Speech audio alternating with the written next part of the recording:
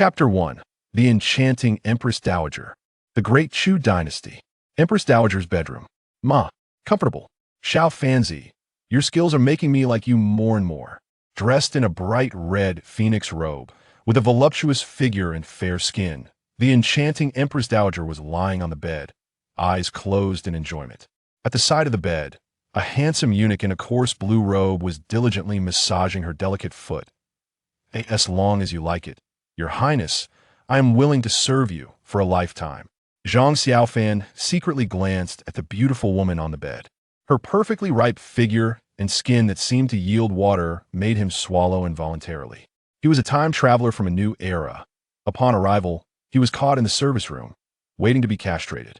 But unexpectedly, the eunuch responsible for the castration burst out laughing upon seeing his lower half. It turned out Zhang Xiaofan was a natural eunuch and didn't need surgery at all. As a result, he was often mocked and envied in the harem. They mocked him for never having played with women. They envied him for not having to experience the pain of castration, not having to deal with urine stains daily, and the stench that came with it. The harem was ruthless. One could die at any moment, especially for eunuchs whose lives were worth less than dogs. One wrong word, one wrong action, or associating with the wrong person could lead to being dragged out and beaten to death. Zhang Xiaofan had witnessed this numerous times. So in the Great Chu Dynasty for over a year, he lived in constant fear, afraid that one misstep would cost him his life. But he was lucky. The characters in this dynasty were exactly like simplified Chinese characters on Earth. Because he could read and write, he was assigned to work in the Empress Dowager's bedroom a few days ago. This made Zhang Xiaofan, who had always wanted to cling to a powerful figure to survive better, feel that the opportunity had come. To this end, he racked his brains to get close to the enchanting Empress Dowager, Chu Qingqing. In the end, with his sweet words, flattery, and thick skin, he successfully made the Empress Dowager happy and stay by her side.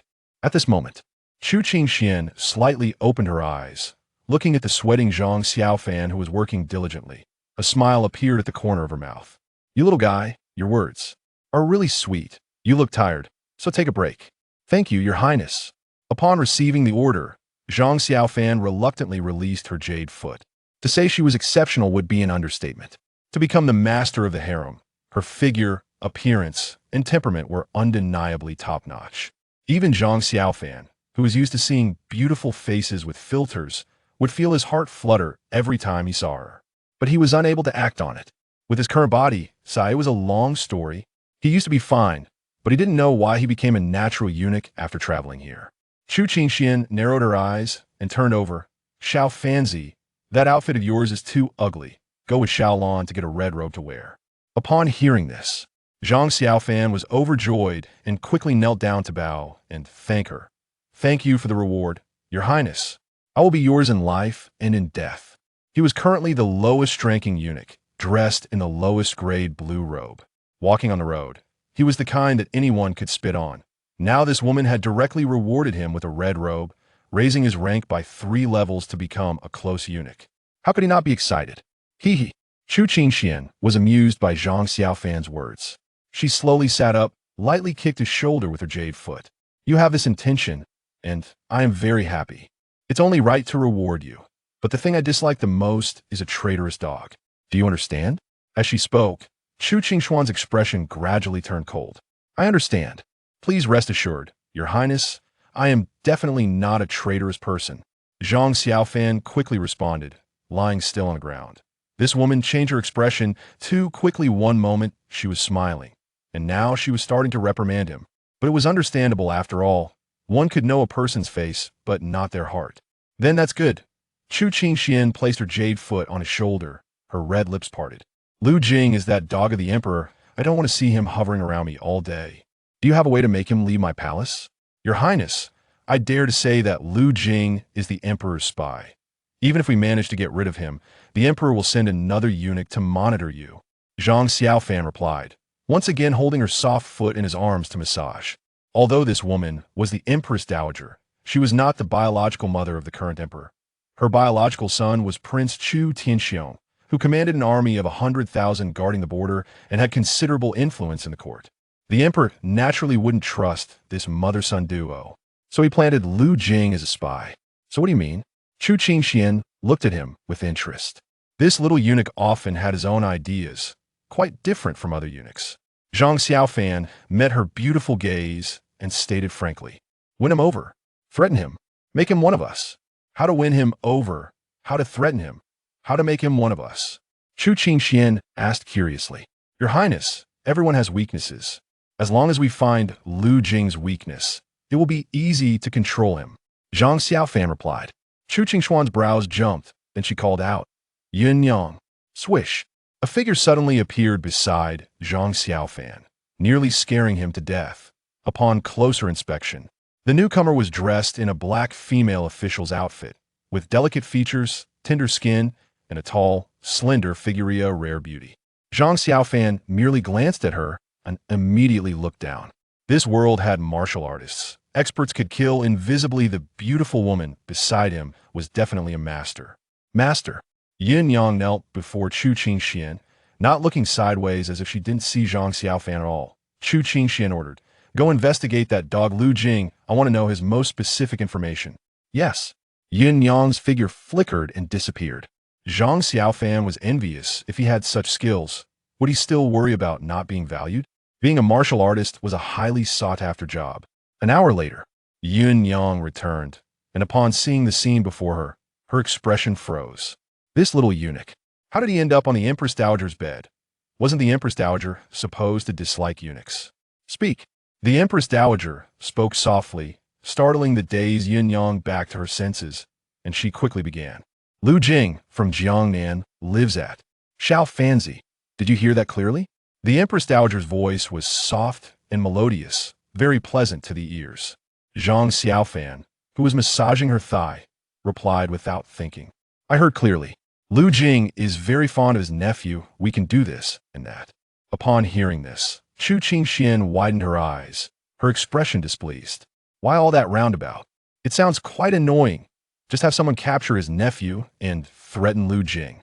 Your Highness, only by dragging Lu Jing into the water and letting the emperor know so he could be executed will Lu Jing be assured to work for us. Zhang Xiaofan patiently explained. You have a point. Chu Qingxian slightly turned her body and lifted her leg, the fair skin beneath her red phoenix robe faintly visible. Yin Yang, do as he says. The Empress Dowager is wise. Chapter 2. Viciously beating the little dog. Stepping out of the bedroom, Zhang Xiaofan let out a long breath. After 2 days of interaction, he had a rough understanding of Chu Qingxuan's personality and temper. The in summary. Big-breasted but brainless, ruthless and merciless. Loves to hear compliments and values face. What he needs to do now is to be a licker. He will work hard to please Chu Qingxian to the point where she cannot forget him. From their earlier encounter, Zhang Xiaofan realized that Chu Qingxian was definitely a long-suffering woman in a secluded chamber. With just a little tactic, he made her reveal a charming demeanor. It seems that from now on, the good days start with conquering the beautiful empress. Thinking this, Zhang Xiaofan found Chu Qingxuan's personal maid, Xiaolan. Sister Xiaolan, on the empress's orders, please come with me to the clothing office. What we need to go to the clothing office for? Xiaolan asked curiously with her big eyes. She had a cute doll-like face, a petite figure, and her pink-made outfit accentuated her chest. The empress rewarded me with a red robe and said to go with Sister Xiaolan to pick up the clothes. Zhang Xiaofan replied with a smile. There were 4 personal maids by the empress's side: Xiaomei, Xiaolan, Xiaozhu, and Xiaozhu. Although each had their own beauty, they all had the grace of flowers as the empress's attendants. What? The empress rewarded you with a red robe? Xiaolan exclaimed with wide eyes, incredulous. You just arrived 2 days ago. You aren't trying to trick me, are you? Sister, you look like a fairy. How could I bear to deceive you? In this deep palace, Zhang Xiaofan thought that flattery was not shameful. You have a sweet tongue. The empress must have been charmed by your words to grant you a red robe. Xiaolan giggled, covering her mouth. That should be it. The two chatted as they headed to the clothing office. With the empress's palace token, the eunuchs there did not dare to make things difficult, and their efficiency was quite high. They returned in less than half an hour. Sister Xiaolan, the empress wants me to live there, she said, to get the key from you. Zhang Xiaofan pointed to a small storage room outside Chu Qingxuan's sleeping quarters. You're to live here? Xiaolan asked in disbelief. The empress was too gracious to him. right? This place was less than 100 steps from the Empress. Why would a newcomer like him receive such treatment? Yes. Zhang Xiaofan nodded affirmatively. You are really lucky the Empress is very kind to you, Xiaolan said with a hint of jealousy. Just wait, I'll be right back. With that, she turned and left. Zhang Xiaofan placed the red robe in a clean spot, thinking he would clean up the living space and take a bath before putting on tea that moment. A short and chubby eunuch in a coarse blue robe appeared before Zhang Xiaofan. Xiaofan, Master Lu wants you to scrub the chamber pot. After that, go clean the latrine. I won't go. Zhang Xiaofan refused without thinking. This person was Lu Jing's godson, Xiao Guzi. Bullying newcomers was a tradition. Unless you offered a lot with plenty of silver, you would naturally be a target for these oldtimers. If it were before, Zhang Xiaofan would have respectfully smiled and hurried to scrub the chamber pot. But now that was impossible. Oh, did you say a few words to the Empress, and your courage has grown, huh? Xiao Guzi glared, rolled up his sleeves, and swung a punch. Get lost. Zhang Xiaofan kicked him in the stomach. Ouch. Xiao Guzi was caught off guard and flipped over. Before he could react, Zhang Xiaofan was on his back, arms spread wide, and started hitting his round head. Slap, slap, slap. Xiao Guzi curled up on the ground, holding his head and cursing. My godfather is Master Lu. Do you dare hit me? Do you believe my godfather will slap you to death? You little Xiaofan, I'm going to kill you. Grandpa, please stop. He'll go scrub the chamber pot. Why didn't you say that earlier? Hearing him yield, Zhang Xiaofan decided to stop. If he killed this guy in front of the Empress, he wouldn't be able to escape either. Xiao Guzi, holding his head and scurrying away, shouted, Xiaofan, you're dead. I'm going to find my godfather. Go ahead. Zhang Xiaofan's eyes turned cold as he sentenced Xiao Guzi to death. Inside the Empress's quarters, Your Majesty, that west storage room outside the hall was where the eunuchs from the previous dynasty lived. If you reward it to Xiaofan, won't it cause gossip? Xiaolan quietly asked beside Chu Qingxian.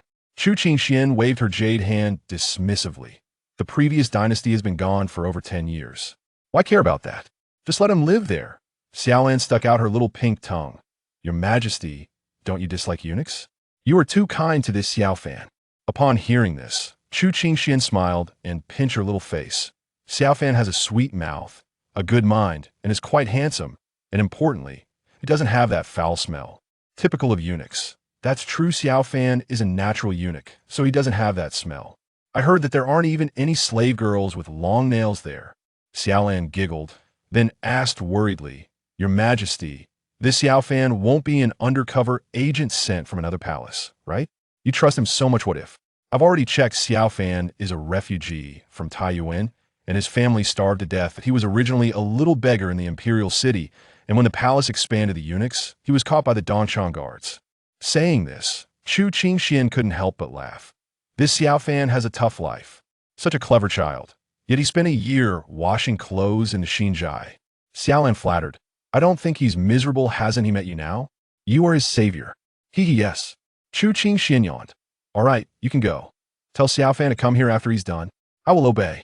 Xiaolan quietly exited the quarters, found Zhang Xiaofan, and opened the storage room for him. The storage room wasn't large, only about 20 square meters, but for Zhang Xiaofan, it was already very satisfying. Previously, he had lived with over a dozen eunuchs crammed together, and the smell was heavy. Now that he had his own single room, what more could he want? Sister Xiaolan, this place is dusty and very dirty. Please go out for now. As Zhang Xiaofan spoke, he pushed her out of the room. Xiaofan, you should call a few people to help you clean up. With so much junk, can you handle alone?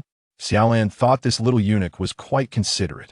Zhang Xiaofan smiled bitterly. Sister Xiaolan, those people are all Master Liu's godsons.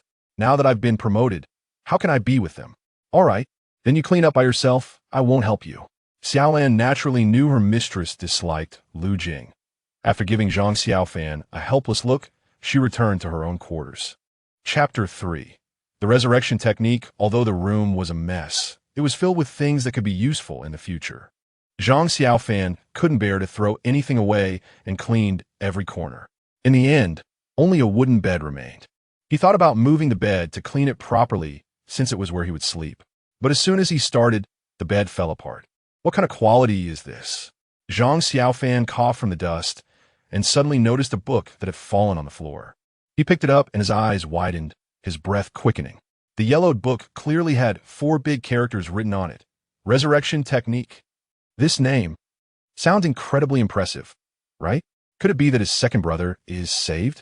His heart raced with excitement, and his hands trembled. Zhang Xiaofan's inner fire ignited instantly. First, set a small goal, master this technique, and then bed the Empress. Zhang Xiaofan couldn't help but grin widely. This martial arts manual must have been secretly cultivated by the eunuchs of the previous dynasty. After the dynasty fell, it was left behind here, and he ended up benefiting from it. But he didn't get carried away.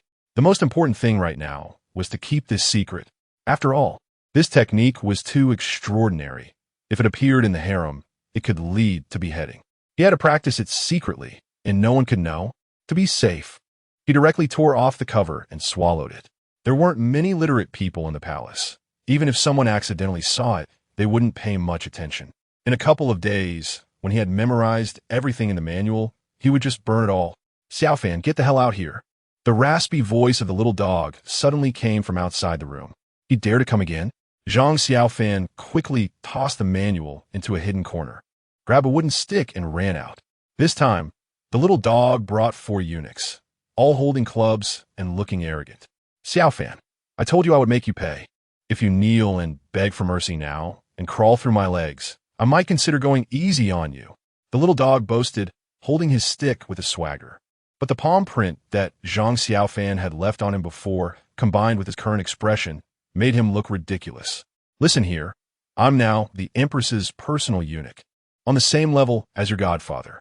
If you dare to hit me, I will kill you. Zhang Xiaofan's tone was icy, his eyes filled with murderous intent. Upon hearing this, the expressions of the little dog and his 4 companions froze collectively. Then they burst out laughing. Ha ha, you're killing me. You're just a newcomer in a red robe. Are you trying to fool a ghost? Xiaofan, you're blowing smoke. Go to hell. How could you be on the same level as my godfather? Brothers, charge. With a command from the little dog, the eunuchs raised their weapons and rushed toward Zhang Xiaofan. As they got close, Zhang Xiaofan suddenly threw a handful of lime powder at them. Hey, you're playing dirty. Damn it, no chivalry. The little dog and his companions coughed and rubbed their eyes. They brought this upon themselves. Zhang Xiaofan sneered and struck the little dog on the head with his stick. The little dog screamed, clutching his head as he fell to the ground, a visible bump forming on his forehead. Zhang Xiaofan repeated the action, grabbing the stick and attacking the other 4 eunuchs. Soon, they were all in a chaotic fight. Although Zhang Xiaofan managed to take down one first, the sheer number of opponents meant he still got hurt. He took a hit on the right cheek and neck, leaving 2 swollen marks. As for the little dog and his companions, they looked far worse. 2 had their heads cracked open. One was howling while clutching his lower body, and another had one eye punctured, blood streaming down. Such a commotion naturally drew the attention of those inside. Soon, the group was brought before the Empress Dowager to kneel. Chu Qingxian stepped out of her palace, elegantly sitting on a chair brought by her maid, her expression stern and silent. The head maid, Xiao Mei, saw this and picked up a wrought-tan stick, striking the backs of the 6 kneeling figures a few times before stepping aside. The little dog and his companions hunched over, not daring to make a sound, only forcing smiles. But Zhang Xiaofan remained still, kneeling there like an oddity. Chu Qingxian glanced at him and then spoke. I have told you all not to fight among yourselves. Do you not understand? Your Majesty, I'm wronged. Eunuch Lu assigned Xiaofan a task, but he not only refused to go, but also beat me up. When I tried to reason with him, he hit me again. Not only that, but he even dared to deceive us, claiming you rewarded him with a red robe. Isn't that a joke? The little dog was the first to complain, with the other 4 eunuchs quickly echoing his grievances. Shut up. Xiaofan's red robe was indeed granted by me.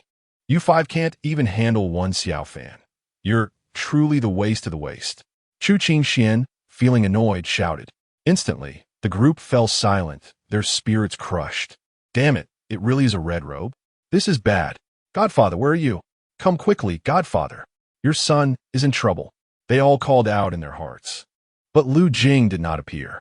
Chu Qingxian looked at Zhang Xiaofan. Xiaofan, why aren't you speaking? They attacked you. The one who is wronged is you, and you have nothing to say? Breaking the rules of the Empress is wrong. I willingly accept punishment. Zhang Xiaofan said sincerely. Chu Qingxian smiled in satisfaction. You're right. Breaking my rules, regardless of right or wrong, deserves punishment. After saying that, she pointed at the little dog and his companions. Now, break their legs. When the little dog and the others heard this, their faces turned green. I was wrong, Your Majesty. I was wrong. Please don't do this. We won't dare again. Your Majesty, spare us a dog's life. Your Majesty, for the sake of my 3 years of service to you, please let me go.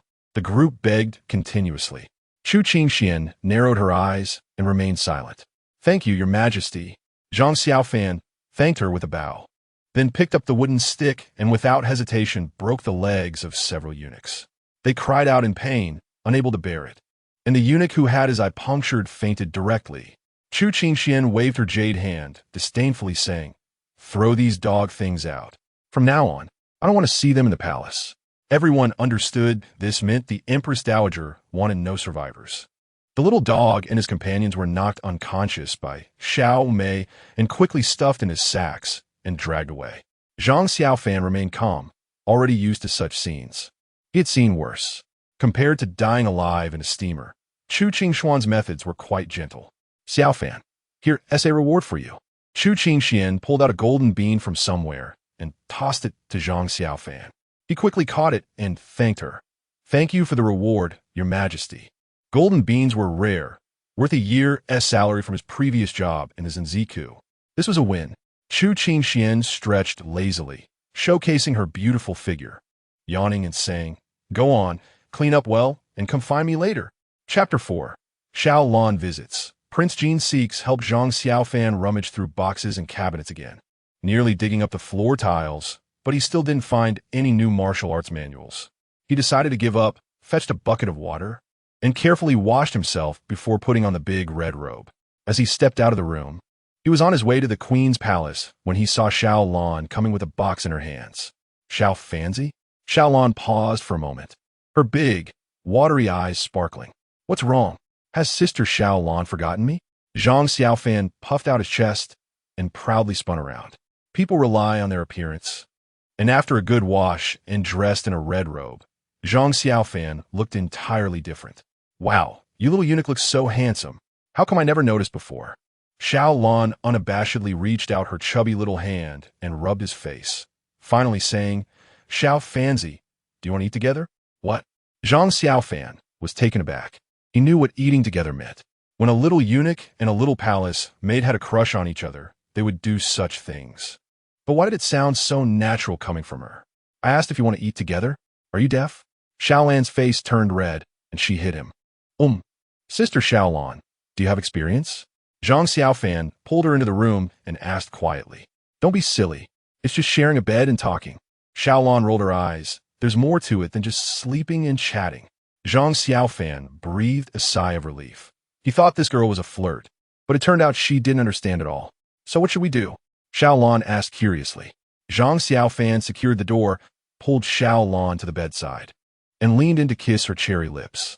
Xiao Lan first widened her eyes and punched him twice, then fluttered her eyelashes, squinting her eyes and wrapping her arms around his neck. After a long while, Xiao Lan pushed him away, sticking out her tongue and breathing heavily. Is this eating together? It's too wonderful, right? Xiao Fanzi, I've decided I want to eat together with you. Just a French kiss, and she's already addicted? Zhang Xiaofan couldn't help but chuckle inwardly. If more methods were unlocked, wouldn't she be completely infatuated with me? Sister Xiao Lan, what are you here for? What's in the box? Right. How could I forget? Xiao Lan opened the wooden box and took out the medicinal soup. The Empress asked the imperial physician to prepare this for you, so drink it quickly. The Empress is so kind. Zhang Xiaofan felt a warmth in his heart. After a year in the deep palace, he finally experienced a bit of warmth. Having a sense of home feels good. Perhaps mingling with Chu Qingxian is indeed a good choice. You must serve the Empress well in the future. Don't be a traitor. Xiao Lan Institute. Of course. Even if I die, I won't betray the Empress. Zhang Xiaofan immediately promised. After he finished drinking the medicine and rinsed his mouth, Xiao Lan sat back in his arms, wrapping her arms around him. Xiao Fanzi, let's kiss again for a bit. Okay. Half an hour later, Zhang Xiaofan hummed a tune as he left the room, leaving behind Xiaolan, who was disheveled and blushing on the bed. So comfortable, Xiaolan thought to herself, pulling out a silver ingot from her bosom and placing it under Zhang Xiaofan's pillow. After locking the door, she left the room. When she arrived at the Empress Dowager's palace, Zhang Xiaofan saw a border guard in armor lying on the ground.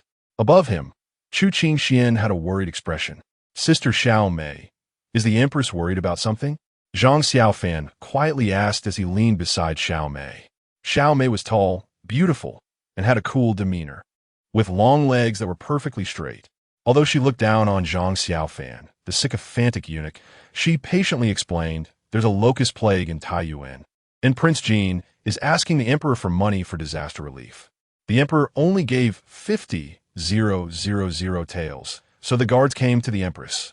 But 50,000 taels is enough, Zhang Xiaofan said without thinking. Xiao Mei mocked, what are you joking about? 50,000 taels can't even solve the grain problem of a single town. If you don't understand, just keep quiet to avoid annoying people. Zhang Xiaofan ignored her, stepped forward, and cupped his hands in front of Chu Qingxian. Empress, I have a plan that can solve Prince Jin's urgent problem. Speak quickly. Chu Qingxuan's expression brightened. Xiao Fanzi, if you can solve Prince Jin's issue, I will reward you heavily. Zhang Xiaofan calmly said, Empress, as a commoner, I know that locusts are most afraid of chickens. Prince Jin can use this 50,000 taels to buy chickens to solve the problem. Upon hearing this, Chu Qingxuan's eyes lit up. Yes, we can use chickens to eat locusts. And when the chickens are fattened, we can kill them to feed the hungry. Zhang Xiaofan smiled and added, Empress, I have another method that can help the hungry eat locusts to solve their food problem. Everyone frowned upon hearing this. Locusts are disgusting. Are they something humans can eat? Are you joking?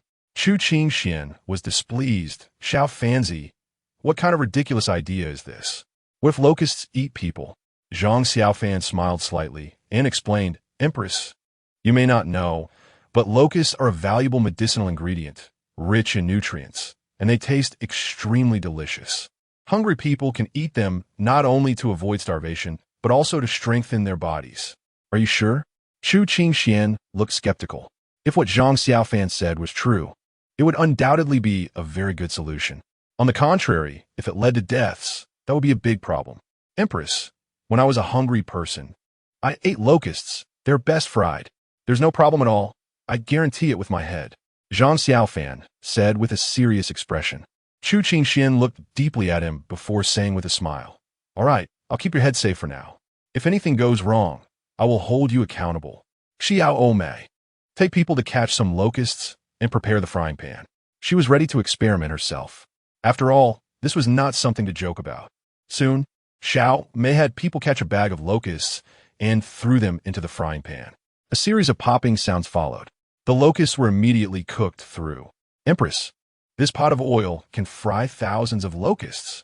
Zhang Xiaofan fished out the fried locust from the oil pan.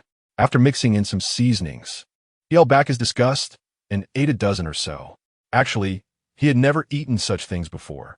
However, he knew that it was a southern delicacy and definitely wouldn't be a problem, plus it was high in protein. To be honest, it did taste pretty good. Seeing him eat without hesitation, Chu Qingxian felt a bit more trust in him. She then had a few maidens eat some fried locusts. After some hesitation, they all said it tasted good. 2 hours later, the imperial physician came to check on a few people. After confirming that there were no major issues, Chu Qingxian immediately wrote a letter, sending a maid who had eaten locusts to accompany the border guards to Taiyuan overnight. Chapter 5. Sweet Words. I like it was dark. The moon hung high in the sky. The charming voice of Chu Qingxian echoed in the quiet palace. Xiao Fanzi, it's almost curfew. You should go back and rest. Yes, your highness.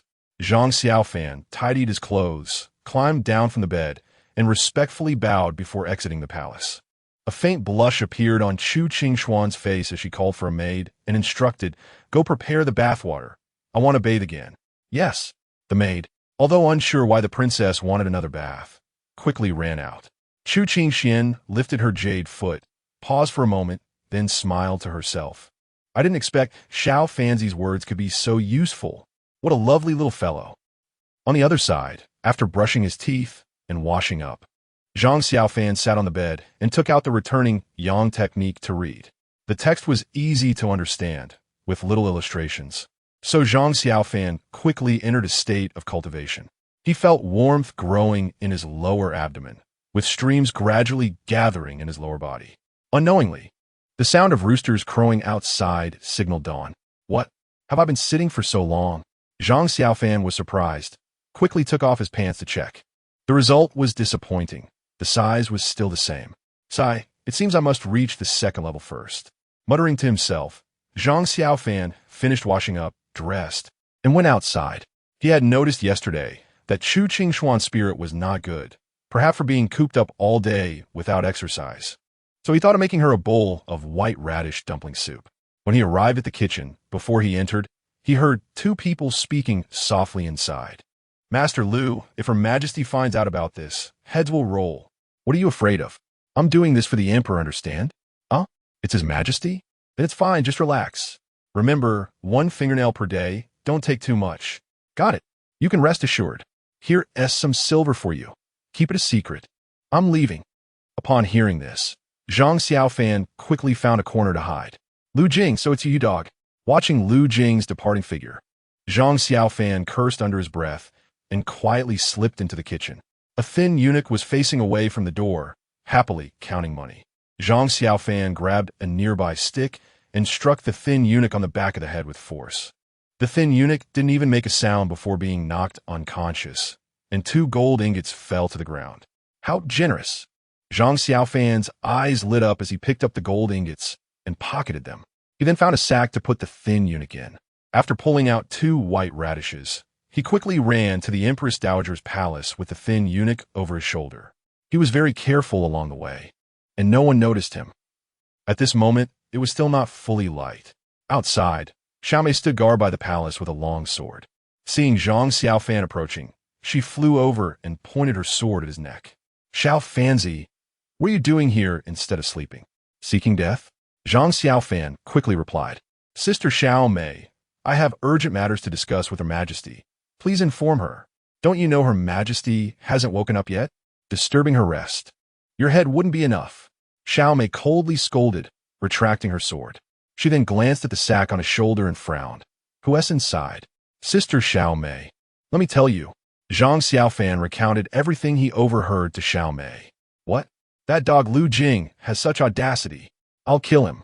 Upon hearing this, Xiaomei instantly became furious, her eyes filled with killing intent, ready to end Lu Jing's life on the spot. Zhang Xiaofan quickly held her back. Sister Xiaomei, don't be reckless. Lu Jing is sent by the Emperor. If you kill him, Her Majesty will be in even more danger. What should we do then? Xiaomei glared at him angrily.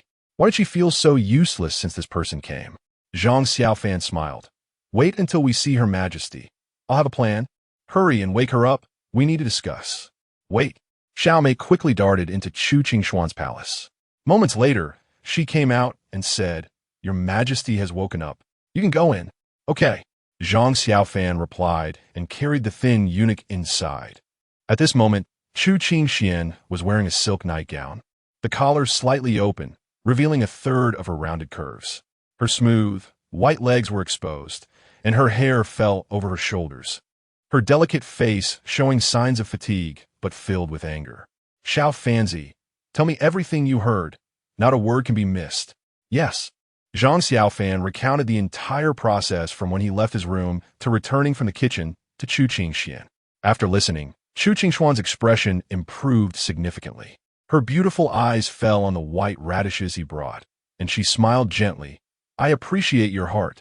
Go make that hometown dish for me. I'm tired of the palace's food.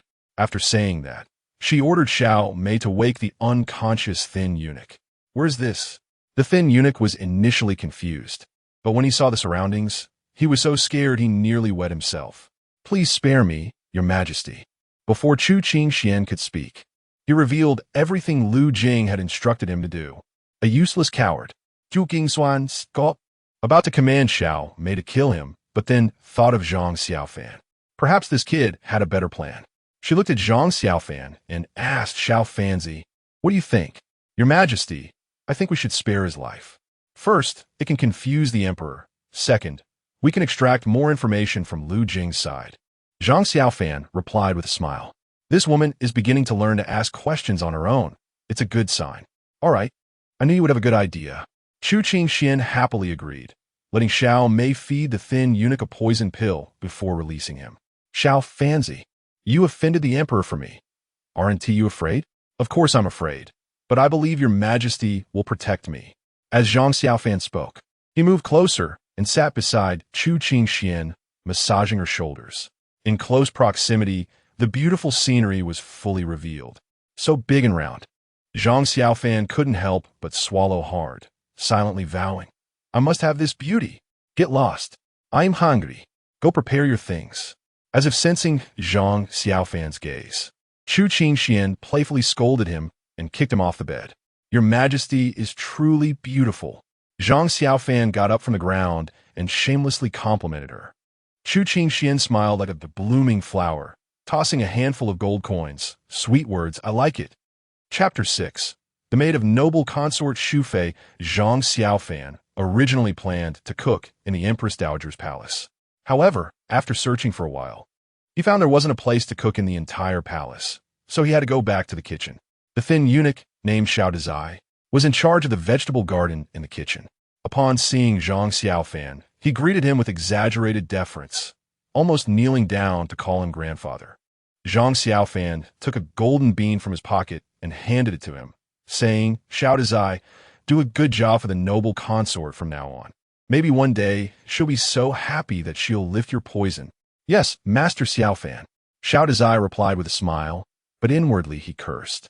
If it weren't for you, I wouldn't have been poisoned by the Empress Dowager. And where did my 2 ingots of gold go? You better return it to me. Go get me some dishes. Zhang Xiaofan was unaware of his thoughts. After delegating the tasks, he entered the imperial kitchen. At this point, many cooking eunuchs were busy preparing food. When they saw Zhang Xiaofan in his red robe, they all smiled flatteringly. Zhang Xiaofan looked around and noticed a beautiful little maid in a patched white servant dress standing in the corner, wiping her tears. Reminded of his past experiences, his heart softened. He walked over and asked, Little sister, why are you crying? Seeing his concerned expression and recognizing him as a third-rank eunuch, the little maid suddenly knelt on the ground and cried, Eunuch, please save my noble consort. Woo-woo, get up and tell me. Zhang Xiaofan quickly helped her up and wiped her tears with his hand. My noble consort fainted from hunger. I came here to ask for food, but no one would help me, woo-woo. The little maid sobbed continuously. What? Fainted from hunger? Who is your noble consort? Zhang Xiaofan pulled her outside. In the deep palace, the status of an unloved consort isn't much higher than an ordinary eunuch. There's also the possibility of being sent to the cold palace. This girl's master can't even get food, which is clearly someone targeting her. Zhang Xiaofan wanted to help her, but was also afraid of getting into trouble. My noble consort is Shufei. The little maid's words immediately enlightened Zhang Xiaofan.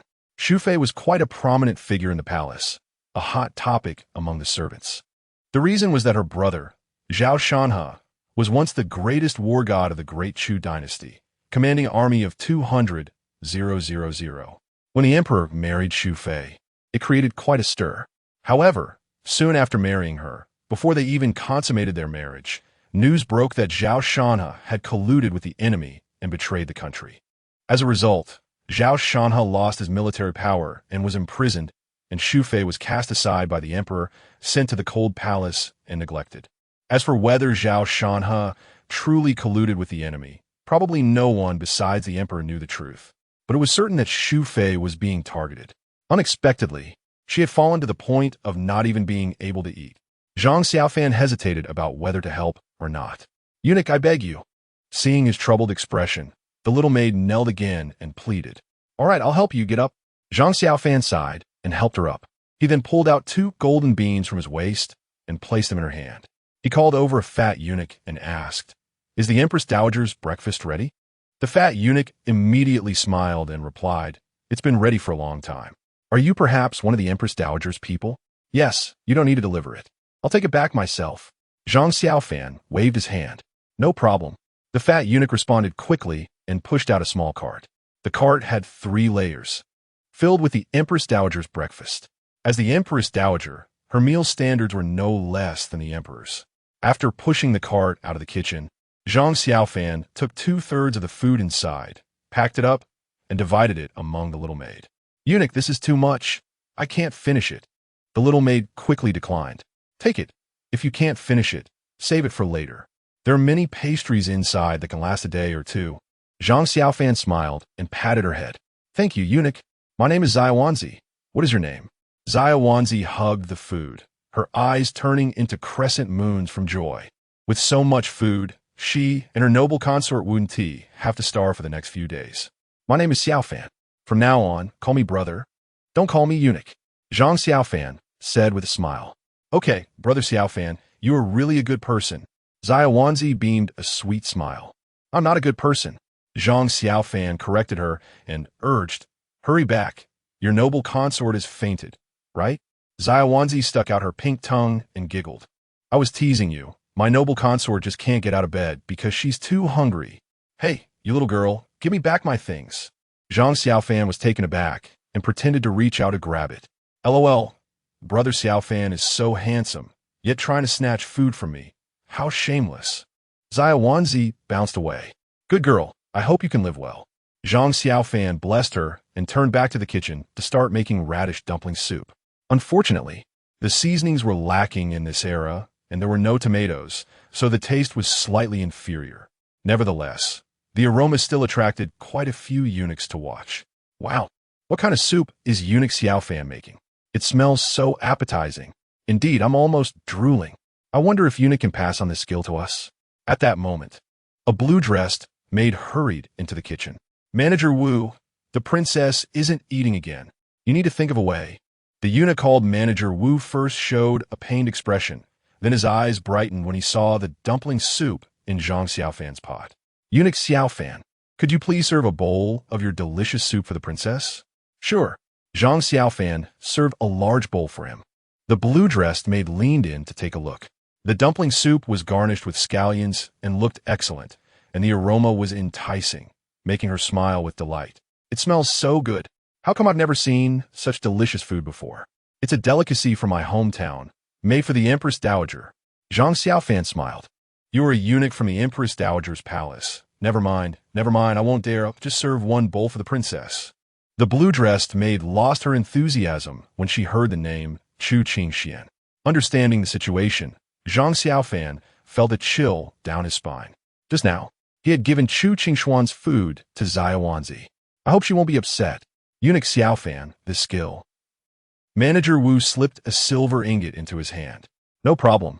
I will teach you." Zhang Xiaofan returned the silver to him with a smile. "Manager Wu, I will still need your help in the future. How could I accept your silver?" Manager Wu laughed heartily. "No worries. Feel free to trouble me anytime." Chapter 7, He Doesn't Deserve My Favor, the Empress Dowager's Chamber. Chu Qingxian was leaning over the rosewood table, savoring the thick soup. The large bowl of dumpling soup was placed right there on the table. Zhang Xiaofan occasionally glanced over, secretly thinking it must be too heavy, and this woman must be feeling tired. "The taste is really good. I didn't expect you, Xiaofan, to have this skill." After downing 2 bowls of dumpling soup, Chu Qingxian rubbed her belly, leaning back at her chair with a satisfied expression. "As long as the Empress is happy. I was worried you might not be used to it." Zhang Xiaofan smiled flatteringly, noticing a bit of soup stain at the corner of her mouth that she hadn't wiped off, and instinctively wiped it with his fingertip. Impudent. As soon as Xiao Mei saw this, she immediately glared and drew her sword. "How dare you touch the Empress's beauty so casually? What are you shouting about? You scared me." Chu Qingxian scolded lightly, glancing at Xiao Mei. "There is still half a bowl of dumpling soup left that Xiaofan made. Take it outside and share it with Xiao Lan and the others. Just leave Xiaofan here to attend to me." "Oh." Xiao Mei felt dejected. "The Empress has changed. She doesn't favor me anymore. It's all this damn sycophant's fault." Xiao Mei glared at Zhang Xiaofan through gritted teeth and took the food bowl out of the chamber. Zhang Xiaofan scratched his head, thinking, "Why are you angry with me? You should be angry with the Empress." "Xiaofan, do you think my blood is deficient? Could it be that the Emperor has poisoned me long ago?" Chu Qingxian said with a face full of hatred. Since learning that the Emperor had plotted against her in the morning, she had become paranoid. fearing that she might suddenly disappear one day. I don't know about that, but I do know one thing. The Empress won't have any issues in the short term. Just pay attention to your diet. Zhang Xiaofan comforted her. Petty-minded people. This throne. Chu Qingxian hadn't finished her sentence when Zhang Xiaofan covered her mouth. Empress, be careful with your words. We only need to know. What are you afraid of, coward? Chu Qingxian grabbed his hand down and spat at him. Empress, let us not talk about him.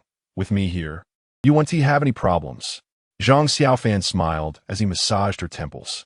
I'm going to wash my feet. Chu Qingxian suddenly said this and placed her delicate white feet in front of Zhang Xiaofan. Gulp. Zhang Xiaofan swallowed, then boldly lifted Chu Qingxian up by the waist. I will make the Empress forget her worries. The princess's chamber. A delicate-looking little girl with slightly pale skin was smacking her lips in satisfaction, continuously praising. This soup made by Chief Wu is really delicious. What is this soup called? Princess, this is called dumpling soup, and it wasn't made by Chief Wu, but by a little eunuch beside the Empress Dowager. The maid Xiaoqing smiled from aside. The princess was happy in her heart as she ate. The Empress Dowager's person? What's his name? The cute little girl blinked her big eyes and asked curiously. Xiaoqing smiled and replied, I think he is called Xiaofan. He is a eunuch in a red robe, and he is quite handsome. You take 100 taels of silver to meet that little eunuch, just say it's a reward for me. And by the way, tell him that if he makes any more delicious food in the future, he should save a portion for me. The cute little girl thought for a moment and said. Xiaoqing's pretty face fell, and she pitifully said, My princess, please spare me. Who dares to go to the Empress Dowager's side? The little girl helplessly said, All right, I'll go. It just so happens that I haven't seen the Empress Dowager for a while. I'll go pay my respects. Cold Palace. It was very large here, yet also very small, because many abandoned concubines from the palace lived here, in a dilapidated little courtyard. Little Wan was enjoying delicacies with her mistress, the Shu Fei. Mistress, let me tell you, that Xiaofan is really handsome and nice. Little Wan said while eating, her little mouth never stopping. I know, you said countless times that Xiaofan is a good person and handsome. The Shu Fei looked at her helplessly. Mistress, do you think Xiaofan will help us in the future? Little Wan asked with a worried, yet hopeful expression. I don't know. The Empress Dowager is difficult to deal with. Perhaps your brother Xiaofan is being scolded right now.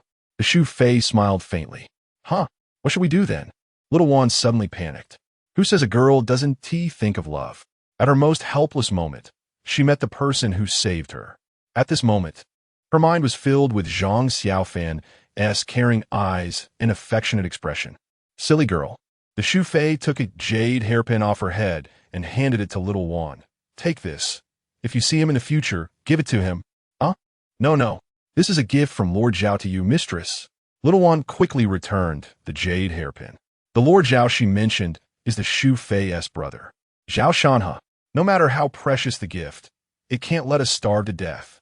The Shu Fei put away her smile, pinched her little face seriously, and said, That Xiaofan is a good person. If he accepts our things, he will definitely bring us food in the future. Oh.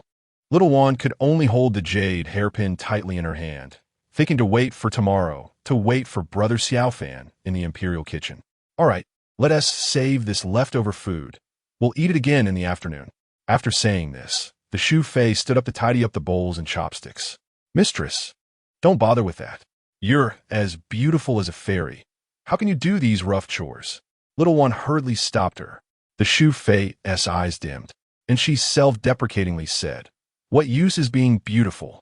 In the end, I'm still going to grow old alone in this deep palace. Little One comforted her. Mistress, Lord Zhao will definitely clear your name. You will definitely be favored by the emperor in the future and live a good life. The emperor? Ha! The Shu Fei sneered repeatedly. A heartless and ungrateful person. He doesn't deserve to favor me. Shining Palace. Lu Jing has been feeling quite unhappy these days. A new eunuch unexpectedly hit the jackpot and put on the same big red robe as him. Not only that, but that little eunuch also got 5 of his godsons killed. Although he had many godsons, they couldn't just be killed off like that. During the festive seasons, he would lose a lot of silver, right? Godfather, that Xiaofan is quite favored. I heard he even climbed onto the Empress Dowager's bed. The little eunuch who washed her feet raised his head and reported, that kid is handsome and sweet-tongued. It's normal for the Empress Dowager to like him. Why can't you useless ones learn from him? Lu Jing snorted. Godfather, is it because our looks aren't good enough? The little eunuch smiled sheepishly and said, Godfather, the brothers are expressing dissatisfaction, saying you're not protecting everyone. Lu Jing, upon hearing this, kicked him over and scolded. Perhaps you are one of them, right? Godfather, I'm not. The little eunuch got up and defended himself. Then tell them that Xiaofan will meet with an unexpected death in the next few days, so they can rest easy. Lu Jing's face twitched, knowing he had to take action. Otherwise, who would follow him in the future? All right. The little eunuch quickly ran out. Lu Jing, left in a room, had a face full of anger. A bunch of brainless fools. Chapter 8. Emperor Chu Zhengxiong, the Empress Dowager's chamber on the bed. Chu Qingxian lay with her soft bosom half exposed, her face flushed, eyes squinting as she nestled in Zhang Xiaofan's embrace, her expression full of enjoyment. Your Highness, are you happy? Zhang Xiaofan asked gently. I'm happy. Your mouth not only knows how to speak, but when it comes to other things, it's also quite wonderful. Chu Qingxian raised her jade hand and gently slid it across Zhang Xiaofan's face. Xiaofan, the more I see your face, the more I like it. It's a pity you're a eunuch. Your Highness, that's too hurtful. Zhang Xiaofan pretended to look bitter. Hee. Chu Qingxian pinched his cheek and pointed to a small wooden box beside her, her red lips parting slightly. It's full of golden beans. Take them yourself. Zhang Xiaofan remained unmoved, shaking his head in refusal. Forget it. What do I need so many golden beans for? As long as your Highness supports me, that's enough. Chu Qingxian was surprised. You don't like money? Your Highness is my benefactor. It's only right for me to help you relieve your worries. How can I eat your food, rely on your protection, and still take your money? Besides, your Highness's resources are also limited. Otherwise, you wouldn't be worried about the 100,000 taels for Prince Jean. Zhang Xiaofan's words struck deep into Chu Qingxuan's heart. She sat up and took the initiative to kiss Zhang Xiaofan on the face, saying with satisfaction, Xiaofan, if all the servants were like you, how wonderful that would be. Your Highness, you are mistaken. I am an orphan. My only family now is you.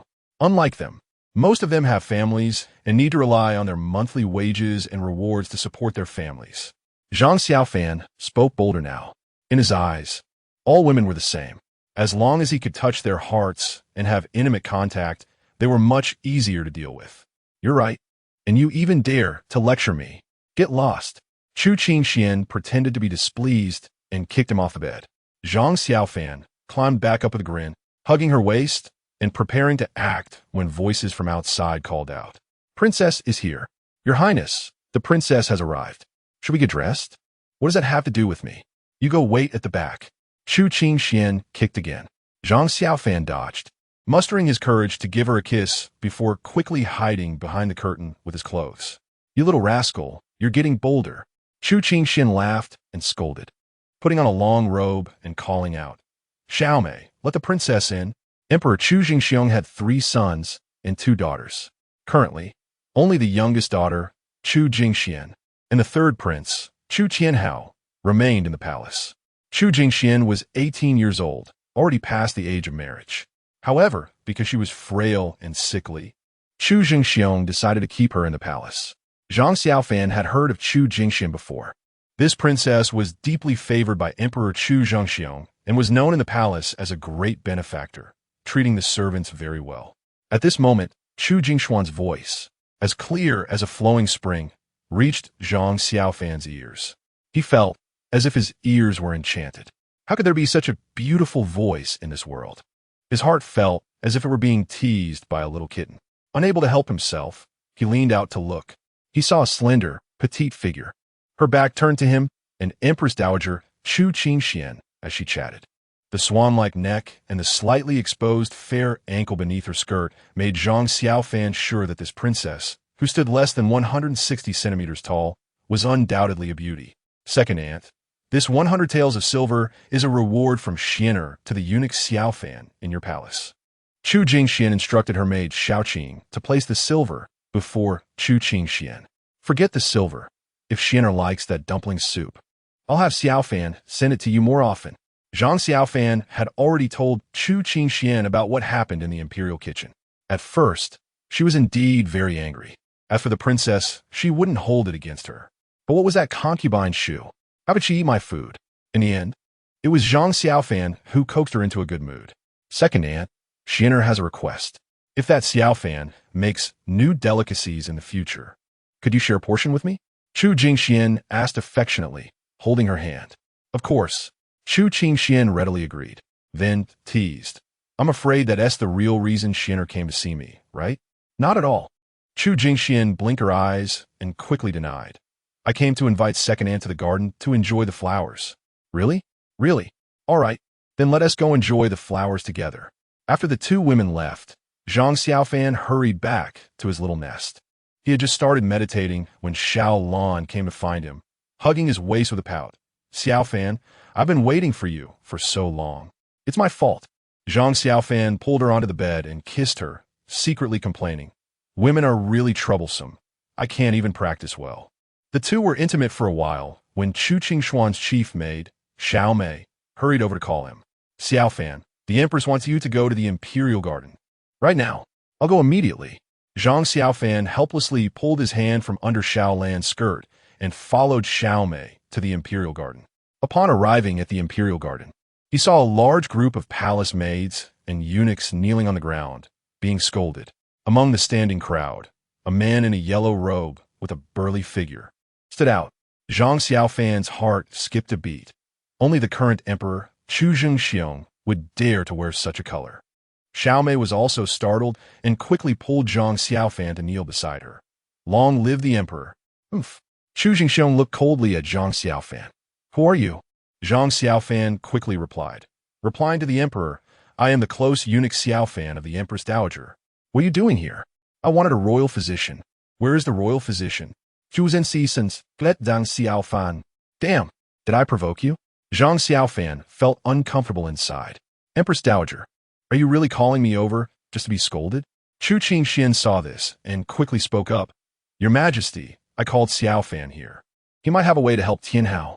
Just now, while Chu Qingxian and Chu Jingxian were on their way to the Imperial Garden, they happened to run into the third prince, Chu Tianhao. The two women brought Chu Tianhao along to the Imperial Garden. Who would have thought that Chu Tianhao suddenly broke out in red bumps all over his body and started coughing incessantly?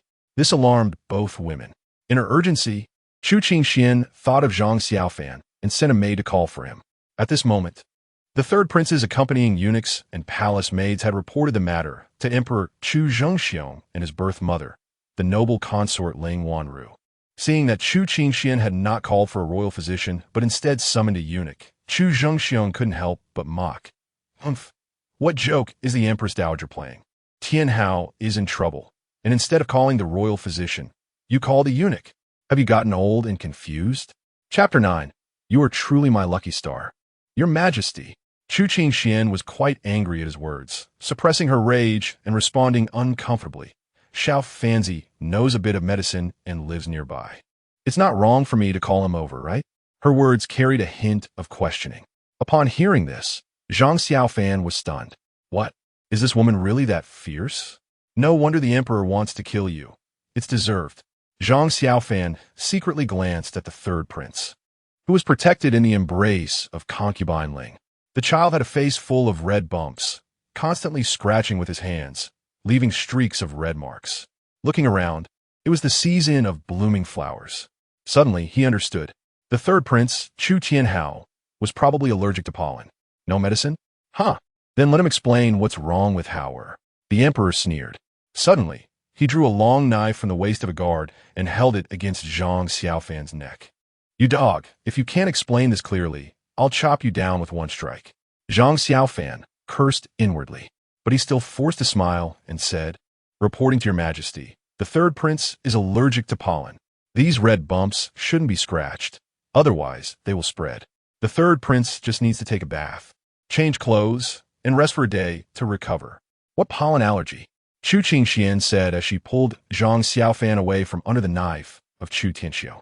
Then, with a serious face, she scolded, did you see clearly? Look again. Yes. Zhang Xiaofan knew she was helping him, so he carefully looked at the third prince's face again. Finally, he bowed to Chu Qingxian. Your Highness, I am sure. What does pollen allergy mean? Seeing his certainty, Chu Tianxiong threw the knife back to the guard. Your Majesty, please look. Zhang Xiaofan picked a flower from the garden, rubbed the petals with his hands, exposing the pollen. This is pollen. His Highness the Third Prince has a delicate constitution and is sensitive. He is allergic to this kind of thing. Yes. My brother indeed picked a bunch of flowers to play with. The gentle voice of Chu Jingxian echoed in Zhang Xiaofan's ear. He looked up and thought, what a beautiful girl. Her brows were like paintings, and her features were exquisite, resembling a finely generated AI doll. I remember now, Howard was fine at first, but after he touched that bunch of flowers, he had a problem. Chu Qingxian also supported. What is a sensitive constitution? Zhu Tianxiang, who couldn't seize the opportunity to suppress Chu Qingshuan's sharpness, felt a bit unhappy. However, since his precious daughter had spoken, he had to relent. Your Majesty, it's like some people can't eat fruit, and some can't eat mutton.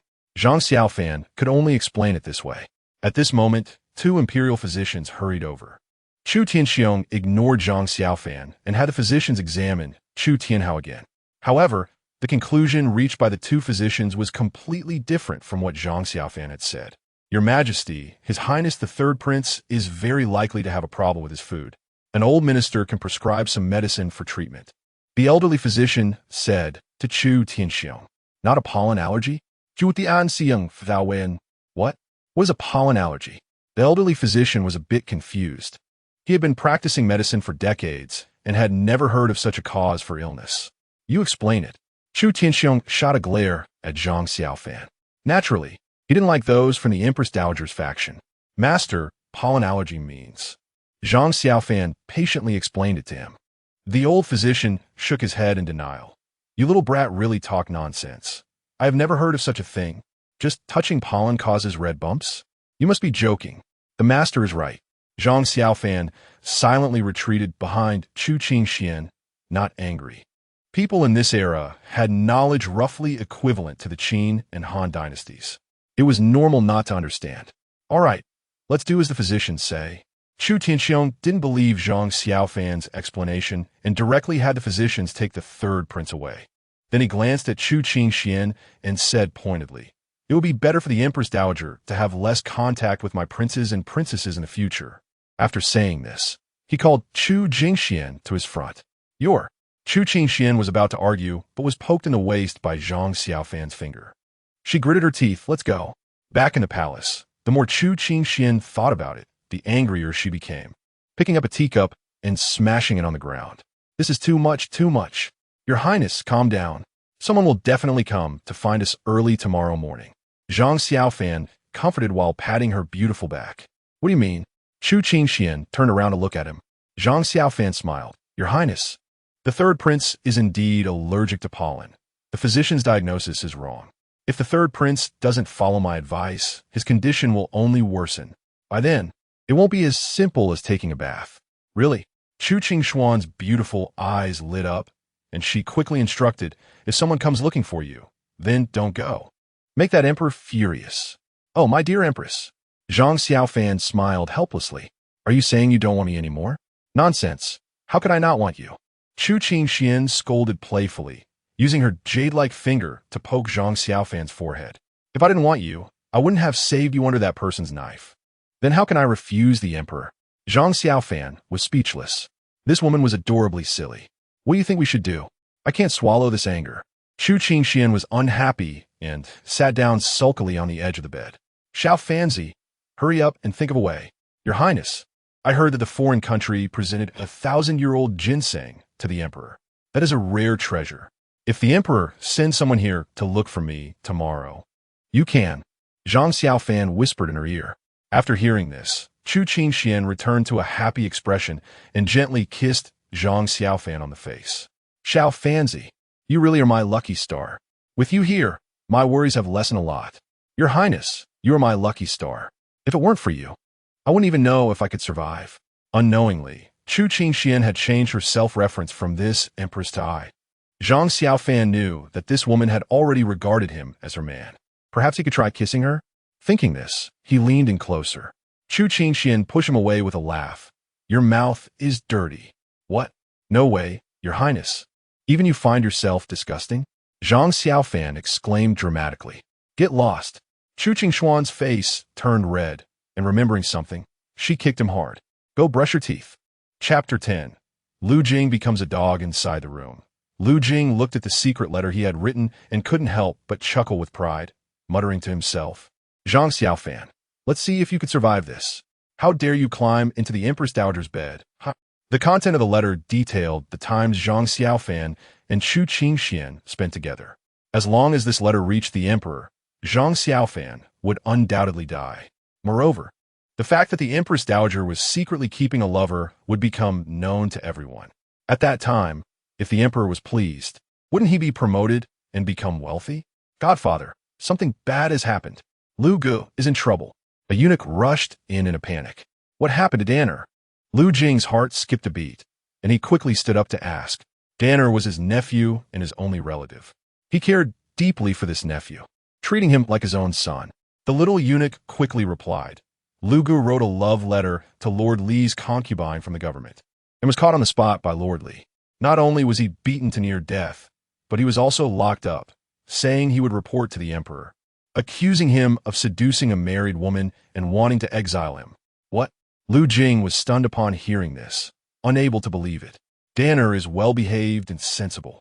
How could he do such a thing? You can't be lying to me, can you? Godfather, how could I dare to lie to you? This is known throughout the entire imperial city. Even the crown prince is shouting to support Lord Li. The little eunuch forced out 2 drops of tears. Godfather, you must save Lu Gu. Damn. Lu Jing's face turned pale as he collapsed on the ground. In the Great Chu Kingdom, seducing a married woman was illegal. The lightest punishment was reconciliation between the parties, while the heaviest could lead to exile or execution. But this situation was clearly very tricky. He had offended a 3rd-rank official in the imperial city. Everyone knew that Lord Lu was the crown prince's man. Once the crown prince reported this to the emperor, there was no doubt that his nephew would die, and even he, as the uncle, would not escape blame. Although he worked for the emperor would not protect a mere eunuch over a 3rd-rank official and the crown prince. He might even grant him death to appease the public. What to do? What to do? Lu Jing's face was ashen, feeling as if the sky had fallen. At that moment, a figure suddenly appeared in his room. Lu Gonggong. I came to see you, Zhang Xiaofan said with a smile. What are you doing here? Get out. As soon as he saw him, Lu Jing was filled with anger and pulled out the long sword hanging on the wall. Having someone backing you makes a difference. Zhang Xiaofan scoffed and took a step back. Swish! A graceful figure suddenly appeared, kicking Lu Jing. With a loud thud, Lu Jing crashed into the wall, spat out a mouthful of blood, and fell down. The little eunuch was so scared he nearly wet his pants. Xiao Mei kicked him unconscious and threw him outside, then shut the wooden door. At the same time, sitting at the table, Zhang Xiaofan happened to see the secret letter written by Lu Jing and couldn't help but chuckle. Lu Gonggong, your handwriting is quite good. Lu Jing wiped the blood from the corner of his mouth. Filled with hatred, Zhang Xiaofan, I am a person of the emperor. Aren't you afraid of the emperor coming after you for treating me this way? It's impossible for the emperor to come after us. You can't even protect yourself. How could the emperor come after us? It should be you who is in trouble, Zhang Xiaofan said nonchalantly. What do you mean? Lu Jing's face immediately turned ugly. Literally. Let me tell you, soon the crown prince will bring Lord Li to see the emperor, and at that time, you and your nephew will undoubtedly die. Zhang Xiaofan tore the secret letter into pieces. I've already thought of various ways for you to die. What? How do you know this? Lu Jing was stunned for a moment, then realized everything and cursed. You must have set this up, right? Zhang Xiaofan complimented him and gave him a thumbs up. Lu Gonggong still has some brains. Phew, you guys are really ruthless. Lu Jing exhaled, asking, how can you let me go? Spare my nephew? Become my dog.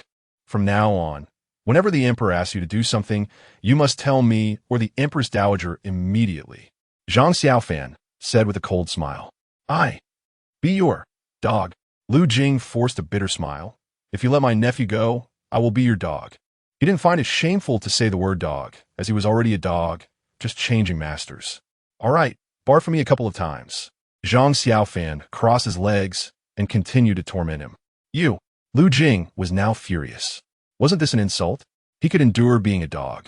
But how could he be made to bark like one? Zhang Xiaofan glared at him and threw a big slap. You dare question your master.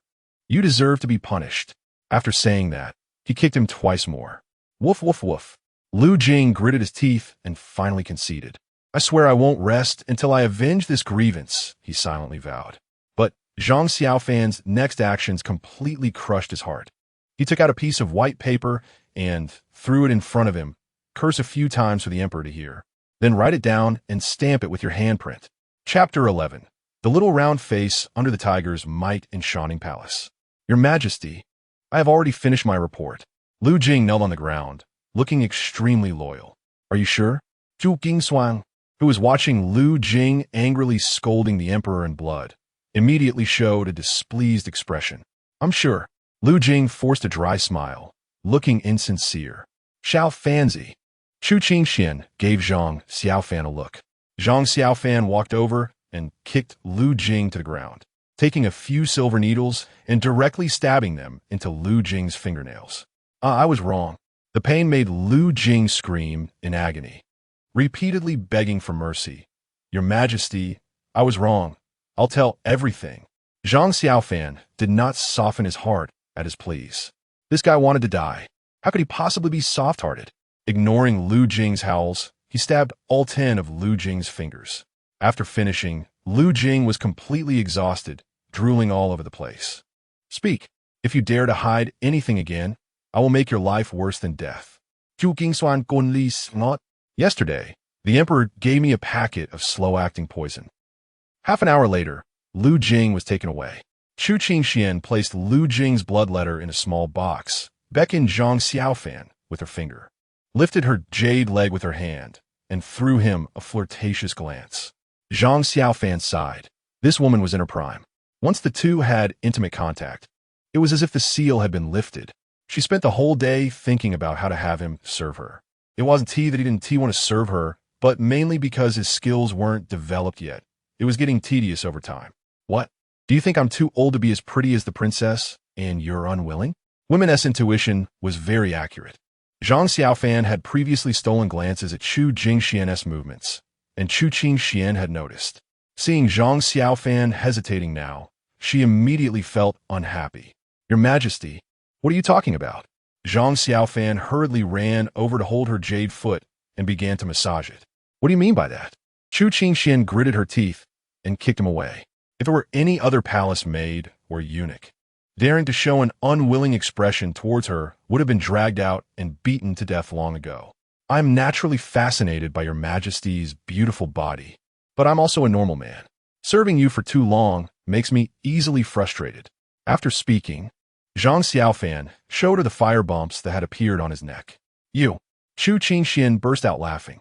You're hilarious. Those bumps are even smaller than my fingernail. Do you think they could? Saying this, Chu Qingxian pinned him down on the bed. 2.5 hours later, Zhang Xiaofan walked out of Shining Palace, feeling extremely dejected.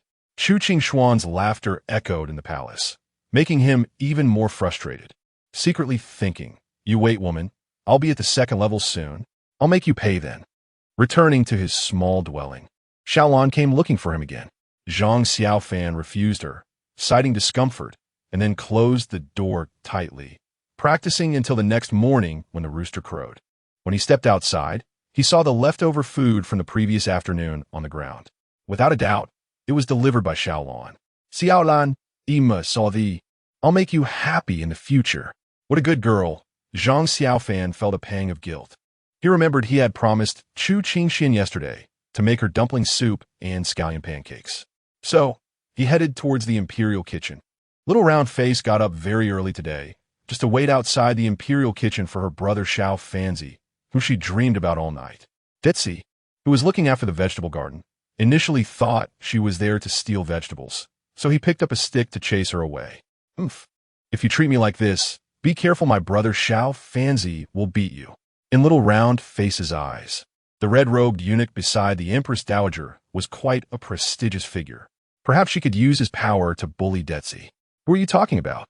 Detzi's eyelids twitched, feeling an ominous premonition. Please don't let it be that scoundrel. I'm talking about the red-robed eunuch Xiaofan beside the Empress Dowager. Little round face put her hands on her hips, sticking out her little bun proudly, having noticed the fear in Detzi's eyes. Sure enough, when Detzi heard this, a smile more awkward than crying crept onto his face. He quickly tossed the stick aside, knelt on the ground, and bowed. Little miss, if you want to steal vegetables, go ahead. I won't tell anyone, all right? Steal what vegetables? Are you stupid? Little round face was speechless. Am I just a little ragged and suddenly a thief? I'm naturally beautiful. How could I be a thief? I'd rather starve than be a thief. Huh? You're not here to steal vegetables? I'm sorry, I misunderstood you. Detzi quickly apologized, smiling. Little miss, are you really Xiaofan's sister? Am I trying to trick you? Little round face glared. Ha, it's fine, I was just asking. So why are you here? Detzi asked again. I'm waiting for my brother Xiaofan. Are you done yet? So annoying. Little round face impatiently sat on a nearby stone.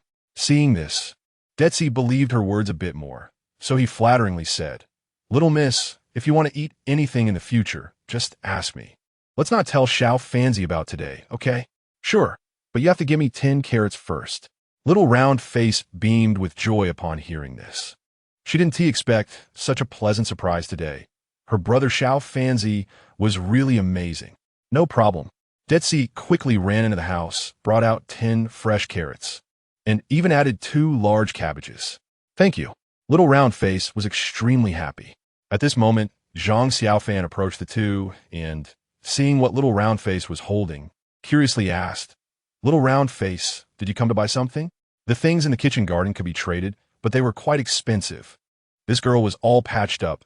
She didn't look like someone who could afford to buy vegetables. Hello, Zhang Gong. Detzi bowed and greeted, selling a compliment. The vegetables in your sister's hands are a gift from me. Cut out. Little round face rolled her eyes at him, thinking he was such a sycophant. Detzi smiled awkwardly but didn't speak. You go prepare these things. Zhang Xiaofan mentioned a few vegetables to Detzi and then pulled little round face into the imperial kitchen. When Manager Wu saw him enter, his face broke into a wide smile. Zhang Gong, you're up so early today? Yeah, cooking for the Empress Dowager. Zhang Xiaofan replied with a smile. Manager Wu pulled him into a small room next door, took out 2 gold ingots, and placed them in his hands. Brother, don't refuse. This is what you deserve. Yesterday, the Empress and the Emperor praised me after drinking the dumpling soup you taught me, and I received quite a bit of silver. Zhang Xiaofan understood. This guy was definitely preparing to learn from him again. So, he tucked the gold into his pocket. Then I'll teach you another delicious dish from my hometown today. Chapter 12. Men plow. Women weave in order to avoid being disturbed. Manager Wu specially found a small kitchen for Zhang Xiaofan to use. He watched the little round girl washing vegetables, hesitating to speak. Brother Wu, feel free to say what's on your mind. Zhang Xiaofan said, flattening the dough and looking at him. Sighing, Manager Wu said, Brother Zhang, it's better for you to have less contact with that girl. The noble consort is not friendly towards the virtuous consort. It might get you into trouble. If we talk about which consort is the most favored in the entire palace, it is undoubtedly the current noble consort Ling, the mother of the 3rd prince. Her influence surpasses even that of the queen, Wan Jin'er, and no one dares to offend her. Hearing this, the little round girl shivered and lowered her head without saying a word. Zhang Xiaofan reached out and touched her head. Smiling, I used to go hungry too and was bullied. She reminds me of myself, so I can't bear to see her get bullied. The little round girl's eyes turned red, biting her lip to hold back tears. So it turns out that Brother Xiaofan has had similar experiences before. Manager Wu patted Zhang Xiaofan's shoulder and said, Brother, I can't help you with much. You have the Empress Dowager backing you, but I don't. Zhang Xiaofan smiled faintly. Realizing that Manager Wu was obviously a smooth talker, it was impossible for him to offend the noble consort for his sake. After all, the current virtuous consort has no status, no favor, no money, and her brother is still in prison. Who would be willing to risk their life for her? Soon, an hour passed. Zhang Xiaofan taught Manager Wu how to make 2 dishes, sour and spicy cabbage and stir-fried pork, along with a recipe for scallion pancakes. Manager Wu happily went back to experiment, and before leaving, he gave the little round girl 50 taels of silver. The little round girl handed the silver back to Zhang Xiaofan. You take it. I won't be coming here anymore, so you could buy something to eat? Zhang Xiaofan said, stuffing the silver into her arms. He then divided the food into 3 portions, one for the little round girl, one for himself, and the other was naturally prepared for Princess Chu Jingxian. Brother Xiaofan, this is a gift from Our Lady. The little round girl took out a jade hairpin and handed it to Zhang Xiaofan. This treasure is worth at least 1,000 taels of silver, right? The jade hairpin looked exquisite, clearly made of high-quality jade, and Zhang Xiaofan recognized its value. Your lady is really generous. He didn't keep it. After looking at it, he returned it to the little round girl. You take it back and tell your lady that if it weren't for how cute you are, I wouldn't want to give you any food. Oh, the little round girl put the jade hairpin away. Suddenly, she hugged Zhang Xiaofan tightly, rubbing her little face against his chest, and said sweetly, Brother Xiaofan, you're so nice. I like you. Even though you're a eunuch, I still like you. Girl, being with a eunuch means no children. Are you willing? Zhang Xiaofan smiled. This girl is only 13 this year. On Earth, she would still be a student, but in the Great Chu dynasty, she is already of age to marry. I am willing. Once we finish our work and get our silver, we can do farming together.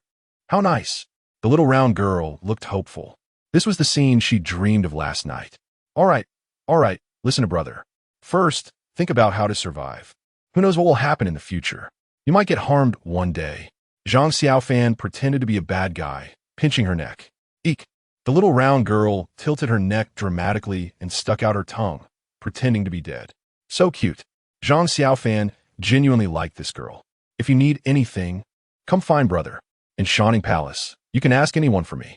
No one dares to make things difficult for you. After calming the little round girl, Zhang Xiaofan found Manager Wu and placed the breakfast prepared for the princess down. Brother Wu, remember to take this portion to the princess when you deliver the meals. No problem. Manager Wu gave him a thumbs up. Brother, you're impressive. You've even got the princess on your side? Whatever the princess wants, how could I refuse? Zhang Xiaofan smiled and didn't he say much more as he left the imperial kitchen. Manager Wu watched his back and muttered to himself. This kid's appearance is somewhat extraordinary. He is probably going to make quite a stir in the future. In the cold palace, the little round girl rushed into the courtyard with a pile of things. Seeing her, the Virtuous Consort quickly approached to take the items from her. Girl, why did you take so many things? You should take less. Look at how tired you are. I'm not tired at all. The little round girl wiped her sweat and took out the jade hairpin to wave it in front of Zhao Qianma. Lady, Brother Xiaofan didn't he want the things you sent? He didn't he want them? Zhao Qianma was taken aback. Such a valuable item. And he didn't he want it? She quickly asked, did your brother Xiaofan say he wouldn't he send us food anymore? Not at all. The little round girl pouted, dissatisfied. Brother Xiaofan is not that kind of person. He told me that I can go to the imperial kitchen to get food every day. He also said that if I have difficulties, I can find him in Shining Palace. In Shining Palace, apart from the Empress Dowager, he asked the one whose words carry the most weight.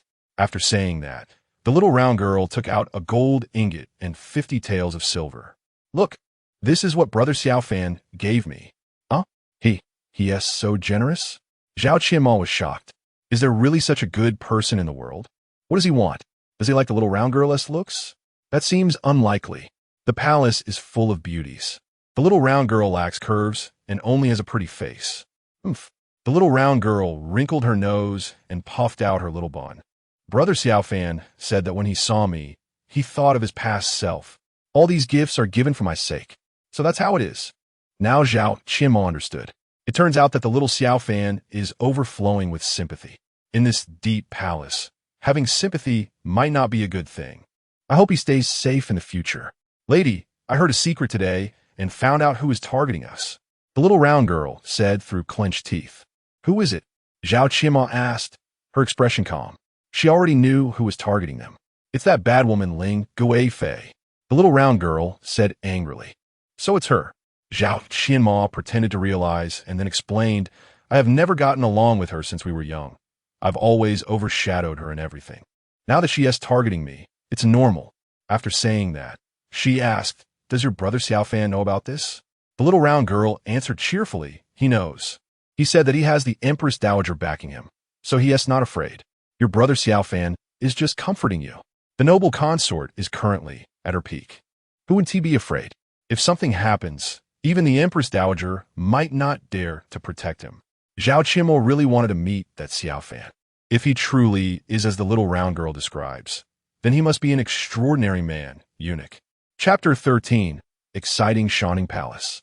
As Zhang Xiaofan returned, he saw two eunuchs in red kneeling outside the Empress Dowager's door. One of the chubby eunuchs, upon seeing him, quickly shouted, "Master Zhang, you're finally back. Is there something you need from me?" Zhang Xiaofan feigned ignorance. "The noble concubine has summoned you. Please come with us quickly," the chubby eunuch said, reaching out to pull him. However, Zhang Xiaofan dodged. "My lady has been ill since returning from the Imperial Garden yesterday. I have no mood to accompany you to Equine Palace." After saying that, he pushed the door and went inside. What should we do now? The Empress Dowager won't see us. Even this little eunuch ignores us. The other skinny eunuch looked gloomy. They had been kneeling there for 2 hours. As close eunuchs to the current favored concubine, they usually walked around with their heads held high. But in front of the Empress Dowager, they could only act lowly. She dares to confront the emperor. "What are you, a eunuch? Can't you see? The Empress Dowager is angry with the emperor. You kneel here. I'm going to find a noble concubine." The chubby eunuch hurriedly ran to Equine Palace and found the current favored concubine, Ling Wanru. "My lady, the Empress Dowager is ill and won't see us. My knees are numb from kneeling." "Useless. You can't even bring someone here. What good are you?" Ling Guifei angrily scolded, throwing a teacup at the chubby eunuch's head. "My lady, please calm down." The chubby eunuch quaked as he knelt on the ground. "My beloved, haven't you brought anyone yet?" The emperor, Chu Zhengxiong, walked out from the back palace with a gloomy face. Ling Guifei's eyes turned red as she leaned against Chu Zhengxiong's chest and cried, "Your Majesty, the child's illness cannot be delayed. I cannot summon the Empress Dowager's people. You have to step in. My beloved, don't cry." Juzen Gomfort. A flash of murderous intent crossed his eyes, but quickly concealed. "Sandetsi, go get that 1,000-year ginseng. I will personally invite the Empress Dowager." Shining Palace. Zhang Xiaofan was applying makeup to Chu Qingxian. Chu Qingxian held a bronze mirror to her face, dissatisfied. "Why are you making me look so ugly?" "My lady, the emperor will be here soon. Even if we are pretending, we have to look good." Zhang Xiaofan wiped his hands and held Chu Qingxuan's delicate face, observing for a moment, nodding in satisfaction. "It really looks quite decent. So ugly." Chu Qingxian threw the bronze mirror down, complaining, "That person could become emperor thanks to my son's efforts. And now look, he's crossing the bridge and dismantling it. Ha! My lady, let's calm down. Don't let him make you sick." Zhang Xiaofan helped her lie down. Just then, outside, a eunuch shouted, "The emperor has arrived. Zulfust." Zhang Xiaofan quickly opened the door and knelt to welcome him. Chu Zhengxiong walked swiftly past him, then turned back. With a snort, he kicked Zhang Xiaofan on the shoulder. "Damn it, just you wait." Zhang Xiaofan felt rage boiling inside him, a seed of revenge taking root in his heart. "Your Majesty, what brings you here?" Chu Qingxian looked weak and frail, as if gravely ill. Zhang Xiaofan, who was secretly observing, gave her a thumbs up. Women truly are born actresses. "Empress Dowager, you." Chu Zhengxiong was startled when he saw the Empress Dowager's appearance. She was pale and had heavy dark circles under her eyes. How could she look like this after just one day? Could it be that she is really ill? Seeing the emperor getting closer, Chu Qingxian deliberately coughed heavily a few times.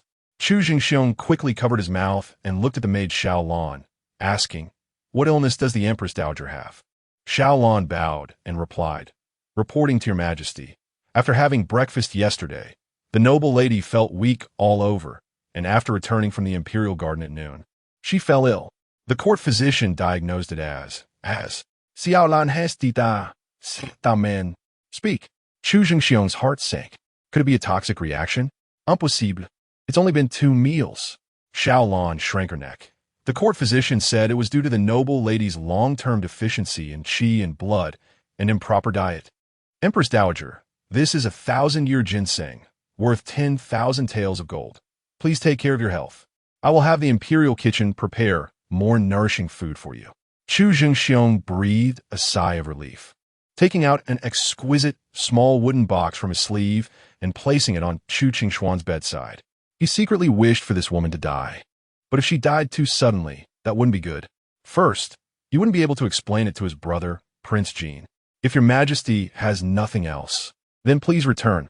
I need to rest. Chu Qingxian was indifferent to such a precious gift, not only failing to thank him, but also directly issuing a dismissal order. A shadow crossed Chu Zhengxiong's face, and suppressing his anger, he spoke. Empress Dowager, I need to borrow Xiaofan for a while. Borrow him for what? Xiaofan is currently preparing medicine for me. He cannot leave. Chu Qingxian pretended to be puzzled. Chu Zhengxiong spat out this sentence through clenched teeth. The child's illness was misdiagnosed by that useless doctor. It's getting worse. I want Xiaofan to take a look. Huh? It's still not better?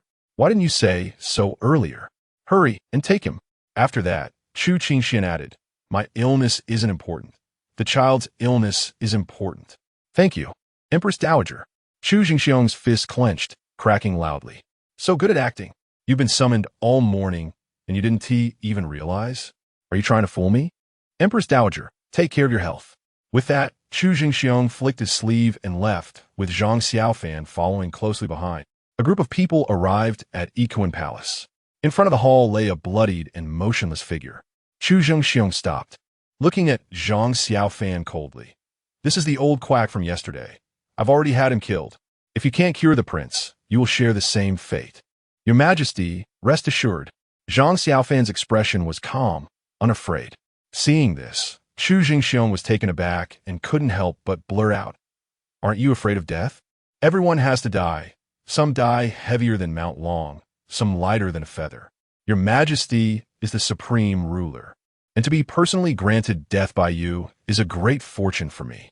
Zhang Xiaofan flattered him. He replaced Mount Tai with Long Mountain. Long Mountain is the highest mountain in the Great Chu dynasty and is quite famous. Everyone has to die. Some die heavier than Mount Long, some lighter than a feather. Juzensi mumut astonits. Is this something a eunuch would say? He quickly asked, who did you hear this from? Your Majesty, this is something I felt deeply. Zhang Xiaofan replied, using an elementary school text from Earth, and it left you shocked. If I recited 300 Tang poems, wouldn't I be the greatest poet in the Great Chu? What? Impossible. How could a little eunuch say such knowledgeable words? Absolutely impossible. Chu Zhengxiong firmly denied it. Ling Guifei, who had just come out, further mocked. Humph, perhaps he heard it somewhere and is trying to show off in front of the emperor? May the noble concubine be auspicious. Zhang Xiaofan bowed to her, and you're right. I'm deliberately showing off. Looking up, he thought, wow, this woman is really stunning. Chapter 14, Writing Poetry for the Imperial Concubine. The concubine Ling Wanru is the daughter of the current Prime Minister Ling Weigua.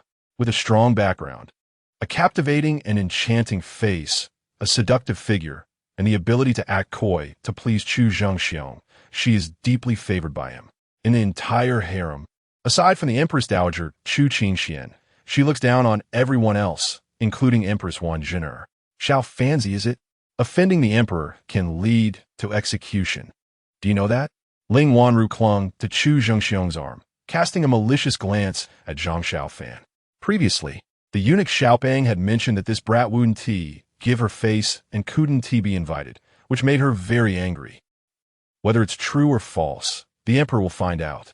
The scholars here are not as perverse as those on Earth. The articles and poems they produce are nothing more than a pile of rubbish. So I can be sure that what I just said does not exist in this world. Sandetsi, go check it out.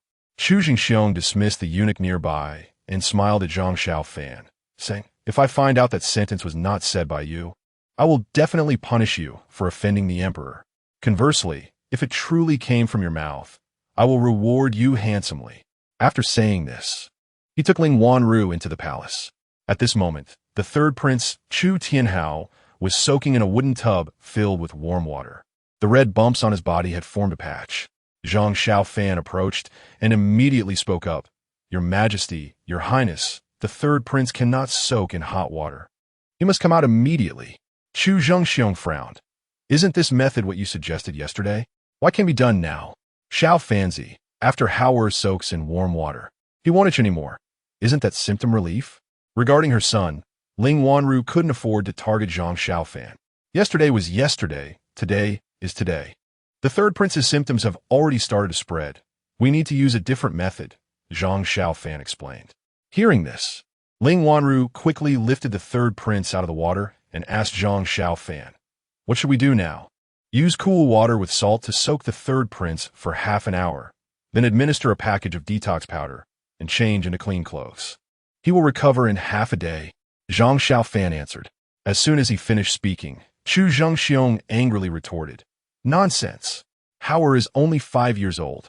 How can he soak in cool water? Your Majesty, the detox powder can ensure the third prince's safety," Zhang Xiaofan said helplessly. "You called me here, yet you still doubt what I say.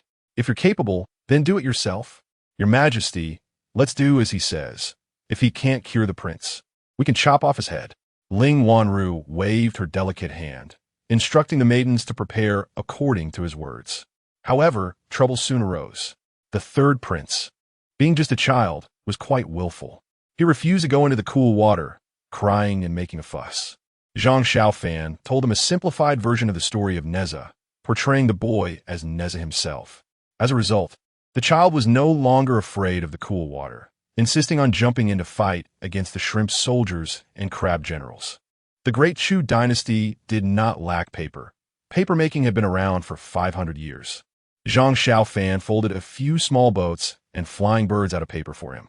The third prince played joyfully in the water, thoroughly enjoying himself. After soaking for a sufficient time, he didn't even want to come out.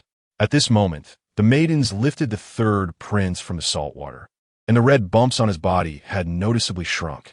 Even the itching had stopped. Remarkable. Ling Wanru was greatly surprised, her face breaking into a smile. "Xiaofan, where did you learn this medical skill?" Replying to the emperor, "This is not really medical skill. At most, it is just a folk remedy," Zhang Xiaofan replied respectfully. Ling Wanru studied Zhang Xiaofan's face for a moment, then smiled sweetly. "Xiaofan, why don't you come to my Equine Palace? I see the prince quite likes you. You can play with him from now on. Thank you for your kindness, your highness. The Empress Dowager has shown me great favor as well, allowing me to wear this attire. So how can I leave her side?" Zhang Xiaofan politely declined. "Your Majesty." Ling Wanru looked at Chu Zhengxiong, waiting for him to give orders. However, Chu Zhengxiong said, "Xiaofan's loyalty is commendable. Let him stay by the Empress Dowager's side to serve her." He thought to himself that this clever little eunuch would be better off as an informant beside the Empress Dowager. He would personally give him a good talking to later. Seeing that Chu Zhengxiong did not comply with her wishes, Ling Wanru pouted her pink lips, looking quite wronged.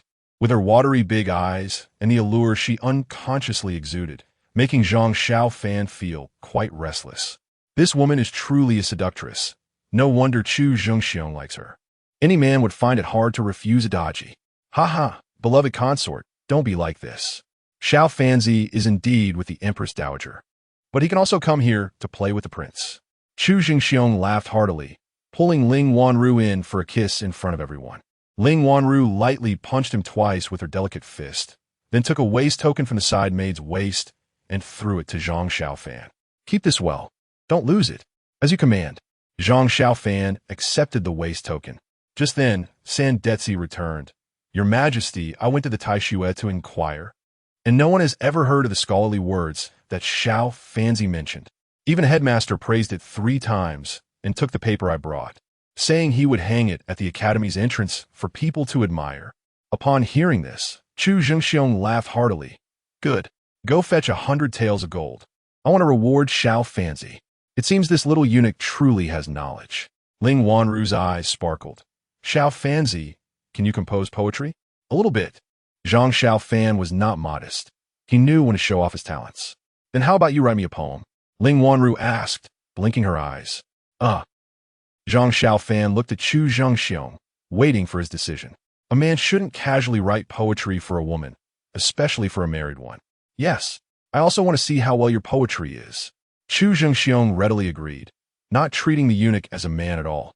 "Your Highness, this is inappropriate." Zhang Xiaofan's eyes fixed intently on Ling Wanru. Ling Wanru also stared at him, internally sighing at how handsome this eunuch was. After a moment, Zhang Xiaofan spoke, like a startled swan, graceful as a swimming dragon, glorious as autumn chrysanthemums, flourishing like spring pines. As he spoke, he circled around Ling Wanru, furrowing his brow and beginning to ponder. No one dared to speak or interrupt him. Why? Because the opening was undeniably good poetry. The eunuchs and palace maids who had not read much could feel the power of these lines. Not to mention Ling Wanru, who came from a scholarly family, and the somewhat learned Chu Jingxiang. Ling Wanru clutched her handkerchief, motionless, but her heart was eagerly anticipating Zhang Xiaofan's next lines. After a long while, Zhang Xiaofan continued, as if light clouds veil the moon, swaying like drifting snow in the wind. From afar, it gleams like the sun rising with morning glow. Up close, it dazzles like a lotus blooming in the rippling waves. Fragrant like an orchid, graceful and alluring, making me forget my meal. After finishing, Zhang Xiaofan knelt on the ground and bowed. Your Majesty, Imperial Concubine, I have been quite presumptuous. Please forgive me. The last line was quite bold, filled with admiration. So Zhang Xiaofan quickly acknowledged his offense. However, the emperor and the concubine were still immersed in the poetry, unable to extricate themselves. Suddenly, Chu Jingxiang shouted, Sanzi, did you remember it? Huh? Sanzi knelt on the ground and kowtowed, saying, Your Majesty, the poem that eunuch Xiaofan recited is so beautiful. I forgot it. Xiaofan, quickly get up. Ling Wanru bent down voluntarily to help Zhang Xiaofan up, grasping his wrist eagerly and saying, I really like this poem of yours. Could you give it to me? Chapter 15. You are my brother, the Empress laughed. This poem is just for you, isn't it? Zhang Xiaofan could only smell the fragrant scent. This woman even had a body fragrance. What do you want? I will reward you. Ling Wanru was very happy, her brows becoming even more charming. Writing poems for the Empress and sharing the Emperor's worries is my duty. How could I ask for a reward? Zhang Xiaofan cupped his hands and smiled casually. He stood tall, and his demeanor had the air of a great literary master. Ling Wanru's beautiful eyes sparkled even brighter as she said to the maid beside her, Bring me my jewelry box. She was preparing to take out her treasures. It is well known that a woman's jewelry box is filled with beloved items. Yes, the maid quickly brought over a square box made of sandalwood with gold edges. Ling Wanru took out a palm-sized jade pendant from the box and handed it to Zhang Xiaofan. This jade pendant is a tribute from the western regions, worth a fortune. It's a gift for you. Thank you for your reward. Empress, not only are you beautiful, but you are also generous. Zhang Xiaofan did not refuse and happily accepted the jade pendant with both hands. Such a treasure should not be turned down. If you follow me, I will reward you with treasures every day. Ling Wanru grew fonder of this young eunuch the more she looked at him. He was handsome, talented, clever, and spoke nicely. Even her son liked him. If she could bring him closer, it would be easier to outshine those worthless people. Zhang Xiaofan smiled, but did not respond. He thought to himself, the Empress wants me to sleep with her, to kiss her. Will you let me sleep with you? Xiaofan, come and write down the poem you just composed. Chu Tianxiong took the high-quality white paper that Sandetsi had just brought and placed it on the desk. Yes. Zhang Xiaofan strode over, then picked up the brush, ready to dip it in ink. Seeing this, Chu Tianxiong hurriedly reached out to stop him. Your grip on the brush is wrong. How will you write? Don't waste my 10 taels of silver paper. Your Majesty, I can write, but I have only used twigs before, never a brush. Zhang Xiaofan scratched his head, feeling embarrassed. Your Majesty, just let him write. I want to see how Xiaofan writes. Ling Wanru said with a smile from the side. All right. Since the favored concubine spoke, Chu Tianxiong had no choice but to agree and stepped aside. Zhang Xiaofan held the brush in one hand and rolled up his sleeves with the other, beginning to wield the ink. Throughout the process, Chu Tianxiong's face grew darker. The writing was truly awful. For someone who loved literature, Zhang Xiaofan's writing was undoubtedly ruining the paper. Ling Wanru chuckled softly. Xiaofan's writing is too rounded, isn't it? It's not even as good as my royal son's. After Zhang Xiaofan finished writing, Chu Tianxiong could no longer hold back. What is this nonsense? Sandetsi, you go and copy it again. After Sandetsi finished copying, Chu Tianxiong was about to throw Zhang Xiaofan's work into the trash. Ling Wanru stopped him. Your Majesty, since this poem is a gift from Xiaofan to me, let me keep his work. It would be a pity to throw it away. Chu Tianxiong scolded. Fine. You can keep it, but don't hang it up. How embarrassing. He, of course. Ling Wanru rolled up the work and handed it to a maid beside her. Unbeknownst to her, this piece would later help her immensely and save her life. At noon, it was mealtime. Chief Steward Wu brought a large group of eunuchs and palace maids to deliver food to the emperor and the favored concubine. Xiao Wu, have you prepared any fresh dishes today? Ling Wanru asked while swinging on a swing under a tree. Emperor Chu Tianxiong was pushing her from behind. Zhang Xiaofan, who was playing with the third prince, was speechless. This Ling Guifei was truly impressive. She had turned an emperor into a devoted admirer. He wondered what her secret was. Replying to the empress, today I have researched 2 dishes and a pancake. One is called fried meat, the other is sour and spicy cabbage. And the pancake is called scallion pancake. Chief Steward Wu smiled as he had the newly made dishes presented in front of Chu Tianxiong and Ling Wanru. Suddenly, he spotted a familiar figure, and his eyelids jumped. Oh no, why is Xiaofan here? And why is the third prince holding his leg? Are they that close? Did he hear what I just said? Zhang Xiaofan smiled at him, his gaze enigmatic. The flavor is really good. Ling Wanru picked up her chopsticks and tasted each dish, also feeding Chu Tianxiong a bite. Not bad, not bad. This pancake is really delicious. Chu Tianxiong smacked his lips and turned to call out, Royal son, Xiaofan, you both come a try? Chief Steward Wu was even more bewildered.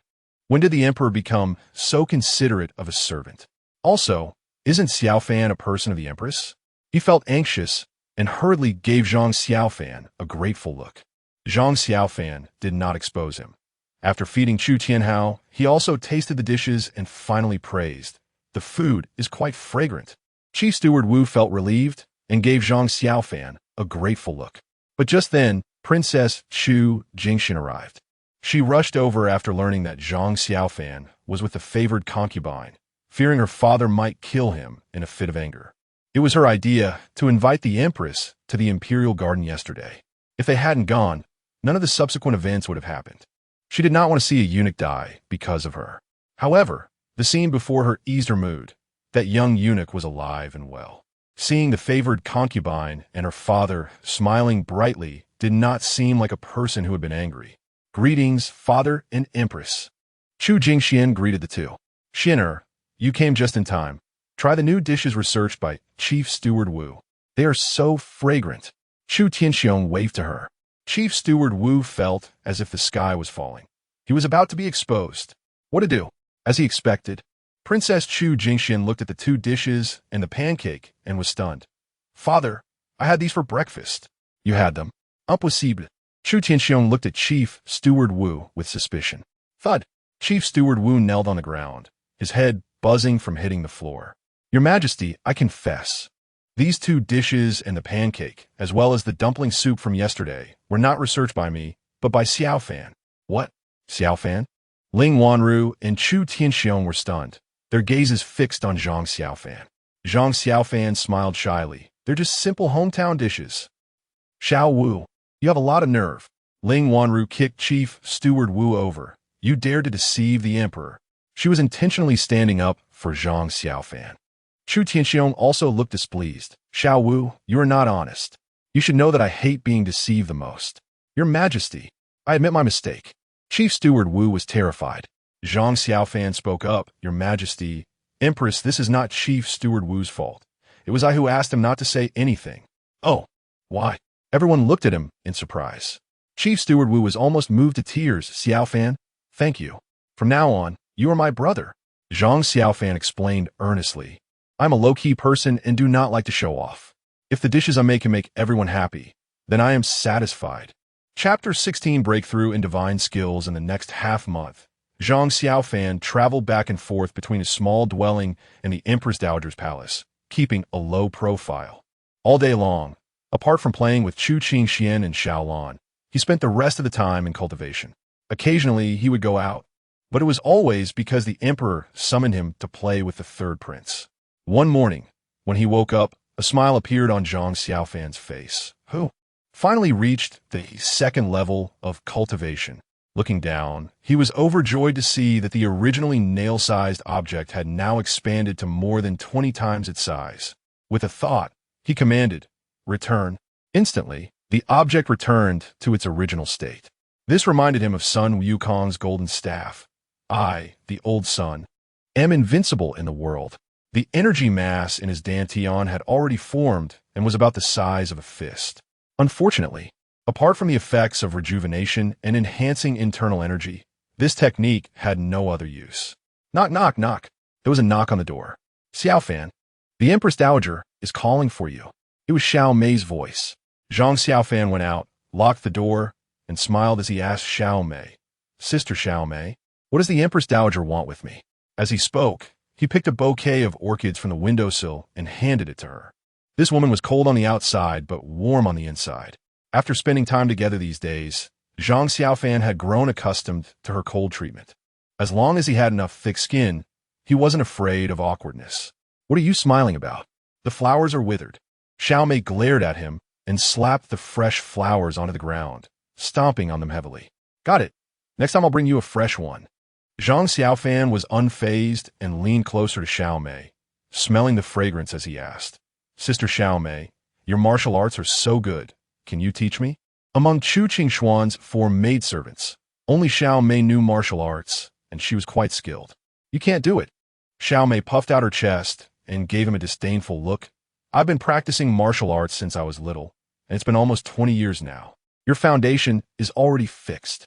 Give up on that thought. Teach me a couple of self-defense moves." Zhang Xiaofan was reluctant to give up. In fact, there were many experts around Chu Qingxian, but those people were elusive, without formal identities, and couldn't appear openly in the palace. So he could only focus his attention on Xiao Mei. "Let's talk about it another day." Xiao Mei smirked and walked ahead, holding her sword. "To make Xiaofan so humble. Besides the Empress Dowager, I guess I'm the only one in Shining Palace who can do that."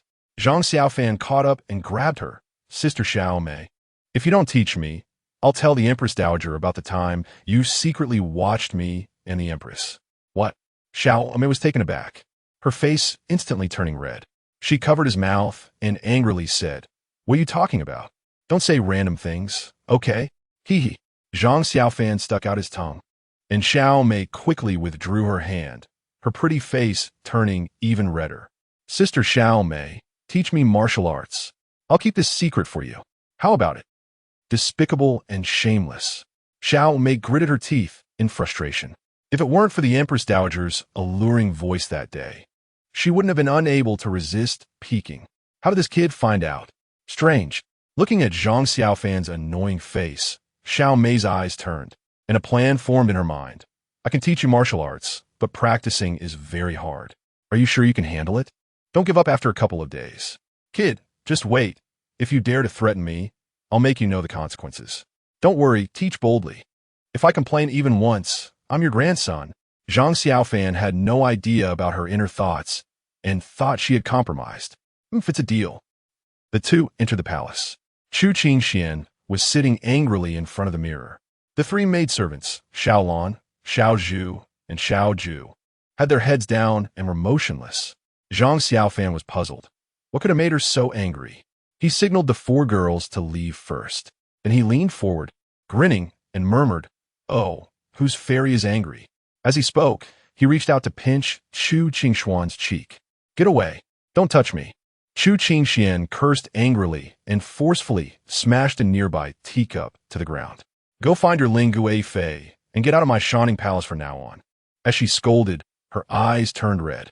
Zhang Xiaofan frowned in confusion and suddenly noticed a piece of paper on the table.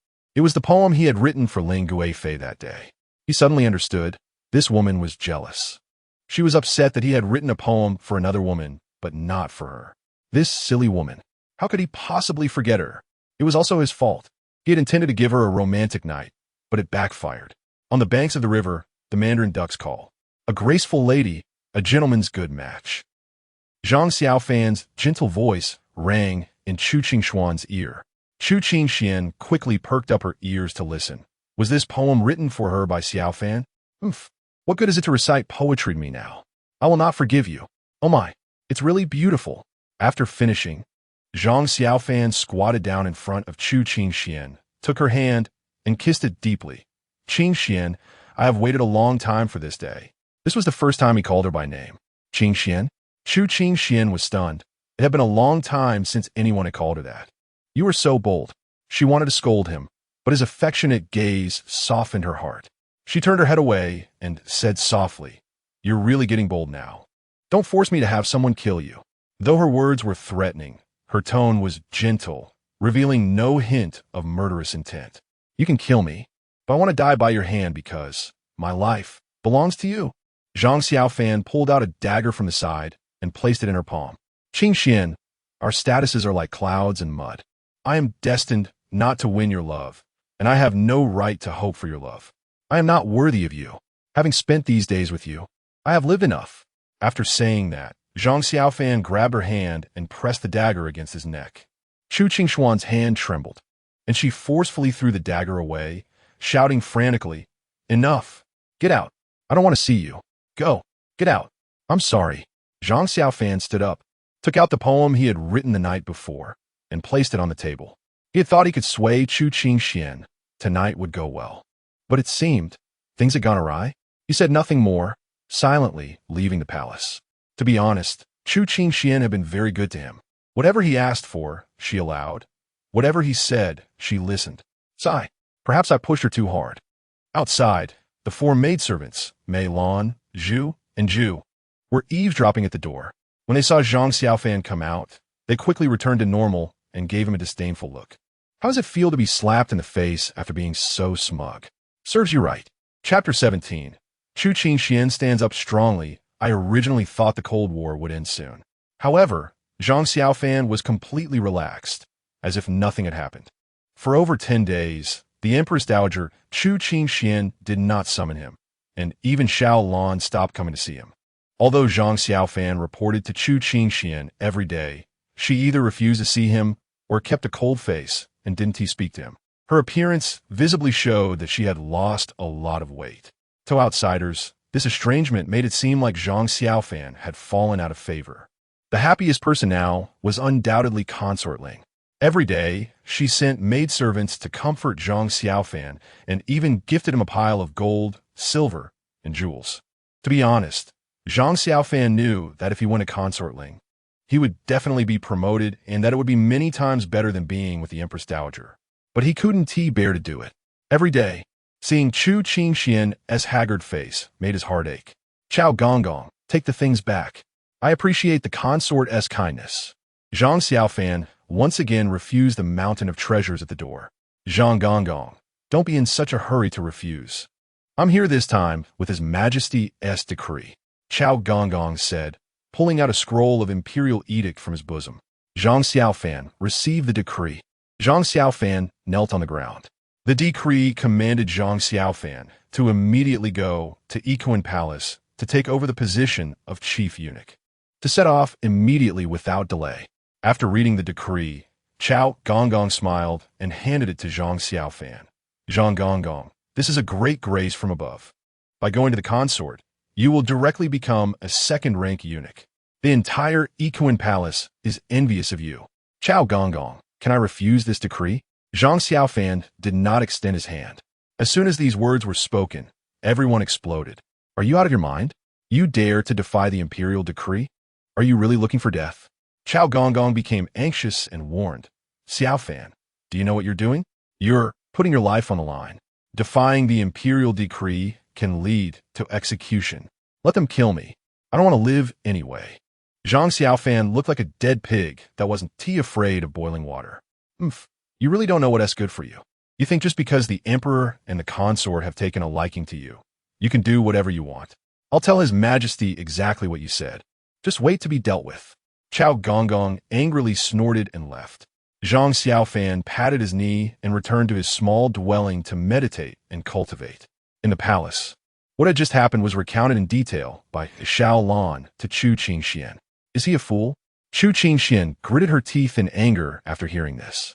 These days, she had been avoiding Zhang Xiaofan. On one hand, she didn't know how to handle their relationship. On the other hand, She wanted to see if Zhang Xiaofan was truly sincere about her. But upon hearing that Zhang Xiaofan even dared to defy the imperial decree, she could no longer sit still. That fool. Doesn't he know that Ikuan Palace is better than here? Doesn't he know what rank the chief eunuch is? Doesn't he know that Consort Ling is younger and more beautiful than me? As she scolded him verbally, her heart was both worried and happy.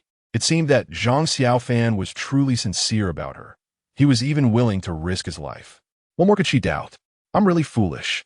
Your Majesty, the thing Xiaofan says most often is, my life is given by the Empress Dowager. Without the Empress Dowager, there would be no Zhang Xiaofan today. I will never leave her, Xiaolon said softly from aside. She now also understood the relationship between her Empress Dowager and Zhang Xiaofan. It was complicated yet intertwined. They had developed feelings for each other, and it was a deep affection. That is why she and T dare to seek out Zhang Xiaofan these days. Xiaolon, help me bathe and change. Chu Qingxian stood up and coldly snorted. Xiaofan is mine. No matter who wants to bully him, I 1T agree. At the same time, in Ikuan Palace, Chu Zhengxiong was furious. Does Zhang Xiaofan really dare to defy the decree? Your Majesty, it's absolutely true. I tried to persuade him nicely, but he wouldn't listen. Many people saw it. Chao Gonggong knelt on the ground, trembling. How dare he? Chu Tianxiong gritted his teeth. He had thought that once he sent an imperial decree, Zhang Xiaofan would definitely come running. But the result was exactly the opposite. That rascal actually refused to accept his decree. Did he really think I wouldn't dare to kill him? Go! Bind Zhang Xiaofan and bring him to the Tai Chi Hall. I want to beat him to death. Chu Tianxiong shouted angrily. Anyone who dared to resist him would only have one fate. Death. Beside him, Ling Wanru patted Chu Zhengxiong's back, her voice soft. Your Majesty, calm down. Think about it. The Empress Dowager has treated Xiaofan so coldly, yet he remains loyal, even willing to die rather than leave Shining Palace. Isn't that a sign of loyalty? Such a person is hard to come by. Actually, Ling Wanru was also quite angry. As a favored consort, she had repeatedly invited a mere eunuch, promising him high positions and wealth, yet he wouldn't budge. How could that leave her with any face? But on the other hand, every day she would admire the poem Zhang Xiaofan had given her. And her mind was filled with his appearance and the way he looked at her when he thought she wasn't watching. At this moment, her heart was filled with hatred, anger, and a reluctance to see him dead. This world is mine. Whatever I say, he dares not listen. So what if he has talent? Zhen Si Sun Hope Fat? Your Majesty, why don't we scare him a little? Didn't someone send in a fierce tiger a few days ago? We could do that, Ling Wanru suggested. After hearing her, Chu Zhengxiong rubbed her fragrant shoulder. Since my beloved consort has spoken, I will give him one last chance. Outside Shining Palace, several royal guards rushed into the room and directly captured the defenseless Zhang Xiaofan. Just as they were about to escort Zhang Xiaofan to the Tai Chi Hall, Empress Dowager Chu Qingxian, dressed in a bright red phoenix robe and wearing a gilded phoenix crown, stormed in with a large group of people. Empress Dowager, what do you mean by this?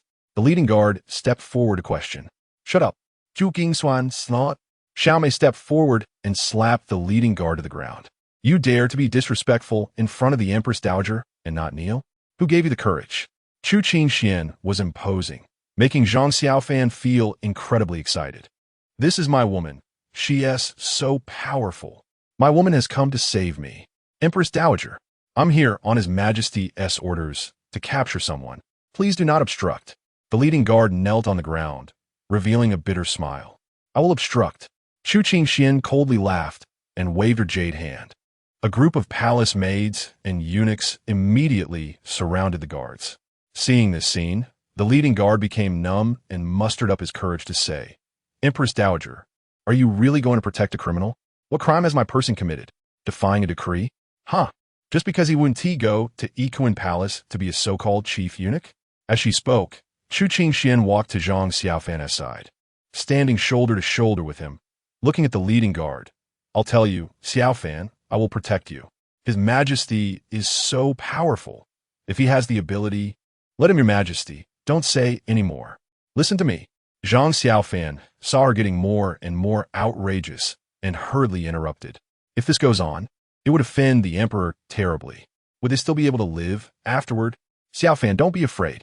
Chu Qingxian wanted to protect him behind her, but was pulled by Zhang Xiaofan, who whispered in her ear, "Madam, I'm very happy you came. Don't worry, I will be fine." As soon as she heard the word madam, Chu Qingxuan's face turned red, filled with embarrassment and anger. She pushed him away forcefully and kicked him, saying, "Get lost. I don't care anymore." Chapter 18. The person on the road like Jade, Your Highness. Xiaofanzi. Are you really going to let him be beaten to death? Seeing the guards take Zhang Xiaofan away, Xiao Lan became anxious. That scoundrel. It's infuriating. He doesn't even know his own worth. Chu Qingxian cursed, then said, "Let's head to the Taiji Hall. Even if Xiaofanzi is to die, it must be by my hand." In the Chonglu Palace, Princess Chu Jingxian was sitting at a table, engrossed in writing. The content was the poem that Zhang Xiaofan had given to the imperial concubine Ling Wanru that day. Initially, Chu Jingxian was unaware of this matter. However, the imperial concubine loved to show off. Now, not only did everyone in the palace know, but even the news had spread throughout the imperial city. Once the poem was released, everyone who read it exclaimed, "What a wonderful poem! Is the imperial concubine really that beautiful?" There was no helping it. The poem praised the imperial concubine to the heavens. Anyone who read it couldn't help but yearn for her, lost in thought. Xiaofanzi, I didn't expect you to be not only handsome, but also so talented. Chu Jingxian was filled with admiration and envy for this poem. If only someone would write a poem especially for her. How wonderful that would be, perhaps 100 or 1,000 years later. She too would be remembered through that poem. Princess, it's a pity that Xiaofanzi is a eunuch. If he were to go outside, he would definitely be a top scholar. The maid Xiao Qing chimed in while grinding ink. Yes, with his talent, even if he isn't the top scholar, he is still a learned scholar. To speak such words and create this poem, he is indeed a dragon among men. Chu Jingxian gave Zhang Xiaofan a very high evaluation. At this moment, a maid rushed in, breathless. "Princess, it's bad." Xiaofanzi refused to go to Ikuan Palace to serve, and even rejected the emperor's decree. He is to be sentenced to death by the emperor. What? Upon hearing this, Chu Jingxian immediately grabbed her arm and urgently asked, "Say that again." The maid took a deep breath and said, "The imperial concubine awarded Xiaofanzi the position of chief eunuch in Ikuan Palace, but he refused. Later, the eunuch delivered the emperor's decree, and he also rejected that. Now the emperor is furious and wants to execute Zhang Xiaofan in front of everyone at the Taiji Hall." Hearing this, Chu Jingxuan's face turned extremely pale. The Taiji Hall was the emperor's sleeping palace. To kill someone in front of the Taiji Hall was enough to show how furious the emperor was. He truly had the intention to kill Zhang Xiaofan. If she didn't stop this, it might be too late. Thinking of this, Chu Jingxian hurriedly said, "Quickly prepare the palanquin. I need to go to the Taiji Hall." In the cold palace, in a small courtyard, Xiao Wanzi held a piece of paper, pouting her lips with a look of indignation. "Your Highness, why did Brother Xiaofan write a poem for that bad woman? Does that bad woman deserve such a good poem?" Yesterday, a eunuch from Ikuan Palace came to visit concubine Zhao Qianma and recited this poem to her. Afterward, he said a lot, roughly implying, "Someone wrote a poem for me. Someone praised me like this. What about you? You're nothing." So afterward, Zhao Qianma sent Xiao Wanzi out to inquire. After some investigation, the two women learned that the person who wrote the poem for the enemy was none other than the eunuch from Shining Palace, Xiaofanzi. Hearing the maid's complaints, Zhao Qianma, who was painting, smiled gently. "Do you think your brother Xiaofanzi would dare to defy the imperial concubine's orders? Then he shouldn't have written such a good poem. Can't he write a slightly worse one?" Xiao Wanzi, who couldn't read, had heard Zhao Qianma recite it many times. That poem was clearly a timeless masterpiece. What beautiful verses! It's a pity it was given to a bad woman. If it were slightly worse, the imperial concubine wouldn't be parading it around. Zhao Qianma put down her brush and took the paper from Xiao Wanzi's hands to read it again. After so many years in the cold palace, she had long developed a character of being indifferent and not asking about worldly matters. But upon seeing this poem, her calm heart was like a stone thrown into a clear spring, creating ripples upon ripples. In this era, where information couldn't be quickly conveyed, a poem or a line could leave a lasting impression on people. After finishing the poem, Zhao Qianma turned her gaze to a painting on the wall. It was a painting that Xiao Wanzi had insisted on creating, and it took many attempts to finish. The person in the painting was handsome and imposing, dressed in a bright red robe that accentuated his extraordinary demeanor. Perhaps only someone like this could create such a poem? Zhao Qianma stood up and wrote a line on the painting. The person on the road like jade, a gentleman unmatched in the world. She then rolled up the painting and placed it in a bamboo tube. Xiao Wanzi, take this painting to Shining Palace. Okay. Xiao Wanzi had long wanted to see Zhang Xiaofan, and upon hearing her mistress's words, she was overjoyed. She took the bamboo tube and skipped out of the courtyard. Xiaofanzi, Zhang Xiaofan, you are extraordinary, Chu Qingxian murmured, picking up the poem to admire it once more. Chapter 19. The dominant Chu Qingxian Shining Palace. The gatekeeper eunuch saw a delicate-looking girl, but her clothes were full of patches. Coming forward and quickly stepped in to block her. Little sister, do you know where this place is? Go away, don't linger here. I'm looking for Xiaofanzi. Little Wanzi tilted her pretty face and said, What? You're looking for Master Zhang? The gatekeeper eunuch immediately straightened his face and mocked. Don't you see what your identity is? Our Master Zhang is someone you can just meet whenever you want. I'm a younger sister of Brother Xiaofan. If you don't let me see him, you'll regret it. Little Wanzi threatened, gritting her teeth. Ha ha ha. The gatekeeper eunuch laughed, picked up a stick from the side, and sneered, another one trying to climb the ranks.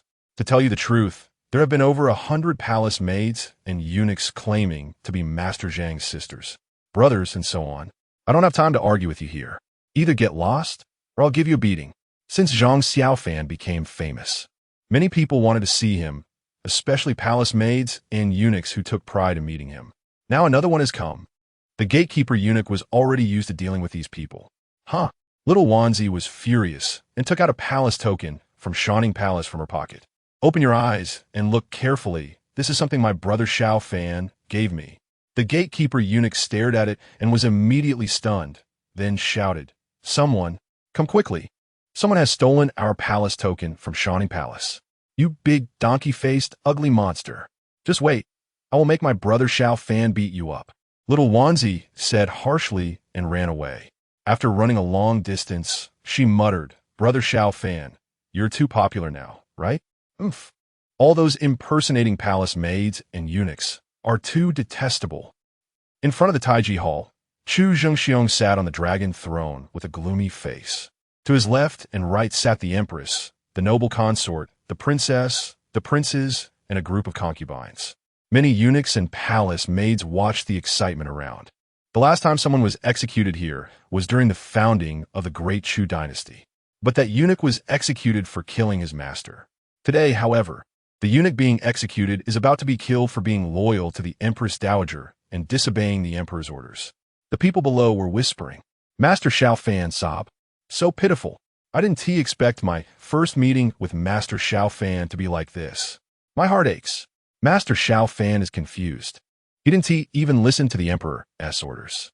If it were me, I would just follow the noble consort and become a chief eunuch under her. That would be great. This is the difference between you and Master Xiaofan. That's why the noble consort doesn't look up to you.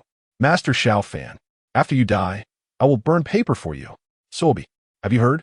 The Empress Dowager hasn't given up on Master Xiaofan. Just now in Shining Palace. She almost fought with the guards for him. There's going to be a good show today.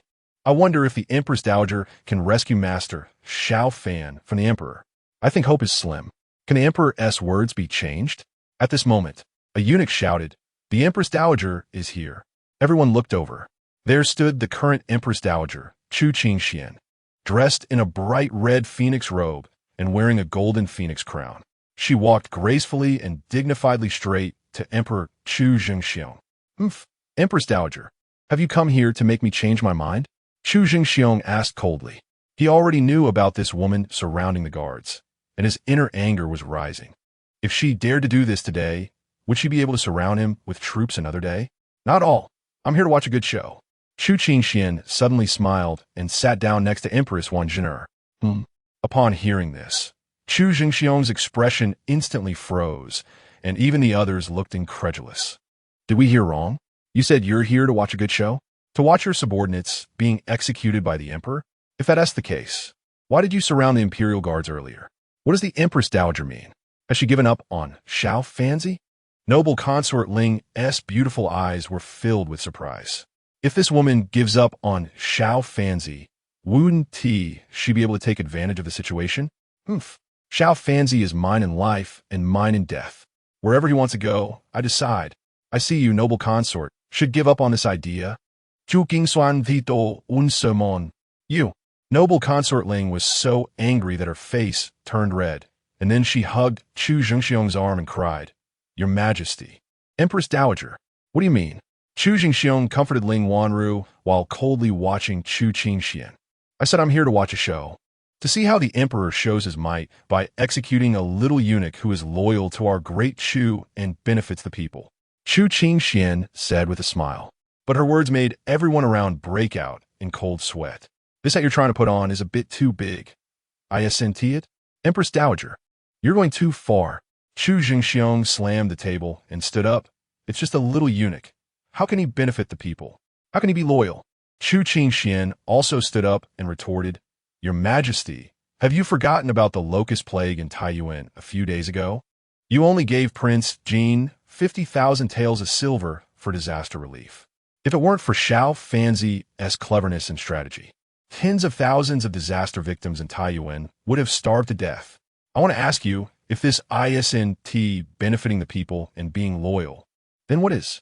Just then, Chu Qingxian received news from her son, saying that the locust plague in Taiyuan had been successfully resolved, and tens of thousands of disaster victims had survived. Therefore, she was confident and not afraid at all. As soon as these words came out, everyone was in an uproar. No one expected that Zhang Xiaofan had such a great achievement. That was the lives of hundreds of thousands of people. Saying he benefited the people was indeed not an exaggeration. And you, Your Majesty, only gave Prince Jin 50,000 taels of silver for disaster relief. How could you take that out? You could just say directly that you were targeting Prince Jin. Originally, only a few people knew about this matter. Now, thanks to the Empress Dowager, everyone knows. So the wise ruler we serve every day is like this. For a moment, everyone's attention fell on Chu Zhengxiong. Chu Zhengxiong's forehead was bulging with veins, and his fists were tightly clenched. The look in his eyes when he looked at Chu Qingxian was as if he wanted to swallow her whole. Chapter 20, Your Majesty. Save me. The scene was silent as a grave, the atmosphere tense and charged. Suddenly, Chu Qingxian stood up and spoke. Empress Dowager, I think you may be mistaken. The 50,000 taels of silver were allocated to His Highness the King of Jin by the Ministry of Revenue, and my father was not aware of it. As she spoke, she gave Chu Qingxian a glance. The latter understood immediately and cooperated, saying, Since the emperor is unaware of this matter, it seems I have misunderstood him. But with such a significant contribution from Xiaofan, could we consider it as offsetting his punishment? Can we spare him from death?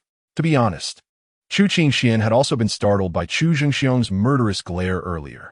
However, for the sake of Xiaofan's safety, she had to steel herself and confront it. Now that the princess had stepped forward to speak on their behalf, she took the opportunity to back down. The emperor was always clear about rewards and punishments. Empress Wanjiner, dressed in a striking yellow phoenix robe and wearing a golden phoenix crown, exuded elegance and dignity. Of course, I have always been clear about rewards and punishments. Chu Zhengxiong's expression returned to normal, and he smiled as he sat back on the dragon throne. Come, bring Xiaofan up. Yes, Your Majesty. The palace guards quickly brought Zhang Xiaofan before everyone. Chu Zhengxiong stepped forward, pretended to adjust Zhang Xiaofan's collar, and feigned reproach. Xiaofan, you helped the King of Jin with such a great task. Why didn't you say so earlier? Zhang Xiaofan glanced at Chu Qingxian and immediately understood. So he replied, Reporting to Your Majesty, I merely provided 2 ideas. They are not great achievements. The successful resolution of the locust plague is still due to His Highness the King of Jin. You little brat, how humble. Chu Zhengxiong, in front of everyone, grabbed Zhang Xiaofan's arm and exclaimed, In recognition of Xiaofan's merit in disaster relief, the crime of defying the imperial edict will not be pursued, and he shall be awarded 100 taels of gold. He shall be granted a python robe and promoted to the second-ranked chief eunuch of Shining Palace. At this announcement, the crowd erupted in an uproar. Was Zhang Xiaofan's luck really that good? He was supposed to be executed, yet such a dramatic reversal had occurred. The little one who had just been cursing the dog emperor was now thrilled, raising his arms and shouting, "Your Majesty is wise.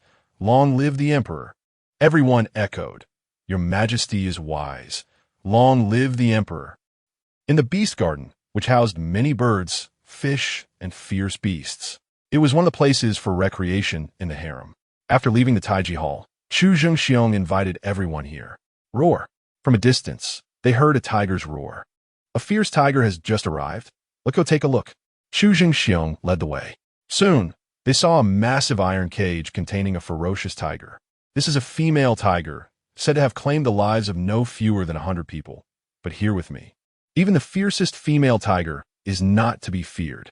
As he spoke, Chu Zhengxiong glanced at the indifferent Empress Dowager, Chu Qingxian, and asked with a smile, "Empress Dowager, do you think I am right?" This was a veiled jab at the Empress Dowager, and everyone could hear the insinuation. Chu Qingxian pouted and retorted, "Sometimes a female tiger can be fiercer than a male."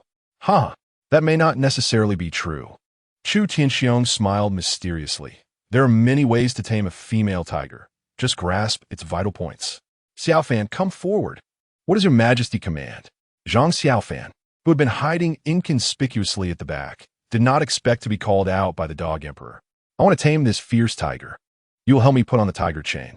Chu Tianxiong said this with an inexplicable look in his eyes. There was nothing wrong with his words. But Zhang Xiaofan sensed something was amiss and still cupped his hands. "I obey your command." Empress Dowager, keep a close watch. Chu Zhengxiong glanced at Chu Qingxian and strode towards the cage. Nearby, the eunuch Sanzi handed Zhang Xiaofan a long iron chain. "Open the cage." With Chu Zhengxiong's command, 2 palace guards pulled open the cage. Roar.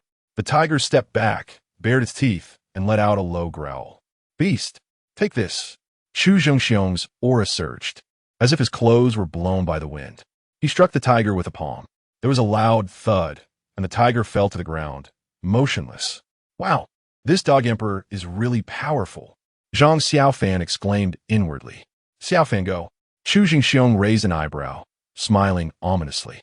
"Your Majesty, I dare not."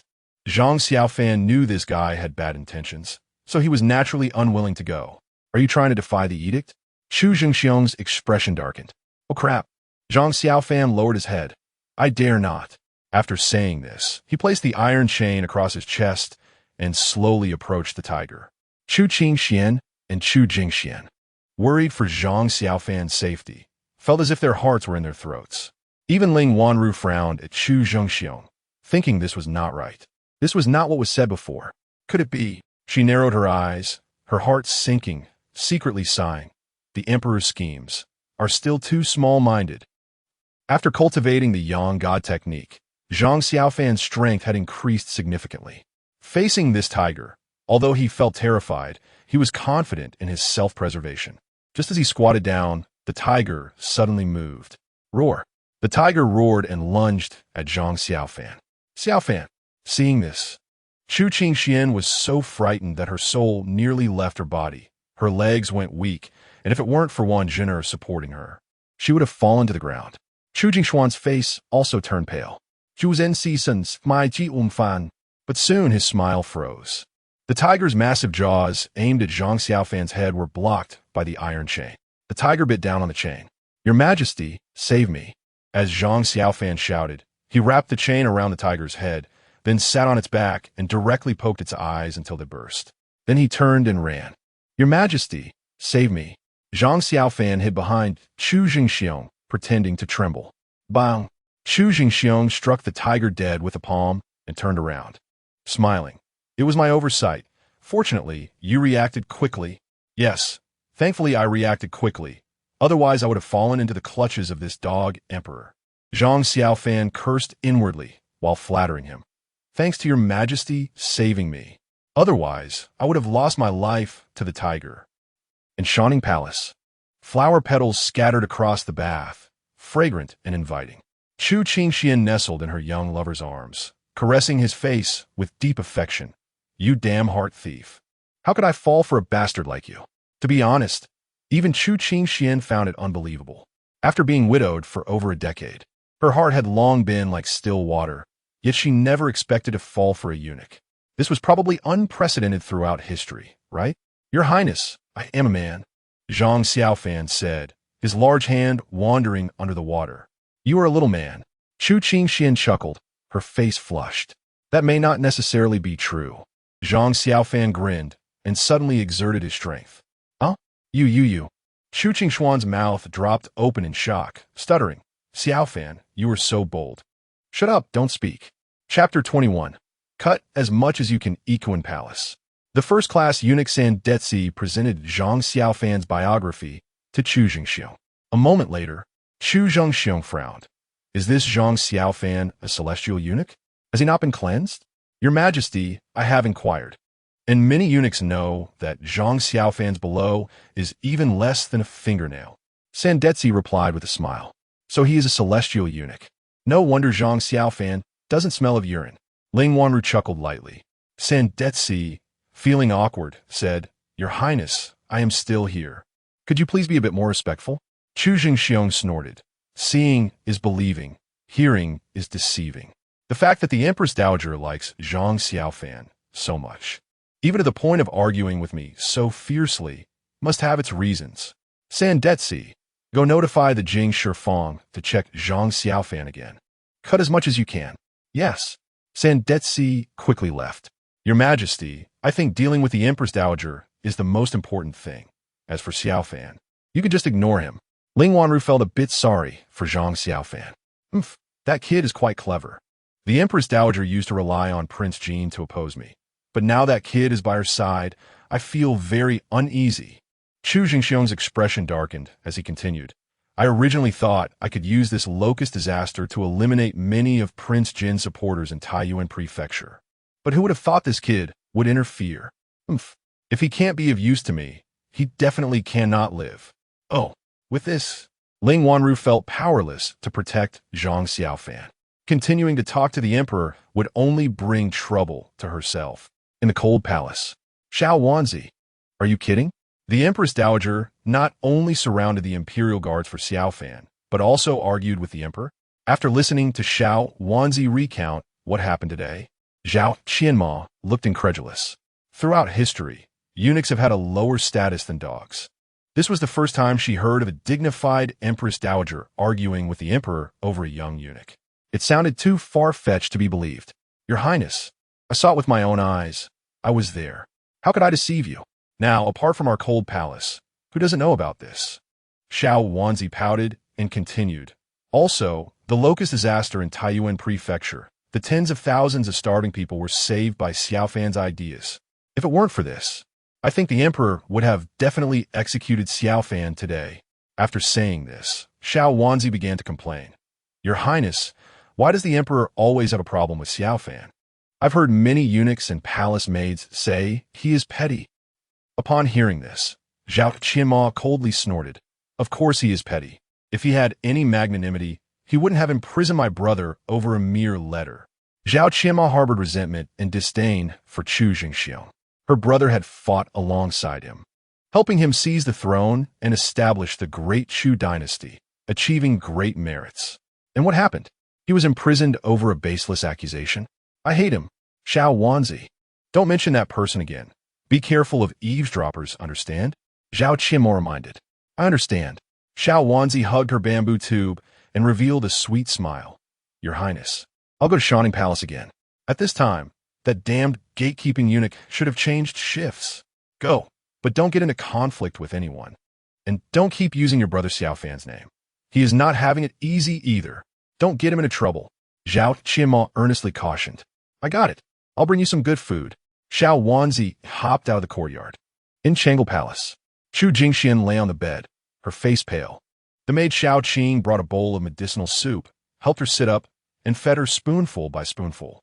In the end, she kindly said, Princess, it's windy these days. You should rest well in the room and not go out. I'll rest for a couple of days. I won't go out. Chu Jingxian smiled in response. Xiao Qing wiped her mouth with a handkerchief and asked, Princess, Is it true that the successful resolution of the locust disaster in Taiyuan Prefecture was due to Xiaofan's ideas? How is he so clever? It should be. Xiaofan is quite smart. Chu Jingxian recalled the events in the Beast Garden and still felt a pang of fear. If it weren't for Zhang Xiaofan's vigilance, she might have been eaten by a fierce tiger long ago. Hee, you helped him so much today. He should write you a poem. Xiao Qing teased with a smile. Chu Jingshuan's eyes lit up. Right, you go to Shining Palace to find him and tell him I want a poem. About bamboo. Bamboo? Why bamboo? Princess, you're so beautiful. Why not let him praise your looks? Xiao Qing asked with a puzzled expression. Chu Jingxian smiled faintly. Bamboo is resilient, standing tall in the face of wind and rain, and has strong vitality. Princess, I understand. Xiao Qing suddenly realized. Yes. The princess had been weak and sickly since childhood, and for her, being healthy was the most important thing. Miss, I'll go get you that poem. Xiao Qing said excitedly as she ran out of the room. Once the room was empty, Chu Jingshuan's smile faded, and she sighed deeply. Father, you've changed. Xin'er doesn't like you like this. Infinity Palace. Empress Xin'er was playing with a little kitten. A maid hurriedly ran in to report. Your Highness, the Emperor isn't coming. Is he still in Ikuan Palace? Xin'er's stunning face was filled with dissatisfaction. Yes, His Majesty has been with a concubine for over 2 months. After the maid finished speaking, she continued. Your Highness, you need to think of a way. If this goes on, the Emperor will truly forget about you. Xin'er did not respond, but asked, has the Crown Prince visited the Emperor during this time? No. I heard the Crown Prince has been drinking and having fun in the East Palace all day, not stepping outside. The maid said softly. How ridiculous. Xin'er glared with beautiful eyes. Does he have no sense of crisis? Doesn't he know the Emperor spends all day with the third prince? Seeing her angry, the maid quickly knelt down. Your Highness, please calm down. Please calm down. Xin'er took a deep breath. You go send him a message, telling him to come to the palace to see me immediately. Yes. After the maid retreated, Xin'er threw the kitten on the ground, squinting her eyes and muttering to herself. Ling Wanru, oh Ling Wanru, if I don't speak up, no one in this palace will remember that I am the Empress. Right? The Empress Dowager, Xiaofan. This is getting interesting. Someone, go fetch my luminous pearl and take it to Shining Palace. Chapter 22, Calling Him Husband in Shining Palace. The bed was in disarray. Chu Qingxian lay weakly on Zhang Xiaofan's chest, teasing him with her delicate fingers. Little troublemaker, how come you're not up again? So strange. This is my innate talent. The 2 soft mounds in front of him made Zhang Xiaofan feel comfortable, and he couldn't help but smile. This woman finally belonged entirely to him. One word, blissful. Chu Qingxian pinched him hard, teasing, you didn't plan to sleep with me beforehand, did you? Not before. But who told you to make my mouth suffer? Zhang Xiaofan chuckled and turned his head, contemplating her soft lips, seemingly understanding something. Chu Qingxian rolled her eyes and spat lightly. Get lost. Don't even think about it. Ha! Zhang Xiaofan indulged in his little habit, saying, Madam, call me husband and let me hear it. Not calling. Zhu Qingshuan Pao Det. You've turned against me. Zhang Xiaofan's body tensed, ready to pin her down. Zhu Qingshuan, Fuzai Den. Begged repeatedly, husband, husband, husband. Dear husband, please don't mess with me. Remember, when no one is around, call me like that. Zhang Xiaofan released her, placed his hands behind his head, and crossed his legs, looking exceedingly pleased. Knock, knock, knock. A knock on the door sounded. Outside, Xiao Mei's voice came. Your Highness, the princess's chief maid, Xiao Qing, is looking for Xiaofan, saying she has a message from the princess. Got it, Zhang Xiaofan replied, kissing Chu Qingshuan's pretty face several times before getting dressed and heading out. When Xiao Mei saw him, her face turned red. As the gatekeeper, she could hear everything clearly from inside. For several hours just now, her lady had been calling out, seemingly hoarse by the end. My goodness, what were they doing in there? Sister Xiao Mei, you look beautiful today, Zhang Xiaofan complimented, leaning in to whisper, remember to come find me after dinner. Get lost. I'm not eating with you. Go find Xiaolon. Xiao Mei scolded, her face flushed. Huh? Zhang Xiaofan frowned, seriously assessing her figure, and said, you think too much. I just want you to teach me martial arts. With your flat chest and no curves, I wouldn't want you even if you came to me. Zhang Xiaofan. Xiao Mei's face turned red with anger as she clenched her fist and swung it at him. You'd better die. Zhang Xiaofan quickly grabbed her small fist, smiling. No. Actually, you have your merits. What merits? Xiao Mei glared at him, threatening. You better not talk nonsense, or I'll stab you with my sword. You're pretty, have long legs, and look strong, just my type. After saying this, Zhang Xiaofan laughed heartily, walking away with his hands behind his back. Perverted rogue. What is there to be proud of as a eunuch? Xiao Mei wrinkled her nose at his back.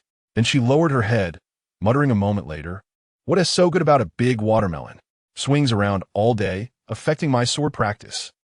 In the guest room of Shining Palace. Upon seeing Zhang Xiaofan enter, Xiao Qing's eyes lit up, and she put down her teacup, asking with a smile, Xiaofan, why are you so happy? Did something good happen? When I heard the magpie calling in the tree just now, I knew there must be a distinguished guest arriving. Seeing Miss Xiao Qing, of course, I'm very happy. Zhang Xiaofan warmly refilled Xiao OMG teacup. This girl had a figure similar to Xiao Mei's, and her face was also quite pretty. The only difference between the two was that one was proud and the other was gentle. You just talk nonsense. I didn't see any magpie. Xiao Qing covered her mouth and laughed. After chatting for a bit, Xiao Qing revealed her purpose for coming. Bamboo. Is the princess sick again? Zhang Xiaofan's expression turned worried.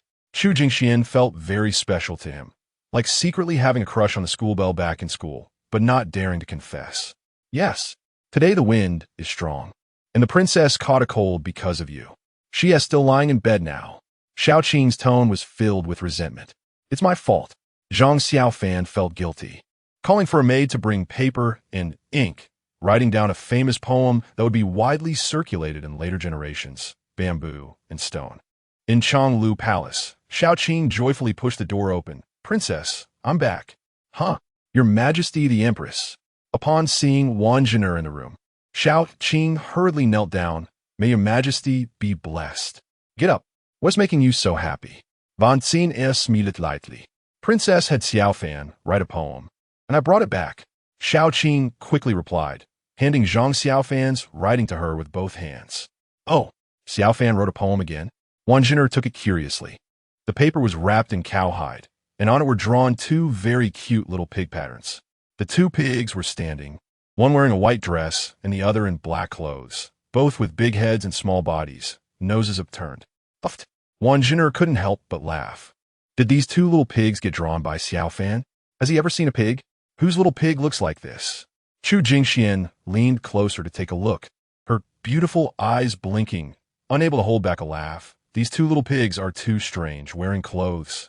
Xiaofan is really imaginative. I even said that at the time. But Xiaofan insisted that pigs should be drawn this way to look good. Xiao Qing replied with a smile. Indeed, quite cute. Van Xin nodded in praise. Although the pigs were drawn oddly, they became more and more pleasant to look at, and the more one looked, the cuter they seemed. She took out the ink inside, opened it, and laughed again. Why does Xiaofan's writing look like an ant crawled over it? Yes, I can draw better than him with just a few strokes. Xiao Qing chimed in with a smile. The Empress Wan Zhin'er had a son and a daughter. The son being the current crown Prince Chu Longji and the daughter the third princess Chu Jingxian. Thus, she was very respectful. Unlike the two girls, Chu Jingshuan's eyes were entirely on the poem. Firmly grasping the green mountain, the roots lie in the broken rock. As she read on, Chu Jingshuan's eyes turned red, especially the last two lines of the poem. Though battered and beaten, still strong, let the winds from all directions blow. It provided her with immense encouragement. Her life suddenly became clear. The bitterness and pain from her past illnesses vanished in an instant. Xiaofan, you truly understand me. Thank you for your encouragement. I will live well. This poem is truly wonderful. Wan Zhin'er caressed her daughter's hair, her eyes full of affection. Did she not understand her daughter, or the meaning of this poem? One could only say that this poem was, in a word, extraordinary. At this moment, Xiao Qing quietly reminded from the side, Your Majesty, Princess, there are still more words behind. Chapter 23. The unique little eunuch life is full of beauty. Choose what you love, and love what you choose. This little fancy, such profound insights. After Wan Zhin'er finished reading, she clicked her tongue in amazement. then threw out a question in confusion. He's only 18 this year, right? How could he have so many feelings? Mother, little Fanzi has suffered since he was young. When he was captured and brought into the palace as a eunuch, he was still a little beggar in the imperial city. Chu Jingxian held Zhang Xiaofan's written work in her hands like a treasure. She hadn't felt this relaxed in a long time. So he's a person who has suffered. But that little Fanzi is truly capable. He can even charm my precious daughter like this. Wan Jinner gently pinched her daughter's pretty face and joked. If this little Fanzi weren't a eunuch, I would have to recruit him as a son-in-law. Mother, what are you saying? Chu Jingxuan's pale face flushed slightly, and she pouted in feigned dissatisfaction. However, what appeared in her mind was Zhang Xiaofan's delicate and handsome face. I'm not teasing you. I'm going to visit the Empress Dowager and thank little Fanzi on your behalf. Wan Jinner stood up to leave. Mother, wait. Chu Jingxian hurriedly took a jade pendant from beside the pillow and handed it over. Please give this to little Fanzi, and tell him I really like the poems he wrote. If he has time, he can come visit me. Wan Jinner took the jade pendant, looked at it, and laughed. You really are generous. This quality of item must be worth at least 5,000 taels, right?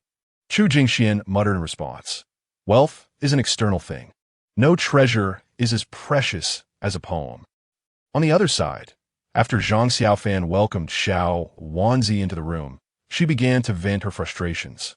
Brother Xiaofan, I came here once in the morning and was treated as a thief. I came again in the afternoon and was called a little beggar asking for alms. I'm so frustrated. Xiao Wanzi lay angrily on Zhang Xiaofan's bed, looking as if she wanted comfort. It's my fault for not explaining clearly to them. It won't happen again. Zhang Xiaofan sat beside her and pinched her little face.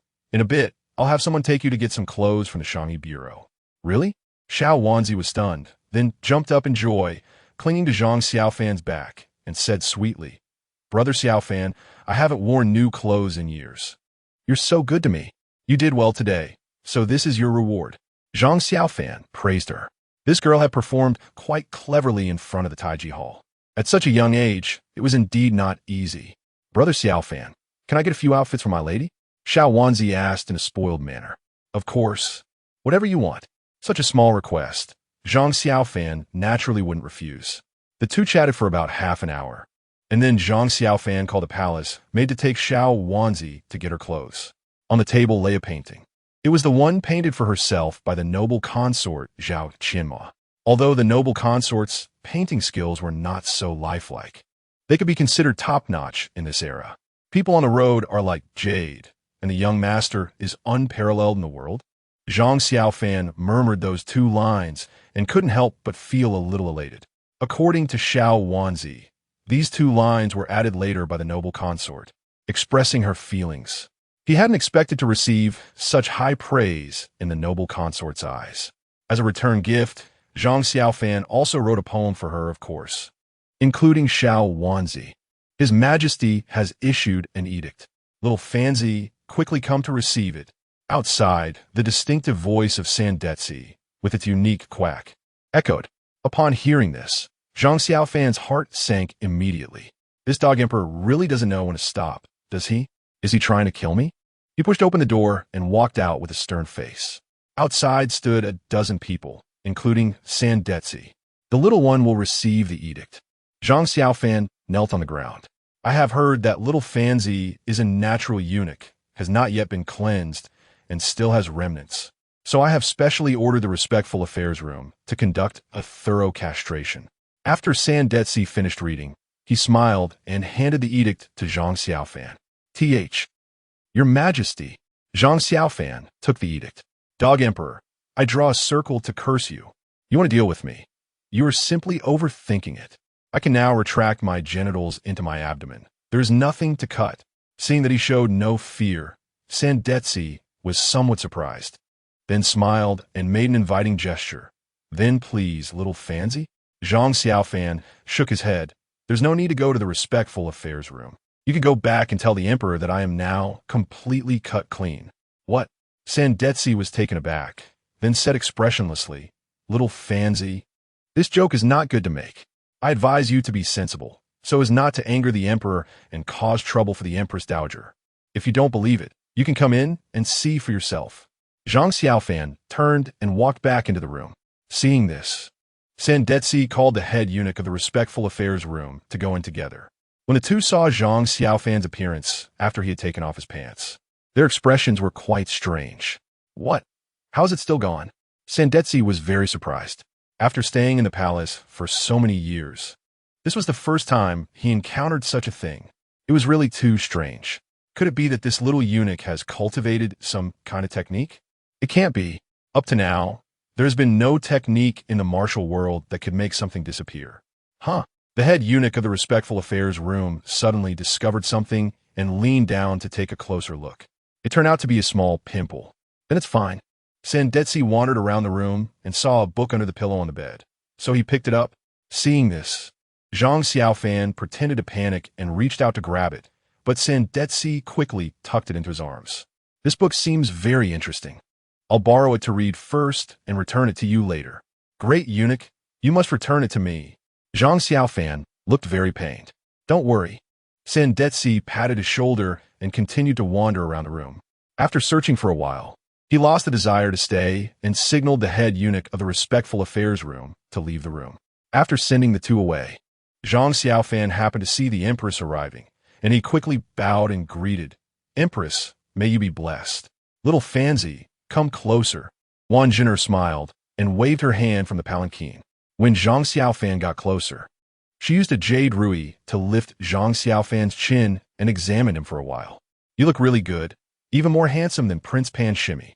Pan Shimmy was the man of the Grand Princess and was known as the most handsome man in the Great Chu Kingdom. Zhang Xiaofan had naturally heard of this person. At this moment, being examined by Wan Jin'er like this made him feel quite uncomfortable, akin to a scene in a drama where a wealthy woman inspects a male escort. So he turned his head away. How can I, a little eunuch, be compared to a prince? Wan Jin'er was also quite alluring. As the Empress of the world, her beauty must be extraordinary, not to mention her dignified and graceful demeanor, which was truly exceptional. Someone like Ling Wan, who was as seductive as a fox, certainly wasn't the Empress's first choice. In terms of looks, Wan Jin'er was the most beautiful woman Zhang Xiaofan had ever seen in the palace. At 30 years old, she was at the peak of a woman's charm. In Zhang Xiaofan's eyes, she was a stunningly beautiful, top-notch, mature woman. Wan Jin'er saw him staring at her intently and couldn't help but frown, letting out a cold snort. Your Majesty is as beautiful as a flower. I momentarily became entranced. Please forgive me. Zhang Xiaofan hurriedly bowed his head to apologize. In this strictly regulated harem, a servant must not look up at their master for more than 3 seconds. Otherwise, it would be a grave offense that could lead to execution. Smooth talking. This was the first time Wan Jin'er had seen such a bold eunuch. Luckily, it was Zhang Xiaofan. If it were another eunuch, he would have been dragged out and executed long ago. She still had a good impression of Zhang Xiaofan. After all, the poetry and words he spoke were not something an ordinary person could produce. This was enough to show that the little eunuch before her had good character and no ill intentions. What did Sandetsi come to find you for just now? Wan Jin'er asked, resting her chin on her hand. Replying to the Empress, he brought the Emperor's decree to perform the cleansing on me, Zhang Xiaofan answered. Oh, then why did he leave again? I saw his expression was not good. Wan Jin'er asked with a curious look, even glancing at Zhang Xiaofan's groin area regarding the eunuch's status. The news about this little eunuch being a heavenly eunuch had spread throughout the entire harem.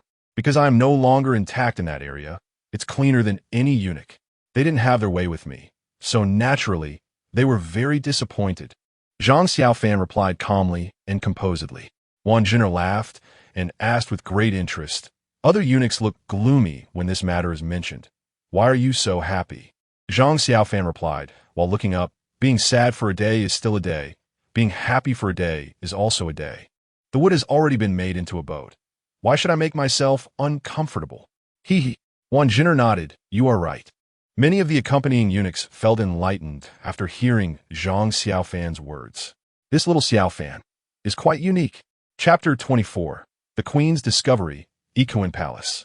Your Majesty, that Zhang Xiaofan is rootless. Sandetsi reported while kneeling. Rootless? What does that mean?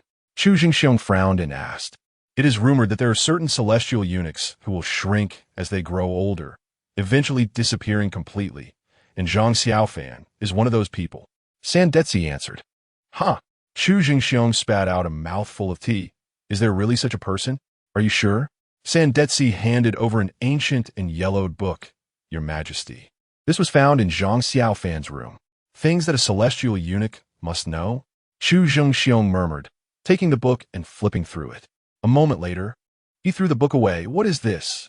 It hurts my eyes. Throw it away. Don't let me see it again.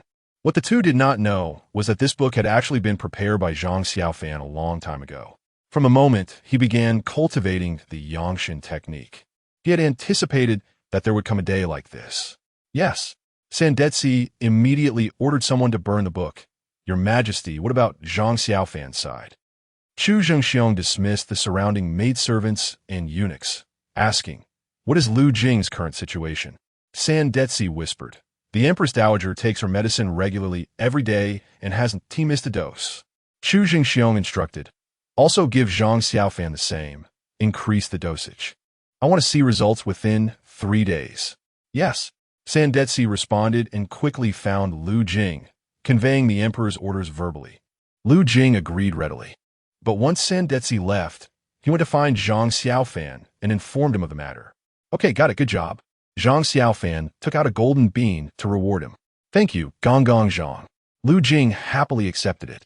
He felt that working with Zhang Xiaofan was much more promising than following Sandetsi. Over this period, he had at least received a handful of golden beans. If he were following Sandetsi, he would hardly see 2 in a year. What is the purpose of living a life? Isn't it for women and money? Now that he was a eunuch, he could forget about women.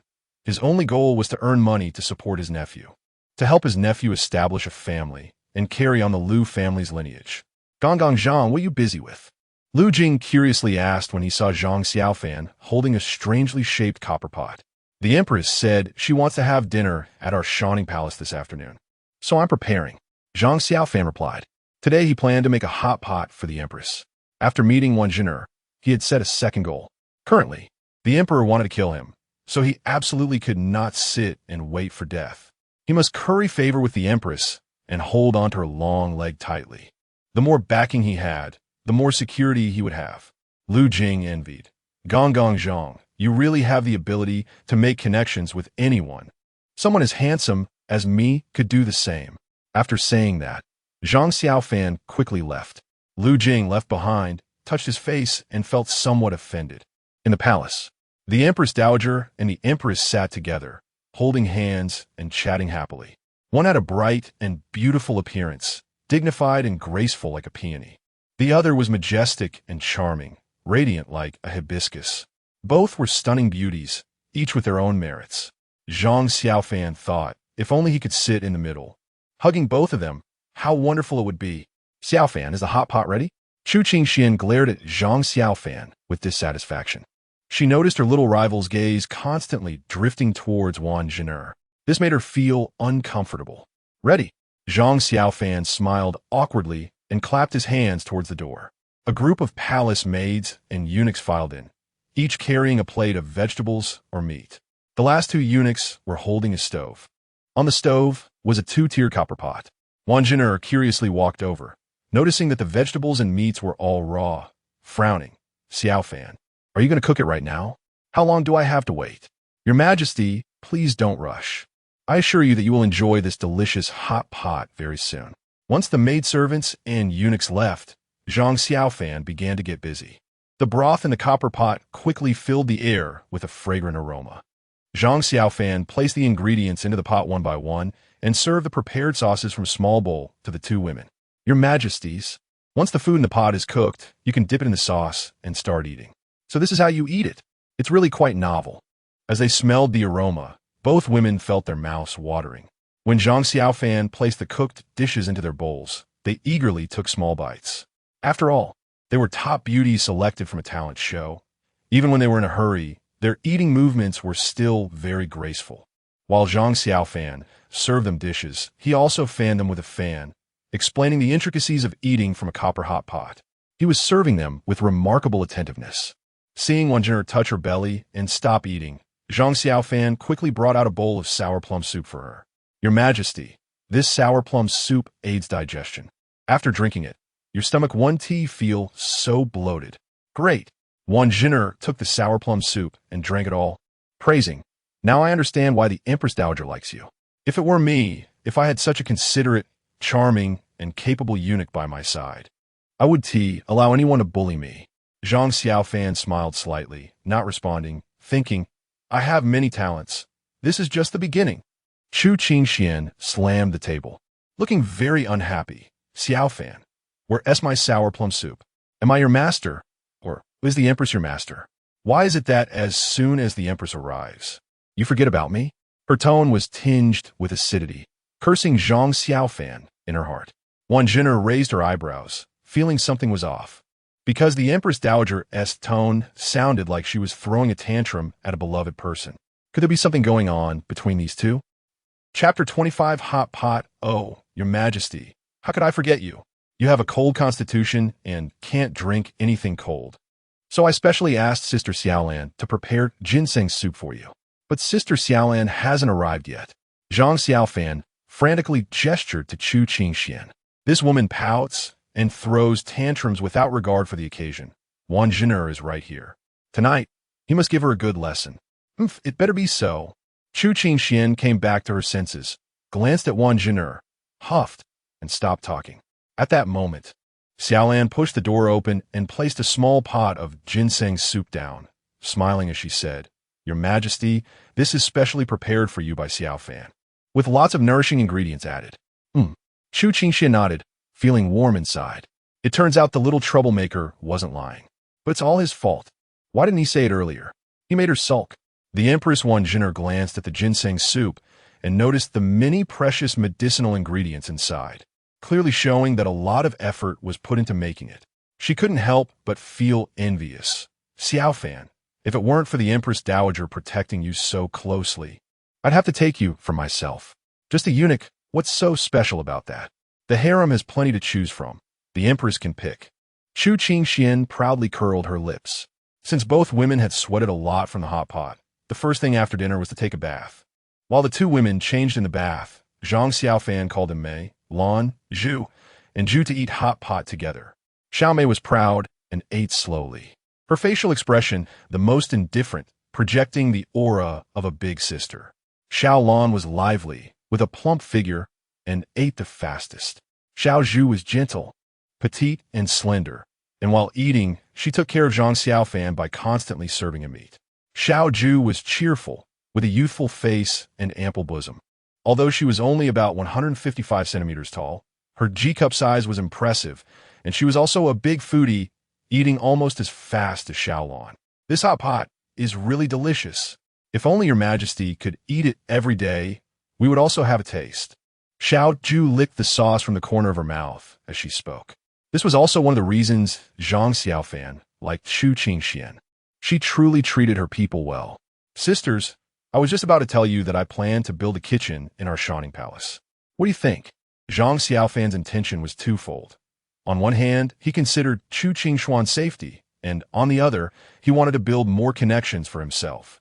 Most of the concubines in the harem were daughters of court officials or princesses sent over for marriage from other countries. These were all resources he could use. By leveraging the Empress Dowager's name, he could unite and rally them for his own benefit. When the Dog Emperor eventually plotted against him, wouldn't there be people to stand up and speak on his behalf?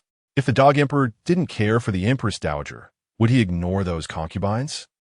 Great. This way, we can cook and eat for ourselves in the future. Xiaolan clapped her hands in approval. The people she referred to, aside from the few beside her, only included Empress Dowager, Chu Qingxian, and the elusive Union. The rest of the servants were not included. I agree. Me too.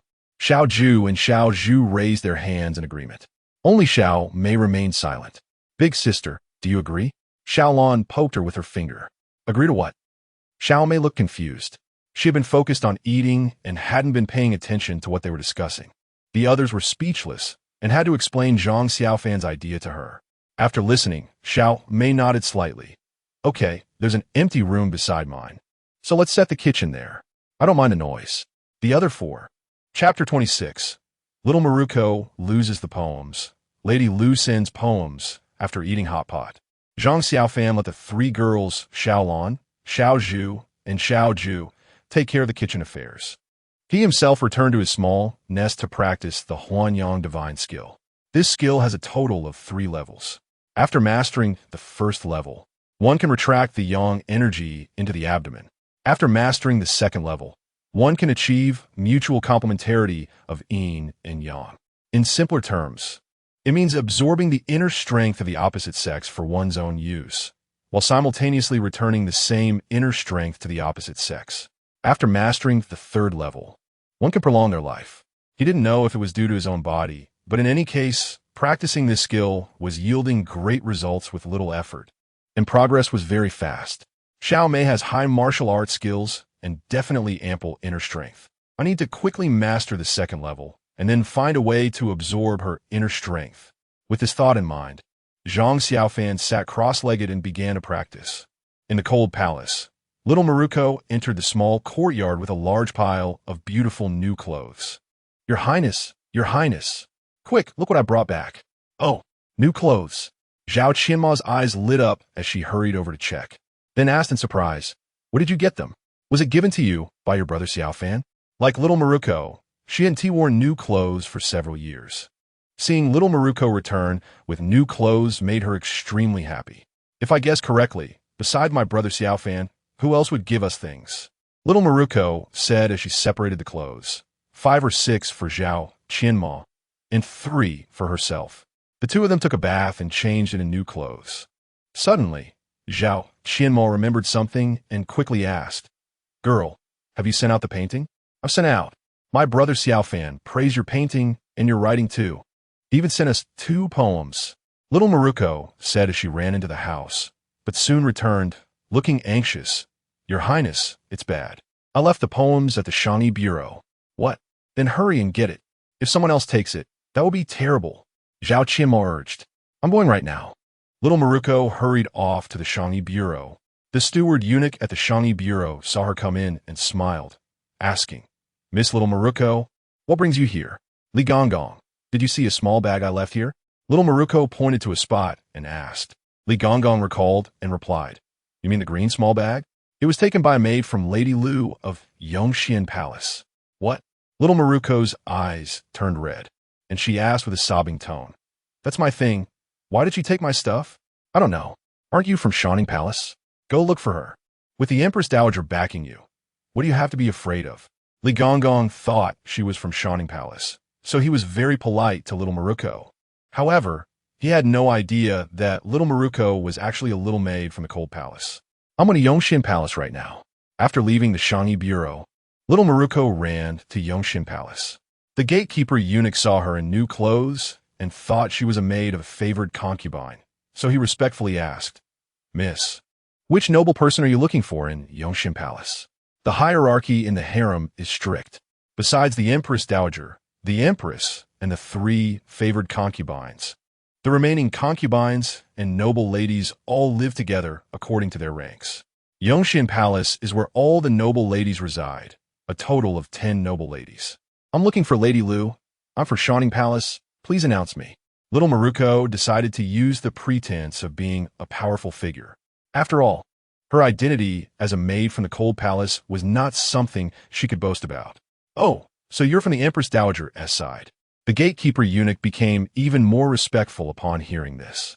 However, he continued, "Unfortunately, half an hour ago, Lady Lu has already gone to see the Emperor." "What? She went to see the Emperor?" Little Maruko felt like the sky was falling. With no other choice, she could only sit aside and wait for her to return. At the same time, in Ikuan Palace, Lady Lu arrived in full attire and stood before Ling Wanru with her head lowered, greeting her. "Sister Ling, I heard you were about to be promoted to Empress Dowager. Congratulations." The Empress Dowager ranks above the 3 favored concubines and below the Empress.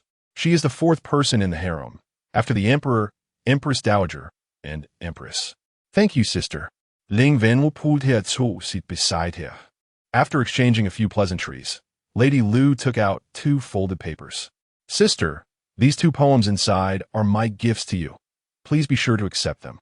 "Oh, Upon hearing this, Ling Wanru became interested and took the folded papers to read. Since the last time Zhang Xiaofan wrote her a poem, she had become the undisputed beauty of the royal city. Therefore, she was now very interested in poetry, searching and seeking, cold and desolate, sorrowful and tragic. As soon as Ling Wanru read this poem, she felt it was off. I am currently in my prime. What kind of poetry is this? Although the poem was quite good, as soon as she read it, she felt it was inappropriate for the occasion. Slap! Ling Wanru slammed the paper on the table and angrily asked, "What does this poem mean, Lu's sister? Are you wishing for me to lose favor and be cast into the cold palace?" Huh? Lady Lu was startled and quickly knelt on the ground to explain. "Sister, please calm down. I didn't mean that at all. I just wanted to use this poem to congratulate you." She was the daughter of a minor general from the Great Chu dynasty. Since her father was a commoner, she had not read many books growing up. Today, she received these 2 poems from a maid and felt they were very poetic, so she brought them over. She never expected to flatter, but ended up stepping on a horse's hoof. Truly a case of wanting to cry, but having no tears. Writing such poetry to congratulate me. You really have your nerve. Ling Wanru tore the paper into pieces and threw it in her face. Then she picked up the other poem to read. After finishing the swing, I rise lazily delicate hands. Leaning at the door, I turn back, yet I smell the green plums. After reading it, Ling Wanru finally revealed a smile. This is good. Much better than the previous poem. Lady Lu breathed a sigh of relief and smiled. Your Highness, I'm glad you like it. Ling Wanru looked at her with slightly raised eyebrows. Where did these 2 poems come from? Ordinary people can't write such things. They must be from a famous hand. This. Lady Lu hesitated for a moment, but chose to be honest. It was found by a maid of mine at the Shangyi Bureau. Shangyi Bureau? Written by someone in the palace? Ling Wanru immediately thought of someone. There was no one else but Zhang Xiaofan. Which little eunuch sent these 2 poems to whom? It wouldn't be someone from the cold palace, would it? As she thought about it, Ling Wanru felt a weight in her heart. Lady Lu saw her expression change and didn't dare to speak. After a long while, Ling Wanru glanced at her lightly and said, I will accept the poems. Do you have any requests? Lady Lu was overjoyed and quickly spoke. Sister, I have been in the palace for 2 years and have not been favored by the emperor. Could you? A concubine in the emperor's harem who has not been favored has a very low status. Who would want to stay in that cold room every day? Ha! Ling Wanru chuckled softly, lifting her finger to raise her chin. You're quite beautiful. Then she withdrew her hand and asked with a smile, Why don't you ask the empress for such things? Lady Lu flattered. The empress can't compare to you. Sister, I heard the empress has called the emperor several times, but he hasn't gone. Hee hee. Ling Wanru laughed heartily. You look so beautiful. The emperor will definitely like you. From today on, you are mine. I will take care of your matters. Lady Lu was overjoyed and bowed in gratitude. Thank you, sister, for your support. I will definitely listen to you from now on. Chapter 27. Lu Guoran, the movie star. Outside Yongxin Palace. Miss Lu Guoran is back. The gatekeeper eunuch reminded Xiao Wanzi. She looked up and saw a delicate woman in a pink palace dress, wearing a noblewoman's hat, swaying her waist as she walked towards them. Behind her were 2 proud maids with their noses in the air. She looks like a fox spirit. Xiao Wanzi muttered, stood up to greet her, and performed a respectful bow. Greetings, Lu Guoran. Who are you? What do you want from me? In the past, Lu Guoran would have spoken politely to such a well-dressed maid, but now she was different. She had backing. Returning to Guoran, I accidentally lost a small green pouch in the Shangyi. The eunuch there said it was picked up by your maid, so I came to ask. Xiao Wanzi spoke weakly. After all, the disparity in their statuses was too great. Faced with such a domineering woman, she was terrified. After speaking, Lu Guoran glared. Impudent. What status do I have? And what status do you have? Do you think I would pick up your things? She felt guilty, but could only put on a show. Guoran, I said it was your maid who picked it up. Not you. Xiao Wanzi's voice trembled. Who picked it up? Did you see? One of the maids behind Lu Guoran, seeing that Xiao Wanzi was easy to bully, stepped forward and slapped her without saying a word. Slap. Xiao Wanzi received a solid slap, and 5 bright red handprints immediately appeared on her fair face. Get lost? Don't go looking for trouble. Why did you hit me? Xiao Wanzi's eyes turned red, feeling extremely wronged, and she held back her tears. The gatekeeper eunuch watched from a distance, secretly pleased, thinking, "Look, Corinne, you even dare to hit the Empress Dowager's maid. You really are bold. Let's see what you do now." He had been bullied by Lu Gairin many times, so seeing her offend someone from Shining Palace made him very happy. "I'm being lenient by hitting you. Hurry up and get lost, or I'll hit you again." Lu Gairin threatened with a smirk. "You, just wait." Xiao Wanzi wiped her tears and ran away. Lu Gairin proudly walked past the gatekeeper eunuch, and seeing him chuckling, she couldn't help but ask, "Xiao Chunzi, what are you laughing at?" Xiao Chunzi quickly replied, returning to Gairin, "I just remembered something happy. Oof. Not standing guard properly and still laughing here, looking for a beating." Lu Gairin snorted. The maid behind her stepped forward and slapped him twice. After hitting him, she walked away. The gatekeeper eunuch wanted to cry, but had no tears. "This is really bullying." Xiao Wanzi cried all the way to Shining Palace and knocked on Zhang Xiaofan's door. Upon seeing her tear-streaked face, Zhang Xiaofan's heart ached. He quickly wiped her tears with his hand and gently asked, "Girl, what happened? Who bullied you?" Such caring attention made Xiao Wanzi feel like she had found a parent, and she cried even harder. "Oh, I was hit by Gairin from Yongshan Palace." After a long time, Zhang Xiaofan finally understood her words. Rubbing the handprint on Xiao Wanzi's face, anger surged in his heart. He knew Xiao Wanzi was not the type to seek trouble. If she was hit, it must have been someone else's fault. "Which Gairin? Tell me, brother will help you vent your anger." Zhang Xiaofan truly wasn't afraid of any Gairin now. The current Empress Dowager and Empress were both in Shining Palace. With just one word, he could help Xiao Wanzi get back at them. "It's Lu Gairin. They took the poem you wrote for me and didn't return it. Come with me." Zhang Xiaofan took her straight to Yongshan Palace. Regardless of whether that so-called Lu Gairin had taken his poem, Xiao Wanzi had been hit, and this matter couldn't be easily settled. At Yongshan Palace, the gatekeeper eunuch Xiao Chunzi immediately bowed and greeted when he saw Zhang Xiaofan and Xiao Wanzi arrive. "Xiao Fanzi, hello. Lu Gairin is residing in Yongfu." Zhang Xiaofan nodded slightly and didn't engage further.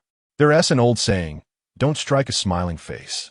Xiao Chunzi, seeing Xiao Wanzi being bullied, thought that not beating him up was already a good outcome. There was a maid guarding the entrance of Yongfu who was stunned upon seeing Zhang Xiaofan, then ran over with a smile. "Xiao Fanzi, hello. I didn't expect your esteemed self to visit. What brings you here?" "Looking for your lady, Lu Gairin." Zhang Xiaofan took out a gold bean from his pocket and threw it to her, instructing, "Miss, keep an eye on the door. Don't let anyone in." "Understood." "Xiao Fanzi is so generous." "Thank you." The maid happily accepted the gold bean, immediately promising. This gold bean was worth her salary for a year. At this moment, Lu Gairin was still inside, happily listening to her maid's flattery. Suddenly, a loud bang echoed, startling her so much that she almost fell to the ground. Before she could regain her composure, she saw two people appear in the room. Xiao Fanzi? Lu Gairin recognized the prominent figure in the palace. But the little girl behind him was the one she had just bullied. Lu Gairin's heart sank, thinking this was bad. That girl couldn't possibly be related to Xiao Fanzi. Could she? She couldn't possibly be from Shining Palace, right? Anxiety filled her heart. As for the maid who had slapped Xiao Wanzi, she was so scared she shrank her head and played ostrich. "Lu Gairin, did you hit my sister?" Zhang Xiaofan asked with a fierce expression. The Lu Gairin before him was petite, but her features were exquisite and cute, resembling a peeled lychee, white and tender. Her big, watery eyes seemed to speak, making her quite alluring. At first glance, she looked like a movie star from Earth named Tang Yisen. Chapter 28. Bullying. Lu Qiluo. Hearing Zhang Xiaofan's questioning tone, Lu Qiluo instinctively wanted to apologize. After all, he was a second-ranked chief eunuch by the Empress Dowager's side. Not someone a mere noblewoman like her could afford to offend. But then she thought she now had backing and was about to be favored by the emperor.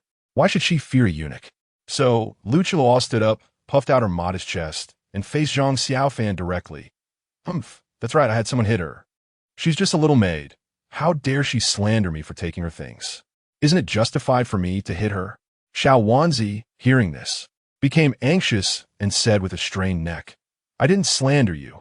I asked if your maid picked it up, and if she did, she should return it to me. But your maid told me to get lost and even hit me. Which maid hit you? Zhang Xiaofan's eyes turned cold as he scanned Lu Qiluo and her maid. It's her. Xiao Wanzi pointed at the maid. The maid was so scared that she quickly hid behind Lu Qiluo. Zhang Xiaofan, this is my Yongfu residence. I advise you not to make trouble. Let me remind you, I am now on Ling Guifei's side. Don't seek your own misfortune. Lu Qiluo warned coldly, shielding her maid behind her. Ha, you took my poem and then went to curry favor with Ling Guifei, didn't you? Zhang Xiaofan probed. Lu Qiluo, whose truth was guessed, became extremely angry. What nonsense are you talking about? Get out. My Yongfu residence does not welcome you. Seeing her reaction, Zhang Xiaofan confirmed his suspicion and sneered. I have a good relationship with Ling Guifei. Whether it's true or not, I can find out when I go to her. Now I give you two choices. 1. Hand over that maid behind you. I'll beat her and you apologize to my sister, and then this matter will be over. 2. I go to Ling Guifei and expose your theft of my poem to sell favors, and also inform the Empress about this, letting her punish you for deceiving your superiors. As the head of the 6 palaces, the Empress has the authority to punish the concubines below her. This was also the fundamental reason Zhang Xiaofan was confident in controlling Lu Qiluo. The moment those words were spoken, Lu Qiluo's expression changed drastically. If Zhang Xiaofan really went to Ling Guifei to verify, wouldn't she suffer? Moreover, if the Empress found out about her siding with Ling Guifei, it would be the end for her. The Empress would definitely punish her mercilessly. Even if Ling Guifei were to protect her, she would still have to suffer. Have you thought it through? Zhang Xiaofan pulled Xiao Wanzi to sit on her bed and casually picked up an apple to eat. Seeing this, Lu Qiluo, though furious and gritting her teeth, didn't dare to lose her temper again. She lowered her head and said softly, Xiao Fanzi, my maid Chui'er did indeed take 2 poems from the Shangyi Bureau. If it really was yours, I apologize to you. Why didn't you say that earlier? Zhang Xiaofan chuckled lightly, looking at Chui'er beside him and asking, your master has apologized. What about you? Thud. Chui'er knelt on the ground, crying and holding on to Zhang Xiaofan's leg.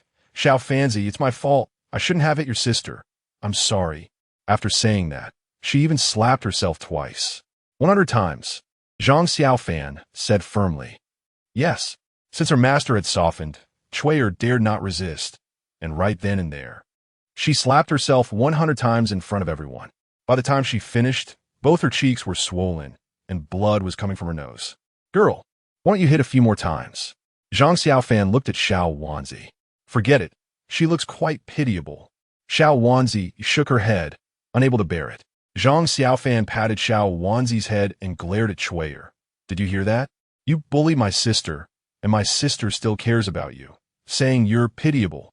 I heard. Thank you, elder sister, Chui'er said with relief, quickly expressing her gratitude and handing over her only 5 taels of silver to Xiao Wanzi. You keep it. Xiao Wanzi refused. It's for your medical expenses. Zhang Xiaofan tossed a silver bean to Chui'er. He now carried a handful of silver beans and gold beans with him every day, all taken from Chu Qingshuan's little treasury. Thank you, Xiao Fanzi. Chui'er bowed her head in gratitude again, feeling very touched inside, as if someone cared for her. Go now. Zhang Xiaofan waved his hand, sending her away, then instructed Xiao Wanzi to go out and guard the door. Once the door closed, Zhang Xiaofan patted the space beside him on the bed, signaling Lu Qiluo to come sit down. Xiao Fanzi, please don't do this. Lu Qiluo was about to cry. This person bullied her and then wanted to be lewd with her. Couldn't he have some decency? Come here, I have something to tell you. Zhang Xiaofan forcibly grabbed her hand and pulled her into his embrace. Held tightly in his strong arms, Lu Qiluo couldn't break free. She didn't dare to shout loudly, so she pleaded, Xiao Fanzi, please spare me. Being lewd by a eunuch, once it spread, how would she face others? Huh? Now you know fear? Where were you earlier?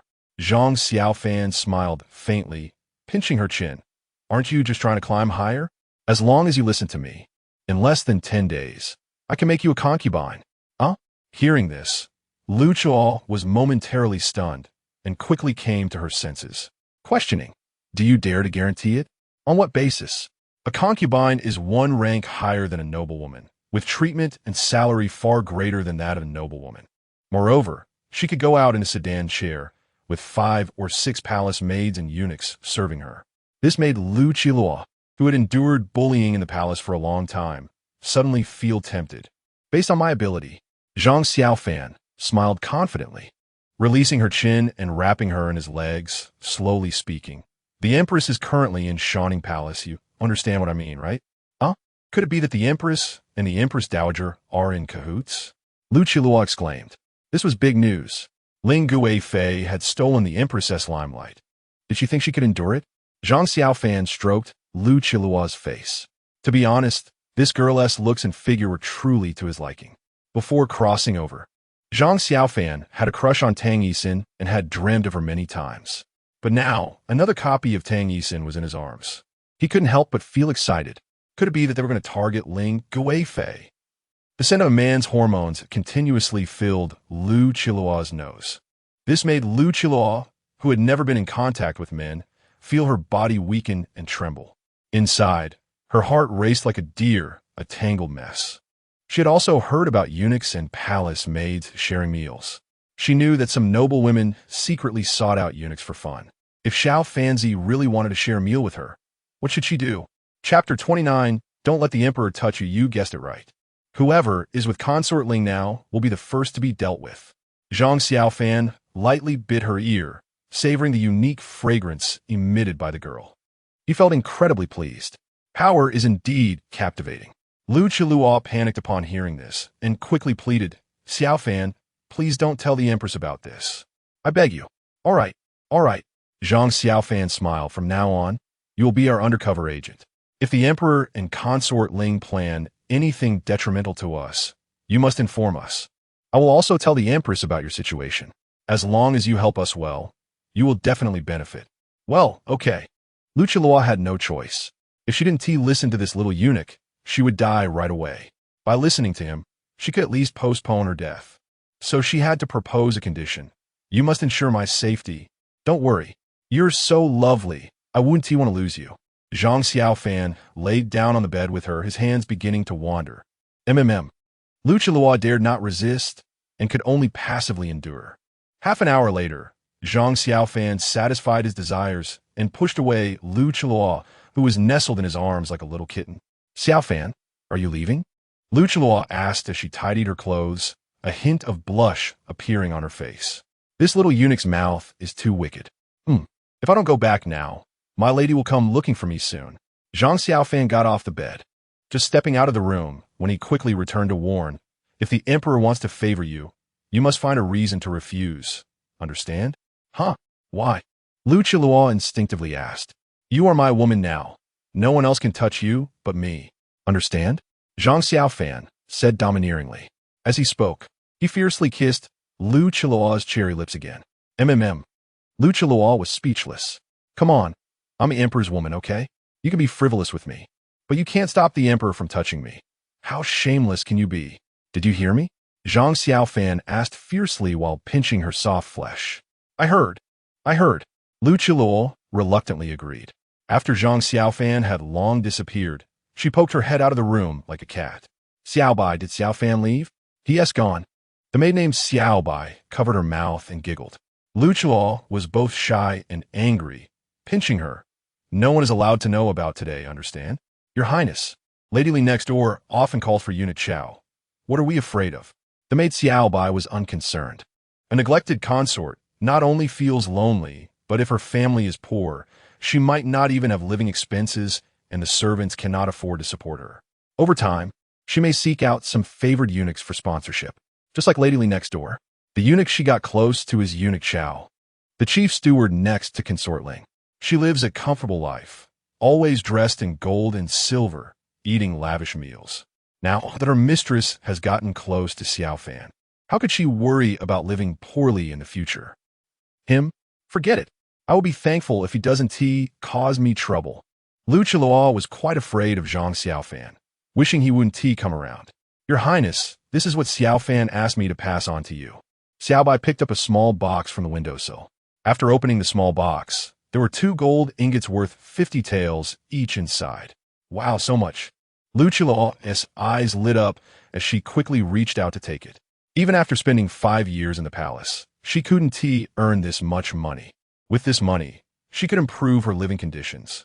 In an instant, all her grievances against Zhang Xiaofan vanished, and she felt sweetly grateful. Xiaobai, go to the clothing bureau and buy us a few outfits, and also tell the Imperial Kitchen that we want a good meal tonight. Although her good brother had stood up for her, Xiaowanzi was not happy at all. On the way back to Shining Palace, she pouted and didn't say a word. Zhang Xiaofan guessed her thoughts and smiled, patting her head. Girl, wait a few more years, and I'll marry you as my wife, okay? Sure, absolutely. Xiaowanzi immediately stopped being jealous, happily shaking Zhang Xiaofan's arm.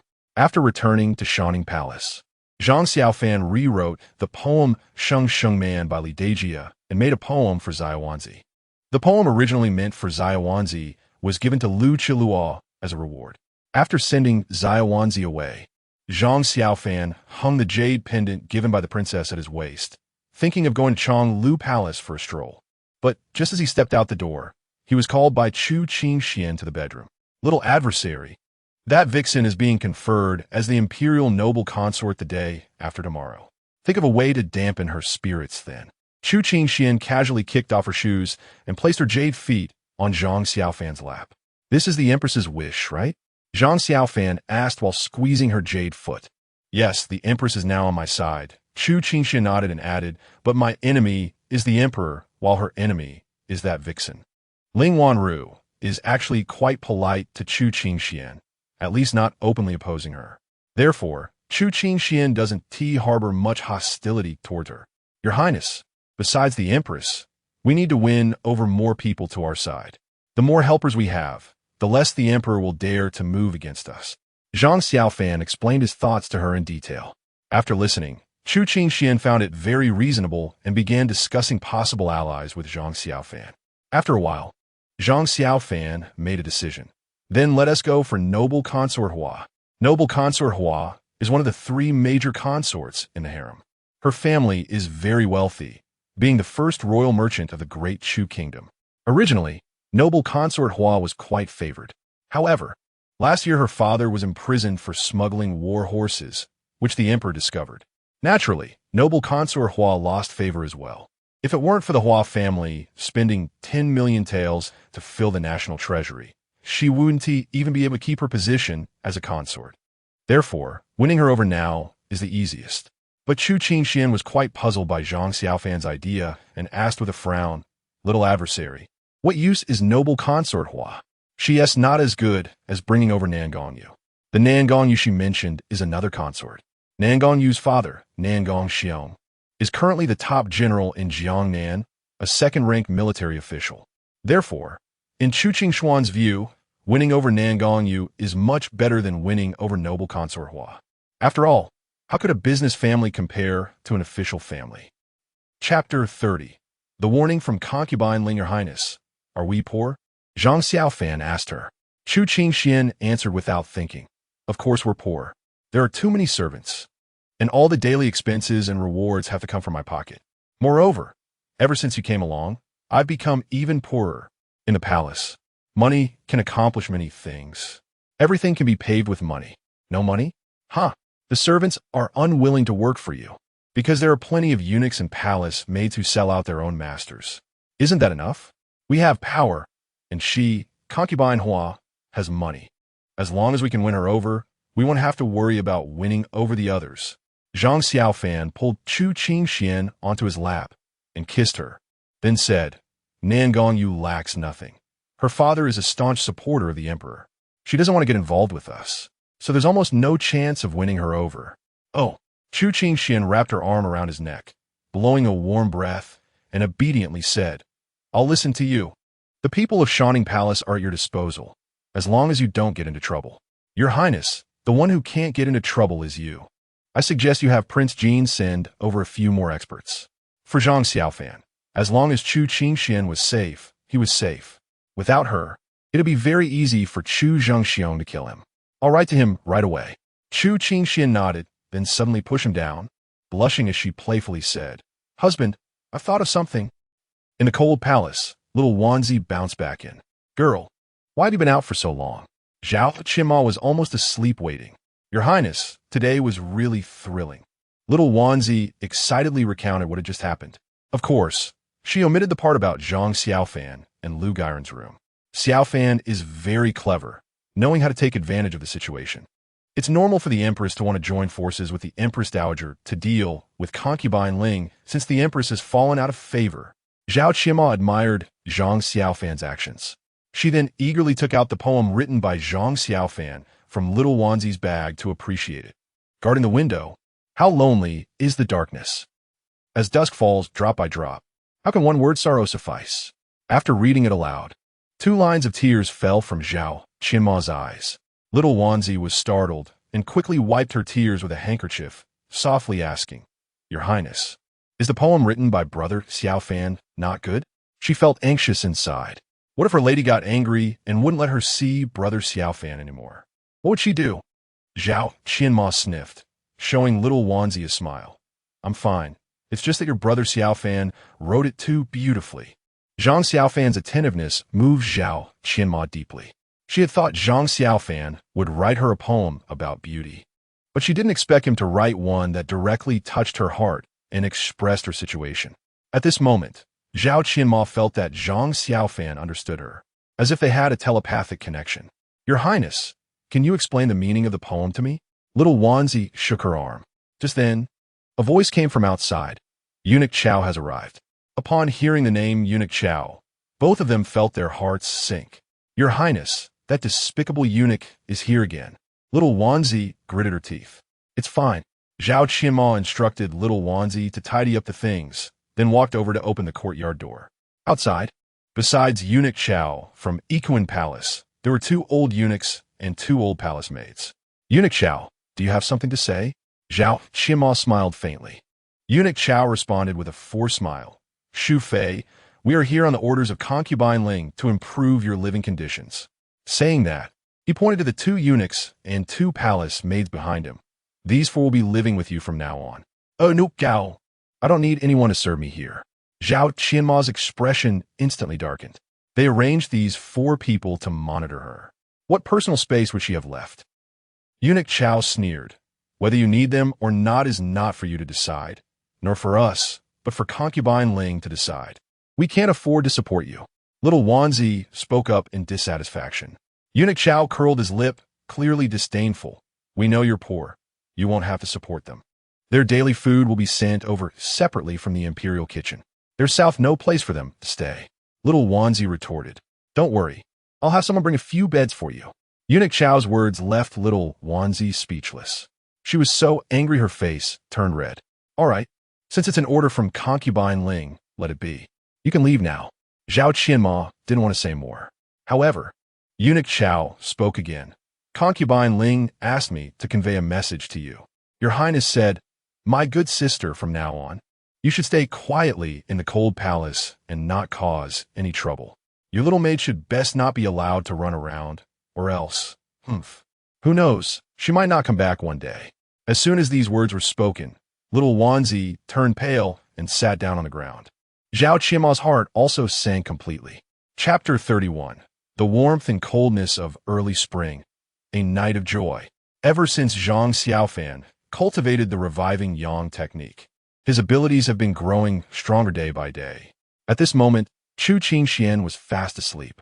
He felt no fatigue at all, gently moving the soft, fair legs that were resting on his waist. Zhang Xiaofan got dressed and left the room. Pervert. When Xiao Mei saw him outside, her pretty face flushed, and she scolded him.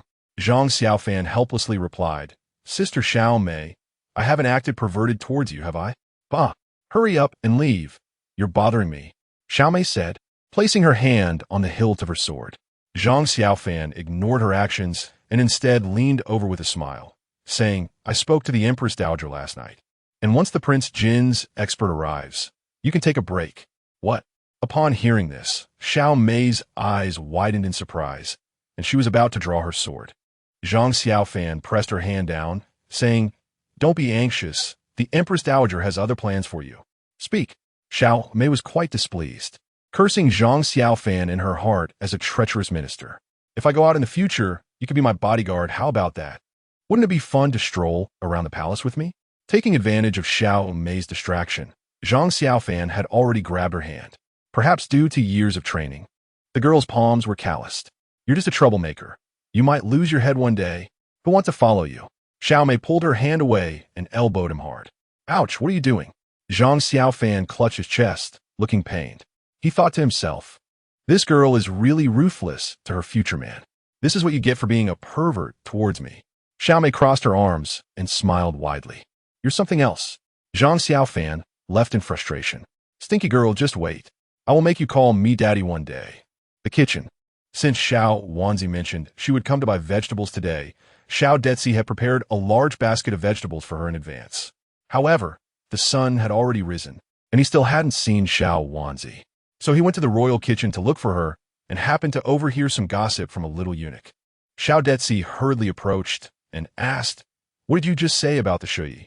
Replying to Master Detzi, Consort Ling has completely placed Shuyi under house arrest and sent for eunuchs and palace maids to monitor her. From now on, we have to deliver meals to her. The little eunuch quickly answered, Huh? Who told you this? Master Wu. Who else could it be? Oh no. Xiao Detzi ran out of the kitchen and found Zhang Xiaofan, reporting the situation to him. After hearing this, Zhang Xiaofan frowned. Are you saying that Xiao Wanzi can't come out either? Yes, she's under complete house arrest. Xiao Detzi replied. All right, I understand. Thank you. Zhang Xiaofan rewarded him with a golden bean.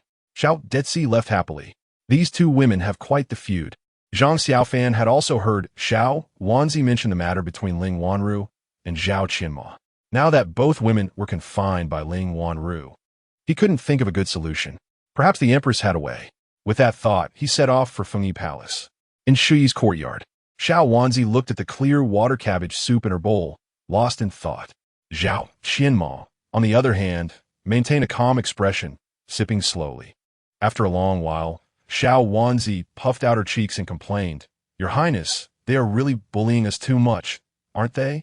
They get to eat lean meat porridge and big steam buns, while we only get this. Just drink it. Our meals might be like this from now on. As long as we fill our stomachs, we won't starve, Zhao Qianma replied, looking very composed. Is this life getting worse day by day? When will it end? Xiao Wanzi sighed dramatically, feeling blue. Just then, an old palace maid walked in. Shuyi, the consort has sent clothes over for you to wash. Why should we wash them? What are you all doing? If you want them washed, you wash them. Xiao Wanzi slammed her hand on the table and shouted at her. Oomph. The old palace maid sneered coldly, swiftly moving in front of Xiao Wanzi. Before Xiao Wanzi could react, the old maid grabbed her by the neck and tossed her out of the courtyard. Ouch! My butt! Xiao Wanzi scrambled up from the ground, covering her rear and crying out. Her pair of bright, dark eyes stared fearfully at the old palace maid, silently lamenting. Oh no, this old witch knows martial arts. This is the end for me. Will you wash or not? The old palace maid grinned, staring at Xiao Wanzi. I'll wash after I finish eating. Can't we talk nicely? Why do you have to resort to violence? I'm not disobeying you. Xiao Wanzi mumbled as she slipped past her and into the house.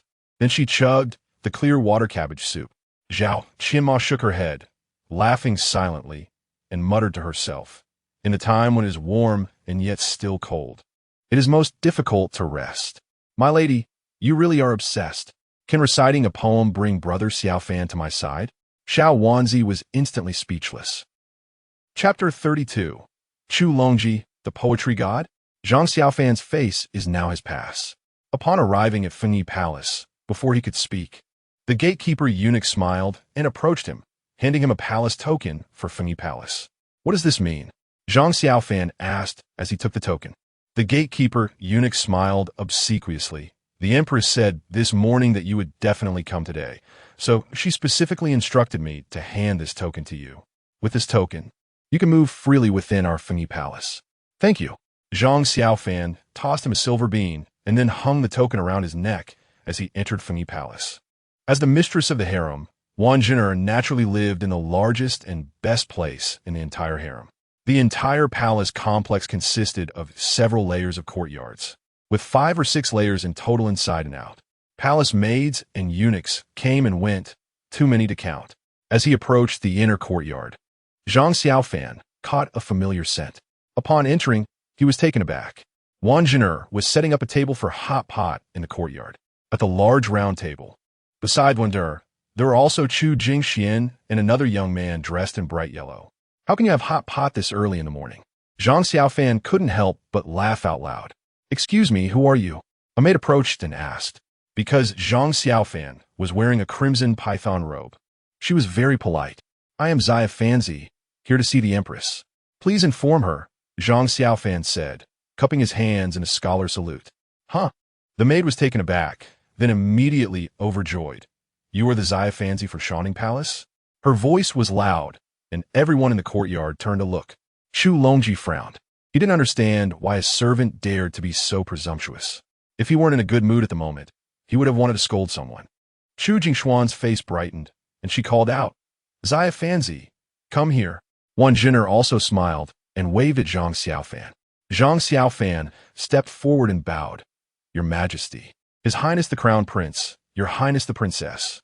As a second-rank eunuch wearing a python robe, he did not need to perform the kneeling salute. This was the first thing Zhang Xiaofan thought the Dog Emperor had done right so far.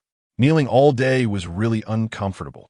Xiaofanzi, how do you think this hot pot I prepared is? Wang Zhen'er asked with a smile, gesturing with her hand. After observing carefully, Zhang Xiaofan praised, Your Majesty. You prepared it even better than I did. The base ingredients smell wonderful. He wasn't exaggerating. The hot pot was indeed quite good. Are you that poetry god Xiaofanzi?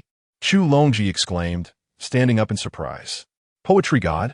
Zhang Xiaofan was taken aback. What poetry god? I haven't heard of that. So he introduced himself.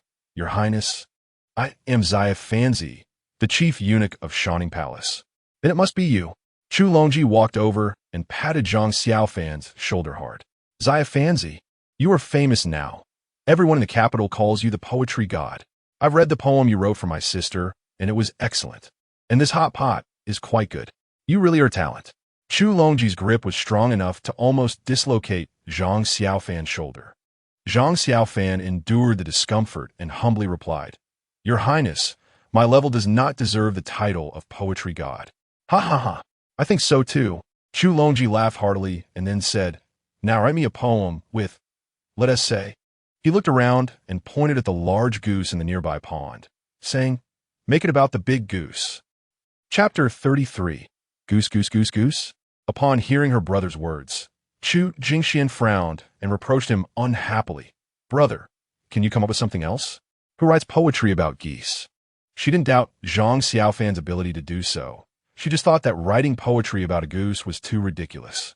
Exactly, my sister is right. Van Xine chimed in. Even the surrounding palace maids and eunuchs found the crown prince's suggestion somewhat absurd. But Chu Longji didn't care and spoke loudly. The more absurd it is, the more it reveals a person's level. Xiaofan, if you can write a poem, this prince will reward you heavily. But if you can't, don't blame this prince for sending you away. Chu Longji looked down on a eunuch. Many shared his sentiment throughout the entire imperial city. You, a castrated eunuch, writing poetry that might be even better than us literati? Where do we put our faces? Then listen well, Your Highness. Zhang Xiaofan clasped his fists and walked to the edge of the pond. After observing for a moment, he spoke, Ode to the Goose. Goose, goose, goose. Upon hearing this beginning, Chu Longji burst out laughing and couldn't help but mock. I see you're just a name without substance. Who writes poetry like this? The palace maids and eunuchs all laughed out loud. Chu Jingxian was displeased and glared at them. What are you laughing at? What's so funny? The palace maids and eunuchs lowered their heads, not daring to look at her. Your Highness, do not be rude. Van Xine scolded. Although she also thought Zhang Xiaofan's beginning was not great, the poem wasn't finished yet, so why rush? As a crown prince, his impatience was the most concerning point for Wang Zhen'er. The noisy environment had no effect on Zhang Xiaofan. He continued, the curved neck sings to the sky. White feathers float on green water, red palms stir clear waves. Initially tense, Chu Jingshuan's beautiful eyes gradually began to shine. She repeated after Zhang Xiaofan, and after grasping the deeper meaning, she couldn't help but clap her hands, exclaiming, vivid, interesting, and with artistic conception. Another great poem. Indeed, not bad. Xiaofan's talent is something I believe in. Wang Zhiner nodded, smiling sweetly, and instructed a nearby maid, "Get a chair for Xiaofan to sit down." "Yes, your majesty." The maid responded and left. The surrounding eunuchs and palace maids couldn't help but gasp in admiration. This Xiaofan was truly impressive. Eating together with the Empress was something they had never even dreamed of. They never expected to witness it today. As for Chu Longji, he was dumbfounded. He never expected Zhang Xiaofan to actually produce a poem. Amateurs watch for the spectacle, while experts look for the details. Having been steeped in poetry and literature since childhood, he naturally understood the brilliance of this poem. While Zhang Xiaofan was composing, he had been pondering but couldn't come up with a single line. Yet, Zhang Xiaofan was already done. He couldn't help but admire. "Xiaofan, you really have something? However, I think this doesn't prove your level because this poem is too simple." Upon hearing this, Chu Jingxian and Wang Zhiner rolled their eyes in unison. "If it's so simple, why couldn't you do it? Brother, can you stop messing around? Can't you let me eat in peace? Your Highness, do not make a scene." The two women expressed their dissatisfaction. But Chu Longji was stubborn. Once he decided something, even 10 oxen couldn't pull him back. "Xiaofan, you write a poem for my mother. That vixen is one, and my mother must have one too, or I'll punish you." "Damn it, can you speak properly? It seems you didn't reward me just now either." Zhang Xiaofan really wanted to give him an electric shock, but he still patiently replied, "Of course, I've long thought about a poem for the Empress." "Oh." Wang Zhiner showed great interest and quickly said, "Since you've thought of it, hurry up and say it." She actually envied the poem Zhang Xiaofan wrote for concubine Ling, but felt embarrassed to ask him for one due to her status as the Empress. Now that she saw Zhang Xiaofan being so proactive, she was very pleased. "Bring the writing materials." Chu Jingxian quickly instructed a maid to fetch the brush, ink, paper, and inkstone, preparing to write down the poem Zhang Xiaofan was about to create. "Xiaofan, as long as the poem you produce satisfies me and my mother, I will reward you heavily," Chu Longji said with a smile. "Reward your sister." Zhang Xiaofan didn't want to bother with him. What was the point of just talking? If you have the ability, do something practical. As Chu Jingxian picked up the brush, full of anticipation, Zhang Xiaofan smiled slightly and then looked at Wang Zhiner, saying, "Observing the Empress's phoenix-like face, I have offended greatly. Please forgive me." Today, Wang Zhiner wore a completely red golden thread embroidered dress.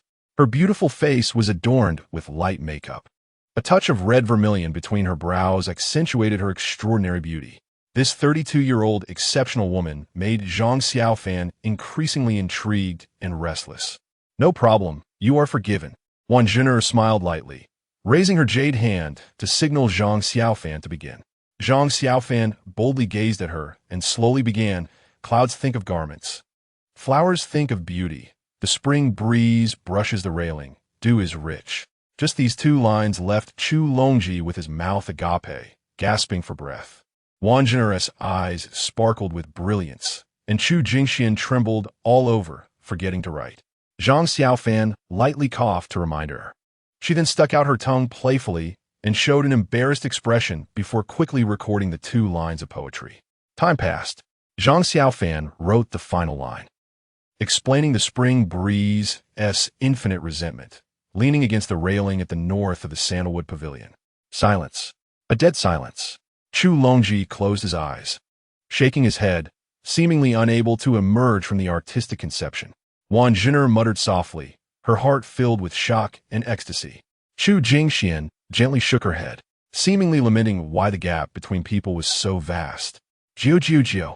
A burst of cheerful birdsong broke the silence. "Good, good, good." Chu Longji pounded the table, shouting excitedly, his brows dancing. Wang Zhiner and Chu Jingxian were quite displeased with his sudden outburst, feeling that a beautiful artistic conception had been ruined by this guy. Truly annoying. Chapter 34. Wang Zhiner, after finishing the hot pot, Chu Longji took it upon himself to copy the poem and excitedly ran off. According to him, he wanted everyone in the imperial city to know that his mother was the most beautiful woman in the world. Wang Zhiner let him leave without any obstruction. During this time, Ling Wanru had been quite the sensation in the imperial city.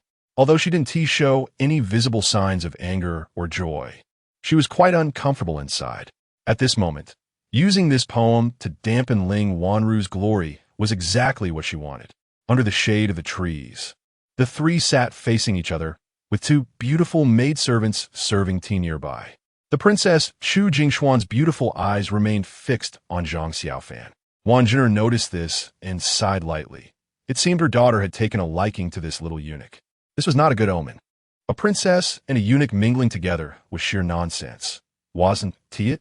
What would the rumors be like if this got out? Thus, she couldn't help but speak up. Xiner, you shouldn't stay outside for too long. It's best to go back quickly. Chu Jingxian tightened her thick cloak and looked up at the leaves. There's no wind today. I'm wearing so much. You said the same thing last time. Listen to your mother and hurry back. Van Xin escorted. Chu Jingxian pouted and didn't say anything, her expression full of reluctance, and she didn't budge an inch. Seeing this, Zhang Xiaofan hurriedly said, Your Highness, I observe the sky, and it will definitely change soon. You should hurry back. Really? Chu Jingxian looked at him suspiciously.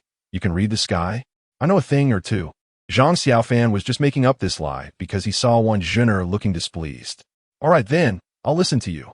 Chu Jingxian believed him, stood up, and reminded him, Xiaofan, come visit me at Chonglu Palace when you have time. I'll definitely treat you well. I will. Please rest assured, Your Highness. Zhang Xiaofan replied, and stood up to send her off. After seeing Chu Jingxian off, the two returned to their seats under the shade of the trees. Xiaofan, what do you think of the princess? Wang Jiner asked while sipping her tea. The princess is beautiful like a flower, and her personality is gentle, Zhang Xiaofan answered. Wang Jiner's eyelashes fluttered as she set down her teacup and said frankly, Xiner has feelings for you. Before she could finish, Zhang Xiaofan immediately interrupted. Your Majesty, the princess is of noble birth, and I am merely a eunuch. Our statuses are like clouds and mud. How could I dare to hope for the princess as favor? Wang Jiner smiled with satisfaction. You know that's good. I like your cleverness. If the princess invites you to her place in the future, you should know how to behave, right? I know. Status is always a barrier. Although Zhang Xiaofan was very fond of Chu Jingxian, he dared not show any signs of it for now. Establishing a foothold in this deep palace was the top priority at the moment. Now, tell me about why you came here today. Wang Jiner leaned back in her chair, a hint of amusement in her eyes. Your Majesty, you already know why ask me. Zhang Xiaofan smiled helplessly. From a moment that gatekeeper eunuch gave him the palace token, it was clear what was going on. This woman was not someone to be underestimated. What is your relationship with that palace maid? I heard you treat her quite well. Wang Jiner referred to Xiao Wanzi.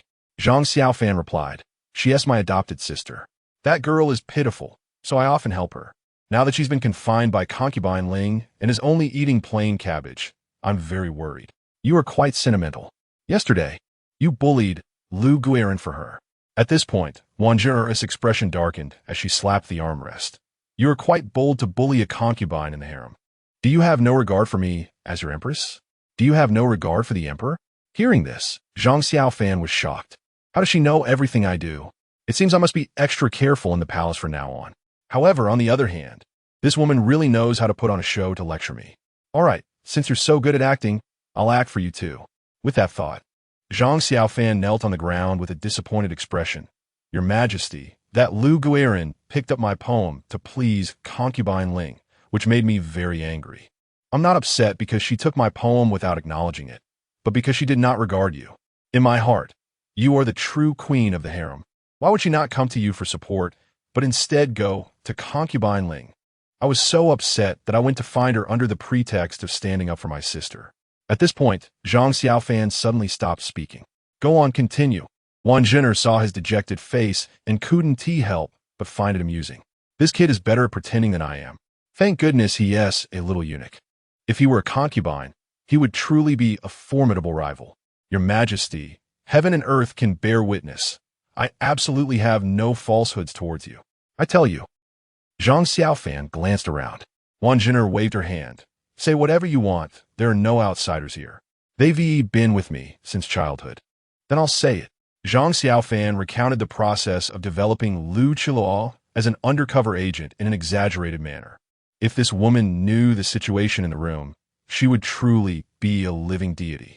Upon hearing this, Wang Jiner raised her brows slightly, sat up straight, and asked with great interest, Is everything you said true? Of course. How would I dare to deceive you? Zhang Xiaofan stood up, patted his knees, and sat back down. Wang Jin'er didn't mind and continued to ask, is it reliable? Very reliable. I have evidence in hand. If you want to deal with her, it's all just a matter of your word, Your Majesty. Zhang Xiaofan poured himself another cup of tea. Wang Jin'er pouted, feigning dissatisfaction. You really have some guts. Do you take this place as your home?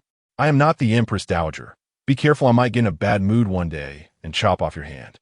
Zhang Xiaofan flattered her with a smile. Your Majesty is beautiful and kind-hearted. How could you bear to chop off the hand of a little eunuch who is wholeheartedly for you? Huh? Wang Jin'er laughed out loud.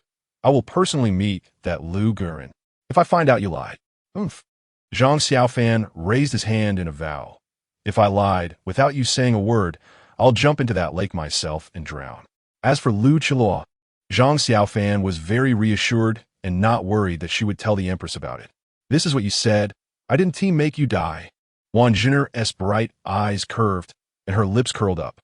This little eunuch is really interesting when he talks. Then Wang Jin'er shifted the topic to Xiao Wanzi. I can issue an order for that little palace maid to come to your shining palace. Your Majesty, she is unwilling to leave Shu Shifei. Zhang Xiaofan sighed. Wang Jin'er smiled but was displeased. What do you mean? Are you asking me to interfere with Shu Shifei's matters? Chapter 35 Meeting Zhao Qianma for the first time getting involved in the matter of Consort Shu is not that simple. Because Consort Shu has been ordered by the Emperor to be sent to the Cold Palace. If she offends the Emperor because of Zhang Xiaofan, then Wang Jin'er will definitely not agree to it. Your Highness, you may have misunderstood my intentions. How could I make things difficult for you? Zhang Xiaofan smiled and said, the east wall of the Cold Palace is about to collapse. Your Highness just needs to issue an edict that requires every consort in the Cold Palace to send a proportionate number of eunuchs and palace maids to work. Is that it? Wang Jin'er did not expect his request to be so simple. Zhang Xiaofan added, there is one more thing. I need your Highness to appoint a trusted confidant to supervise. Just follow my instructions when the time comes. Wang Jin'er readily agreed. No problem. Since you wrote poetry for me, I agree. Wait for news when you go back. I need to sleep now. And so it was. The Empress's edict was soon issued to the Cold Palace. At noon, when a messenger arrived, Xiao Wanzi was still busily washing clothes. Consort Shu, receive the edict. The old eunuch in a red robe pushed open the courtyard door and shouted loudly. Zhao Qianma, along with Xiao Wanzi and the other four, knelt down to receive the edict.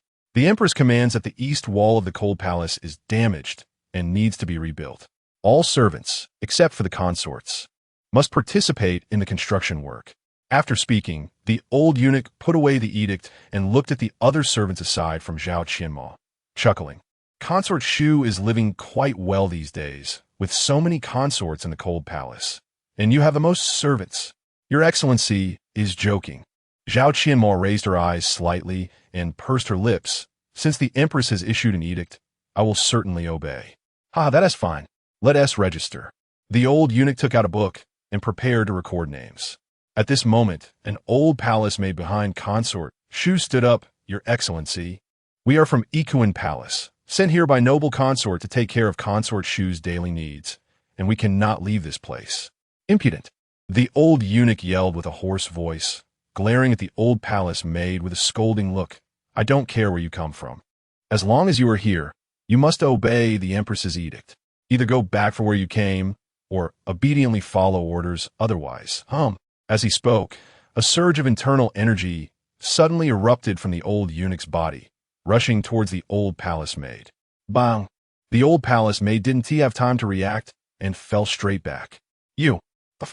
The old palace maid spat out a mouthful of blood. Her face filled with horror as she exclaimed, a third-rank master. Will you obey or not? The old eunuch's face was cold. I will obey. The old palace maid had no choice but to lower her head. That's fine. If you don't obey, just say so. I specialize in dealing with disobedience. After speaking, the old eunuch recorded everyone's names, finally adding, change your clothes, and you can head to the east wall. Don't make me send someone to urge you. Half an hour later, Xiao Wanzi followed the other four to the Cold Palace east wall. Girl, come here. The previously mentioned old eunuch called Xiao Wanzi over, his tone kind, "Little girl, seeing that you are young, you probably can't handle heavy work. So I'll arrange a lighter task for you." "Thank you, Your Excellency." Xiao Wanzi was quite puzzled. In fact, among this large group of eunuchs and palace maids, she was not the youngest nor the shortest. But this old eunuch specifically looked after her. What did that mean? Could it be that this girl looks good? "Good child. This sister is called Qing. Your task is to follow her and record the daily materials used for the project." The old eunuch pointed to a tall, beautiful woman in a black robe beside him. "Huh, can I do it?" Xiao Wanzi was even more confused, as she couldn't read at all and was being asked to do this task. "Very simple, just follow me." Qinger smiled and took Xiao Wanzi's hand, leading her away from there. Seeing this scene, the four old palace maids frowned, wanting to follow and see what was going on. But they were deterred by a cold glance from the old eunuch. As they walked, Xiao Wanzi found herself back at the entrance of her home and couldn't help but ask, "Sister, where are we going?" "We're going inside to work." Qinger pointed towards the courtyard. Xiao Wanzi turned her head in confusion, and her facial expression changed instantly. Wow, wow, wow. "Brother Xiaofan, why are you here?" Running into the courtyard, Xiao Wanzi tightly hugged Zhang Xiaofan's waist, rubbing her little face against his belly with great affection. "I came to see you. It took a lot of effort just to meet you." Zhang Xiaofan patted her head, looking dotingly at her. "So it was all your arrangement." Xiao Wanzi was overjoyed and was about to jump up to kiss Zhang Xiaofan. Zhang Xiaofan was quick to hold her down. "Did you forget what I told you?" "Huh? Oh." Xiao Wanzi's expression showed slight disappointment, but she was soon attracted by the delicious food on the stone table. "Wow, there's good food." Xiao Wanzi released Zhang Xiaofan and ran to the stone table, waving at Zhao Qianma. "Your Highness, come eat." "Go ahead and eat."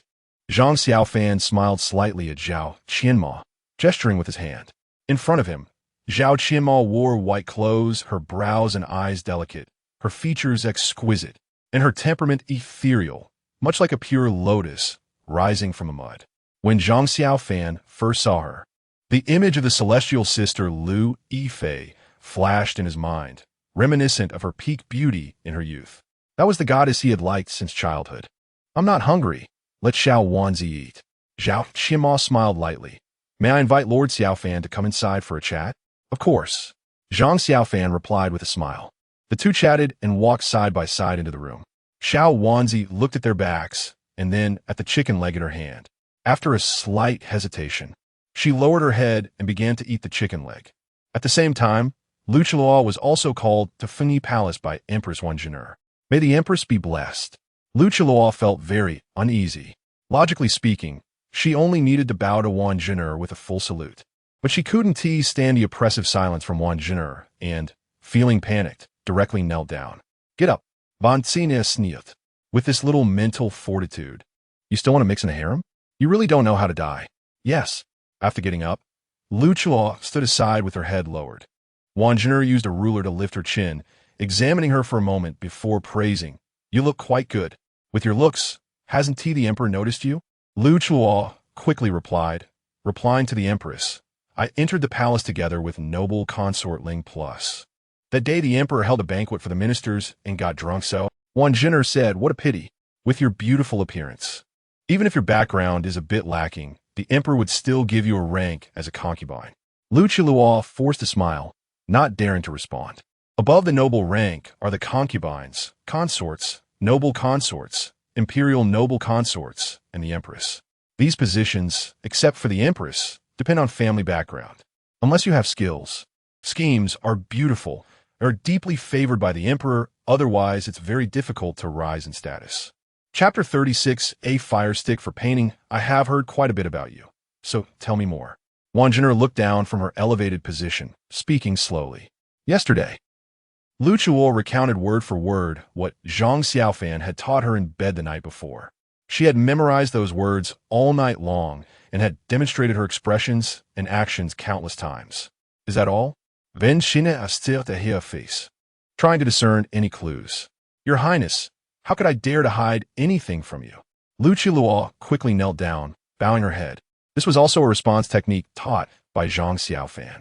Seeing her act this way, Wanjiner lost her intention to intimidate her, waved her hand, and said, disinterestedly. Xiaofan has been here. I believe his words, but I do not believe you. Lu Qiluo immediately raised her hand to swear. Your Majesty, I'm absolutely sincere. If there is even a hint of falsehood, I will jump into the pond outside and drown. Wan Jin'er frowned upon hearing this. This phrase seemed familiar, as if she had heard it somewhere before. Why does it sound so familiar? Right? She remembered. Xiaofan had made a similar promise to her that morning, although she found it amusing internally. Wan Jin'er was not as courteous with this girl as she was with Zhang Xiaofan. Well, remember what you said, but to gain my trust, you must first do something for me. Please tell me, Your Highness. Lu Qiluo's heart raced. Wan Jin'er helped her up from the ground and said slowly, You know that Li Gui'er next door, right? She is a staunch supporter of Ling Guifei, and I really dislike her. You must kill her for me. Lu Qiluo's face turned pale upon hearing this. Although she had bullied others, she couldn't bear the thought of killing someone, especially someone of equal status. What? Unwilling? Wan Jin'er is fast darkened. I. Lu Qiluo cried, her face like a weeping pear blossom, pleading, Your Majesty, please, let's find another way. No, if you can't do it, then go find Xiaofan. To tell you the truth, if it weren't for Xiaofan's intervention, I would have had you bound with stones and thrown into a well today. Wan Jin'er was still angry inside. This woman chose to side with that vixen instead of herself, which was clearly a suicidal behavior. Yes, Lu Qiluo was so frightened she lost her senses and didn't even know how to leave Fengyi Palace. In the cold palace, in Shu Fei's small courtyard, Xiaomru finished her meal and entered the room. At a glance, she saw her brother Xiaofan sitting on a small stool, seemingly doing nothing. Master Zhao Qianma squatted beside him, resting her jade hand on her chin, looking like a little maid. Xiaomru curiously approached, only to find Zhang Xiaofan was painting with a small wooden stick that had been burned by fire. Moreover, the characters he was drawing seemed quite like her. Brother Xiaofan, are you painting me? Xiaomru squatted on the other side, resting her head against Zhang Xiaofan. Don't disturb Xiaofan. Zhao Qianmo reached out and pushed her little head away from Zhang Xiaofan. Xiaomru stuck out her pink tongue. Your Majesty, isn't Brother Xiaofan amazing? He doesn't even need a brush to paint. A fire stick is enough. Her words were full of pride. Amazing. Zhao Qianmo nodded. At first, when Zhang Xiaofan said he could paint with a fire stick, she found it hard to believe. But when he outlined Xiaomru's figure, she was impressed. When she was young, she liked to use twigs to draw small animals on the ground. But the drawings made with twigs were so simple they couldn't be simpler. Now, Zhang Xiaofan could create such good and vivid paintings with a fire stick. Heavens, how much effort must this have taken? Compared to Xiaofan, she felt like a small witch before a great sorceress. After a moment, Zhang Xiaofan exhaled and handed the drawing to Xiaomru. Here, girl, this is for you. Wow, thank you. I love you. Xiaomru was overjoyed. Brother Xiaofan painted for me first instead of for the Empress, which means what? It means Brother Xiaofan cares about me. But the next second, Xiaomru was stunned. She saw Zhang Xiaofan stretch, turn his head to Zhao Qianmo, and softly say, All right, my hands are warmed up now. Sit across from me, and I will give you a proper painting. Zhao Qianmo smiled lightly and obediently moved a chair to sit opposite Zhang Xiaofan. Xiaomru's little face fell, feeling quite dejected. Uncertainly, she asked, Brother Xiaofan, were you just practicing? Yeah, Zhang Xiaofan nodded. I haven't painted since entering the palace, and my skills have gotten rusty. So I practiced on you first, and then I will paint a nice one for Qianmo. His painting skills were something he had learned in high school, and he had put in quite a bit of effort. Initially, it was to get close to the class beauty, but after the class beauty got involved with a school delinquent, he never painted again. He thought this skill would never be useful again, but seeing Zhao Qianmo also painting today sparked his interest. In terms of looks, temperament, and background, Zhao Qianmo outshone the class beauty by 100 streets. If he could put effort in a class beauty, why couldn't he put effort in a Zhao Qianmo, a fairy sister from his youth? Isn't it tempting? You, Chu Jingxiong, can't manage this woman, so I'll take care of her for you. Zhang Xiaofan. Chu Jingxiong, I'll start my revenge from your harem. Qianmo? Xiaomru muttered, then widened her eyes to look at Zhang Xiaofan. You actually dare to call your Majesty by her name? What is wrong? Is there a problem? Zhang Xiaofan smiled and said, Your Majesty hasn't said anything, so why are you so anxious? Go away. Don't disturb me. Xiaomaru pouted and complained to her master. Your Majesty, look at him. He's too much. Zhao Qianma replied irritably. Can you just stop talking? You talk too much all day long. That's it. I'm done with love. I might as well go work. Xiaomaru walked out of the room in great frustration and found Qing'e, who was munching on sunflower seeds. Sister, let's go work. Qing'e smiled and asked, what's wrong? Don't you want to stay with Brother Xiaofan anymore? Weren't you quite happy before? Brother Xiaofan and your Majesty are excluding me. Xiaomaru huffed. I'd rather go out and move bricks with everyone. Chapter 37. Keep an eye on him till nighttime flies. Unknowingly, an hour has passed. Zhang Xiaofan threw down the charcoal pencil in his hand and clapped his hands. All right, job well done. Zhao Qianma showed no reaction, just staring intently at Zhang Xiaofan's handsome face. Indeed, good-looking people have it easy wherever they go. Zhang Xiaofan thought happily to himself, leaning in and waving his hand in front of her. Qianma, I'm done. Oh. Zhao Qianma finally came to her senses. Her pretty face flushed with a hint of shyness. She felt that Zhang Xiaofan looked even better than what Xiaowanzi had said. Why are you so distracted? What are you thinking? Zhang Xiaofan said. A woman blushing at a man usually indicates some feelings. Today's harvest is really not bad. I wasn't thinking about anything.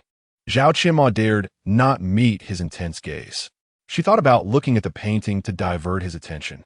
But as soon as she stood up, she felt her calves go numb, as she couldn't muster any strength. She stumbled backward. Watch out. Zhang Xiaofan, quick on his feet, caught her in his arms. The two locked eyes, staring at each other without blinking. Time seemed to stop at that moment. Zhang Xiaofan thought, she's so beautiful. Zhao Qianma thought, he's so handsome. Zhang Xiaofan thought, the fairy sister, the most beautiful goddess from my childhood, is in my arms. How exciting. Zhao Qianma thought, he can write poetry, paint, is talented. A gentleman, and as warm as jade. He's simply the ideal husband in my heart. Zhang Xiaofan thought, to sleep with her, possess her, protect her, love her. The two were in sync, their thoughts aligned. Unable to control themselves, Zhang Xiaofan gradually leaned down, getting closer to her soft lips. Zhao Qianma's face was like a peach blossom, shyly closing her eyes. Suddenly, there was a loud noise at the door. It startled the two who were lost in the ambiguous atmosphere. Zhao Qianma pushed him away, tidied her hair, and without caring about her numb legs, hurriedly sat back in her chair. Zhang Xiaofan turned around to see Xiaowanzi at the door, her expression one of shock, mouth agape. The pile of firewood she was holding had fallen to the ground. Girl, weren't you supposed to be working? Why are you back so soon? Zhang Xiaofan walked over and gently pinched Xiaowanzi's cheek. If it weren't for this girl, he would have definitely embraced Zhao Qianma and kissed her by now. Xiaowanzi pushed his hand away, pouting. How can you do this? I was outside moving bricks, and you guys were in here, doing that.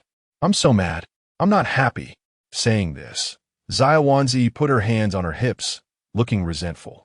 She thought Zhang Xiaofan would comfort her as usual, holding her face and softly coaxing her. But she was wrong again. Zhang Xiaofan ignored her and instead walked over to Zhao Qianma. Qianma, is your leg still numb? I tell you, if you rub it a bit, it will definitely get better. Do you want me to help you? Never mind. It's getting late. You should go back. Seeing Xiaowanzi's despondent expression, Zhao Qianma felt a pang of guilt. She couldn't bear to continue teasing her. Besides, rubbing her leg seemed a bit too embarrassing, right? All right. Zhang Xiaofan looked at the sunset in the sky. It really is getting late. I'll come see you again tomorrow. Inside Shining Palace. Chu Qingxian had just woken up, feeling sore all over. The maid, Xiaojun, was dozing off on the floor against the bed. Xiaojun, what time is it now? Chu Qingxian woke her up. Your Highness, you're awake. Xiaojun quickly got up and replied. It's already afternoon. You've slept the whole day. So long. Thinking back to last night's craziness, Chu Qingxuan's face turned red. Your Highness, what's wrong? Are you feeling unwell? Xiaojun helped her up and handed her a cup of water. Chu Qingxian took the jade cup and gulped down a mouthful. I'm fine. Where's Xiaofan? Xiaofan went out early in the morning. I don't know what he's busy with. What?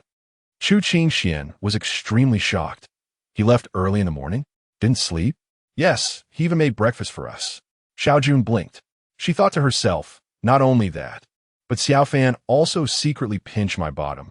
This rascal, is he a donkey? Chu Qingxian spat. After messing around all night, how can he go out strolling? She found it hard to understand why her little troublemaker had such good stamina. This is unbearable. She definitely couldn't play like this again in the future.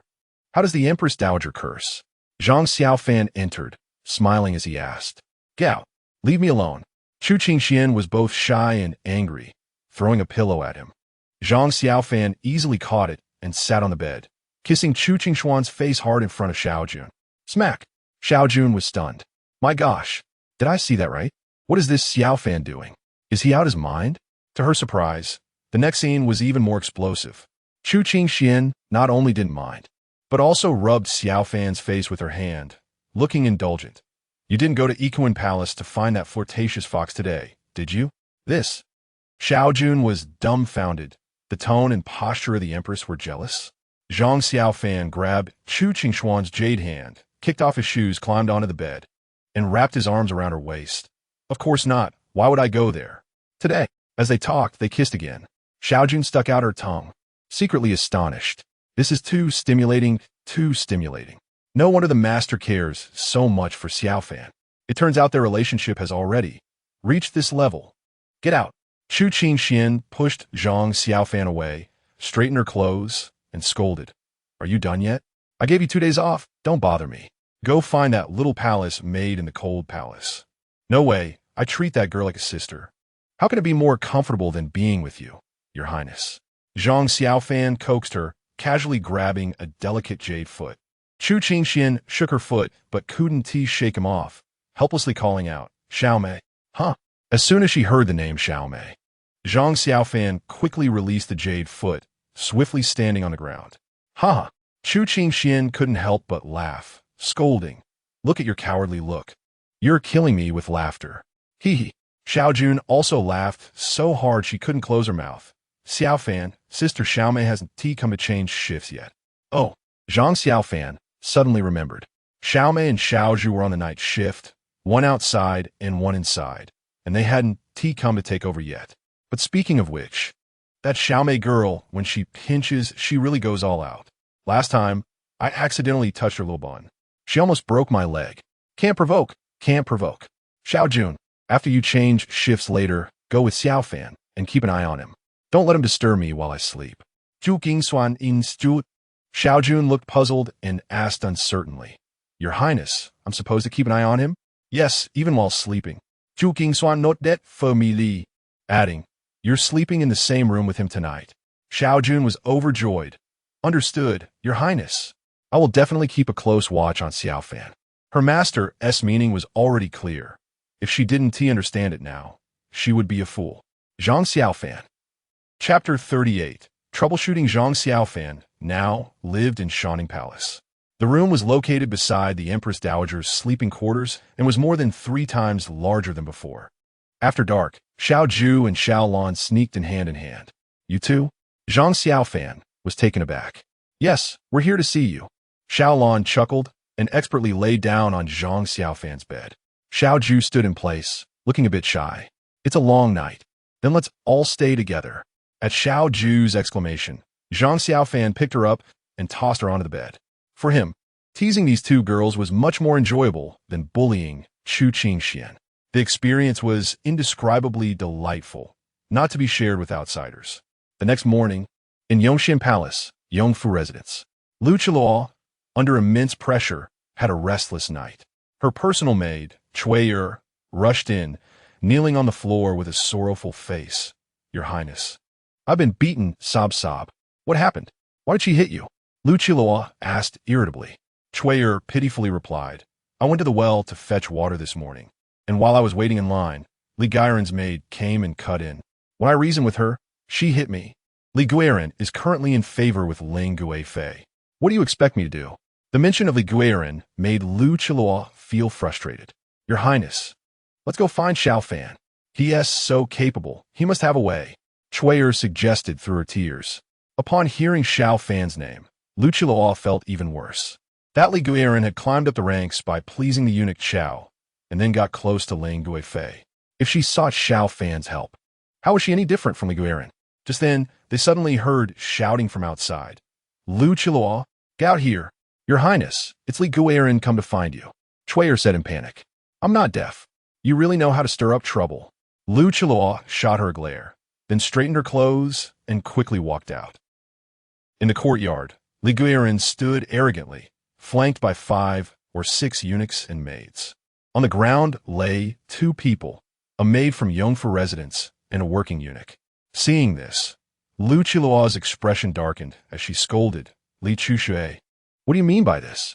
How dare you come to Yongfu residence? Lu Qiluo, you broke the peony flowers I nurtured for Ling Guifei. I think you're the one with the audacity. Li Chushui crossed her arms, reveling in the misfortune. Who killed Ling Guifei's peonies? You better explain. Lu Qiluo frowned and questioned. Although she disliked Li Chushui, she would never do such a thing. Ask your maid Chuyer. Li Chushui pointed behind her. Hearing this, Lu Qiluo turned around to see Chuyer shrinking back, head down, afraid to look at her. Seeing the scene nearly drove her mad. Chuyer, did you kill the peony? Kuya, terrified, knelt on the ground and repeatedly bowed her head. Your Highness, after I was hit, I couldn't take it. So I secretly broke a few peonies outside Li Guiran's door. I didn't know they were Ling Guifei's. If I had known, I definitely wouldn't have dared. Your Highness, save me. You. Lu Qiluo truly wanted to slap her. Li Chushui sneered. Lu Qiluo, now you know, right? Once I tell the Empress. Do you think she won't have that little dog killed? Your Highness, please. Chuyer, pale-faced, clung to Lu Qiluo's leg, full of pleading. Lu Qiluo took a deep breath, met Li Chushui's gaze, and said, What do you want? As long as you don't report it to the Empress, everything can be discussed. After all, Chuyer had grown up with her. Though she was furious, she didn't want to see her maid executed. Seeing Lu Qiluo yielding, Li Chushui became even more smug. Smirking, I have 2 conditions. First, you must compensate me with the 500-year-old ginseng you brought from home. Second, you must kneel and call me mistress, and then give me 500 taels of silver. What? Upon hearing this, Lu Qiluo was nearly furious to the point of explosion. That 500-year-old ginseng was her dowry gift, immensely precious, incomparable to a mere peony. And that shameless woman actually wanted her to kneel and call her mistress, plus 500 taels of silver. This was too much. What? You're unwilling? Seeing her face filled with resentment, Li Chushui's expression darkened as she added, Think carefully. Your maid Chuyer's life is in your hands. Your Highness, Chuyer called out again. Lu Qiluo kicked her away, glaring at Li Guiran in anger. Li Chushui, I'm also one of Ling Guifei's people. We are all sisters. Don't go too far. You've only been with the Empress for a few days. Do you really think she would blame me for a maid who made a mistake? You're overthinking it. After finishing her sentence, Li Chushui waved her hand. The eunuchs and maids behind her rushed forward, directly pinning Chuyer to the ground and slapping her several times. Enough. Lu Qiluo wanted to intervene, but was pushed aside by Li Chushui, who slapped her across the face. You dare hit me? Lu Qiluo covered her beautiful face in disbelief. What is wrong with hitting you? I've never liked you, you filthy vixen. Li Chushui raised her hand again, preparing to strike. At that moment, a familiar figure gradually enlarged in Lu Qiluo's vision. The hand that was about to strike her face was suddenly caught by someone. Who the hell? Li Chushui was furious at being interrupted, but when she turned around and saw who it was, her anger vanished instantly. Xiaofan, she exclaimed. You're too strong. Be gentler. Li Chushui's wrist was painfully gripped. With a slap, Zhang Xiaofan didn't say a word. One hand gripped Li Chushui's wrist while the other hand delivered a hard slap to her face. Li Chushui's face visibly swelled, and blood even seeped from the corner of her mouth. You dare hit me. You're just a eunuch. How dare you hit me? Li Chushui felt dizzy from the blow, doubting her life. The palace maids and eunuchs who came with her were terrified and retreated to the side. Zhang Xiaofan coldly snorted and kicked her down to the ground. All concubines in the harem are prohibited from fighting. If you dare to openly defy the Emperor's orders, I see you don't want to live well. Chapter 39. If you and the Emperor fell into the water, who would you save? You bastard. Li Chushui covered her face in anger, gritting her teeth. Although there's indeed such a rule, who would obey it? It's normal to kill someone in the harem. What's wrong with me hitting someone? Moreover, you a eunuch, hidden noble, the emperor's concubine. Who gave you the courage? You dog eunuch, I see you want to die. I will tell the emperor everything that happened today. You dare to threaten me. Zhang Xiaofan grabbed her collar and slapped her again. This woman, though beautiful, had a sharp chin and high cheekbones, clearly unsympathetic and unlucky for anyone who got close to her. You. Li Chushui lay on ground, completely losing her temper. She yelled at the group of attendants hiding behind her. Didn't you see me getting hit? Do you want to die? Come help me. Hearing their master speak, the attendants rushed towards Zhang Xiaofan. I want to see who dares. Zhang Xiaofan took a golden medal from his waist, raised it high, and shouted, Open your dog eyes and see. This is the inspection token personally bestowed by the Empress. Anyone who dares to move will die on the spot. Everyone was stunned upon hearing this and looked at the golden waist token. The sun shone brightly. The token sparkled with golden light, and the words inspection along with the Empress's exclusive seal were clearly visible to everyone. What? You actually have an inspection token? Li Chushui was so shocked that she forgot her face pain. You must know that this inspection token was specifically assigned by the Empress to a trusted inspector to stabilize the harem. But how did Zhang Xiaofan, a mere chief eunuch of Shining Palace, become the Empress's trusted aide? How did he qualify to hold that inspection token? Why does the Empress trust him so much? This eunuch is now the inspection officer personally appointed by the Empress. Is it strange that I have an inspection token? Zhang Xiaofan retorted, then loudly declared. This inspector passed by Yongxin Palace and found that Li Guiren brought attendants to beat Lu Guiren. Irrefutable evidence. Come here. As soon as he finished speaking, 2 tall palace maids, each about 1.8 meters tall, rushed in from outside. Zhang Xiaofan pointed at Li Chushui. Take her down for me and bring her to Fengyi Palace for public trial by the Empress. No. Li Chushui let out a wail, hugging Zhang Xiaofan's leg. Xiaofan, I was wrong. Can you let me off this time? If I had known it would come to this, why would I have bothered in the first place? Zhang Xiaofan waved his hand. Take her away. Anyone who dares to bully their own woman deserves to die. Yes. The 2 palace maids grabbed Li Chushui, one on each side, and began to drag her out.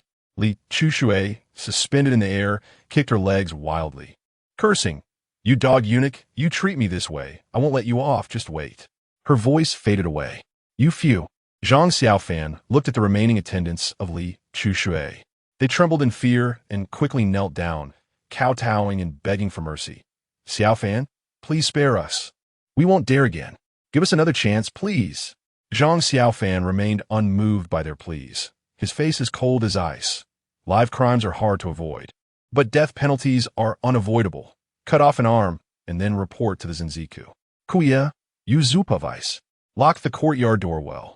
After saying that, Zhang Xiaofan entered the room. Yes, Chuier and the others were filled with resentment, and at this moment they were thrilled to take revenge. Inside the room, Zhang Xiaofan sat on the bed with a gloomy face. Lu Chua stood beside him with her head down, like a child who had made a mistake, nervously tugging at her clothes and not daring to speak. Kneel down. Zhang Xiaofan glared at her. Plop. Lu Chua quickly knelt down without hesitation. Do you know what you did wrong? Seeing her sincere attitude, Zhang Xiaofan's mood improved slightly. I didn't know. Lu Chua cautiously looked up at him. You girl. Zhang Xiaofan reached out and pinched her cheek hard. Do you think being with a eunuch like me is embarrassing? No. Lu Chua knelt beside him, gently patting his leg with both hands, trying to please him. I really didn't. Please don't be angry, okay? It was only just now that she realized the importance of having a powerful backing. If this person hadn't come to help her, she couldn't even imagine what the outcome would have been today. All right, then let me ask you, why didn't you look for me when the Empress asked you to find me yesterday? Zhang Xiaofan asked with a glare. Originally, he had been targeted by the Emperor these past 2 days and planned to feign illness and stay indoors. However, early that morning, before he had even woken up, he was informed that Lu Chua was in trouble. This forced him to make a special trip to Fengyi Palace, thickening his skin to endure scolding and asking the Empress for an inspection token. Hearing the complaint in his words, Lu Chua quickly made excuses. I was just trying to avoid bothering you. It won't happen again. I tell you, if they're essaying next time, I'll beat you to death. The pitiful little face in front of him made it impossible for Zhang Xiaofan to say anything harsh. He felt quite helpless. I know. Lu Qiluo felt slightly relieved and took off his shoes. Can I serve you by washing your feet? Then hurry up and fetch some water. Zhang Xiaofan couldn't keep a straight face anymore and laughed. All right. Lu Qiluo also laughed and quickly ran to fetch water to wash his feet. Afterward, the two lay on the bed, embracing each other. After a night of excitement, Zhang Xiaofan naturally had no desires now. This made Lu Qiluo nestled in his arms. See him in a new light. It turned out that this little eunuch truly cared for her, not just using her body to pass the time. Husband, what do you mean when you said the Empress has softened her stance? Zhang Xiaofan stroked her little face. What else could it mean? I took the scolding for you and took on the task of dealing with Li Guiran, understand? Huh? So, it has nothing to do with me? Lu Qiluo was happy, but when she saw Zhang Xiaofan's smile fade, she quickly flirted. Husband, you are so good to me. Zhang Xiaofan tightened his embrace and joked. Little Qiluo, let me ask you, if the emperor wanted to kill me, what would you do? I don't know. Lu Qiluo was speechless. What kind of question is this? Is it even question? Of course, I would stand by the emperor's side. I only have this one head. You, a little eunuch, causing chaos in the harem. It's only right for you to be killed. Zhang Xiaofan asked again. Then let me change the question. If I and the emperor fell into the water at the same time, who would you save? I can't swim. Lu Qiluo blinked her eyes. I mean, hypothetically. Do you understand? Hypothetically. Zhang Xiaofan pursed his lips. How is this girl so silly? Oh. Lu Qiluo tapped her chin, answering cutely. There's no hypothetical. I really can't swim. Besides, how could you and the emperor fall into the water at the same time? It's impossible. Damn. Zhang Xiaofan rolled over, angrily saying, Good. You little Chua, I'll beat you to death. Chapter 40. The overbearing Ling Wanru, Fengyi Palace. Front hall. Conference room. A group of concubines, notified by the Empress, entered one by one. 3 palaces, 6 courtyards, 72 concubines. A lively gathering of beautiful women filled the room. Sigh. I wonder why Sister Empress suddenly called everyone together. It must be something important to discuss or some rules to establish. If it's about setting rules, it seems someone is going to be in trouble today. Let's just watch the show. It doesn't concern us anyway. Both Hua Guifei and Nangong Guifei are here. But where is Empress and Ling Guifei? Shoo, don't speak. The Empress is here, dressed in a yellow phoenix robe. Wan Zhin'er, with a light makeup and graceful posture, slowly walked into the sight of everyone. The previously noisy room instantly fell silent. The concubines all knelt in unison. Long live the Empress! Wan Zhin'er smiled slightly, took her seat at the center, and gestured. Ladies, please rise. The concubines stood up and returned to their seats. Wan Zhin'er looked around, first smiling with satisfaction, then frowned. Is Ling Guifei not here yet? Perhaps she was delayed by something? On the left side of the main seat, Hua Ruoshui chuckled and replied, Not necessarily. She might be attending to the emperor. Recently the emperor has forgotten about us. I think in the future our harem only needs Ling Guifei. On the right side of the main seat, Nangong Yu spoke with a sarcastic tone, full of hostility. The other concubines below were secretly astonished. Such intense hostility right from the start. It seems there will be a good show to watch today. Half an hour passed quickly. Still, there was no sign of Ling Guifei. Everyone had drunk 5 or 6 cups of tea and was growing increasingly impatient. At this moment, a eunuch outside shouted loudly, Ling Guifei of Ikuan Palace has arrived. As soon as the words fell, Ling Wanru appeared slowly in a purple phoenix robe. Her stunningly beautiful face was filled with pride and arrogance. Sisters, I'm sorry. It's all the Emperor's fault for getting up too late, which delayed me for too long. Saying this, Ling Wanru walked in front of Wan Zhin'er and asked with a smile, Sister Empress, you won't blame me, will you? You've arrived. Please take a seat. Everyone has been waiting for you for a long time. Wan Zhin'er's tone was indifferent, and her dissatisfaction was evident on her face. At this moment, there were no seats left in the room. Ling Wanru looked around, sneering. Sister Empress, have you forgotten to prepare a seat for me? You came too late. I thought you weren't coming, so I ordered to have the chairs removed. Wang Jin'er chuckled lightly and had a maid bring a chair. The maid, understanding her intention, deliberately placed the chair at the end. "Sister, please sit." Wang Jin'er gestured for Ling Wanru to take her seat. Ling Wanru saw the chair's position, raised her eyebrows slightly, and called out, "Eunuch Sandetsi, how should we deal with someone who doesn't put this palace in their eyes?" Isn't Sandetsi the emperor's personal eunuch? Why is he here? Just as everyone was puzzled, Sandetsi stepped in and coldly said, "Those who violate the hierarchy shall be killed." After saying that, he suddenly struck out and killed the maid who was bringing Ling Wanru the chair with a slap. The maid didn't even have time to let out a sound. Everyone's hearts skipped a beat. He just killed her? That is too ruthless. Wang Jin'er was even more furious, standing up. How could he kill her maid right in front of her? What face does she have left? She glared at Sandetsi and shouted angrily, "Sandetsi, do you not put this palace in your eyes? Please forgive me, Empress. I was just dealing with an unruly servant." Sandetsi knelt down to reply, "Moreover, I was sent here by the emperor. Please do not make it difficult for me." As soon as these words were spoken, the concubines were in an uproar. No one expected that the emperor would lend Sandetsi to Ling Wanru. Even more unexpectedly, Sandetsi gave no face to the empress at all. "You." Wang Jin'er stared at Sandetsi, her chest heaving violently, on the verge of explosion. The other concubines had different thoughts. "All right, Sandetsi, you may leave. Your knees aren't too good, so don't kneel too much." Ling Wanru expressed concern for Sandetsi. After he left, she pointed at another shocked maid and said, "You, go get me a chair." "Yes." The maid trembled as she picked up a chair and walked forward. Ling Wanru behind her made her back feel cold. Wang Jin'er in front of her made her heart race. In the end, it was Wang Jin'er who felt sorry for her maid and spoke up to ask another concubine to give up her seat. However, Ling Wanru was not satisfied with the position she had and walked up to Hua Ruoshui. "Sister Hua, I see your chair looks nice. May I have it?" "Of course." Hua Fei replied with a smile, showing no signs of anger. "Thank you, sister," Ling Wanru said politely and sat down after Hua Ruoshui stood up. Then she glanced at Nangong Yu across from her. "Sister Nangong, I heard that Lord Nangong hasn't been well these days. The emperor even sent royal doctors to see him. Thank you for your concern, but my father's matters are not for you to worry about. Serving the emperor well is what you should be concerned about." Nangong Yu replied without holding back. "That's natural." Ling Wanru was not angry. "I just wanted to kindly inform you. I heard from below that Lord Nangong coughed up a lot of blood last night." "What?" As soon as Nangong Yu heard her father coughed up blood, she couldn't sit still, standing up to question Ling Wanru. "How do you know? Who told you?" Unexpectedly, just moments ago, Ling Wanru with a smile fell silent, not even looking at Nangong Yu. Instead, she turned her gaze to Wang Jin'er.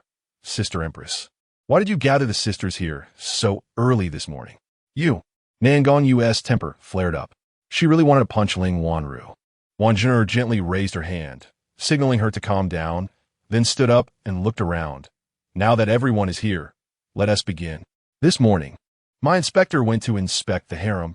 Half an hour ago, Zhang Xiaofan, along with Lu Qiluo and her 3 servants, arrived at Fengyi Palace. Appearing before Li Chushui, "You dog eunuch, just wait, I will make you pay." Li Chushui glutted angrily. "Sorry, you won't have a chance." Zhang Xiaofan sneered, having 2 plump palace maids tie her to the table. Then he took off her shoes and socks. "What are you going to do?" "Dog eunuch." Li Chushui screamed in terror. Zhang Xiaofan picked up a stinky rag from the ground and stuffed it into Li Chushui's mouth. "You'll find out in a moment." Chapter 41. Li Chushui gives in inside the small room. Li Chushui, bound to a long table, twisted and turned like a worm. Streams of sweat soaked her clothes. Her contorted facial expression revealed her immense discomfort. At her feet, 2 goats licked incessantly. The skin on her feet was visibly red, with traces of blood seeping out. Zhang Xiaofan sat on a chair sipping tea. Lu Qiluo stood behind him, using her soft, white hands to massage his shoulders. Chuyer knelt on the ground, massaging Zhang Xiaofan's legs. Apart from the 3 women and 1 man, there was no one else in the room. "Master, your method seems very effective. Just look at that woman's expression. It's hilarious," Chuyer said with a flattering expression, her eyes filled with servility as she looked at Zhang Xiaofan. The person before her was not only her savior, but also her mistress's counterpart. If she could get close to him, who would dare bully her in the future? If you serve your mistress well in the future, if you dare betray her, I'll treat you the same way. Zhang Xiaofan put down his teacup and casually threatened. To be honest, I'm not interested in you, Chuyer. You're a troublemaker and not very bright. If it weren't for Lu Qiluo's desperate pleas, I would have sent you to work in the long ago. Master, I would never betray you or the mistress. Chuyer trembled and bowed her head in response. At that moment, Li Chuxue on the table began to squirm violently, as if she had something to say. Zhang Xiaofan's lips curled slightly. This woman, has she finally reached her breaking point? Go, take the cloth out of her mouth. Yes, master. Chuyer quickly stood up and removed the cloth from Li Chushue's mouth. Once the seal was lifted, Li Chushue's saliva flowed freely as she wailed, Spare me, spare me.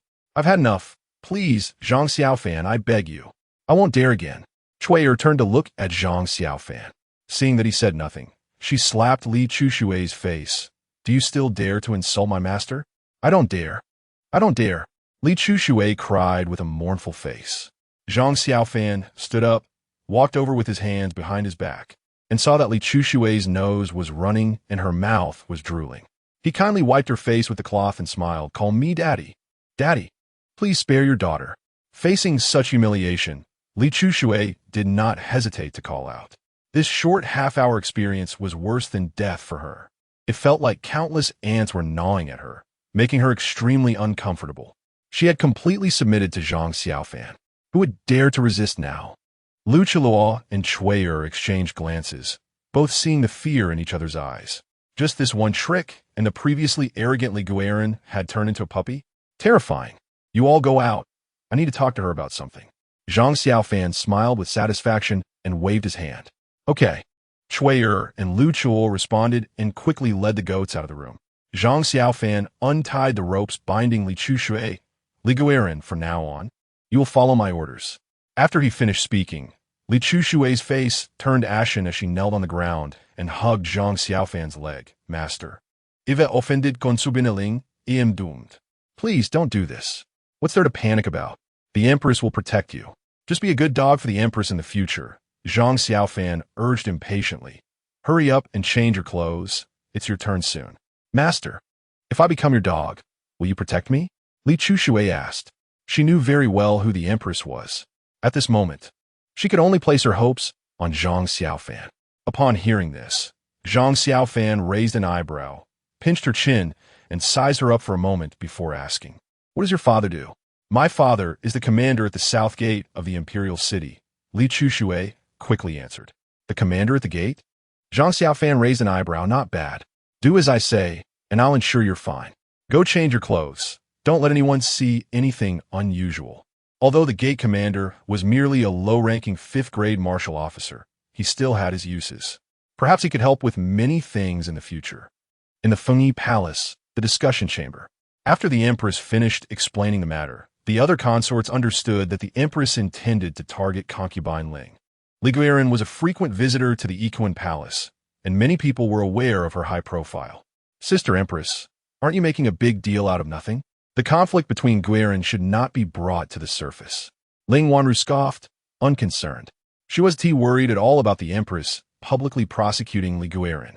Even if Li Guiran was convicted now, she could still have the Emperor pardon her later. The one who would be slapped in the face wouldn't be her. You got it wrong, sister. It's my duty to manage the harem. Has such a situation not happened before? Wan Jin'er looked down at the other consorts. I believe everyone knows that the national day of our great Chu is approaching. At that time, the Eastern Factory will send people to inspect the harem. If anything goes wrong and it reaches the Emperor's ears, I, the Empress, will be the one to be blamed. Saying this, Wan Jin'er's tone became stern. Therefore, from now on, I will carry out a thorough inspection of the harem. No matter who is caught in my hands, I will punish them severely, and I will not go easy on anyone. Come, bring in Lu Guiran and Li Guiran. Shortly after she finished speaking, Lu Qiluo and Li Chuxue were brought before the consorts by several burly palace maids. When the interrogation began, Zhang Xiaofan had already sneaked back to Shining Palace. The main reason was that Ling Wanru was present, and he felt embarrassed to show up. That woman treated him quite well. If it weren't for their opposing positions, he really wouldn't want to help the Empress target Ling Wanru. Upon entering the room, he was shocked to find someone lying on his bed. To be precise, it was an old man with a face full of wrinkles and gray hair. As he approached, a strong smell of alcohol wafted over. There was a maidservant attending to the old man. "Master Zhang, you're back." The maidservant hurriedly bowed when she saw him. "Who is this? Why is he sleeping on my bed?" Zhang Xiaofan frowned. He was someone with a cleanliness obsession. If anyone other than beautiful women or himself slept on his bed, it would make him feel uncomfortable. Hearing this, the maidservant pulled Zhang Xiaofan aside and whispered, "This old man is a second-grade master sent by His Highness the Jin Wang. He has just been purified and is currently recuperating." "What? Second grade? My goodness." Zhang Xiaofan was secretly shocked. Martial artists were ranked in levels from low to high: 8th grade, 7th grade, 6th grade, 5th grade, 4th grade, 3rd grade, 2nd grade, and 1st grade. To know that a 3rd grade martial artist was already rare in the outside world. And now this old man lying on his bed was actually a 2nd grade martial artist. Wow, with such strength. He was already comparable to the top martial artist in the harem, Sandetsi. The current emperor, Chu Jingxiong, seemed to be only a 5th grade martial artist, right? Thinking of this, Zhang Xiaofan felt a surge of excitement. He had to hold on tight to this old man's thigh. Chapter 42. The luxurious lineup sent by the Prince of Jin. Yes, I heard from the Empress Dowager that he is the top expert beside Prince Jin, right? But this old man is quite pitiful. He has to enter the palace as a eunuch even in his old age. The little maid sighed, feeling sympathy for the old man's fate. Zhang Xiaofan shook his head, holding a different view. "You don't understand, do you? Eunuchs live longer than ordinary men. Look at Sandetsi.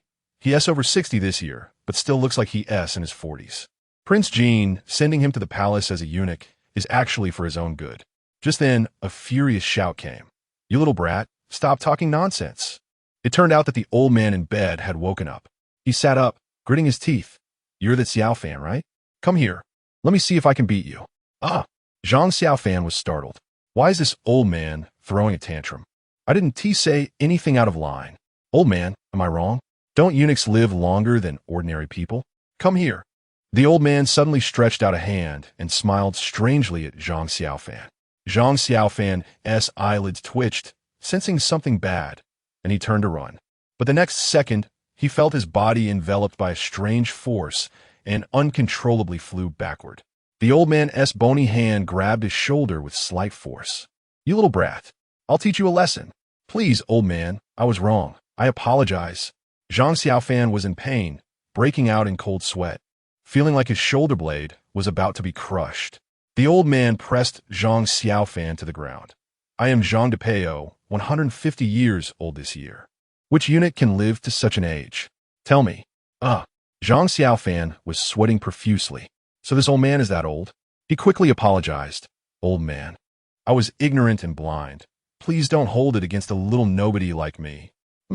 Be more careful when talking to me in the future." Zhang Depeo finally released him and then lay back down, grumbling. "Damn it, this hurts so much. Once I recover, I'll definitely crush that old eunuch from the respectful affairs room." "I support you," Zhang Xiaofan said, but inwardly thought, how can someone as powerful as you end up as a eunuch? "Kid, I heard you're good at cooking. Go make me a meal," Zhang Depeo ordered. "Old man, what is in it for me?" Zhang Xiaofan asked shamelessly. If this old man could teach him a trick or two, that would be the best. "No benefits. Either cook for me or I'll beat you up," Zhang Depeo boasted. Then I'll go cook for you." Zhang Xiaofan smiled awkwardly, left the room, and hurried to the Empress Dowager's palace to ask Chu Qingxian about the situation. But before he could push the door open, a shadow suddenly appeared in front of him. It was a hunchbacked old woman. "What the heck?" Zhang Xiaofan took a step back. "This is way too scary. Are all experts so elusive? Can't they be a bit more serious?" "Xiaofan, I've heard about you." The hunchbacked old woman smiled at him. "Hello, Grandma, I'm Xiaofan." Zhang Xiaofan bowed deeply, his attitude very humble. "I see you have plenty of yang energy. You don't look like a castrated man." The hunchbacked old woman suddenly reached out and grabbed underneath Zhang Xiaofan. He was caught off guard, and his back felt cold, his heart racing. But then he thought, if Sandetsi couldn't figure anything out, this old lady wouldn't know anything either. So he spoke confidently. Grandma, you're joking. There are no real men in the harem. Go on in. The hunchbacked old woman stepped aside. After Zhang Xiaofan pushed the door open, she murmured, so strange, clearly there's nothing. But why is there so much yang energy? Inside the palace, Zhang Xiaofan fell silent again. Next to Chu Qingxian's bed, besides the two girls, Xiao Lan and Xiao Ju, there were 4 unfamiliar maids. How am I supposed to sneak around with the Empress Dowager now? Have fun. Xiaofan, what are you here for? Chu Qingxian asked, finding it amusing to see his gloomy expression. I heard the experts sent by Prince Jean have arrived, so I specially came to admire their prowess. Zhang Xiaofan flattered the 4 unfamiliar maids. His future happiness depended on them. Oh, how do you find these 4? Chu Qingxian asked, suppressing a laugh. Zhang Xiaofan replied, the ladies have extraordinary temperaments. They must be top experts. With them guarding the Empress Dowager, I feel very reassured. What embarrassed him was that after his compliments, the 4 unfamiliar maids didn't react at all. Chu Qingxian said proudly, upon hearing that I was framed, Prince Jean specifically sent a 2nd-rank expert, a 3rd-rank expert, and 8 5th-rank experts to ensure my safety. The old man in your room is the 2nd rank. He is responsible for the entire Shining Palace. The old lady outside is the 3rd rank. She is in charge of my sleeping quarters. The remaining 8 5th-rank experts will take turns day and night to protect me closely. Hearing this, Zhang Xiaofan was dumbfounded. Huh? Taking turns day and night? Close protection? Oh no, it's completely over. Is Prince Jean really that impressive? No wonder Chu Zhengxiong is wary of you. Your strength is terrifying. Exactly. Chu Qingxian deliberately lifted her skirt, revealing her fair, round, long legs, giving Zhang Xiaofan a flirtatious glance. In the future, Xiao Mei will follow you. Although she is only a 6th-rank warrior, she is enough to teach you. Having said that, Chu Qingxian tossed a martial arts manual to him. This is a martial arts manual that I had Prince Jean find for you. If you don't understand anything, just ask that old man in your room. Your Majesty, that old man doesn't seem very easy to talk to. Zhang Xiaofan cherished the manual as if it were a treasure. Great power diamond palm sounds pretty impressive. That's your problem. I can't possibly ask for you, can I? Chu Qingxian rolled her eyes at him. Didn't I tell that old man? Your cooking is delicious. This little rascal has truly been spoiled by himself. Thank you for the reminder, Your Majesty. Zhang Xiaofan was overjoyed inside. He took one last lingering look at Chu Qingxian's round legs before reluctantly leaving the palace. In the backyard, Xiao Mei was lying on a rocking chair, basking in the sun. Zhang Xiaofan brought a cup of watermelon juice from the kitchen and sat down beside her. Sister Xiao Mei here. Just say what you want. I'm annoyed right now. Xiao Mei took the watermelon juice and drank it all in one go. The sweet taste made her involuntarily squint her eyes. Chapter 43, The Big Reversal. Haven't you been following the princess since childhood? Do you know those new experts? Zhang Xiaofan squeezed her leg, feeling that the girl's thigh was round and strong. Definitely a good worker. I haven't seen that old man, but that old lady is a consultant summoned by His Highness the Crown Prince. When I saw her as a child, she was already a 3rd-rank martial artist. As for the other 8 maidservants, I don't recognize any of them. They're probably all new. The persistence of this person beside her, Xiao Mei has experienced deeply during this time. Regarding Zhang Xiaofan's wandering hands, she has gone from being annoyed and shy at first to now being used to it. She can't drive him away. She can't scold him away. If she says too much, she gets annoyed herself. What kind of skills does that old lady practice? Is she powerful? Zhang Xiaofan asked with a thought. Xiao Mei glanced at him, seemingly guessing his inner thoughts, and replied, the old lady practices the 9-yin white bone claw, a technique specifically for piercing people's skulls. Do you want to learn it? Upon hearing this, Zhang Xiaofan shrank his neck. Forget it. That kind of evil skill is creepy just to think about. Returning to the kitchen, he began to study the food for the afternoon. During this time, he had taken on 5 or 6 apprentices, so chopping vegetables and preparing ingredients didn't require him to lift a finger. Just one word could get it done. But how to build a relationship with Zhang Depeo, to get close and have him teach him skills, was the top priority. In recent days, Zhang Xiaofan had been pestering Xiao Mei to learn several moves. But he felt they were of no use because Xiao Mei practiced swordsmanship, which required a lot of basic skills. It took too much effort to learn. Usually, a single sword-swinging posture needed to be practiced thousands of times. He practiced one afternoon the day before yesterday. Not only did he nearly wear out his arm, but he also got hit on the arm and leg with a bamboo stick by Xiao Mei to correct his posture. It was torturous, according to Xiao Mei. She was trained like this by her master since she was a child. But Zhang Xiaofan didn't like this. What he needed was a quick success method.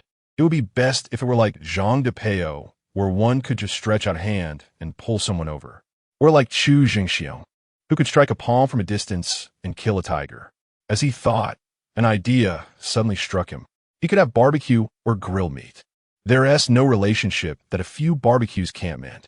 Quickly prepare the ingredients according to the standards for hot pot. Steward Zhang, didn't he, the Empress Dowager, said not to eat hot pot for the next few days? A little eunuch walked over with a smile. Zhang Xiaofan slapped him on the head and glared. Who said we were having hot pot? Hurry up and prepare. For the past few days, Chu Qingxian had been eating hot pot 3 meals a day. Even the best food can get tiresome. So Zhang Xiaofan suggested she eat it once every 7 days. Naturally, Chu Qingxian took this advice to heart. Fengyi Palace. Meeting room. Li Chushui's crime was established. Her status was downgraded, directly from Li Guiren to Li Chongzai. She also had to compensate Lu Qiluo with 100 taels of silver and spend a year in the cold palace for reform. This punishment was quite severe, hitting Ling Wanru hard in the face. All the concubines thought Ling Wanru would explode in anger, but they thought too much. Ling Wanru not only wasn't angry, but smiled as if nothing had happened. This scene left the other concubines puzzled. Eldest sister, that Li Guiren is your #1 lackey. Aren't you the least bit angry? Not to mention them. Even Wan Zhen'er was dumbfounded. This situation was too smooth. What she wanted to see was Ling Wanru's rage and frustration, not this calm demeanor. Ling Guifei, do you have anything to say? Wan Zhen'er couldn't help but ask. Since you asked me, then I will speak. Ling Wanru stood up gracefully, looking down at the other concubines, and spoke word by word regarding the punishment of Li Guiren. This palace does not agree. Huh? Everyone was shocked. Is this woman so direct? Can't she be a bit more tactful? Wan Zhen'er's face darkened, her tone sarcastic. Ling Guifei has quite the audacity. If one didn't know better, they might think you were the master of this harem. After saying that, her tone turned harsh. What I decide, no one can change. Is that so? What about the emperor? Ling Wanru smiled triumphantly at her, and then clapped her hands. Everyone saw Sen Detzi slowly walk in from outside. He held a decree in both hands. Sen Detzi walked to the center of the hall, raised the decree high, and shouted, "The decree has arrived." The concubines quickly knelt to receive it. By the grace of heaven, the emperor decrees. Li Guiren's crimes are not so severe.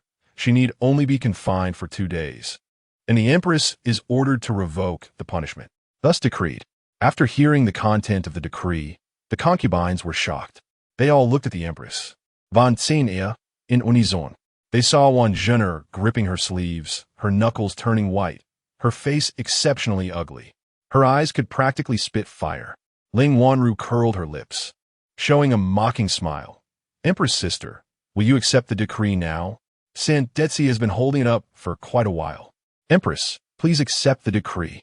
Sen Detzi called out loudly. Wan Zhen'er suddenly stood up, grabbing the decree to read it again. Finally, she glared at Sen Detzi and questioned, "Dog slave, is this decree personally written by the emperor?" A flicker of displeasure crossed Sen Detzi's eyes, but he still bent down and clasped his fists respectfully, answering. In response to the empress, this decree was indeed written stroke by the emperor himself.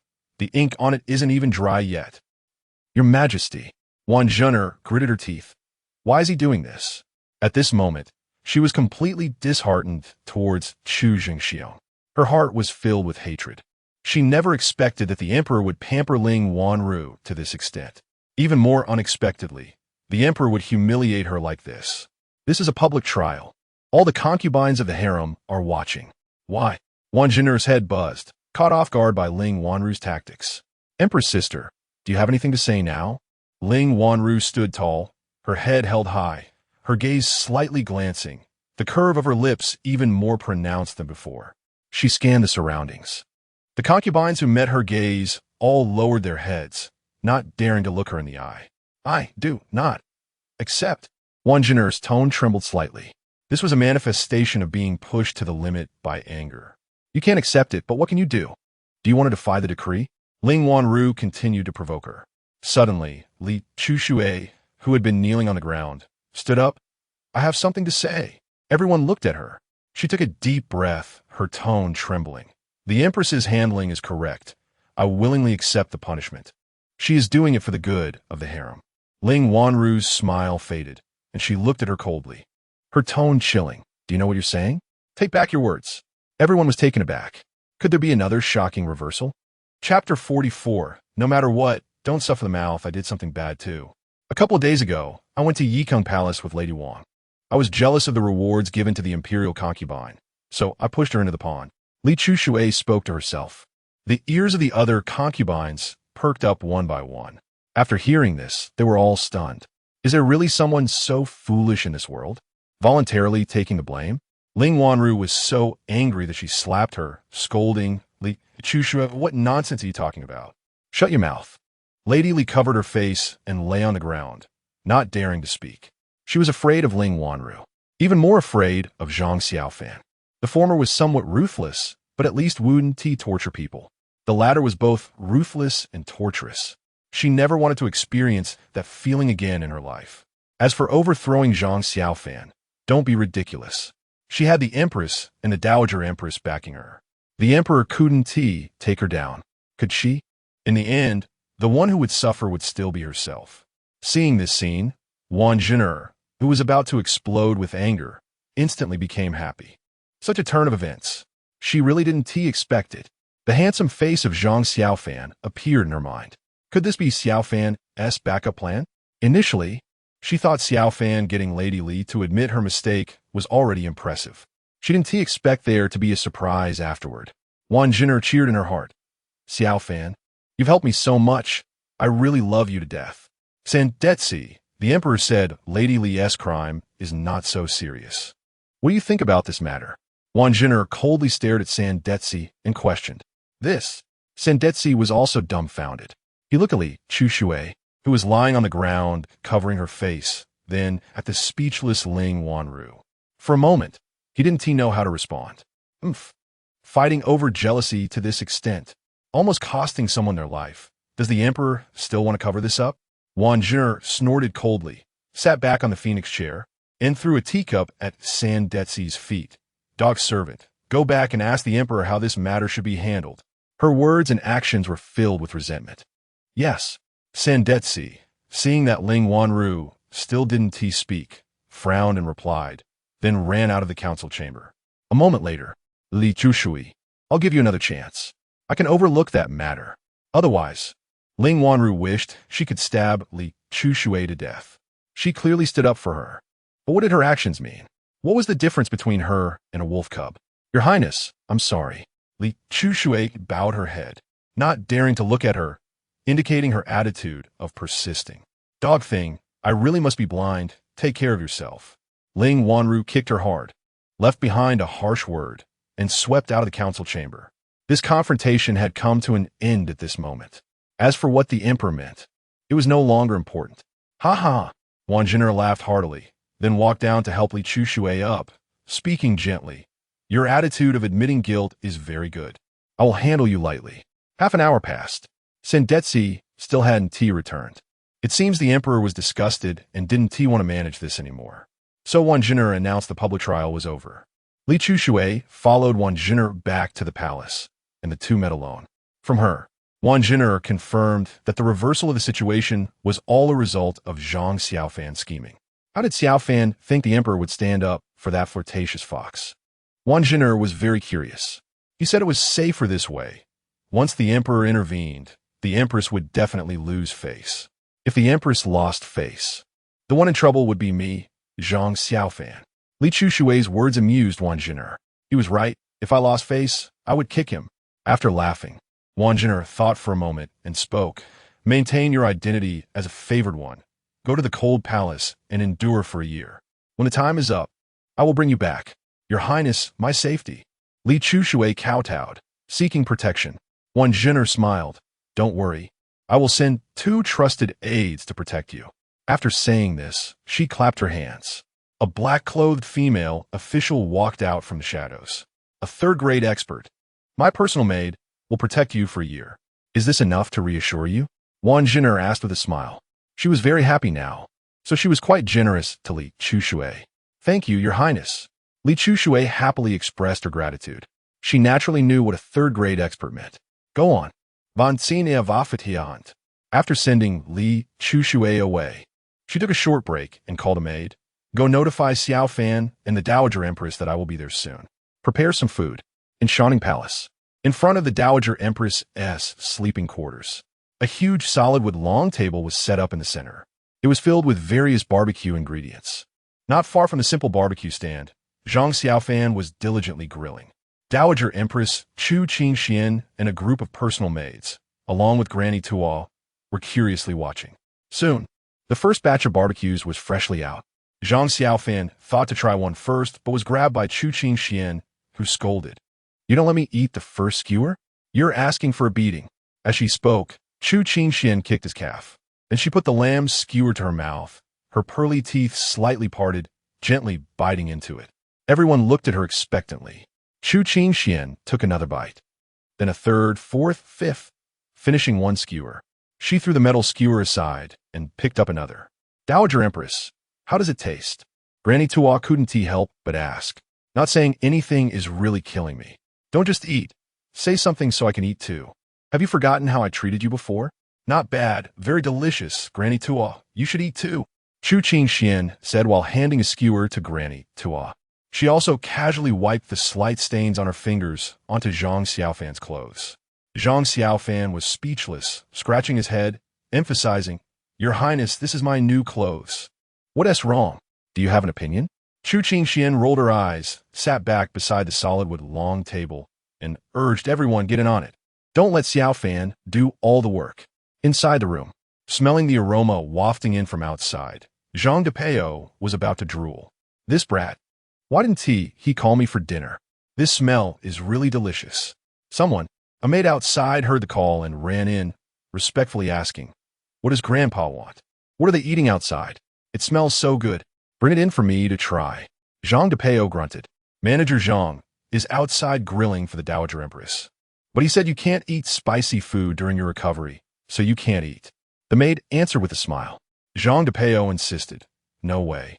I want to eat. No matter how hard it is. I can't suffer my mouth. You hurry and tell that brat to bring me that barbecue. Otherwise, I'll beat him to death later. Chapter 45. You drink with me. The maid stepped out of the room and found Zhang Xiaofan. She recounted word for word what Zhang Depeo had just said. Oh, just a whiff and you couldn't resist? You're really a foodie. Zhang Xiaofan chuckled and picked out some grilled skewers that were ready. He then took 2 bottles of osmanthus wine and headed back inside. In the Great Chu Kingdom, osmanthus wine is more precious than flying Maodai. Only the royal family can brew it in large quantities. It is usually granted by the emperor as a grace to meritorious subjects or high-ranking officials. It is quite rare for ordinary people to get a sip. Once inside, before Zhang Xiaofan could say anything, Zhang Depeo shouted, I see you're itching for trouble, deliberately keeping this old man from eating your food. Huh? How could that be? When it's good stuff, shouldn't the empress try it first before others? Zhang Xiaofan replied, I haven't even had a bite of the meat I grilled myself. Zhang Xiaofan moved a table to the bedside and placed the skewers and osmanthus wine on it. Upon seeing the osmanthus wine, Zhang Depeo's eyes widened. Good wine. The last time I had this wine was 10 years ago. The empress is really generous. I'm not losing out. As he spoke, he uncorked the wine and began to gulp it down. Zhang Xiaofan rolled his eyes. Old man, this wine was begged from the empress. You don't have that much clout yet. What?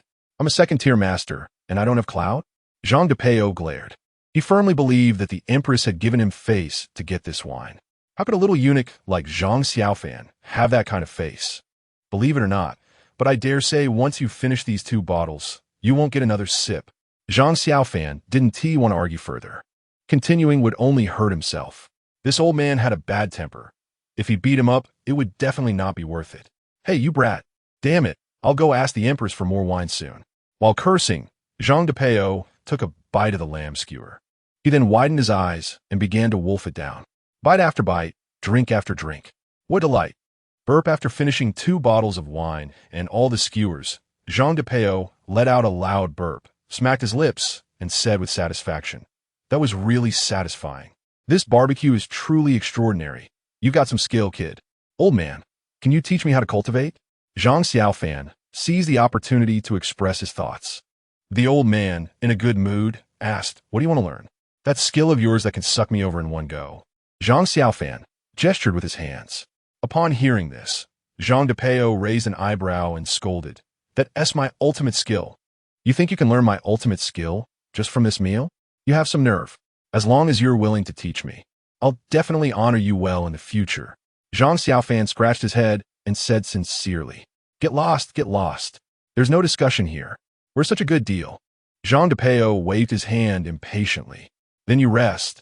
Zhang Xiaofan began to clean up the table, feeling a bit displeased. He thought that sticking his warm face against the cold, but was not pleasant, although he knew learning from others is a test of patience. This old man's temper was too foul. "It's no big deal if I don't learn. I won't tolerate this humiliation." Stepping out of the room, Zhang Xiaofan saw the Empress's personal maid, Qing'er, talking to Chu Qingxian. He curiously walked over. "Xiaofan, the Empress is about to arrive, and she specifically requested you to serve her," Chu Qingxian said, a hint of jealousy in her tone. She knew that the little scamp had helped the Empress with a plan that embarrassed Ling Wanru, which made her unhappy that the Empress valued him and specifically wanted him to serve. "I'll listen to the Empress," Zhang Xiaofan said, turning the choice over to her. "Go on then, the Empress has spoken. Can I still object?" Chu Qingxian rolled her eyes and then instructed the servants to start preparing. With the Empress coming, the scene couldn't be too casual. Old Granny too and the others were sent to the backyard, leaving only 2 little eunuchs with skewers and 3 maids to serve, along with Zhang Xiaofan and Chu Qingxian. Before long, Wan Zhin'er, with Qing'er as support, walked over with a smile on her face. Everyone else, except for Zhang Xiaofan and Chu Qingxian, knelt and paid their respects. "The Empress looks well." Chu Qingxian smiled and stepped forward to greet her. "It's all thanks to Xiaofan. This little eunuch, I really like him." Wan Zhin'er looked at Zhang Xiaofan and took out a golden token from her sleeve. It was the inspection token that Zhang Xiaofan had borrowed from her earlier. "Xiaofan, I give you this inspection token. From now on, you are my specially appointed inspector." "Really?" Zhang Xiaofan's eyes lit up as he quickly took the inspection token. With this, he truly could walk sideways in the harem, as no one except a few could manage him. "Am I going to deceive you?" Von Schenar smiled on signal to Qing'er. Qing'er immediately took out the appointment decree from her bosom and handed it to Zhang Xiaofan. After reading it, Zhang Xiaofan cupped his fists in salute to Wan Zhin'er. "Thank you, Empress, for your kindness. I will definitely assist you in managing the harem well." Ahem. Chu Qingxian cleared her throat, trying to make her presence known, deliberately reminding, "Let us eat while we chat." With that, she pulled Wan Zhin'er to the table to sit down. "Oh, what is this food? It smells so good." Wan Zhin'er looked at the barbecue on the table, unconsciously swallowing her saliva. "This is called barbecue. It was inspired by the food habits of the Northern Tartars that I researched myself," Zhang Xiaofan introduced from the side. "Sit down and talk to me." Wan Zhin'er personally reached out to pull out a chair, signaling Zhang Xiaofan to take a seat. "This isn't proper, is it? How can a lowly servant like me sit and eat with you, Empress?" To be honest, if it weren't for Chu Qingxian, the Vinegar King, watching, Zhang Xiaofan wouldn't be so polite with the Empress. "Sit down. Are you afraid I'll eat you?" Wan Zhin'er finit d'ester en face. "Xiaofan, listen to the Empress." Chu Qingxian gave him an appreciative glance. Only then did Zhang Xiaofan take a seat, jokingly saying, "I'm not afraid the Empress will eat me. I'm afraid the Emperor will find out and silence me." Wan Zhin'er scoffed and said disdainfully, "He can't control me. Whatever I do has nothing to do with him." Seeing this, Zhang Xiaofan felt a surge of joy. It seemed that because of the incident in the morning, Wan Zhin'er had developed animosity toward Chu Qingxian. Let them hate each other more. The greater their conflict, the safer I am. Pour the wine. I want a drink. Wan Zhin'er banged the table. As soon as she mentioned Chu Qingxian, her mood soured again. Zhang Xiaofan poured her a glass of osmanthus wine and said with concern, "Raising a cup to drown sorrows only brings more sorrow. Empress, you should drink less, don't be greedy. Maybe things aren't as bad as you think." Upon hearing this, Wan Jin'er felt an inexplicable warmth in her heart. She turned her head and stared intently at Zhang Xiaofan with her beautiful eyes. "You, drink with me." Chapter 46. The imperial physician. After a few rounds of drinks, Wan Jin'er inevitably got drunk. When she returned to the palace, she could barely stand. The next day, upon waking up, she felt extremely uncomfortable in her stomach. "Your Highness, please drink some stomach-protecting soup that Lord Xiaofan prepared for you," Qing'er said as she helped her up, taking a jade bowl and feeding her the soup one spoonful at a time. After drinking the soup, Wan Jin'er felt much better and smiled. "Lord Xiaofan is really a thoughtful little eunuch. Too bad the Empress Dowager won't give him to me. By the way, isn't the cold palace still not working today?" "No, Lord Xiaofan is ill. He said someone was trying to kill him and got scared sick," Qing'er replied. The construction of the cold palace's east wall was originally due to Zhang Xiaofan's matter. Since Zhang Xiaofan was too busy to go over, the project naturally wouldn't continue. Scared sick? Wasn't he fine yesterday? What a good actor. Wan Jin'er pursed her lips and frowned again. "Who wants to kill him?" "King Vispiret. He said that person has immense power and he can't afford to offend." Upon hearing this, Wan Jin'er immediately understood the implication and laughed. "That must be the emperor. Xiaofan is hinting for me to protect him. Then will your highness protect him?" "King Uskit. He's now one of mine, of course. I will protect him. Von Zin Sneath.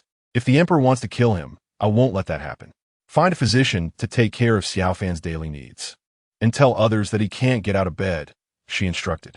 "Yes, your highness," Qing'er replied, and then reminded, "Your highness, this afternoon is the ceremony for concubine Ling's promotion to imperial noble consort.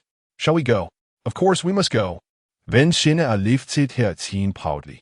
This afternoon I'll let that vixen show off a bit." In Equin Palace, Chief Eunuch Chao knelt on the ground, leaning forward. "Your highness, I can't kill Li Guiran. You useless thing. You can't even handle this little matter. What use are you?" Ling Wanru scolded. Li Guiran's sudden betrayal made her unable to sleep or eat. If she couldn't kill Li Guiran, her hatred would not be resolved. "Please calm down, your highness. Li Guiran has a third-rank expert protecting her sent by the Empress. As a mere fourth-rank warrior, I can't even get near her," Chief Eunuch Chao complained. Upon hearing this, Ling Wanru became even more frustrated. "Get out. Prepare for the conferment ceremony. If you mess it up, watch your life." "Yes." Chief Eunuch Chao left with his head bowed. At that moment, the third prince, Chu Tianhao, suddenly began to cry loudly.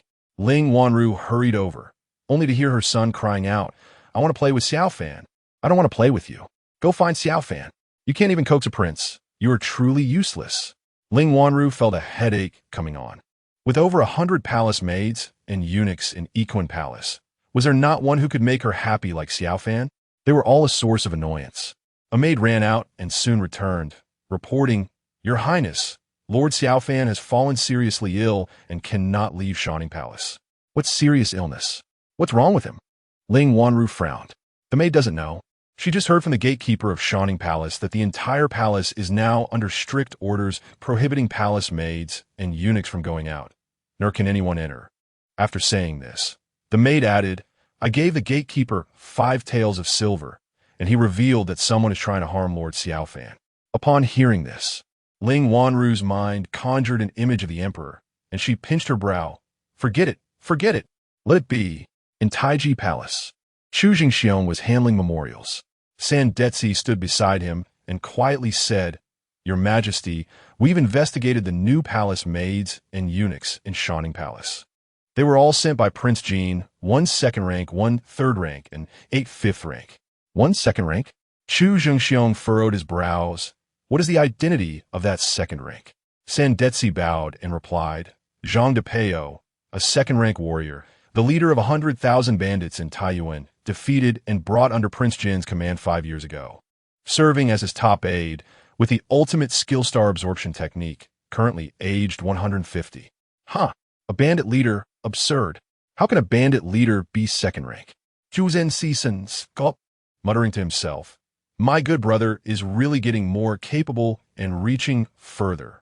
Sandetsi, You think the Empress suddenly bringing in so many people might be due to Lu Jing's exposure? Unlikely. Lu Jing is still loyal to your majesty. Sandetsi replied without hesitation, adding, the medicine he gave to Xiaofan might have reacted. This morning, Shining Palace was completely sealed off, and the Empress has sent physicians over. The Empress? Huh.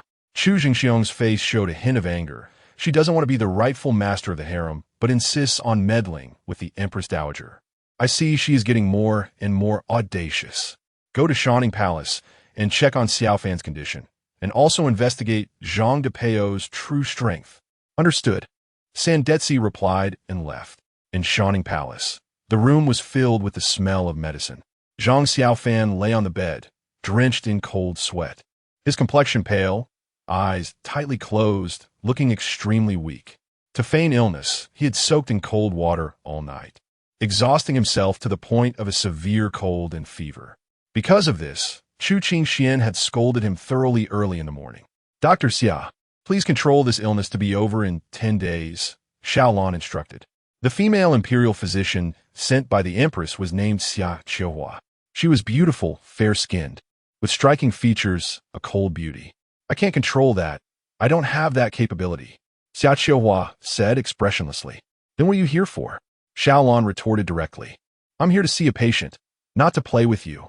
I don't have the time to accompany you for 10 days, Xia Qiuhua replied coldly. An ordinary cold. And you want me to serve you for 10 days? The eunuchs in this palace are getting more and more arrogant.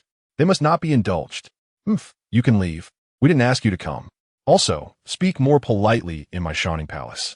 Don't think just because you're you. Even if your father, Dr. Xia, came, he would have to show respect. What are you? Don't think Xiaolon has a good temper. She only does so for a few people. After so many years with Chu Qingxian, she is not some innocent fool. Leave if you want. I don't want to serve either. Xia Qiuhua's temper flared, and she picked up her medical box, preparing to leave the room. At that moment, a eunuch shouted from outside, Sandetsi has arrived. Before the words fell, Sandetsi entered with a smiling face. Lord Xiaofan, our family has come to see you by order. Upon hearing the name Xiaofan, Xia Qiuhua, who had just stepped out of the room, paused in her tracks. Xiaofan? Could it be the talented Xiaofan, who wrote clouds long for clothes, flowers long for beauty? Like a frightened swan, graceful as a swimming dragon? Right, this is Shining Palace. Xiaofan is indeed from Shining Palace. Could the one lying on the bed be Xiaofan? Chapter 47 Fans?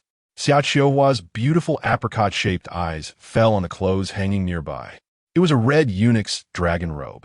It was said that after Xiao Fanzi solved the locust plague in Taiyuan and saved hundreds of thousands of victims, the emperor rewarded him with the dragon robe to wear. Shining Palace. Dragon robe. Xiao Fanzi. Now Xia Qiuhua was increasingly certain that the person in bed was undoubtedly Xiao Fanzi. With this thought, she walked back to the bedside. Xiaolon noticed she hadn't left and immediately became tense. This woman, could she be up to no good? So Xiaolon spoke first. Dr. Xia, if you have something to do, you should go back first. I'm Fine. Xia Qiuhua shook her head. Xiaolon was so angry she bit her gums, wishing she could scold her. Are you sick?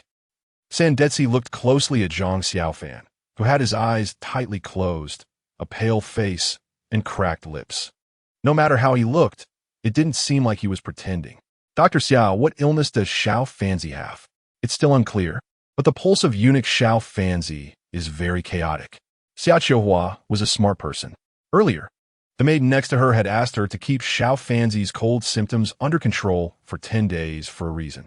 Then please, Dr. Xia, properly diagnose what illness Xiao Fanzi has, so we can report back to the emperor. Sandetsi stepped aside and subtly gestured to Xia Qiuhua. Xia Qiuhua ignored Xiaolan's warning gaze. Calmly and composedly, she sat by Zhang Xiaofan's bedside and began to take his pulse. After a moment, Xia Qiuhua reached out to examine Zhang Xiaofan's pupils. Only then did she stand up and respond to Sandetsi. Eunuch Xiao Fanzi is poisoned.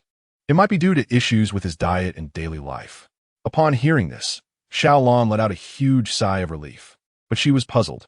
Wasn't Xia Qiuhua's attitude quite cold before? Why the change? Poison? Can Dr. Xia be sure? Sandetsi asked again. Xia Qiuhua pursed her lips, her expression growing dissatisfied. Eunuch Sandetsi, are you doubting my medical skills? Seeing Xia Qiuhua like this, Sandetzi's doubts were mostly dispelled. Because in the entire Tai hospital, Xia Qiuhua was known for her integrity and straightforwardness. As for Dr. Xia's medical skills, we still trust them. So please take good care of Xiao Fanzi. We will report back to the emperor. After saying this, Sandetsi left the room. Xiaolon closed the door and stared at Xia Qiuhua with suspicion, asking, "What do you mean?" Xia Qiuhua did not answer her question, but instead reminded her blandly, "Rather than questioning me here, you might as well go deal with that leftover medicine. If someone finds out, it's the medicine for treating a cold." "Huh, thank you." Xiaolon heard that she was helping her and hurriedly ran out of the room. Xia Qiuhua wet a towel and placed it on Zhang Xiaofan's forehead. Slowly speaking, "Eunuch Xiao Fanzi, I have long admired your name." The pretending to sleep Zhang Xiaofan opened his eyes and smiled politely. "Thank you, Dr. Xia, for coming to my rescue." In fact, when Xia Qiuhua arrived, he was quite anxious. He couldn't understand why Wan Zhin'er would send Xia Qiuhua over. This woman had a terrible reputation in the harem. Previously, a concubine who had been favored by Chu Zhengxiong attempted to fake a pregnancy to elevate her rank. As a result, Chu Zhengxiong sent Xia Qiuhua to diagnose her. That concubine was the queen's person and thought she could threaten and bribe Xia Qiuhua to help conceal her situation. However, Xia Qiuhua completely ignored her and reported the situation to Chu Zhengxiong after the diagnosis. Furious, Chu Zhengxiong directly had that concubine sent to the cold palace. This was just one instance. There were plenty of similar situations. Chu Zhengxiong appreciated Xia Qiuhua's frankness and fearlessness towards power. For this, he rewarded her with a death exemption gold medal and the right to report directly to the emperor. But just now, this woman actually lied for him. This left Zhang Xiaofan utterly perplexed. No need to be polite. Xia Qiuhua rarely showed a smile, seeming to sense Zhang Xiaofan's confusion. She continued, "I have read your poetry and really like it. The first talent, the top scholar Pan Shimi, is nothing compared to you. Thank you for the compliment." "So she is a fan. Then it's no big deal," Zhang Xiaofan joked. "Dr. Xia, your words really stir up hatred. If the prince hears this, he might criticize me again." Previously, when Zhang Xiaofan's poem for Ling Wanru was circulated, the first to doubt him was Prince Pan Shimi. In Pan Shimi's view, how could a eunuch who had never studied be better than himself, a top scholar? Wasn't that ridiculous? Because of this matter, Pan Shimi gathered many literati to stay in the prince's mansion, researching the origin of that poem. They publicly claimed they wanted to find the original author and expose Zhang Xiaofan. However, as time passed, Pan Shimi's doubts gradually faded away and he became the target of ridicule from many. Xia Qiuhua was one of those mocking Pan Shimi. In her view, rather than questioning others, one should produce a poem of equal quality to showcase their own talent. The innocent need not worry, so just ignore him. After a moment's hesitation, Xia Qiuhua asked, "Eunuch Zhang, may I boldly ask, is someone trying to harm you?" "That's right." Zhang Xiaofan bitterly nodded. "If it weren't for someone wanting me dead, I wouldn't have ended up like this." "Is it the person behind Sandetsi?" Xia Qiuhua raised her brows slightly. "Dr. Xia, knowing too much about this won't do you any good. Please keep it a secret for me." Zhang Xiaofan pursed his lips, tacitly agreeing to her question. "All right, I will keep it a secret." Xia Qiuhua nodded seriously and asked, "As a return, how should you thank me?" "This doctor will be staying here for over 10 days. At this moment, Xiaolon walked in. "Dr. Xia, a colleague of yours has come to the palace gate, saying that the matter is done and wants to come in to switch with you. Tell her there's no need to switch. I will take this job." Xia Qiuhua waved her hand without looking back. She wasn't originally supposed to be on this errand. The doctor assigned by the Empress had something come up, so she came instead. "All right," Xiaolon responded and left the room, thinking to herself that Xiao Fanzi's charm was truly great. Even Xia Qiuhua was willing to accompany him and lie for him. Chapter 48 Ant by Taiji Hall. After Sandetsi returned, he reported Zhang Xiaofan's physical condition and Xia Qiuhua's diagnosis to the emperor. "It is indeed poison, and Dr. Xia would not deceive me." Chu Zhengxiong still trusted Xia Qiuhua very much. "Your Majesty, that Zhang Depeo is indeed a second-tier martial artist, and I cannot defeat him," Sandetsi continued. "Elaborate." Chu Zhengxiong frowned upon hearing this. Zhang Xiaofan's star absorption technique is too strange. It can absorb my internal energy. If we were to fight for a long time at the same level, his strength would increase while mine would decrease so. At this point, Sandetsi lowered his head in shame. Eva technique? Xu Jingxiong snorted, keep a close watch on him. After the Law Seal returns in a few days, we will take action against him. Yes. Sandetsi nodded in agreement, and then asked, should we transfer Dr. Xia away from Xiaofan? You pig-headed fool. Xu Jingxiong glared at him and reprimanded. If we transfer Dr. Xia away, won't my intentions be exposed? Let Lu Jing stay quiet for a while and not make any moves. Understood. I will inform him right away. Sandetsi bowed his head and exited. In a cold palace. After not seeing Zhang Xiaofan for 2 consecutive days, Zhao Wanzi missed him very much. The conversation between 2 palace maids and eunuchs made her heart leap to her throat, because she heard clearly that Xiaofan had been secretly poisoned and was now lying in bed in a precarious state. You're talking nonsense. Xiaofan is so smart. How could anyone harm him? Zhao Wanzi immediately turned red-eyed and shouted at the 2 palace maids and eunuchs. The old palace maid, with her face painted white, scoffed and mocked. Just because he can compose a couple of poems, he is smart? Don't forget, he doesn't even know martial arts. Saying this, the old palace maid grabbed Zhao Wanzi's shoulder and continued sinisterly. That kid has quite a lot of food sent to you these past 2 days, hasn't he? Don't think I don't know. Look at this.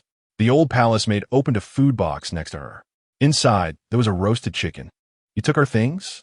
Zhao Wanzi's eyes widened, and her pretty face turned red with anger. I knew it. Why has tea lunch been delivered yet? It turns out this disgusting woman intercepted it. I'll tell you, don't think you can sneak good food in the future. The old palace maid tossed Zhao Wanzi away. Zhao Wanzi got up from the ground, crying pitifully as she ran back into the room. Your Highness, it's terrible. The sky has fallen. Brother Xiaofan has been secretly poisoned, and our food has been intercepted by that ugly woman. What? Zhao Qianma, who had been resting with her eyes closed, suddenly woke up and hurriedly asked, what happened to Xiaofan? Woo-woo, Brother Xiaofan has been poisoned. And now the poison has taken effect. Zhao Wanzi cried. Zhao Qianma took a deep breath, and by whoosh. As soon as she finished speaking, Zhao Wanzi felt a chill behind her, as if a gust of wind had blown past. She instinctively turned to look and saw a stunningly beautiful woman in a white dress, with a voluptuous figure standing behind her with a charming smile. Why you? Who are you? Zhao Wanzi was stunned. The woman stepped forward and patted Zhao Wanzi's head without answering her question. Instead, she looked at Zhao Qianma. Miss, that kid should be fine. There have been many experts arriving at Shining Palace recently. Please trouble you to go there. Not knowing the specifics, how could Zhao Qianma remain calm? Okay. The woman disappeared in an instant from the sight of the 2 girls. Your Highness, who is she? One of our people? Zhao Wanzi was shocked, her mouth agape. That's right. She is from our Zhao family and has been with us since entering the palace. Zhao Qianma patted Zhao Wanzi's head. Since entering the palace. Zhao Wanzi didn't know how to express her shock. Suddenly, she remembered Zhang Xiaofan's catchphrase, go. Thanks to Zhang Xiaofan secretly stirring the pot. News of his poisoning spread throughout the entire harem like the wind. As a result, Princess Chu Qingxian even went to the Thai hospital to look for someone. When she learned that her good friend Xia Qiuhua had gone to Shining Palace, she hurriedly set off for Shining Palace. Inside Zhang Xiaofan's room, the 2 women met. Princess, what brings you here? Xia Qiuhua exclaimed in surprise upon seeing her. I came to see Xiaofan. How is he? Chu Qingxuan's face showed anxiety as her beautiful eyes fell on Zhang Xiaofan's pale face, feeling extremely uncomfortable in her chest. Don't worry with me here. You should be at ease, right? Xia Qiuhua knew about the various matters between her good friend and Xiaofan. During this time, their discussions had mostly revolved around Xiaofan. When will he wake up? What poison did he take? Chu Qingxian asked anxiously. He should wake up tomorrow. As for the poison, it's a rare poison from the western regions. Xia Qiuhua casually fabricated. Who harmed him? Has it been investigated?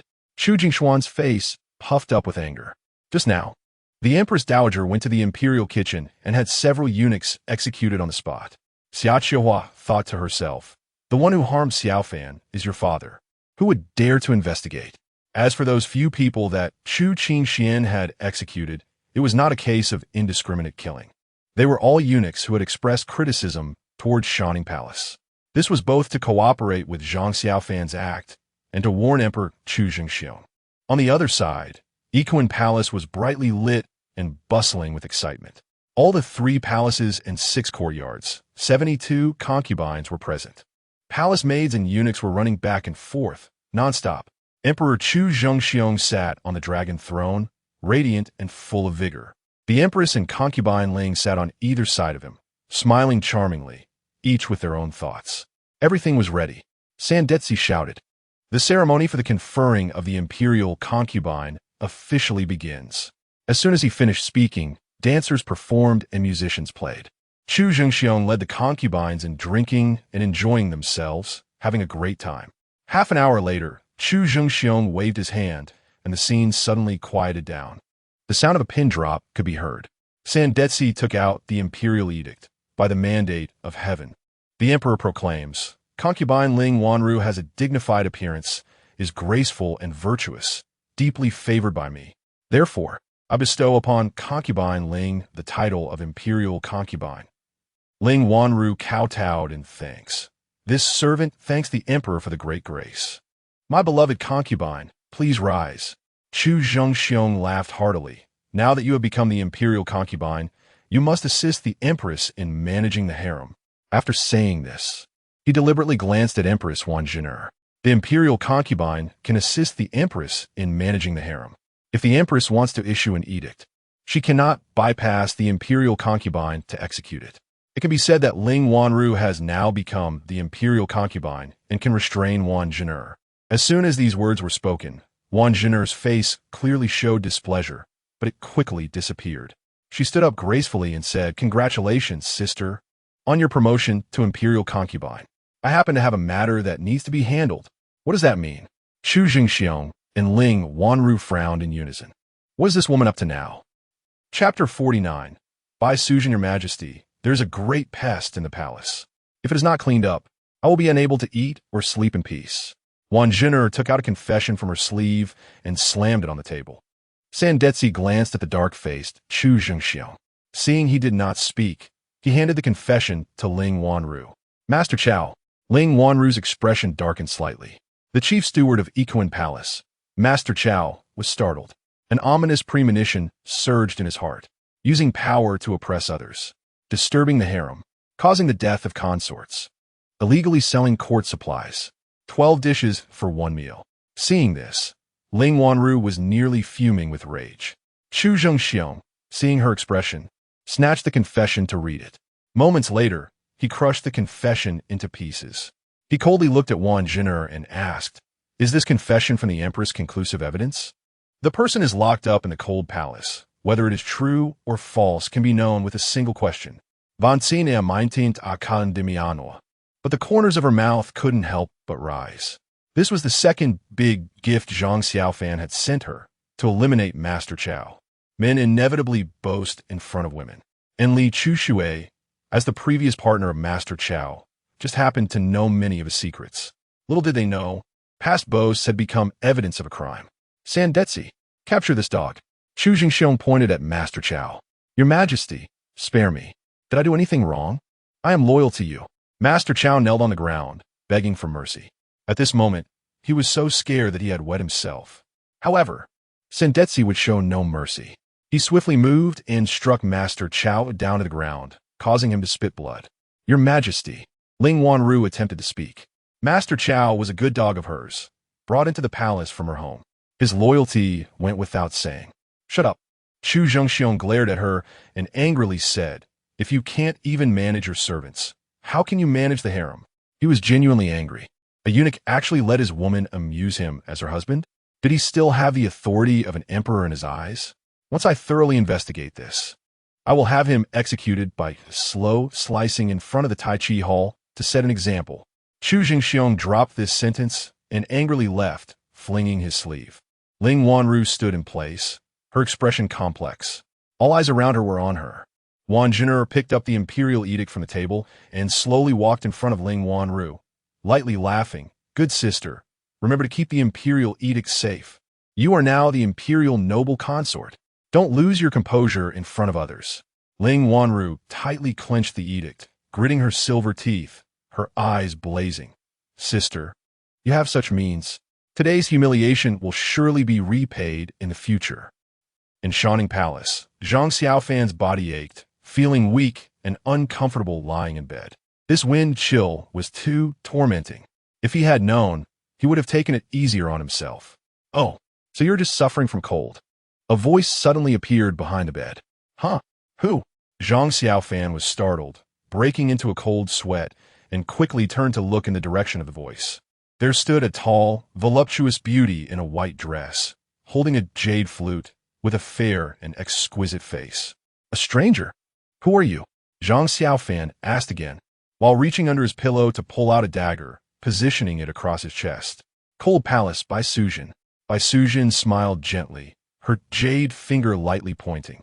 Crack! The dagger in Zhang Xiaofan's hand shattered, causing him to jump up from the bed. Wow, so amazing. Sister, you came from the Cold Palace? What about you and Consort Shu? This woman showed no hostility, which eased his nervousness a bit. Consort Shu is a young lady from my Zhao family. Bai Sujin replied, then joked, you, a eunuch, seem to have quite the charm with women. Even the princess willingly helps you cook medicine. Upon hearing this, Zhang Xiaofan's face flushed with embarrassment as he scratched his head. They're all friends. Isn't it normal to help each other? Yes. The princess is very considerate of you as a friend, even personally feeding you medicine. Bai Sujin had been hiding behind the bed all along. She clearly saw the affectionate gaze in Princess Chu Jingshuan's eyes as she looked at Zhang Xiaofan. She could only sigh, this little eunuch, even without tools, still shows affection everywhere. Do you know you were a eunuch? Sister, why are you here? Zhang Xiaofan awkwardly smiled, changing the subject. He had a premonition that Bai Sujin's strength was not inferior to Zhang Depeo's. To see how my lady is doing. Just then, footsteps sounded outside the window. Bai Sujin caught a glimpse out of the corner of her eye, tucked the jade flute into her waist, and said, since you are fine, I will take my leave. With that, she vanished in a flash. Really impressive. Zhang Xiaofan gazed in admiration. When will I be able to be like that? Bai Sujin. Huh, that name sounds familiar. I wonder if you have a sister named Xiaoqing. Creak. The two women pushed the door open. Are you feeling better now? Chu Jingxian sat by the bed, her cheeks flushed, checking Zhang Xiaofan's forehead for fever. Much better. With the princess's concern, even without medicine, I can recover. Zhang Xiaofan replied, being cheeky. You little brat, so annoying. Chu Jingshuan's face turned into a red apple as she lightly punched his leg with her small fist. Hee hee. Zhang Xiaofan laughed happily. This little princess was truly adorable. If it weren't for the light bulb standing next to them, he would have definitely taken her little hand and given it a good squeeze.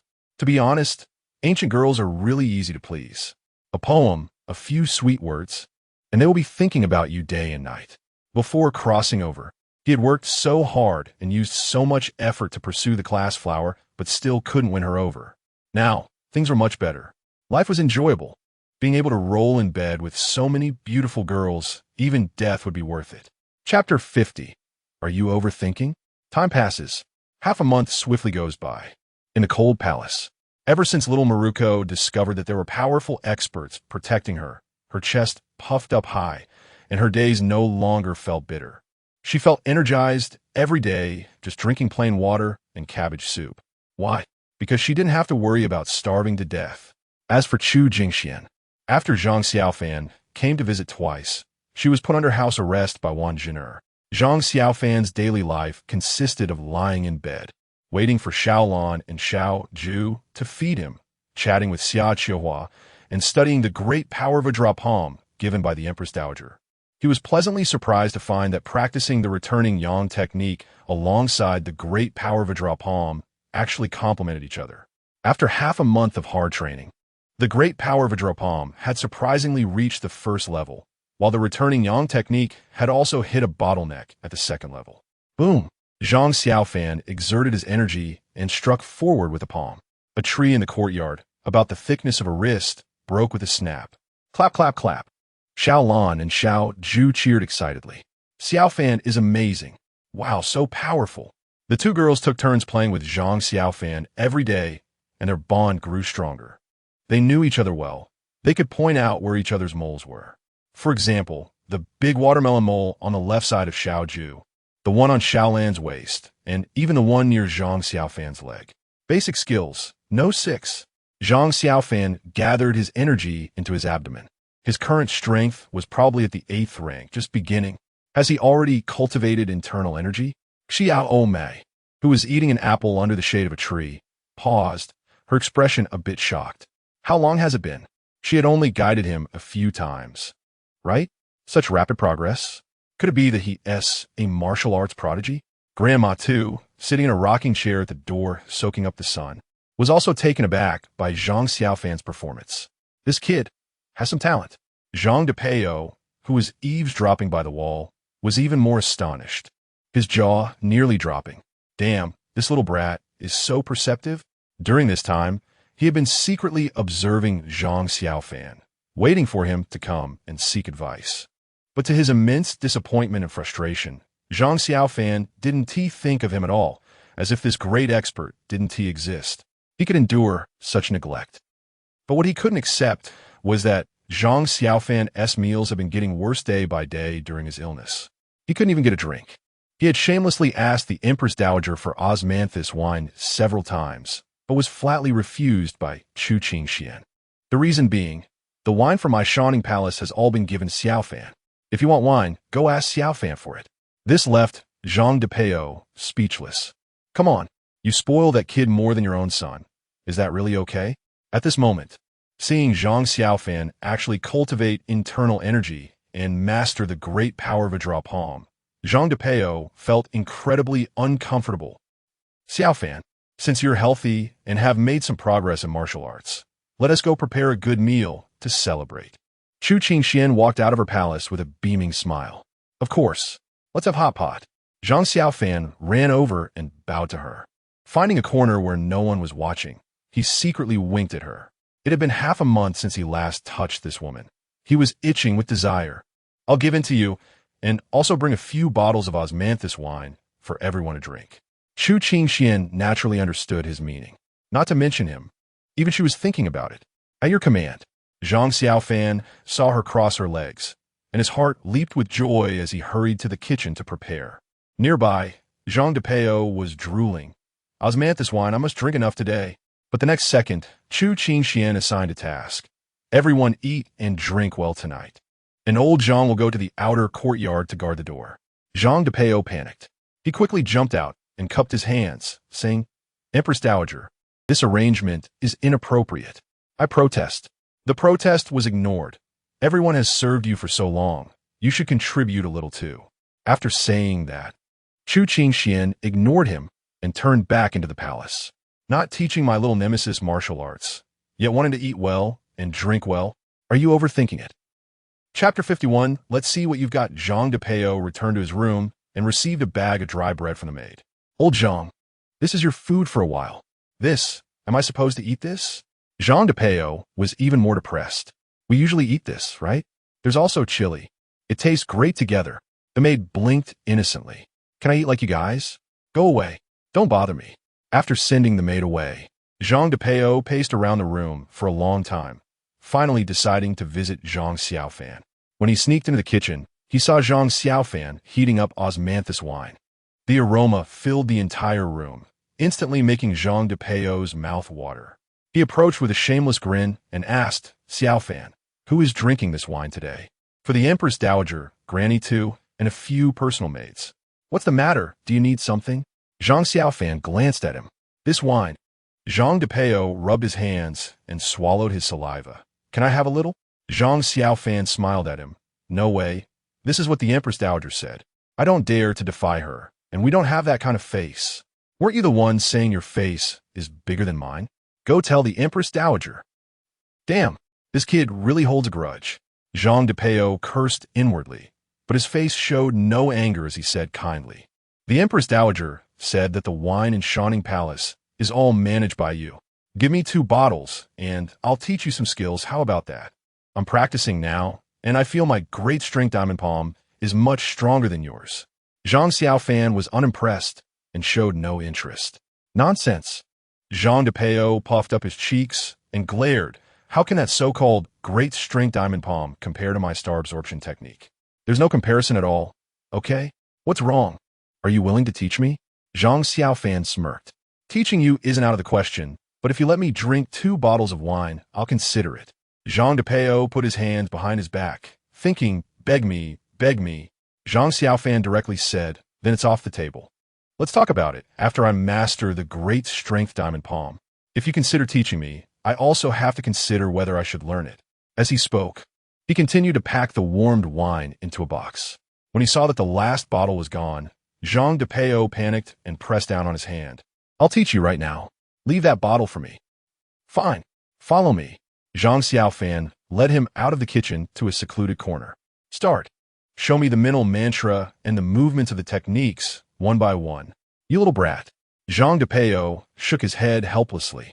After confirming that no one was around, he began to demonstrate for him. But soon, Zhang Xiaofan noticed something was off. The few key points Zhang Xiaofan initially mentioned were absorb, digest, release, and generate. However, the step of digestion was missing from his demonstration. Are you messing with me? I'm not learning anymore. Zhang Xiaofan turned to leave. Hey! Zhang Xiaofan quickly blocked his way. What's wrong with you? One moment you want to learn, the next you don't. Do you believe I'll beat you? You're not teaching me properly, Zhang Xiaofan retorted. How am I not teaching you properly? Zhang Xiaofan raised an eyebrow. Did he get found out? This kid is really hard to fool. Zhang Xiaofan questioned. Then tell me, where did the digestion step go? If I'm not mistaken, that step is the hardest, right? The star absorption technique is quite mysterious. In summary, it involves absorbing others' internal energy for one's own use. But the problem lies in the fact that everyone's internal energy is different, just like a basin of water. Some clear and some murky. How to digest, it is the most important. Not teaching this crucial step is no different from not learning at all. Zhang Xiaofan widened his eyes and raised his hand, ready to teach him a lesson. But in the end, he put his hand down and sighed. You really have a talent for martial arts. I could tell just from this. Well, I'll teach you once, but how much you can learn depends on your abilities.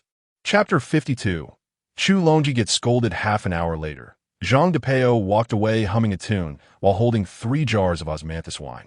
He originally thought Zhang Xiaofan would only give him 1 jar, but unexpectedly, Zhang Xiaofan gave him 3 jars. In an instant, all the grievances in Zhang Xiaofan's heart disappeared. He happily went to the outer courtyard, sat at the door, and started drinking while keeping watch. Before long, 2 young eunuchs came in, carrying a table of dishes, a pot and a stove. What are you doing? Zhang Xiaofan was puzzled.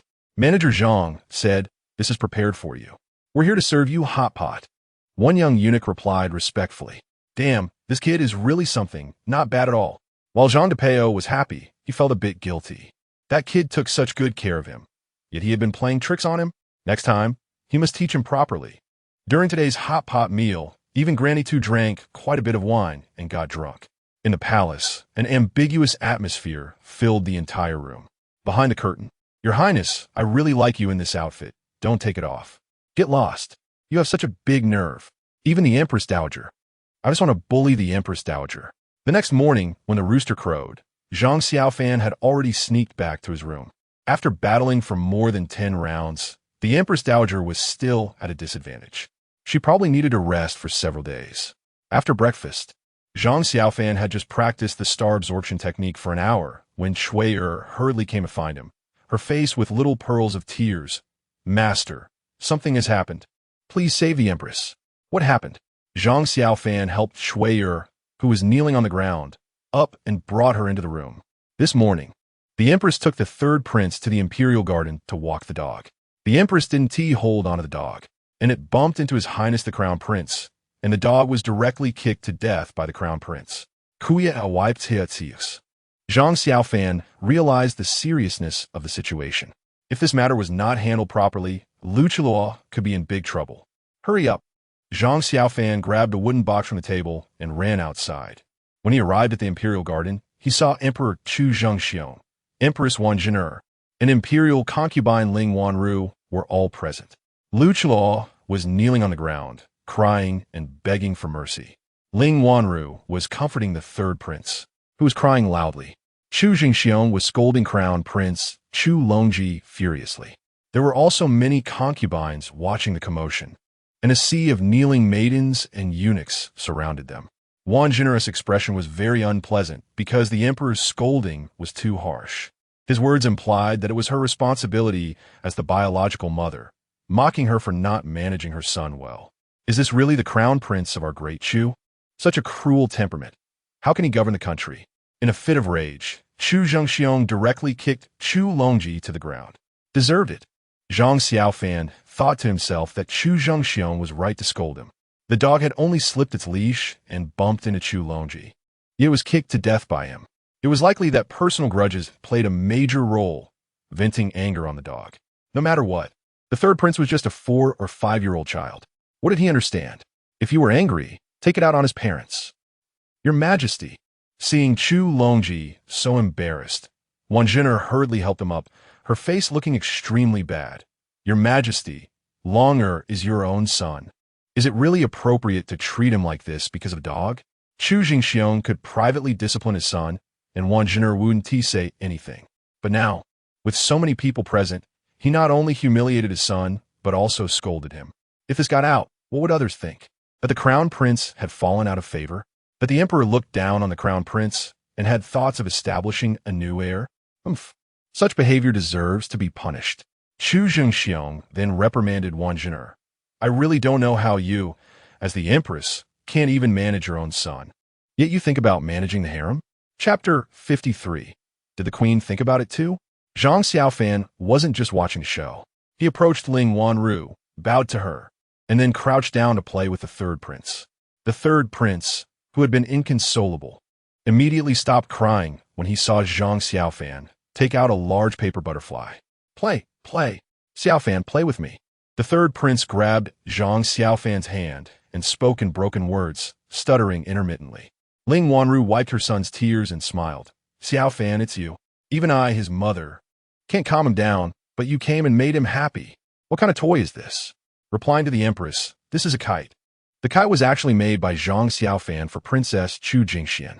At this moment, in order to prevent Lu Qiluo from being implicated, he had no choice but to take it out. A kite. Ling Wanru looked suspicious. Isn't this a butterfly? Why is it called a kite? Zhang Xiaofan secretly glanced at Chu Zhengxiong, who was still criticizing the mother and son. He deliberately said loudly, Your Majesty, because this little toy can fly in the sky. That's why it's called a kite. His loud voice immediately attracted everyone's attention. A toy that can fly in the sky? Is he bragging? Seeing that his son had stopped crying, Chu Zhengxiong's mood improved slightly, but he was still very displeased with Zhang Xiaofan. Recently, the incident of Zhang Xiaofan being poisoned had caused quite a stir in the palace. Somehow, it was rumored that Chu Zhengxiong had someone poison him, which made Chu Zhengxiong furious. Therefore, seeing Zhang Xiaofan, he was very unhappy and immediately raised a doubt. A toy can fly in the sky? If you dare to talk nonsense, I will charge you with treason. Your Majesty, how could I dare to speak nonsense in front of you and so many empresses? Zhang Xiaofan said confidently. Just watch. He lifted the kite, checked the wind direction, and started running in the imperial garden. Soon the butterfly kite soared into the air. Ha ha! The third prince clapped his little hands in excitement. His cheerful expression was completely different from when he had been crying earlier. Everyone was stunned. This little toy can really fly into the sky? Your Majesty, this kite has another name. Zhang Xiaofan's eyes turned, thinking that Chu Zhengxiong would ask. What name? At this moment, Chu Zhengxiong didn't want to keep a stern face anymore, looking as if he couldn't tolerate anyone. Family happiness. Zhang Xiaofan replied with a smile. Family happiness? Everyone murmured, quickly understanding the meaning behind it. What a clever little eunuch. You're pointing at me, aren't you? Chu Jingxiong glared at Zhang Xiaofan and waved his hand. All right, everyone get up. No need to kneel.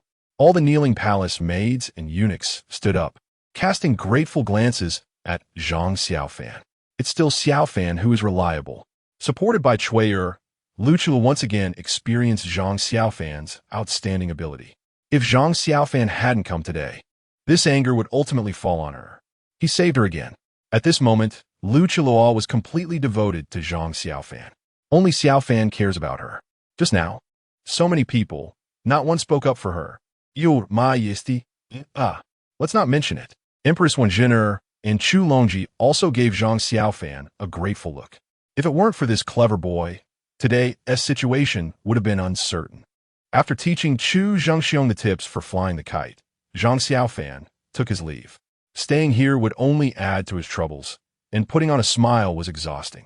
After leaving the Imperial Garden, he headed straight to Yongfu residence. Just as he had taken off Lu Chilua's clothes and was about to make a move, the Empress sent Qing'er to summon him. My lord, you should go to the Empress first. I will wait for your return. Lu Chilua stretched out her tender, white arms and wrapped them around Zhang Xiaofan's neck, gently planting a kiss on him. Call me your majesty. Zhang Xiaofan grinned mischievously, grabbing a dumpling. Your majesty, I will wait for your return. Lu Chilua said sweetly and obediently. Ha ha ha. Zhang Xiaofan laughed heartily, dressed himself, and left the courtyard, following Qing'er to Fengyi Palace. The two entered Wan Zhen'er's chamber. The first thing Wan Zhen'er said upon seeing Zhang Xiaofan was, Xiaofan, are you and that Lu Garen secretly sharing food? How could that be? We were just talking. Zhang Xiaofan immediately denied it. The Empress is really something, always watching me for no reason. Hee hee. Wan Zhen'er chuckled and nodded slightly to Qing. Qing'er nodded and stepped outside to stand at the door. Xiaofan, do you think I am beautiful? Van Xine Apochit Zhang Xiaofan raised her jade-like hand and twirled around. Your majesty is a beauty, stunning and radiant, naturally very beautiful. Zhang Xiaofan stared into her beautiful eyes and spoke earnestly. Wan Zhen'er suddenly bit her silver teeth tightly, her face filled with resentment. Then why does the emperor distance himself from me and favor that vixen? Your majesty, the reason is quite simple. Zhang Xiaofan handed her a cup of tea and comforted her with a smile. Because you are not a vixen. You don't know how to act cute to please men. You are too serious. Oomph. Wan Zhen'er took the tea but didn't drink it, slamming it down on the table. You are right. I don't have the vixen's ability to act cute and be likable. Perhaps that vixen's skills in bed are also exceptional. Zhang Xiaofan felt a bit embarrassed and didn't dare to respond. Xiaofan, I want to ask you a question. Wan Zhen'er suddenly regained her smile and sat back in her chair. Your majesty, please speak. Zhang Xiaofan saw her eyes shimmering, staring at his handsome face, just like when Chu Qingxian looked at him privately. He couldn't help but feel a stir in his heart. Slowly leaning closer, he placed his hand on her thigh. The moment his hand landed, Wan Zhen'er visibly shivered, her breathing becoming heavier, and shot Zhang Xiaofan a glare. Xiaofan, tell me the truth. Have you already climbed into the Empress Dowager's bed? Your majesty, how could you say such a thing? Zhang Xiaofan was taken aback, and his hand movement stopped. Wan Zhen'er pouted, extending her finger, as white as jade, and lightly poked Zhang Xiaofan's forehead, playfully saying, The Empress Dowager looks at you with a strange gaze. Last time in the hot pot, I saw her get jealous with my own eyes. She even kicked you. Don't tell me this is a behavior that a master and a eunuch should have. After saying this, Wan Zhen'er playfully scratched Zhang Xiaofan's face with her nails, her tone teasing. With your looks, I am moved just looking at you. I don't believe the Empress Dowager isn't moved. The Empress Dowager cares for your life so much. You two must have already been intimate, right? Hearing this, Zhang Xiaofan immediately raised his right hand in assurance. Heaven and earth, I swear to your majesty, as a little eunuch, how could I dare to do such things with the Empress Dowager? Wan Zhen'er glanced at his left hand resting on her thigh and couldn't help but scold. You bold little eunuch, is there anything you wouldn't dare to do? At this point, Wan Zhen'er deliberately put on a stern face and slammed the table. You little eunuch, I will punish you. Whoa! Zhang Xiaofan was startled, wondering why this woman suddenly flipped her attitude. He turned to look at Wan Zhen'er, only to see that her expression was full of teasing, showing no sign of anger. This woman, she must be thinking about men. Thinking this, Zhang Xiaofan simply moved a chair and sat across from Wan Zhen'er. In her dazed and confused gaze, he suddenly picked up her jade leg and placed it in his arms. Dog eunuch, what big courage you have! Inside the palace, immediately, the shocked cry of Wan Zhen'er echoed. Chapter 54. The black-clad assassin. Half an hour later, Zhang Xiaofan hurriedly ran down from the queen's bed, rinsed his mouth with tea, and said, Your Majesty, I have something else to do. I will come to see you another day. With that, he left in a rush without looking back. Qing'er walked into the room and immediately saw her mistress wiping her feet. The bed was a bit messy. Your Majesty, why did that Xiaofan run away? King asked curiously. That dog eunuch was scared of me. Wenn China exclaimed, her face flushed. Ah. Qing'er saw her mistress's rosy feet and couldn't help but fall into deep thought.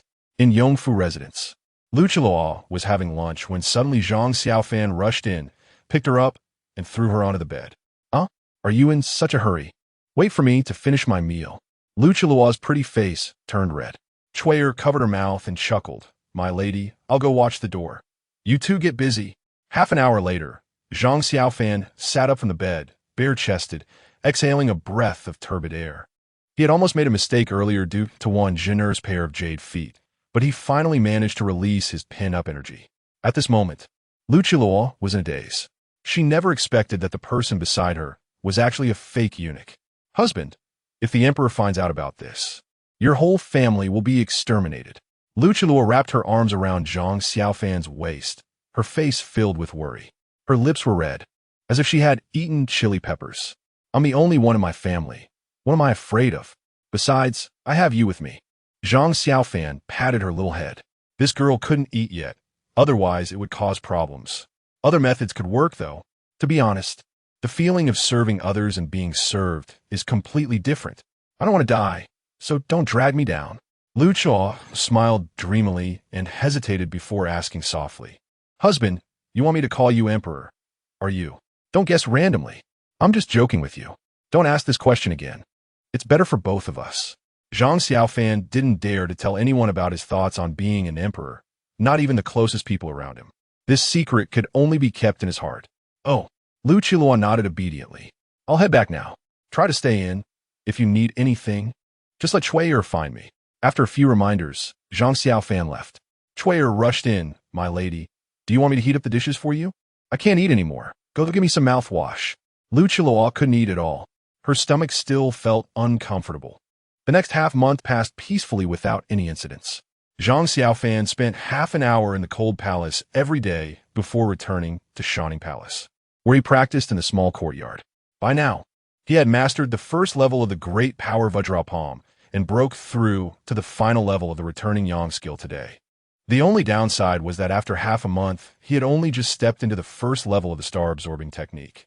As Zhang Depeo would say, this technique is hard to break through without practice. As for practice, Zhang Xiaofan naturally knew what it meant. It simply involved absorbing internal energy from others.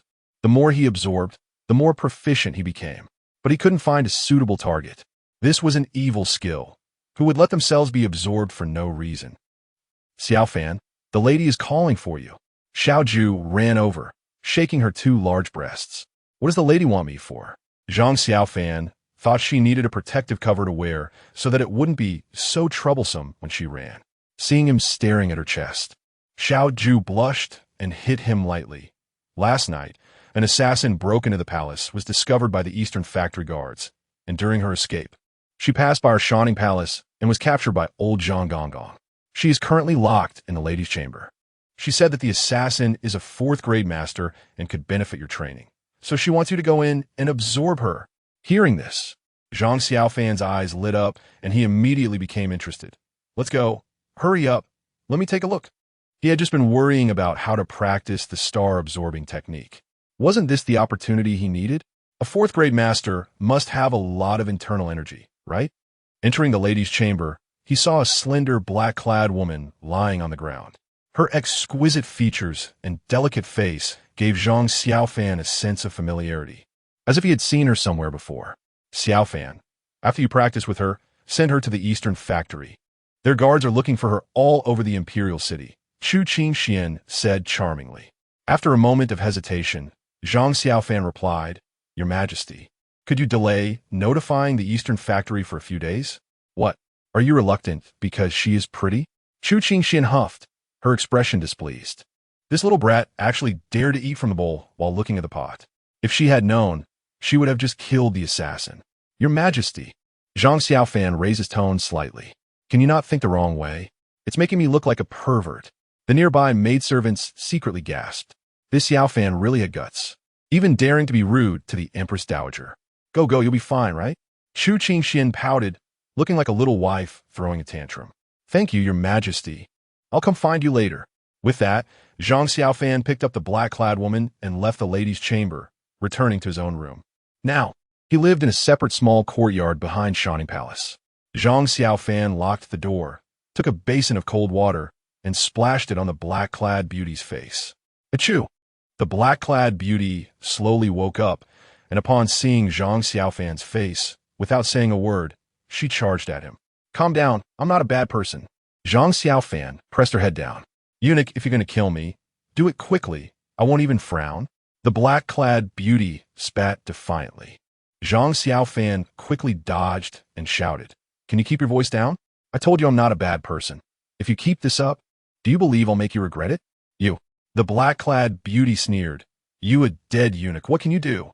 I could just find a wooden stick. Zhang Xiaofan retorted, You. I spit, go away. Stinky eunuch, you're truly disgusting and perverted. The black-clad beauty blushed and spat again. Chapter 55. It turns out to be sisters now the Eastern Factory's minions in the Imperial City are looking for you. If you don't want to fall into their hands, answer my questions seriously. Zhang Xiaofan spoke to her in as gentle a tone as he could manage. Why should I trust you? The woman in black furrowed her brows. Because you give me a sense of DJV. There are too many women in the palace. I see a lot every day. Zhang Xiaofan really couldn't recall where he had seen this woman before. Fine, then let me go. Dare you? The woman in black sneered. To her surprise, the little eunuch actually untied her ropes. Fool. Without her restraints, the woman in black sneered and quickly reached out to grasp Zhang Xiaofan's neck. Zhang Xiaofan showed no panic, only calmly said, Outside there is a second-rank expert and a third-rank expert. If you kill me, you won't escape. Then I can kill you first. Taking a scapegoat isn't a loss. The woman's expression changed, her silver teeth clenched. In the end, she still loosened her grip on Zhang Xiaofan's neck.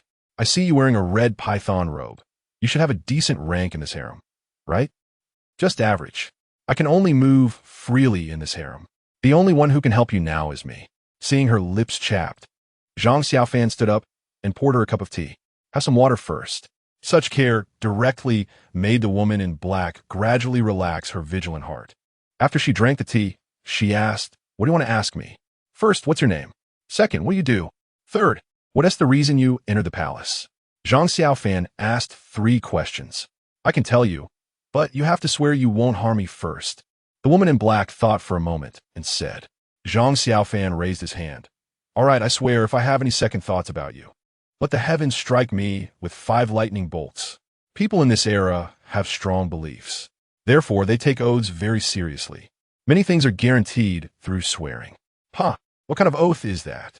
The woman in black spat. 3 thoughts. I'm not related to you, you dead eunuch. However, she didn't pursue it further and slowly said, My name is Bai Qingqing, and I'm the owner of a tavern.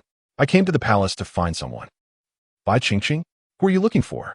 An imperial concubine or a eunuch palace maid? Zhang Xiaofan asked again. Bai Qingqing looked at him seriously, and seeing his gaze was sincere and clear, she felt a bit more trust in her heart and replied, I'm looking for a concubine in the cold palace named Xu Fei. Zhang Xiaofan exclaimed in surprise, staring at her face closely. An image suddenly flashed in his mind. Right? His brain, the female expert sent by Zhao Qianma to visit him that day, looked quite similar to this woman. I remember who you are. I saw a woman who looks a lot like you at Xu Fei's place. Is she your sister? Zhang Xiaofan asked excitedly. What do you mean, my sister? Do you believe I'll kill you? Bai Qingqing's expression immediately turned agitated upon hearing this. Look, you're anxious again. Zhang Xiaofan helplessly explained. I have a good relationship with Xu Fei. How can I not know your sister? That day I was sick, and it was your sister who came to see me. Upon hearing this, Bai Qingqing's eyes lit up with surprise, but also suspicion. Really? You're not lying to me? Lying to you is a puppy. Zhang Xiaofan smiled and looked her over, saying, Your sister looks a lot like you. Likes to wear white dresses, enjoys playing the flute, always has a jade flute with her, right? Yes, that is my sister. Bai Qingqing completely believed him and hurriedly urged, Take me to see my sister. Zhang Xiaofan shook his head. Not today. It has to be tomorrow. Someone is monitoring your sister. I can only go to her in the morning. Why is someone monitoring my sister? Bai Qingqing grew anxious again upon hearing this. Zhang Xiaofan was speechless. Why are you so flustered? Can you let me finish my sentence? At the same time, in the cold palace where Shufei resides, Bai Suzhen paced anxiously in the room. Zhao Qinma comforted her. Aunt Bai, please calm down. The Eastern Factory minions Haven Tea found Qingqing yet, have they? That girl is so reckless in her actions. Now she is missing. How can I not be anxious? Bai Suzhen said, worry etched on her face. Since that is the case, why not look for Xiaofan? He has a vast network in the palace right now. Let him inquire. Perhaps there will be news about Qingqing soon. Zhao Qinma proposed. Bai Suzhen's beautiful eyes brightened. Right. How could I forget him? I'll go find him now. Zhao Qinma hurriedly stopped her, reminding, Aunt Bai, it's still bright outside. How can you go out? In Shining Palace. Be gentle. Move slowly. Why are you in such a hurry? It hurts so much. Can you do this or not? Clumsy, you're really a pig. Bai Qingqing sat on the bed, drenched in sweat, with an utterly speechless expression. On the floor, Zhang Xiaofan was crouched down, carefully treating her wound. Last night, when the Eastern Factory minions were chasing her, this woman had been shot in the calf with a poisoned arrow. Now the wound was dark and swollen, even oozing pus. The situation was not optimistic. Xiaolan pushed the door open and entered. Xiaofan, the Imperial Medical Department has been taken over by the Eastern Factory minions. It seems we want to be able to get the antidote. This woman is currently a wanted criminal. I advise you not to meddle in this. Upon hearing this, Bai Qingqing glared at her with murderous intent. I didn't ask you to meddle. For jinx. If it weren't for Xiaofan protecting you, you would have been killed by the Eastern Factory minions long ago. Xiaolan retorted coldly. You. Bai Qingqing's face flushed with anger. If it weren't for me being unable to move right now, having my acupoint sealed, and unable to use my internal energy, I would slap you to death. With such great abilities, how could you have been captured by us? Xiaolan mocked. Enough arguing. Zhang Xiaofan shouted. What is there to argue about? Xiaolan, go get a basin of hot water. I want to go. Xiaolan pouted and turned away. Smack. Zhang Xiaofan slapped her on her perky backside. Hurry up, or I'll hit you until you swell up. Whoosh. Xiaolan's face immediately turned red. Fine, I'll go. Don't hit me. After glaring at Bai Qingqing, she ran out of the room. Pervert. Bai Qingqing spat, her face flushed. Zhang Xiaofan pretended not to hear and said seriously, if we can't get the antidote, we must use another method to treat this poison. How to treat it? Bai Qingqing wiped the sweat from her pain. First, scrape the flesh to detoxify. Cut out the poisoned flesh from your wound with a knife. Second, suck out the poison with your mouth. Zhang Xiaofan proposed 2 treatment methods. Bai Qingqing hesitated upon hearing this. Cutting out the flesh would hurt so much, and letting him suck out the poison would be so embarrassing. At this moment, Zhang Xiaofan spoke. The second method carries risks, and I am reluctant, so I suggest using the first method. Upon hearing this, Bai Qingqing raised her brows and immediately made up her mind. The first method is too painful. I can't bear it. Let us go with the second one. But this puts me in a difficult position. Zhang Xiaofan wore a face of reluctance, showing a very disdainful expression. I will give you benefits. Bai Qingqing stared at his handsome face a few times. Her cheeks flushed as she said, didn't you just sneakily pinch my foot? If that's the case, I'll just let you pinch a few more times. Zhang Xiaofan, upon hearing this, widened his eyes and said with righteous indignation, am I that kind of person? I just wanted to observe the wound more easily. Okay, Bai Qingqing, I believe you my foot. Chapter 56. Bai Suzhen's night visit. There are no 2 people in the world who are the same, nor are there identical feet. At this moment, Zhang Xiaofan held in his palm a pair of delicate feet as white and tender as jade, small and exquisite, with 10 toes resembling young lotus roots. Chu Qingxuan's feet were fair and rounded, Wan Jinner's were long and slender, and Bai Qingqing and Lu Qiluo's were petite and charming. Zhang Xiaofan couldn't help but sigh inwardly. Why are top beauties top-notch? Because they're all exquisite from head to toe. Hey, are you done? Bai Qingqing really wanted to kick him in the face. She said she wouldn't look, but as soon as she grabbed a peek, the fun was over. Damn it. Can you first treat my leg? Cough, cough. Zhang Xiaofan cleared his throat. He picked up a warm, damp towel from the side and carefully wiped around her wound. Bai Qingqing shrank her neck, feeling an indescribable comfort wash over her from head to toe, making her pores open up. Soon after, she saw Zhang Xiaofan lower his head. Half an hour later, Zhang Xiaofan spat out the last mouthful of black blood and sat on the ground, feeling somewhat exhausted. Those damned Eastern factory lackeys. Who knew what poison they smeared on the arrows? After sucking it for so long, he actually felt nauseous and dizzy, like being carsick. Xiaofan, what's wrong? Bai Qingqing noticed his expression didn't seem to be fake and quickly grabbed a towel to wipe his fine sweat. It's nothing, just lie down. Zhang Xiaofan took a deep breath, got up, and endured his discomfort to finish treating Bai Qingqing's wound. Then he ran to the yard to vomit. Is it smelly? Bai Qingqing suspiciously lifted her leg and sniffed. The fishy smell from the wound immediately wafted over, along with a foul stench. Wow, this poison is too disgusting, right? How could he endure it for so long? In an instant, feelings of gratitude and warmth filled Bai Qingqing's heart. That lecherous eunuch seemed to be quite decent. Tonight's moon was completely covered by dark clouds. The entire harem was pitch black except for a few flickering candlelights. A little eunuch, holding a lantern, walked through the alley behind Shining Palace. Seeing that no one was around, he squatted down to relieve himself. Suddenly, a stone fell from above, hitting him squarely on the forehead. Ouch!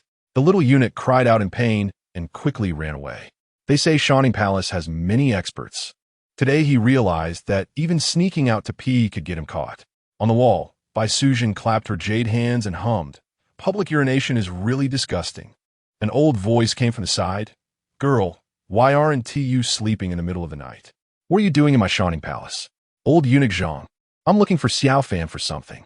Please do me a favor. Bai Sujin jumped down from the wall and greeted Zhang Depeo. Both were second-grade martial artists. Half a month ago, after she came out of Zhang Xiaofan's room, she was stopped by Zhang Depeo and they had a brief spar. Her strength was not as good as Zhang Depeo's. Now that they met, Bai Sujin was quite polite. You're here for that girl, right? Zhang Depeo laughed heartily. Old eunuch Zhang knows her. Bai Sujin's expression brightened, and she hurriedly asked, Do you know? Last night, I caught her. She should be eating in Xiaofan's room now. Go on, don't run around. Don't give me trouble. As soon as he finished speaking, Zhang Depeo's figure flashed and disappeared into the darkness. Thank you. Bai Sujin bowed in the direction he vanished, then leaped to the door of Zhang Xiaofan's residence. She heard her sister's voice coming from inside. Bai Sujin stood outside the door, not in a hurry to go in. Xiaofan, eat. If you don't eat, I'll eat it all. You eat. Don't just stand there. Pour me some wine. This osmanthus brew is not bad. Okay. Hey, let's have a toast. Thank you for helping me with the poison. I owe you this favor. After leaving the palace, come find me at the tavern. I'll treat you to a meal. All right. Why don't you talk much? Is the poison still affecting you? Hearing this, Bai Sujin smiled, realizing that Xiaofan not only saved her sister, but also helped her absorb the poison. She pushed the door open. Who? Bai Qingqing reacted quickly, grabbing a pair of chopsticks and holding them like a weapon. But the next second, she dropped the chopsticks and bounced into Bai Sujin's arms like a little lamb, whining, Sister, I miss you so much. In the afternoon, after Zhang Xiaofan treated Bai Qingqing's wound, he gave her a set of small bamboo green skirts to wear. At this moment, seeing the two stunning beauties in white and green embrace, he gradually forgot the after effects of the poison and couldn't help but think of a song. F.A. Hi. You don't understand love. The two sisters whispered to each other for a moment. Turning around, they saw Zhang Xiaofan resting his head on his hand, staring blankly in their direction, unsure of what he was thinking. Sister, look at that fool. Bai Qingqing pointed at Zhang Xiaofan with a grin. That's your savior. Bai Sujin playfully gave her a light smack on the head and then walked to the table. Xiaofan, thank you for saving my sister. I owe you a favor. This favor from my sister is really valuable. Zhang Xiaofan got up to pull out a chair for her, smiling as he offered a cup of tea. The moment I saw Qingqing, I felt she looked familiar and immediately thought of my sister's unparalleled beauty, so I brought her back. Hey, can you move your dirty eyes away and stop staring at my sister? Bai Qingqing was quite displeased and punched Zhang Xiaofan lightly, adding, I'll tell you. My sister's love interest is a first-grade master. Be careful not to get your head crushed if he finds out. So she already has someone she likes. Zhang Xiaofan pursed his lips, feeling an inexplicable sense of loss. Seeing this, Bai Sujin's eyes flickered, finding it somewhat amusing. This little eunuch's thoughts were really quite lively day by day. If one didn't know better, they might think he was a normal man. Bai Qingqing raised her lips, crossing her arms and huffing. Are you scared? Pay attention from now on. Chapter 57. Do you dare stop him? Through the conversation, Zhang Xiaofan learned that Bai Qingqing had secretly sneaked into the palace to discuss matters with Zhao Qianma. Many of the subordinates who used to follow Zhao Shanhe had gradually returned, and they were now working as waiters in the restaurant opened by Bai Qingqing. However, having too many people made it easy to expose them. A small restaurant with 12 or 20 waiters made it strange for anyone who came. Therefore, Bai Qingqing didn't know what to do. Bai Sujin was even more indecisive. Asking her to kill someone or do something was one thing, but asking her for ideas? Forget it. She found it mentally exhausting. Tired. Those people are powerful, right? Loyal, right? After thinking for a moment, Zhang Xiaofan asked. They're all above the 5th rank and absolutely loyal. After General Zhao was imprisoned, they were angry and refused to submit to the court. After answering, Bai Sujin looked at Zhang Xiaofan suspiciously. What do you mean? Zhang Xiaofan smiled. I recently thought of opening a winery to brew wine, and I happen to need some laborers. Those experts should work efficiently, right? I want to achieve something big. Going solo is absolutely not feasible. He thought about winning over these experts, building a good relationship with them, and then when the time came, he could deal with Zhao Qianma. Wouldn't those people become his own? Bai Qingqing's thoughts were simple, and she didn't understand Zhang Xiaofan's meaning. She rolled her eyes and said irritably, Those brothers are seasoned warriors, and you want them to do labor for you? How could you think of that? Bai Sujin took a sip of osmanthus wine, smacked her lips, and said with lingering taste, This method is indeed feasible. I will discuss it with the young lady when I return. Seeing this, Zhang Xiaofan handed her a bottle of unopened osmanthus wine. If you like it, take a bottle back to drink. To be honest, Zhang Xiaofan didn't think much of this osmanthus wine. It was just a bit stronger than the one sold on the market, with a hint of osmanthus fragrance. The taste was not as strong as a $5 ergo. Now the finances of Shining Palace were tight, and with concubine Hua not being reachable, he had come up with the idea of brewing wine some time ago. He didn't think he had the ability to brew Maotai, but brewing ordinary Fingio was still within his grasp. The old man at home used to work in a Fingio distillery and brewed wine himself after retiring. Although Zhang Xiaofan hadn't studied it closely back then, he still knew the basic techniques and processes. The next morning, Zhang Xiaofan went to the Cold Palace. Given Zhao Qianma's current situation, she naturally couldn't arrange for her brother Zhao Shanhe's old subordinates. So she agreed to Zhang Xiaofan's suggestion without thinking. On the morning of the 3rd day, Zhang Xiaofan found Chu Qingxian and expressed his intention to send Bai Qingqing out of the palace. What could Chu Qingxian do? She couldn't not support her little rival's plans. So after cursing Zhang Xiaofan a few times, she assigned Zhang Depeo to serve as Zhang Xiaofan's guard. It could be said to be extremely considerate. Back in the room, Zhang Xiaofan woke the sleeping Bai Qingqing, who was quite lazy and would always refuse to get out of bed in the morning. What are you doing? Can't you let me sleep a little longer in the morning? Go away, don't bother me. Bai Qingqing grumbled irritably, rolled over, and buried herself under the blanket. Are you going or not? If you're not going, I won't care. Zhang Xiaofan grabbed her little foot that was exposed outside the blanket and tickled her soul with his fingers. Ha ha ha! Bai Qingqing laughed out loud, instantly losing her sleepiness. Sitting up, she didn't care about her messy hair and punched Zhang Xiaofan's shoulder. It's like this every morning. I really want to beat you to death. If you don't get up, who else can I blame? Zhang Xiaofan threw eunuch's outfit at her and urged, Hurry up and get dressed and washed. We're leaving the palace soon. After 3 days, the injuries on her legs had mostly healed, and she could walk without issues now. You want me to wear a eunuch's outfit? Bai Qingqing pouted, a bit unwilling. Wear it if you want.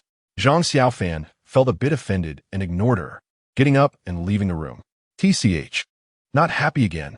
Bai Qingqing wrinkled her delicate nose and quickly got dressed. The little bell tied around her ankle jingled with her movements. This little bell was tied by Zhang Xiaofan. At first, she wasn't willing, and every time Zhang Xiaofan tied it, she would throw it away. Later, she slowly got used to it. Just wear it. After a while, Bai Qingqing walked out of the room and saw Zhang Xiaofan lying under a tree sleeping. So she pouted and threw a small stone at him. What are you doing? Are you sick? Zhang Xiaofan waved his hand, shattering the small stone.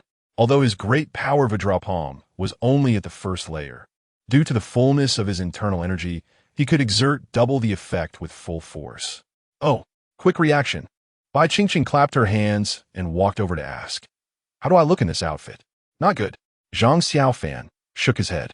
Bai Qingqing, dressed in a eunuch's outfit disguised as a man, had a unique beauty, but her face was too delicate, not at all like a eunuch. Bruce. The two little dumplings on her chest were too obvious. After thinking for a moment, Zhang Xiaofan took out a red cinnabar pen and drew more than a dozen red dots on Bai Qingqing's face. Then threw her a silk scarf. Wrap your two little buns tightly. Get lost. You dead eunuch, stinky rascal. Bai Qingqing looked down, kicked him hard, and ran back into the room. When she came out again, she no longer showed any obvious features. So Zhang Xiaofan called Jean de Peo, and the three of them walked towards the palace gate together. At the palace gate, a dozen imperial guards and Eastern factory agents were checking the people coming in and out. When they saw Zhang Xiaofan approaching, the leading Eastern factory agent smiled and greeted him. Eunuch Xiaofan, are you going out of the palace today? Zhang Xiaofan was now a well-known figure in the entire harem.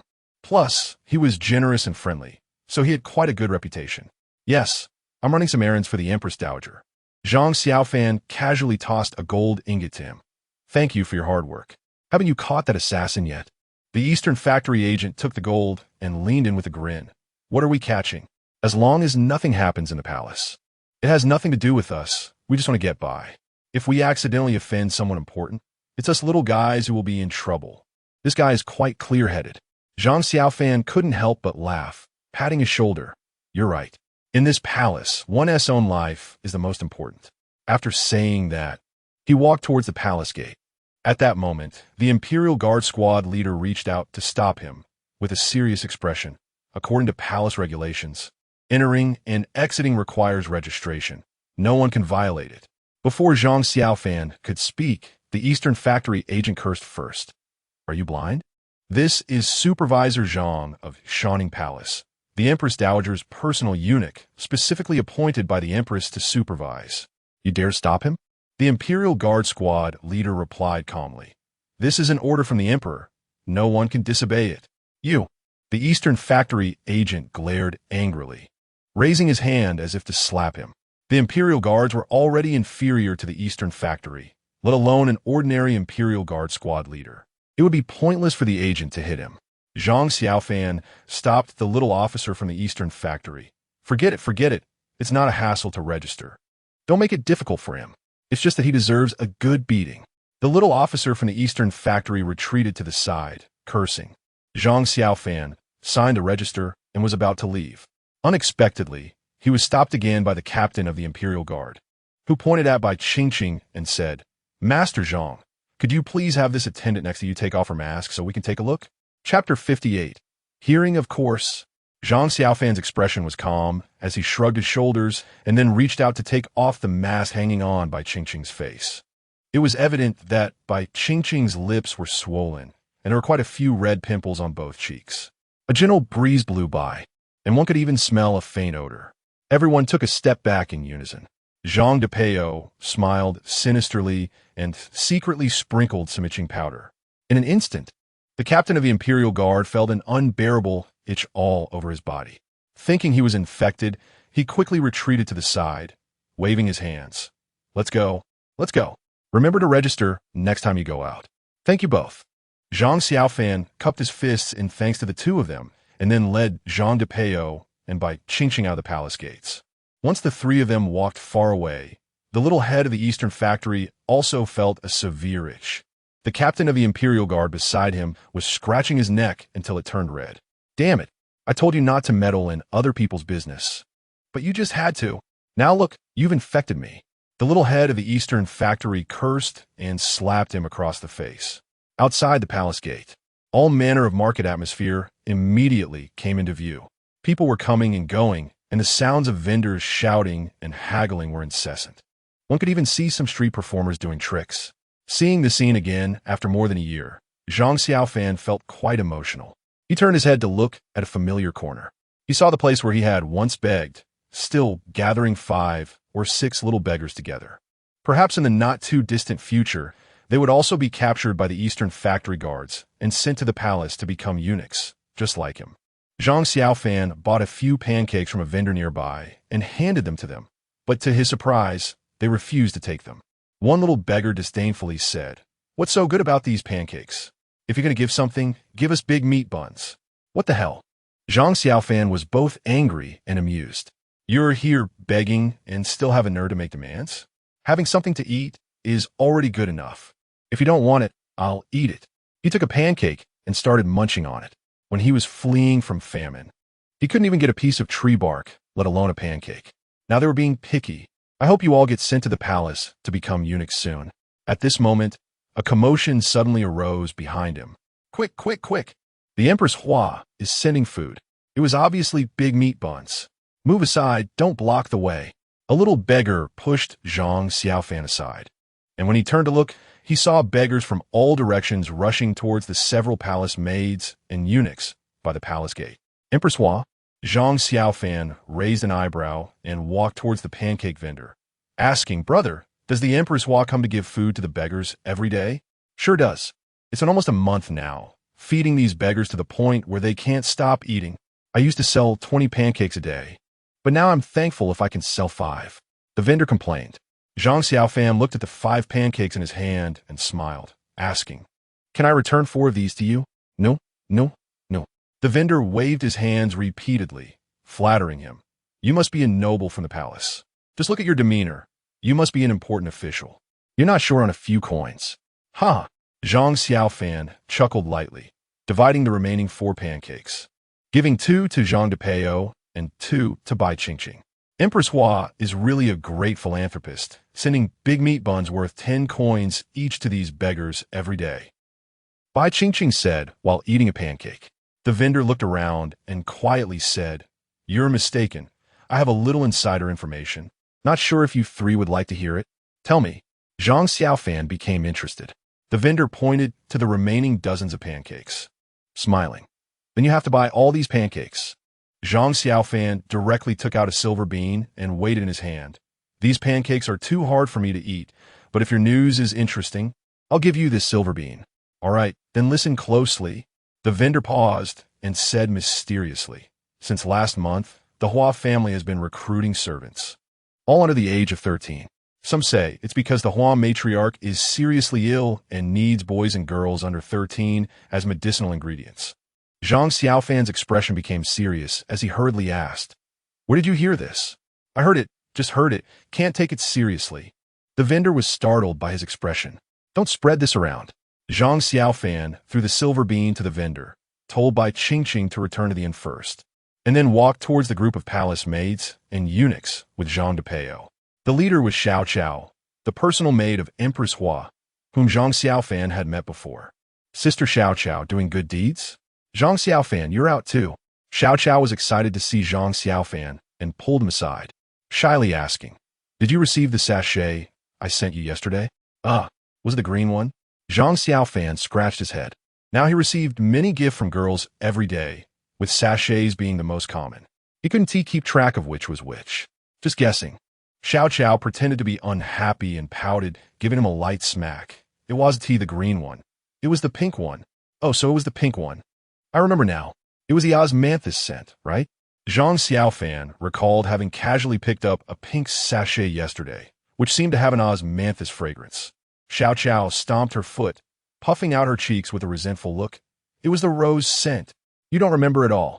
Zhang Xiaofan felt extremely awkward, wishing he could find a hole to hide in. Zhang Depeo next to him burst out laughing. "You little rascal, if you don't know. Just admit it. You've upset the girl. Here, I'll give you another one. This time you better remember it." Xiao Qiao took out a green sachet from her sleeve and placed it in his hand. "Don't forget. If you don't remember next time, I want to talk to you." Chapter 59. The Jade Pendant is Useless? I will never forget. "Sister Xiao Qiao, you can come to Shining Palace to teach me anytime." Zhang Xiaofan scratched her palm with his finger. Xiao Cao's face instantly turned red, and her eyes glistened with tears. She was very pretty, with a larger frame and a sturdy body, resembling a beautiful, strong girl. In just a few sentences, Zhang Xiaofan gathered a lot of useful information from her. First, the matriarch of the Hua family was indeed gravely ill and quite disturbed, talking nonsense all day. Second, the idea of recruiting young boys and girls into the Hua family came from a wild monk. According to the wild monk, the Hua family had amassed wealth and committed sins, needing pure-hearted young boys and girls to guard the mourning hall for a year to dispel evil spirits. Third, the young boys and girls who entered the Hua family's mourning hall could not come out or meet outsiders. Sister Xiao Qiao, I have something to do today. I'll come to see you another day. After bidding farewell to Xiao Qiao, the two chatted as they walked. Master, is there really such a thing as dispelling evil spirits? That wild monk isn't practicing some evil skills, is he? Zhang Xiaofan was very suspicious in his heart. However, he couldn't be sure whether such things actually existed. This was a high martial arts world. With all kinds of evil practices, what else could not exist? There are taboos. But what that girl said just now, I have never heard of it. That wild monk is probably practicing evil skills. Zhang Depeo spat and continued. Do you know Granny Tua? Her 9 white bone claw is practiced using human skulls. I know this. Zhang Xiaofan nodded. Last time he inadvertently saw Granny Tuo's things in her room. Goodness, a pile of skulls, with more than 10 on the bedside. He really didn't know how she could sleep. Now, all the servants in Shining Palace trembled at the sight of her. Later, it was Chu Qing Xian who couldn't stand it, and had someone find her a special basement to store those things. Master, can you go check on that old monk in the Hua family? Zhang Xiaofan felt this was an opportunity to win over Hua Fei. If things were handled well, he might reap great rewards. Sure, I'll send you to the tavern first. Zhang Depeo agreed. He was inherently restless, having stayed in the palace for so long. He was already itching to move. When he encountered such a fresh matter, it instantly piqued his curiosity. As for the title of master, Zhang Xiaofan had been shamelessly calling him that. Initially, Zhang Depeo didn't accept it, but after Zhang Xiaofan called him that many times, he got used to it. Now, he was being served hand and foot, making Zhang Depeo reluctant to leave Zhang Xiaofan. The Bai family tavern was located in a rather remote area, almost on the outskirts of the imperial city. It was a small 3-story building, neither too big nor too small, quite standard. There were 2 waiters at the entrance, trying to attract customers. One of them was sturdy and had a sharp look in his eyes, clearly not ordinary. He was probably one of Zhao Shana's former subordinates. Zhang Xiaofan couldn't help but frown. This Bai Qingqing was also a fool. Placing such a person at the entrance made it hard not to attract attention. Guest, our tavern's wine is absolutely unique. If it's not good, you don't have to pay. The other waiter greeted Zhang Xiaofan with a bow as he stood at the entrance. Not good, no charge. Zhang Xiaofan smirked and stepped inside. He looked around and didn't see Bai Qingqing. She was probably still bathing, as he had put a lot of stuff on her face, including the fluid from the fart bug. There was only him among the customers in the tavern. There were quite a few attendants, at least 7 or 8. This was just the first floor. If someone didn't know better, they might think business was booming. Guest, the items you ordered are here. The waiter quickly brought over a pot of wine, a plate of meat, and a plate of peanuts. Hey, are all the attendants in your tavern new? Zhang Xiaofan asked after eating a piece of beef. As soon as he said this, all eyes turned to him. Some were wary, some were filled with murderous intent. Big brother, he asked from the palace, look at those shoes. A short, sturdy man whispered to a bald man beside him. You guys guard outside. I'll go take a look. The bald man rubbed his head, tossed a towel over his shoulder, and approached Zhang Xiaofan. We're all working in the back.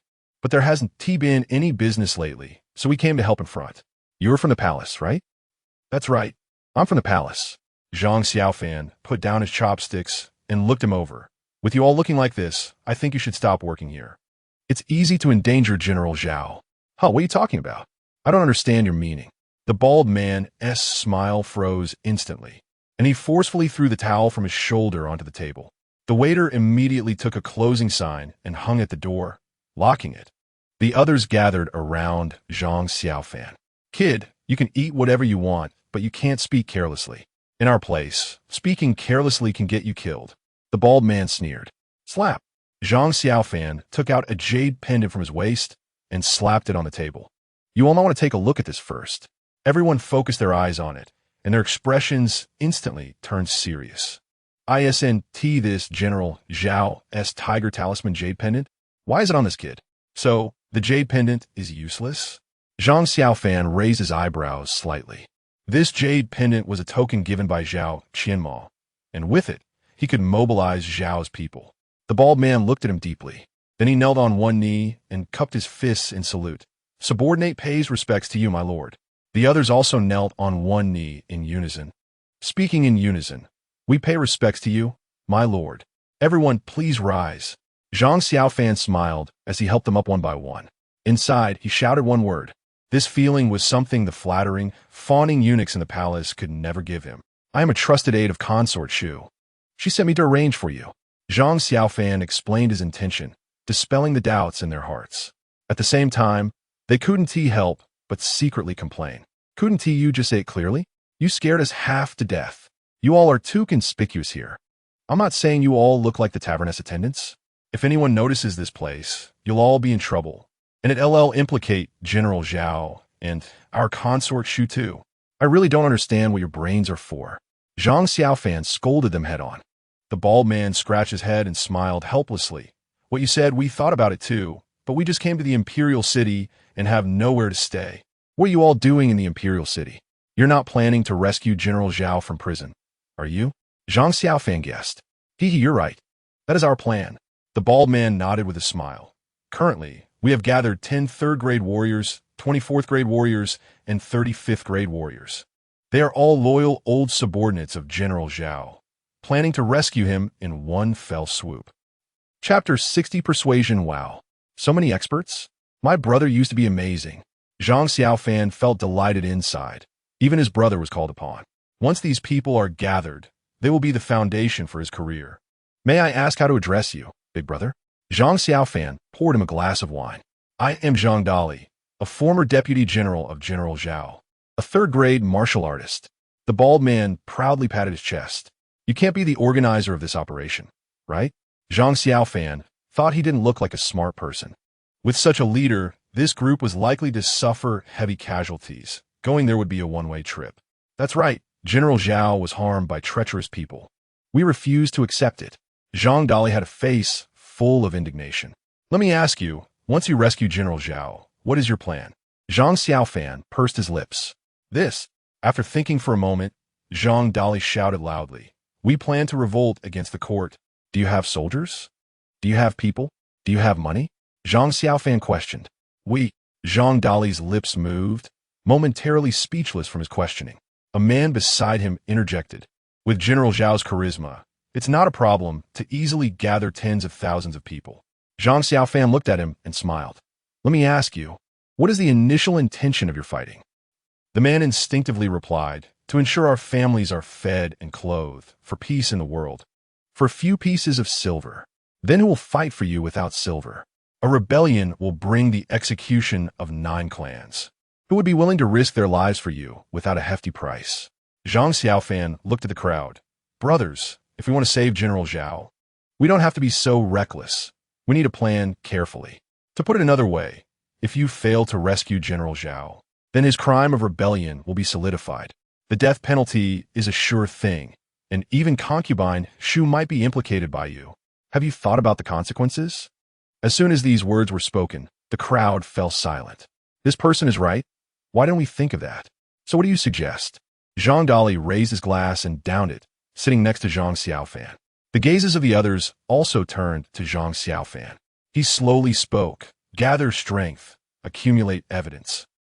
Half an hour later, on the 3rd floor, by Qingqing, barefoot with delicate white feet, draped in a light green gauze dress, gracefully moved to sit beside Zhang Xiaofan. Did big brother Zhang's side get settled? Of course, just look at who I am. Zhang Xiaofan said smugly. You're a clever little eunuch. Bai Qingqing giggled. How do you plan to arrange them? First, go to Wo Mountain Villa outside the city.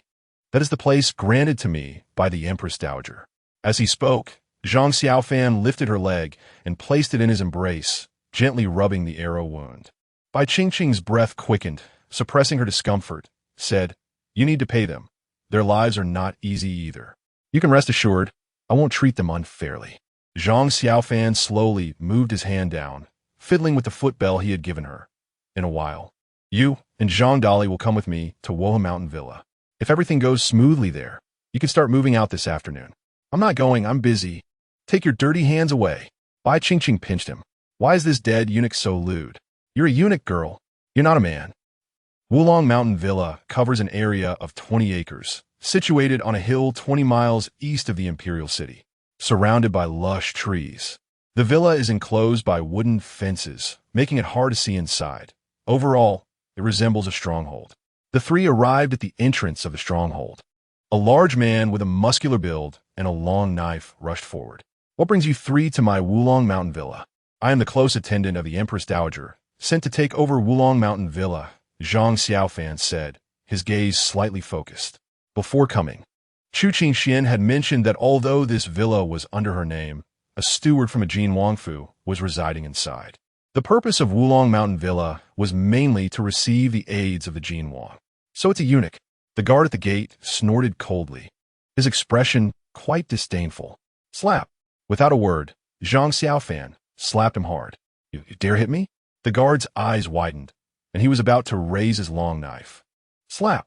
Zhang Xiaofan slapped him again, coldly saying, "A mere guard dares to look down on the Empress Dowager?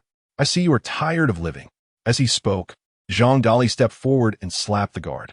A loud thud was heard, and the guard flew backward, spitting out a mouthful of blood. "You bastard! Help! Help! Someone is causing trouble." The guard yelled twice and scrambled back into the stronghold. Before long, a man wearing a black hat and a black robe, around 50 years old, strode out with a broad smile, greeting Zhang Xiaofan. "I heard you were sent by the Empress Dowager. I apologize for the lack of proper welcome. Please forgive me. You're Steward Zhou, right?" Zhang Xiaofan said, while taking out his token of the chief steward of Shining Palace. Steward Zhou leaned in to take a look, and his smile grew wider as he made an inviting gesture. "So, it is the chief steward. Welcome, welcome. That guard was foolish and has already been put under confinement by me." The group entered the villa. Inside, there were many stables and houses, vast fields, and a huge reservoir. The scenery was beautiful, a great place. Zhang Xiaofan nodded in satisfaction. "This villa is perfect for raising people. It can be completely self-sufficient. To be honest, I have managed this villa for over 20 years. Everything here was planned by me," Steward Zhou said, his expression slightly proud. "So you have deep roots here?" Zhang Xiaofan chuckled. Steward Zhou frowned and quickly lowered his head. "Not really, just serving the Jin Wang." "Huh." Zhang Xiaofan found a stone bench to sit down and got straight to the point. "Steward Zhou, I believe you know the reason for my visit, right?" "That guard already said it," Steward Zhou replied. "Then what do you mean?" Zhang Xiaofan asked again. Steward Zhou cupped his hands and smiled. "I think it's best to inform the Jin Wang first. After all, this place is entrusted to me by His Highness. What do you think?" Chapter 61. Instant Kill Ha. Zhang Xiaofan pulled out a letter from his pocket and threw it over. The letter was written by Chu Qingxian. It contained only 2 brief lines. "Immediately withdraw from Wulong Villa and hand it over to Zia Fanzi for management." After reading it, Steward Zhou raised an eyebrow, unimpressed, and chuckled, emphasizing once more, "Your Highness, I told you, it was Prince Jin who sent me to manage this place. If you want me to leave, I need to see Prince Jin's personal letter." Zhang Xiaofan fanned himself and sneered. "Are you disregarding the Empress Dowager? Do you believe I will kill you on the spot?" A few days ago, the Empress Dowager had already notified them that Wulong Villa was hers. Who would have thought that today someone would try to assert their authority over him? A mere guard dared to act so arrogantly. He would never believe this unless someone had instigated it. "You little eunuch, you have quite the nerve." Steward Zhou was infuriated by his retort, feeling utterly humiliated, and bellowed, "Come here." As soon as he spoke, a large group of burly men armed with knives and guns rushed in from all directions. Their speed indicated they had been waiting for a long time. "A little brat dared to threaten me. Not even you, not even the Empress Dowager, can make me give up this place." "Humph." Zhang Xiaofan stood up, glanced around, and coldly laughed. "So there's nothing to discuss? I stand by my words. Unless Prince Jin gives the order, There's nothing to talk about. Steward Zhou stood with his hands behind his back, his expression arrogant. Kill him. Zhang Xiaofan's voice turned cold, and a murderous intent arose. All right. Zhang Dali, who had been unable to endure any longer, felt ecstatic upon hearing this heavenly command. He charged at Steward Zhou like a cannonball. By the time the guards reacted, Steward Zhou had already been sent flying for 5 or 6 zhang before crashing to the ground with a thud. When everyone focused on him, their faces turned pale, and they were dumbstruck. Just moments ago, the once arrogant Steward Zhou lay lifeless, with a fist-sized hole in his chest, blood and flesh a mess, black blood pouring out. Huh? Steward Zhou is dead? Brother-in-law. Brother-in-law. The guard who had been slapped twice by Zhang Xiaofan at the entrance felt his legs weaken and his pants grow cold. That was Steward Zhou, who had been with Prince Jean for decades, his backing. Just like that, he was killed. At this moment, Zhang Xiaofan slowly walked to his side. Disobeying the Empress Dowager's orders leads to this outcome. Understand? The guard knelt directly on the ground, banging his head. I understand. I understand. I have always been loyal to the Empress Dowager. Please spare me. The other guards hurriedly dropped their weapons and knelt, begging for mercy. Zhang Xiaofan's lips curled slightly as he declared, "It seems everyone wants to live. In that case, I will give you a chance." Saying this, he slapped a piece of paper onto the stone table. Steward Zhou must have done a lot of bad things over the years. Whoever can tell me one will be spared. If you can't, then don't blame me for being ruthless. Killing Steward Zhou was just Zhang Xiaofan acting on his own. It would indeed be hard to explain to Prince Jean, but if there were evidence of Steward Zhou's crimes, everything would be easy to handle. My brother-in-law. That old man forcibly took innocent women. My sister was one of his victims. No one expected that the first to step forward to accuse Steward Zhou would be his brother-in-law. Another voice immediately chimed in. Steward Zhou spent 1,000 taels in a brothel last month. I was there. Steward Zhou killed a tenant 2 days ago. Accusations against Steward Zhou came one after another. Half an hour later, Zhang Xiaofan looked at the 3 full sheets of crimes in his hand, grinning from ear to ear. He had not expected Steward Zhou to be so morally bankrupt, even going so far as to harm newborns. He really was a piece of work. After cursing once, Zhang Xiaofan put the documents away and looked at everyone. From today on, this place will be managed by me. While I'm not here, Zhang Dali will be in charge. Everyone quickly clasped their fists and agreed. Everything is up to your highness. After successfully taking over Wulong Villa, the 3 returned to the Bai family tavern. In the afternoon, Zhang Xiaofan held a meeting with Zhang Dali and the others, explaining many matters. That evening, Zhang Depeo finally returned. I found out that the bald man is an evil cultivator who specializes in enhancing his powers with the blood of young boys and girls. I discovered many skeletons in a cellar. So cruel? Zhang Xiaofan was taken aback and quickly asked, Master, what level of cultivation does that bald man have? A 4th-grade warrior. But he's a bit sinister. I suspect he could easily take on a 3rd-grade warrior. Zhang Depeo replied, cursing as he spoke. In my many years, I've never seen such a thing. Chanting scriptures into a dog's belly every day. Surely, Huafei doesn't know about this, right? Zhang Xiaofan stroked his chin, lost in thought. He had seen Huafei once. She was gentle and lovely, clearly not the kind of person who could be ruthless. Oof. Zhang Depeo snorted. Once this matter is exposed, even if she doesn't know, she will still face jail time. Oh, I see. A perfect plan instantly formed in Zhang Xiaofan's mind. At this moment, Bai Qingqing pushed the door open and entered. Xiaofanzi, didn't you say you wanted to go out for a stroll? Hurry up. Don't waste time. I've told you countless times not to call me Xiaofanzi. Don't you understand? Zhang Xiaofan looked at her helplessly. During the day, this girl kept calling him Xiaofanzi. And every time she did, people would throw him disdainful looks. He felt quite embarrassed. Bai Qingqing stuck out her tongue, looking cute. Did you forget, Xiaofan brother? Remember it from now on. Zhang Xiaofan reminded her and then took her and Zhang Depeo out. The streets of the imperial city at night had a unique charm. The palace had already imposed a curfew, but the imperial city was bustling with activity. The officials and young masters who couldn't be seen during the day were all out now. As the 3 walked along, they suddenly heard someone shout, "The courtesan from Wanhua Building is making an appearance at Chongqing Lake tonight. Everyone hurry to see. What? The courtesan from Wanhua Building is appearing? I heard that the Wanhua Building's courtesan is the most beautiful woman in Jiangnan. Is it true? Truth is stranger than fiction. If it's fake, it won't be real. Let us go and see. Quick, quick. If we're late, there won't be a spot left. In an instant, many people rushed towards Chongqing Lake. Seeing this scene, Zhang Xiaofan couldn't help but laugh. The courtesan of ancient brothels was equivalent to a star on earth. The ancient people were just as fervent in pursuing stars. Let's go too. Bai Qingqing, munching on a candied hawthorn, suddenly spoke up. What does a woman like you want to join in the fun for? Are you also interested in that courtesan? Zhang Xiaofan teased with a smile. What is wrong with that? Is it not okay? Bai Qingqing glared at him with her beautiful eyes, then muttered to herself. There will definitely be many talented men tonight. Can I pick one to be my husband? No way. Zhang Xiaofan's smile instantly vanished as he slapped her on the backside. If you mention this again, don't blame me for being rude. Chapter 62, The Poet God at Chongqing Lake. Various lanterns hung high. The place was bustling with crowds. Young Master Ling has arrived. He is the younger brother of the current imperial concubine. Goodness, even Lord Liu is here. He must be 70 this year, right? Truly, age doesn't diminish the spirit. Look, even His Highness the Crown Prince is here. Oh my, the courtesan must be truly beautiful. Gasps of astonishment rose one after another.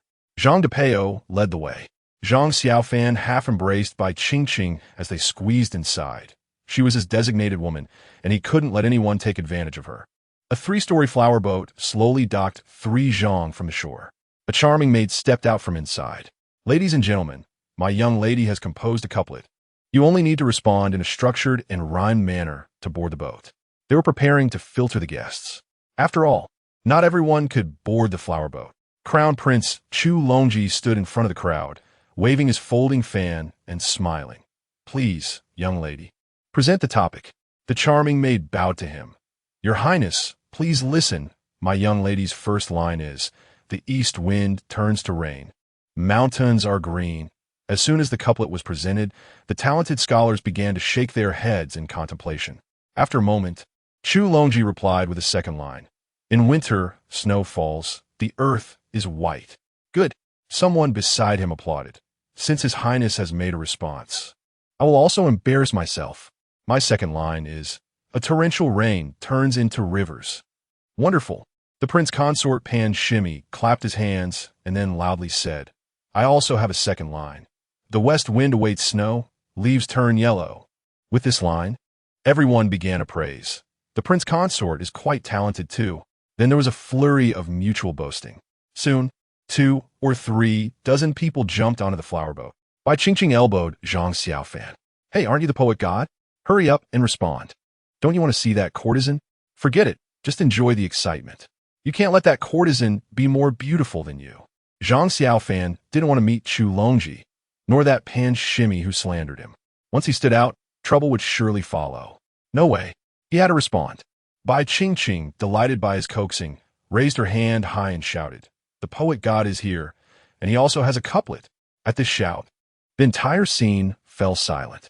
Even Chu Longji, who had just boarded the flower boat and was about to walk in, couldn't help but stop and turn around.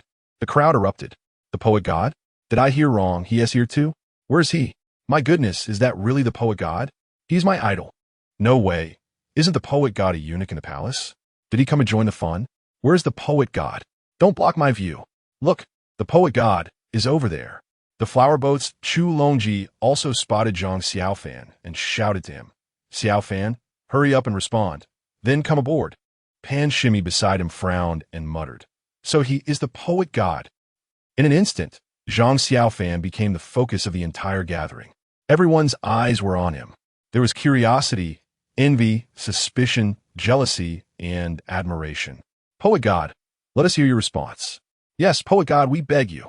Poet god, don't be so low-key.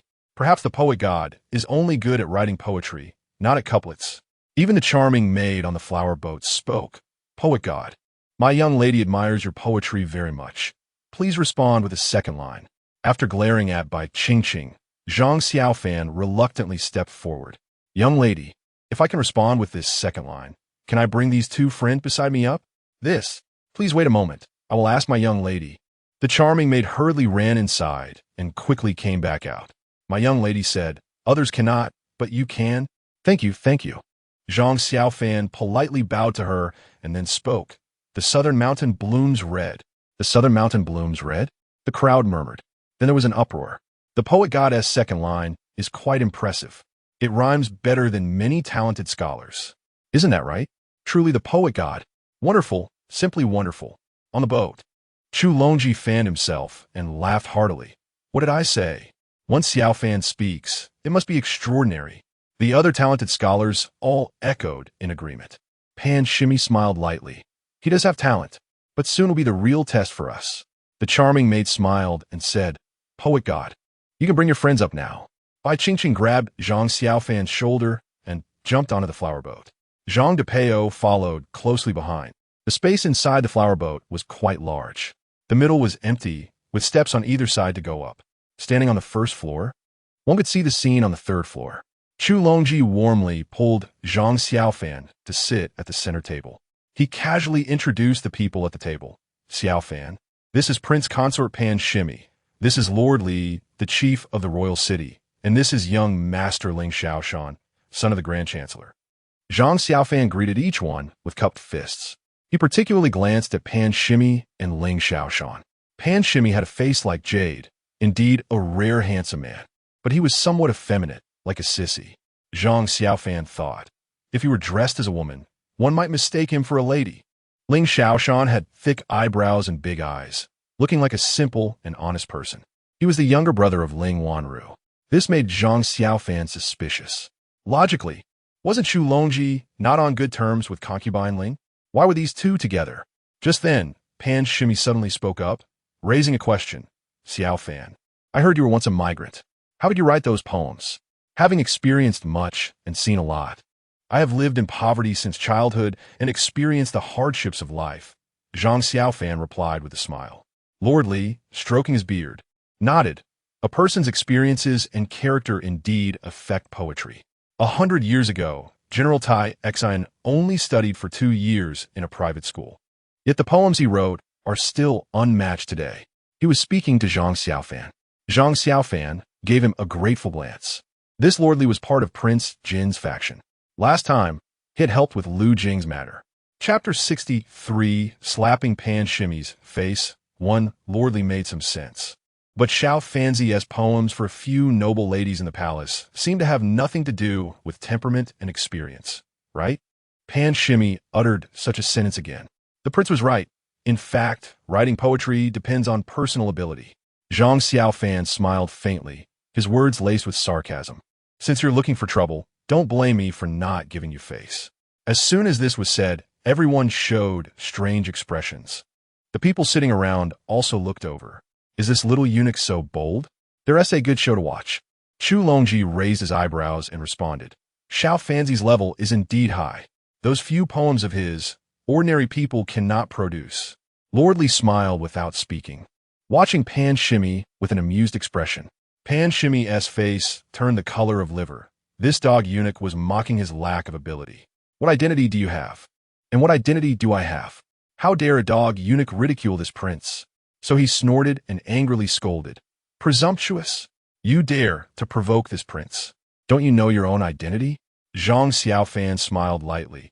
I'm just a small eunuch, usually just getting by under the Empress and the Dowager Empress. How can I compare to you, great prince? At this moment, the previously silent Ling Xiaoshan suddenly spoke. In fact, the prince's life is not easy either. Not only can he not take concubines, but he also has to consult the princess for his daily expenses. Zhang Xiaofan almost burst out laughing. Good for you. With those thick eyebrows and big eyes, you really have a knack for mocking people. To the common people, marrying a princess is a glorious thing. But to those in the noble circle, marrying a princess is equivalent to imprisonment. If you have the strength, that is fine, but without strength, you can only be at the mercy of the princess.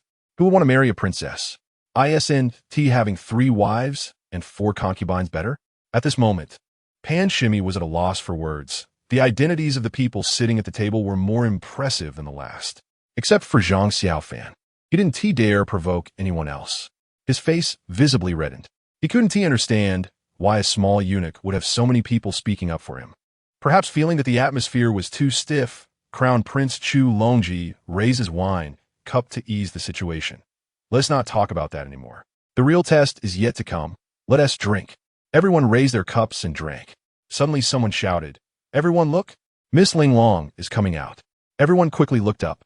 On the third floor, a lady wearing a veil, with a slender and graceful figure, exuding an ethereal aura, dressed in a purple silk gown, was standing elegantly and looking down. Although her face was covered by a veil, people could still conclude from her brows and eyes that this courtesan must be a stunning beauty. The previously missing charming maid spoke up loudly. "Gentlemen, my young lady's second challenge is painting. The theme is unlimited. Only the quality matters. In the end, 15 people will be selected to go upstairs to listen to my young lady play the zither." After speaking, the charming maid glanced at Zhang Xiaofan and smiled. "Poetry god is an exception.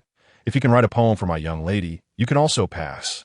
Upon hearing this, before the group of talented gentlemen could speak, Pan Shimmy quickly spoke up. "Xiao Fanzi writes poetry well. He must also be good at painting." He emphasized the name Xiao Fanzi heavily, seemingly reminding everyone that the poetry god they spoke of was just a eunuch. One person immediately echoed, "Everyone relies on painting to get through this challenge. Eunuch Xiao Fanzi, surely won't he be any different than everyone else, right?" Another person said, "The poetry god must surely know how to paint. Everyone need not doubt him." A few people sang in harmony, directly lifting Zhang Xiaofan up. Everyone stared at Zhang Xiaofan with varying expressions, wanting to see how he would respond. Zhang Xiaofan smiled slightly and said loudly, "To be honest, I am indeed not very good at painting." Before he could finish, everyone burst into laughter. Pan Shimmy and his friends laughed heartily. After they finished laughing, Zhang Xiaofan finally said the latter half of his sentence. "Although my painting skills are not great, they are still slightly better than those of Prince." Boom! As soon as this was said, the venue fell silent. No way. Did we hear that right? This eunuch actually said his painting skills are better than Pan Shimmy's? Everyone present knew that Pan Shimmy was an exceptional painter. How dare you say your painting skills are better than his? Who gave you the courage? Do you really think that being able to write a few poems makes you so impressive? Xiao Fanzi, do you dare to bet? Pan Shimmy pulled out a 5,000 tael silver note and slapped it on the table. "Count me in." "Me too. I'll do the same."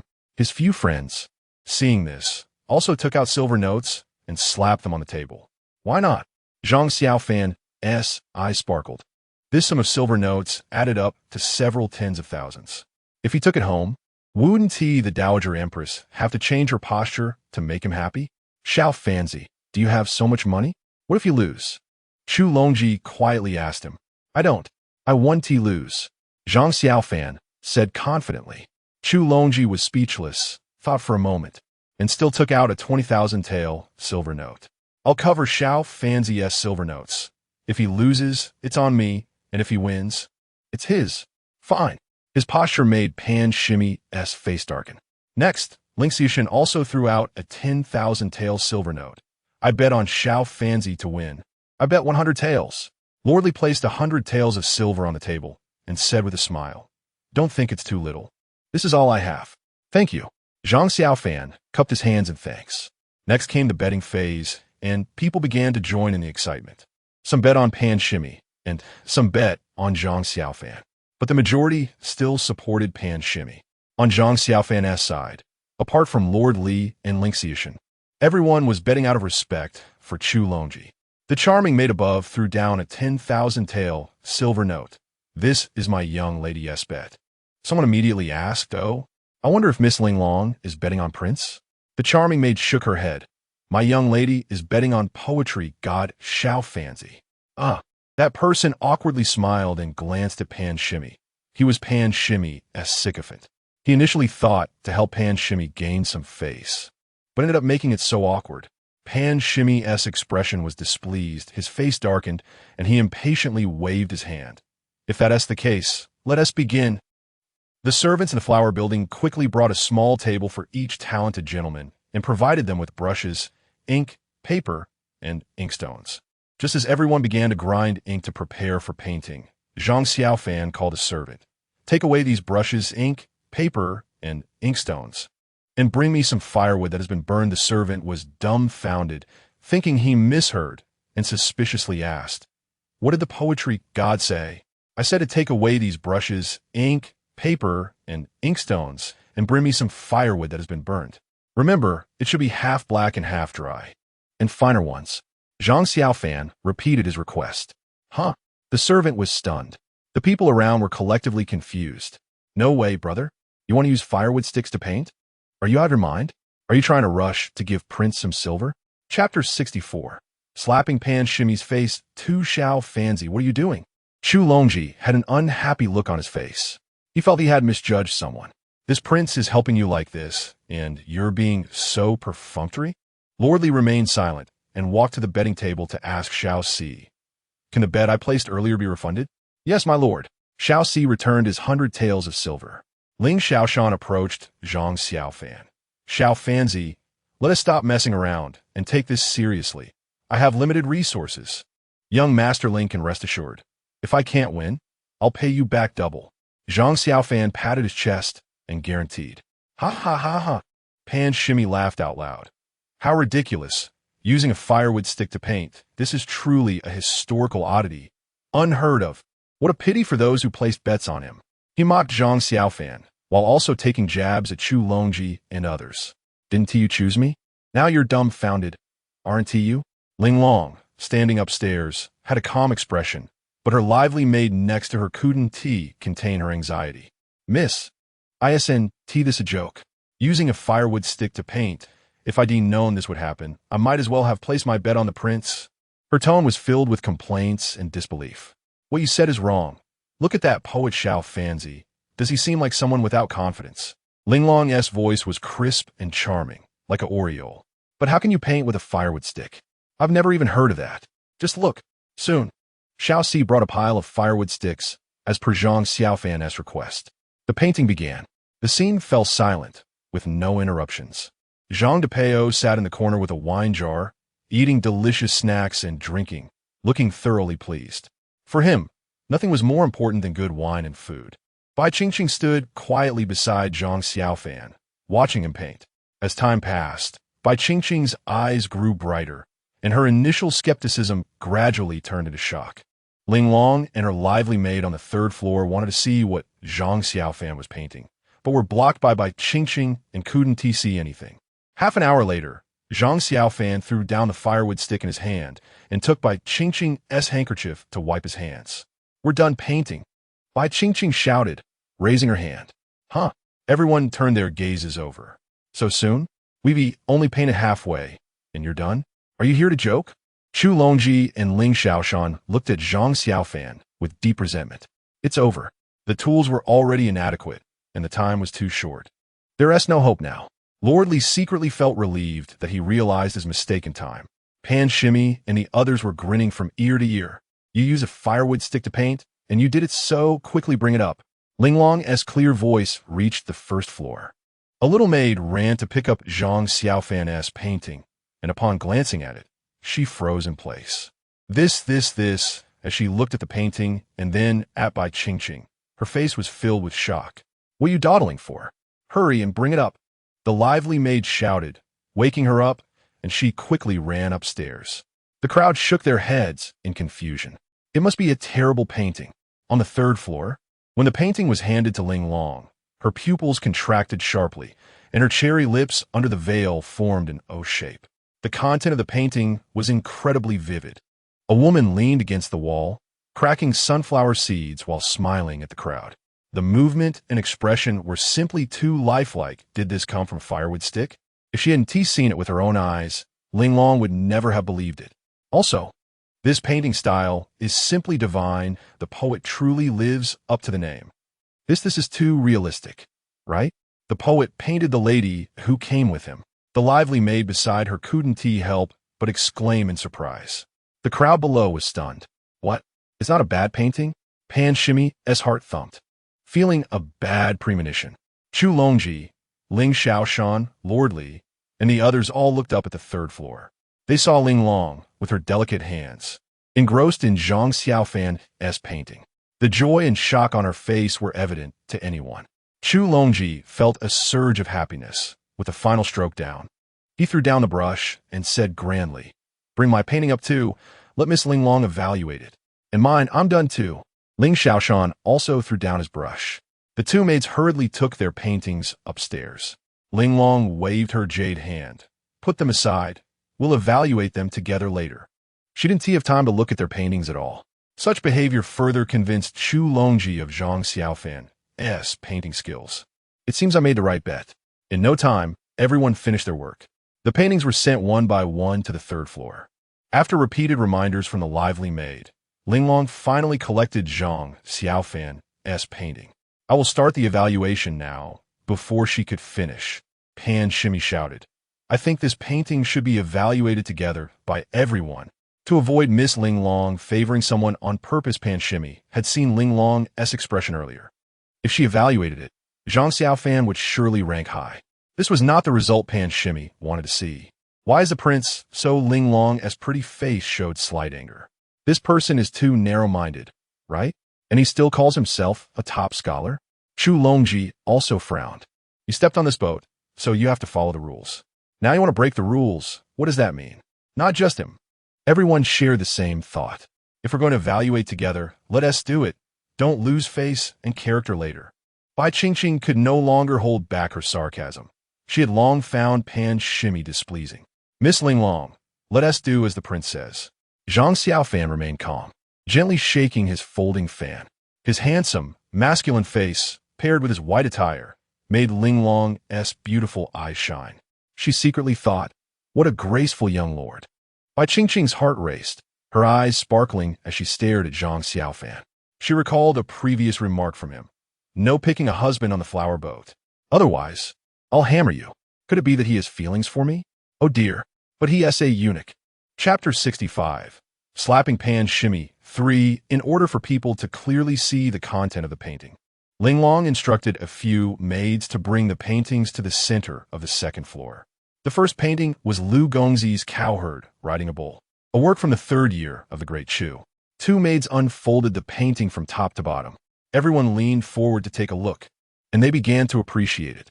Lu Gongzi's painting was still as good as ever. The bull was painted really well. Excellent. Marvelous. The charming maid took the opportunity to explain the rules for evaluating the paintings. All the talented scholars, if they thought Lu Gongzi's painting was good, should stand on the left. If they thought it was somewhat lacking, they should stand on the right. If they thought it was very good, they should stand in the middle. Clatter. A dozen people stood on the left, with only a few standing on the right. The rest stood in the middle.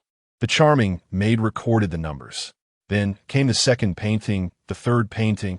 After about an hour, the chick pecking at rice by Ling Xiaoshan was presented to everyone. Someone couldn't help but laugh. Following that, the whole place erupted in laughter. The reason was simple. The painting technique was too abstract. The entire painting was almost covered in black dots, and the little chick in the middle looked unrecognizable. Ling Gongzi, did you spend all your time painting black dots? Chu Longji teased with a hearty laugh. Ling Xiaoshan retorted with a dark face, what? This chick pecking at rice. Isn't it necessary to have rice grains? Another round of laughter ensued. Aren't there too many rice grains? Aren't you afraid of choking the chick? Due to Ling Xiaoshan's prestigious family background as the son of the current prime minister, apart from Chu Longji standing on the right, everyone else stood on the left. Even if they thought this painting was the worst so far, they still had to give face. Next was the crown prince's myriad miles of rivers and mountains. Two maids revealed Chu Longji's painting to everyone. Good. Wonderful. This myriad miles of rivers and mountains by the crown prince has quite the style of Master Lu. Minister Li, as a member of the crown prince's faction, was the first to voice his approval. The Master Lu he mentioned was Lu Gongzi's teacher and the dean of the academy, the foremost scholar of the current dynasty. It's quite good. Bai Qingqing whispered to Zhang Xiaofan beside her, but it's not as good as ours. The crown prince started learning the arts of music, chess, calligraphy, and painting at the age of 3, so his painting skills should not be too bad. Zhang Xiaofan pulled her hand and followed the crowd to stand in the middle towards the back. I think this painting is just average. What kind of eyes do you all have? Ling Xiaoshan mumbled, standing on the right. The rest all stood in the middle. Chu Longji ignored Ling Xiaofan. They had grown up together, and it was common for them to tease each other. Next was the painting by the top scholar, Duke Pan. As the charming maid's voice fell, everyone felt a jolt in their hearts. The main event had finally arrived. Pan Shimmy painted a high mountain and flowing water scene. Landscape painting tests one's foundation, especially this kind of high mountain and flowing water, which is even more challenging. After viewing it, everyone praised it with nods. The top scholar truly deserves the title. If I could create such a painting in my lifetime, I would die without regrets. This mountain, this water, this scenery, it's marvelous. Ever since I saw the painting by the top scholar, I feel my own work is nothing. While everyone was praising, Chu Longji shook his head and stood on the right. I think it's not that great. The level is just average. Ling Xiaofan stood beside him and bluntly said, I don't want to lose money. Zhang Xiaofan, standing in the middle, remained still. Qing became anxious. Are we still standing here? Let's change places. No need. Zhang Xiaofan shook his head and spoke. This painting is the best I've seen so far. Upon hearing this, everyone's gaze turned to Zhang Xiaofan.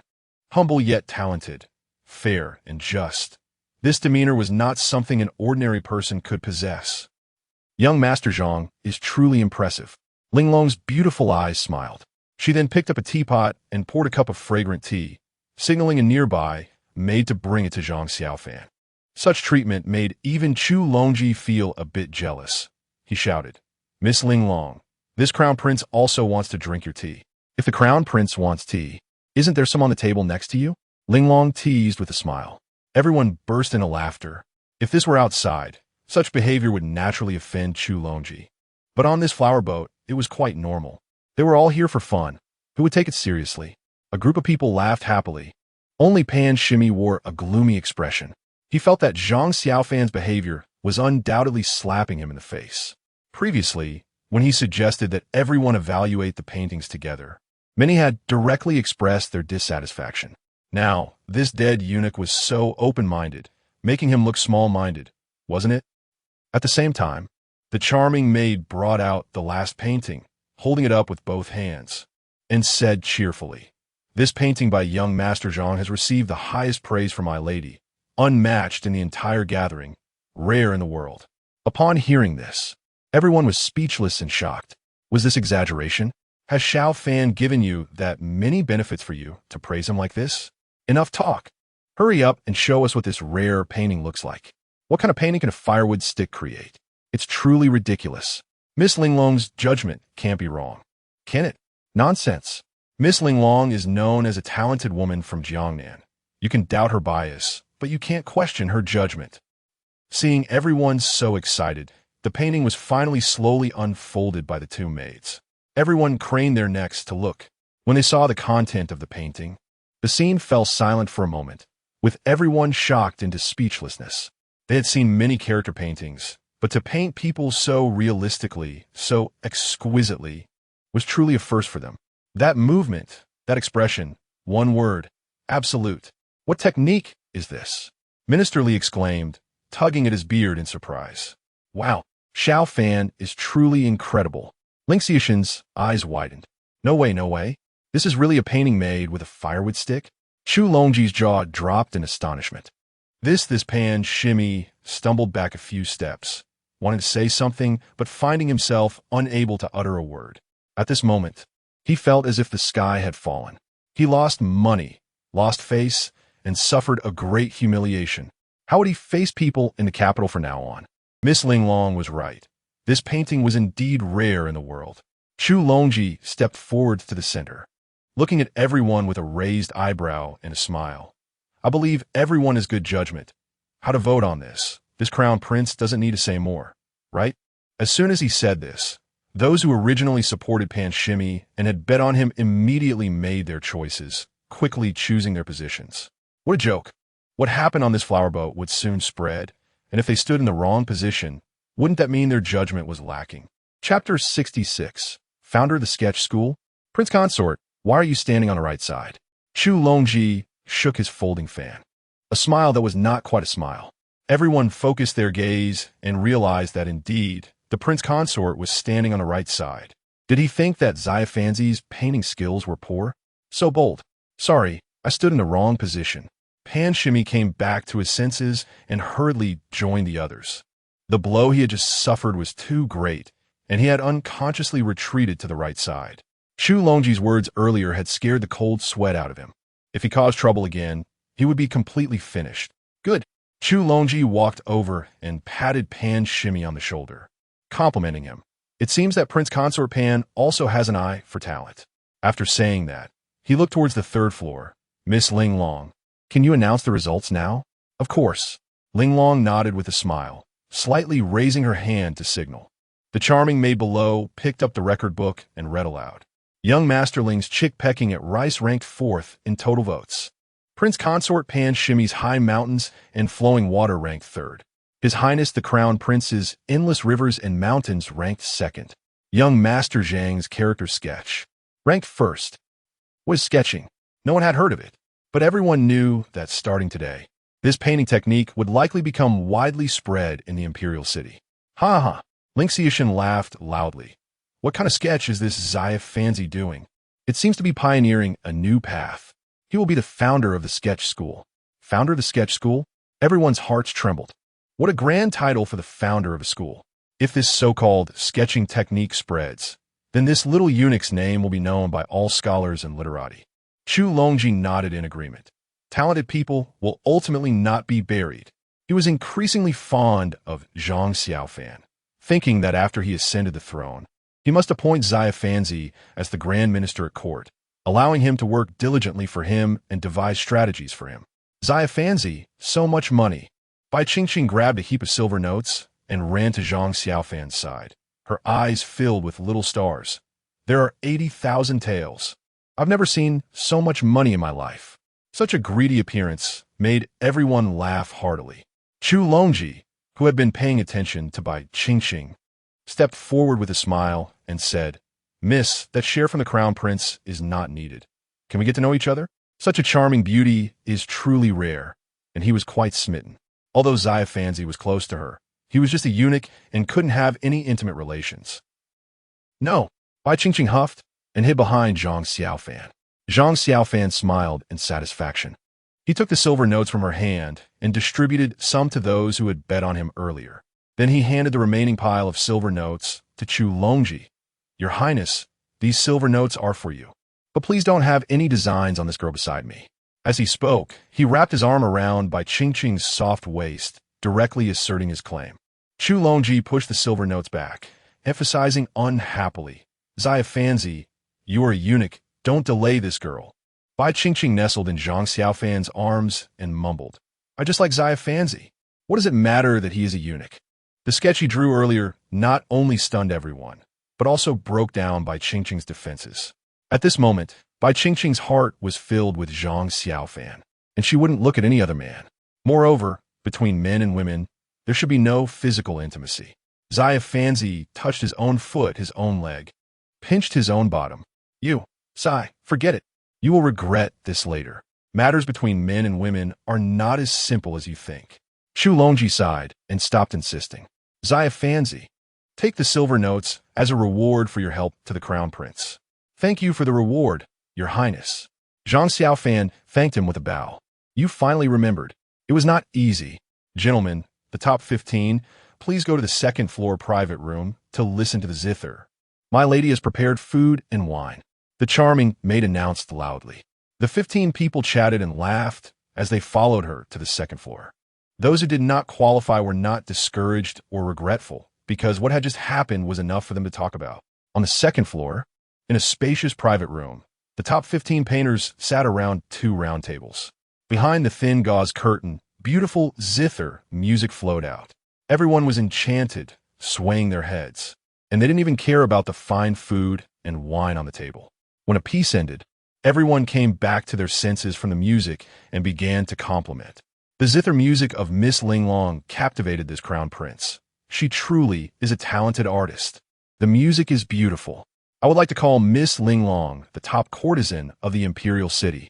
Her voice is like clear spring water, truly delightful. After hearing the zither music, Pan Shimmy's mood improved a lot. After all, he was the prince consort, a member of the royal family, and everyone respected him. All gentlemen, well done. Linglong smiled lightly and raised her wine cup. I will drink this cup with everyone here. Good. Everyone raised their cups and drank. Just as everyone began to look forward to the upcoming exciting program, Linglong retreated. Don't go, Miss Linglong. Dance a piece for us. Let's appreciate your dancing. Is that it? Too quick, Miss Linglong? At this moment, the charming maid stepped out from behind the curtain and smiled. Gentlemen, for my lady's third challenge. Playing the zither. As long as you can play beautiful melodies on this zither and win first place, you can go to the third floor to enjoy my lady's dance and catch a glimpse of her beauty. Saying this, the charming maid looked at Zhang Xiaofan. Of course, young Master Zhang is still an exception. He only needs to compose a poem to impress my lady. This back door is open. Everyone was speechless. Why can Xiaofanzi compose poetry while we have to play the zither? This is really unfair. Playing the zither is much more difficult than composing poetry. Unless one is a wealthy son or high-ranking official, they simply have no time to practice. Among the 15 present, less than half were proficient in playing the zither. Most were amateurs. This is not fair. Why can Xiaofanzi compose poetry, and we must play the zither? Some raised objections. There was no way around it. The reward of being able to enjoy Linglong's dance and glimpse her beauty was simply too tempting. Chapter 67. Forgetting the pain after the scar heals because young Master Zhang is the poet god. The poems he creates are enough to be passed down through the ages. If this young master believes his poetry can rival young Master Zhang's, then he can win by composing poetry. The pretty maid replied. Upon hearing this, the one who had questioned was instantly silenced, left speechless for a moment. That's right. If anyone thinks their poetry can surpass Xiaofanzi's, then show your skills. Chu Longji chimed in. His Highness the Crown Prince is right. Pan Shimi regained his confidence. His musical skills in the imperial city are among the best, and he had initially won the Grand Princess's affection with his looks and musical talent. Since no one has any objections, let's begin. The pretty maid smiled and brought out the instrument. But when everyone saw the instrument, they were collectively dumbfounded. Even the self-assured Pan Shimi and Chu Longji had their smiles freeze on their faces. No way.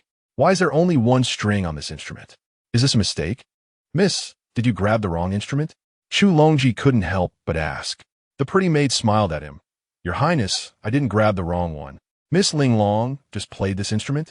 Pan Shimi stood up anxiously. If this is really the instrument for the performance, then what is the point of playing? He had never seen an instrument with only one string. How could he play it? That's right. The pretty maid nodded affirmatively. The crowd was in an uproar. Can we switch to a normal instrument? We can't play this. Exactly. We've never seen this before. How can we play it? We might as well give the spot to the poet god. Miss Linglong is too biased. She must have deliberately chosen this instrument to make things difficult for us. Let's change the instrument or the test topic.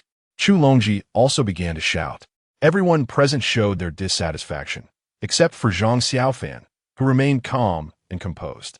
This instrument is called a dangxiankan, single-stringed instrument. It has only one string in the middle. There is a tuning rod that can move back and forth to adjust the tension of the string and change the pitch. Zhang Xiaofan had originally planned to win with poetry, but now seeing everyone's expressions and hearing their remarks, he couldn't help but smile and stepped forward to speak. Everyone, since you say Miss Linglong is biased towards me, then I won't write poetry. How about we compete by playing the instrument together? The crowd was astonished. Why did this little eunuch suddenly step forward? Do you think he can do it? Seeing that no one was speaking, Zhang Xiaofan added, I believe that this dangxiankan can be played casually. It's not that difficult. Chu Longji couldn't help but laugh. Xiaofanzi, you really know little. The fewer strings the instrument has, the harder it is to play. Pan Shimi subtly mocked. It seems our poet god really knows nothing about music. The rest of the crowd was also amused by Zhang Xiaofan.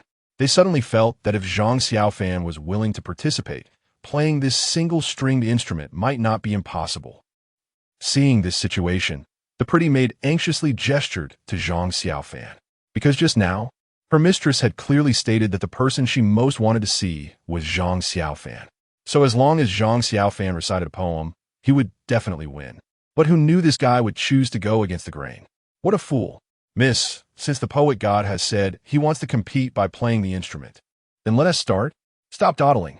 Pan Shimmy urged eagerly, fearing that Zhang Xiaofan might suddenly change his mind. Several people echoed in agreement. The pretty maid sighed helplessly, casting a glance at Zhang Xiaofan, reminding him, "Young Master Zhang, are you sure you want to play?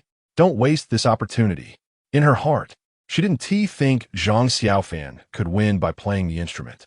That earlier remark about playing casually would expose his level. "I'm sure." Zhang Xiaofan smiled and nodded. "All right then, let us begin." The pretty maid pursed her lips and stepped aside.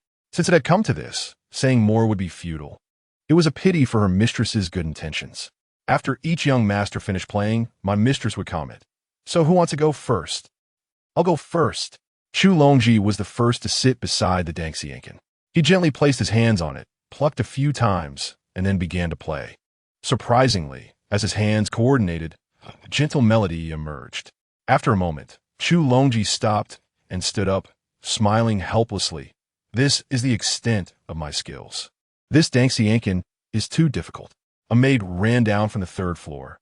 "Our mistress said that His Highness the Crown Prince has solid fundamentals and played well." "Huh." Chu Longji proudly cupped his hands. "Compared to Miss Ling Long, I'm still far behind." "Who is next?" "I'll go."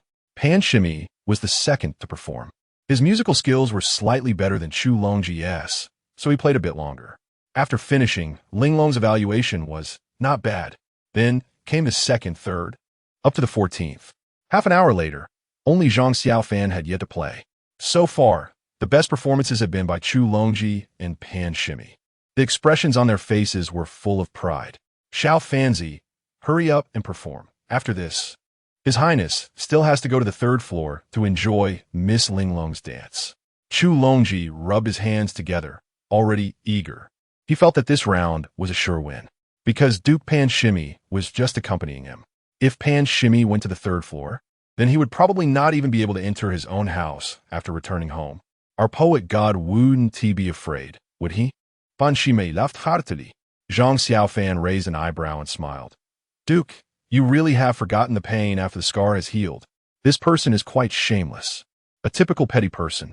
Zhang Xiaofan felt it wouldn't be right not to give him a good beating. "You, don't be so quick with your tongue. If you have the ability, let us see your true skills." Pan Shimmy turned his head away, a bit embarrassed and angry, not daring to meet Zhang Xiaofan's gaze. Zhang Xiaofan sneered, cupping his hands to Chu Longji. "Your Highness, I wasn't feeling inspired at first, but just now Duke Pan provoked me. Guess what? What? You would have suddenly found inspiration, would you?" Chu Longji's heart jolted. This kid wouldn't be hiding his skills, would he? He had intentionally played dumb earlier, only to astonish everyone now. Zhang Xiaofan confidently replied, "That's right. I'm now overflowing with inspiration." Upon hearing this, everyone was collectively dumbfounded. "Is that how your inspiration comes? Are you kidding? Can't you find something better to say?" Lordly stroked his beard and laughed. "It seems Duke Pan's provocation has helped Xiaofanzi a lot. This contradiction is quite amusing." Zhang Xiaofan really wanted to give him a thumbs up. Pan Shimmy's face darkened even more, urging, "Hurry up and start. Listen carefully." Zhang Xiaofan slowly sat beside the instrument. One hand held the tuning rod at the end of the instrument, while the other rested on the string. As this action was made, the crowd questioned, "What does this mean? One hand playing the instrument? Haha, you're killing me. I thought the poet god was just pretending, but now it seems it's not impressive at all. What kind of sound can one hand produce?" His Highness is stable. Chu Longji's heart, which had been tense, finally relaxed. The pretty maid beside him raised her eyebrows slightly and suddenly smiled. She thought to herself, "It seems this young Master Zhang is hiding his talents." Chapter 68. Left in disgrace, Zhang Xiaofan had dabbled in the single-string instrument for a while. His skill was not impressive, to say the least. One could say he was barely at the beginner level. However, after watching the performances of the others just now, he could confidently say that he was certain to win this competition. Everyone's gaze was fixed on Zhang Xiaofan. He lightly touched the string with his fingertip and then began to play with the tail rod. The originally crisp and simple sound of the instrument instantly transformed. The melody began to sound melodious and enchanting. "What the?" Everyone's eyes widened in disbelief. That seemingly cumbersome tail rod was actually used to tune the melody? Damn it, why didn't you say so earlier? At this moment, everyone was cursing in their hearts, thinking that this damn eunuch was really untrustworthy. Pan Shimmy and Chu Longji turned pale. It turned out this kid could play the single-string instrument. He had just been pretending to be clueless all along. How frustrating. Before the crowd could react, an even more beautiful melody emerged. It sounded like a song, and a very beautiful one at that. On the third floor, Hua Linglong, seated quietly, couldn't help but perk up her ears upon hearing the music from below. The faint sadness and the winding melody made her feel a pang in her heart, and her eyes involuntarily reddened. Young Master Zhang, you have stories, and I have wine. What kind of person are you really? The piece Zhang Xiaofan was playing was called Wine Cup. It was a very melancholic northern folk song, and the only piece he could play well. Due to its overly poignant and beautiful melody, the crowd gradually became immersed in it, unable to extricate themselves. Some seemed to recall sad memories, and tears flowed unconsciously. A sip of wine, a wipe of tears. They were on the verge of crying out loud. The once boisterous first floor was now eerily quiet. However, even the most beautiful melodies must come to an end. As the piece concluded, Zhang Xiaofan slowly rose. Turning around, he saw everyone looking at him with complex expressions. Suddenly, Chu Longji strode over and punched him in the chest, cursing with a complex look, "You little bastard, even dare to fool this prince. If it weren't for how good this piece was, I would have beaten you up." Zhang Xiaofan smiled slightly. "Your Highness, didn't I say it was a sudden burst of inspiration? I have to thank the Prince Consort. Get lost, don't fool me." Chu Longji laughed and cursed. They both looked over to where Pan Shimmy had been sitting, only to find that spot empty, with no sign of Pan Shimmy. Where did the Prince Consort go? Lingshao Mountain was confused. Wasn't he just here? How could he have disappeared? Lord Li chuckled and said loudly, "The Prince Consort said he had matters at home and left first." Ha ha! The crowd burst into laughter. He didn't have matters at home. He must have seen the situation was unfavorable and fled in disgrace.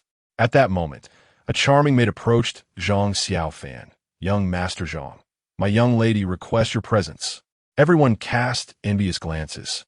The most beautiful woman in Jiangnan, the top courtesan of the imperial city, actually wanted to meet a eunuch. Oh, what a waste of an opportunity. Chu Longji took a jade pendant from his waist. "Xiaofan, let this opportunity be for this prince."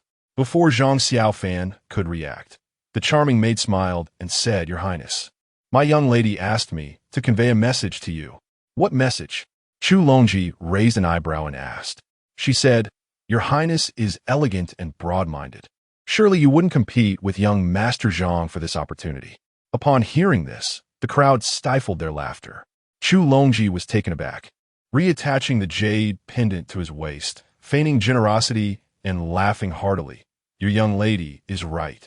I was just joking with Xiaofan." Though he said this, there was a hint of helplessness in his brow. If he insisted on competing for this opportunity, those words about being broad-minded would have nothing to do with him.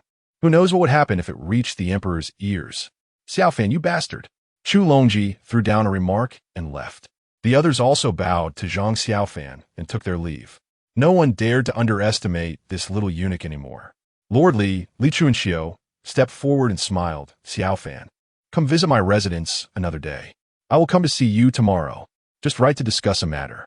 Zhang Xiaofan respectfully bowed to him, keeping a low profile. To solve the issues in the Hua residence, he needed the help of this high-ranking official from the imperial city. Relying solely on himself would not suffice.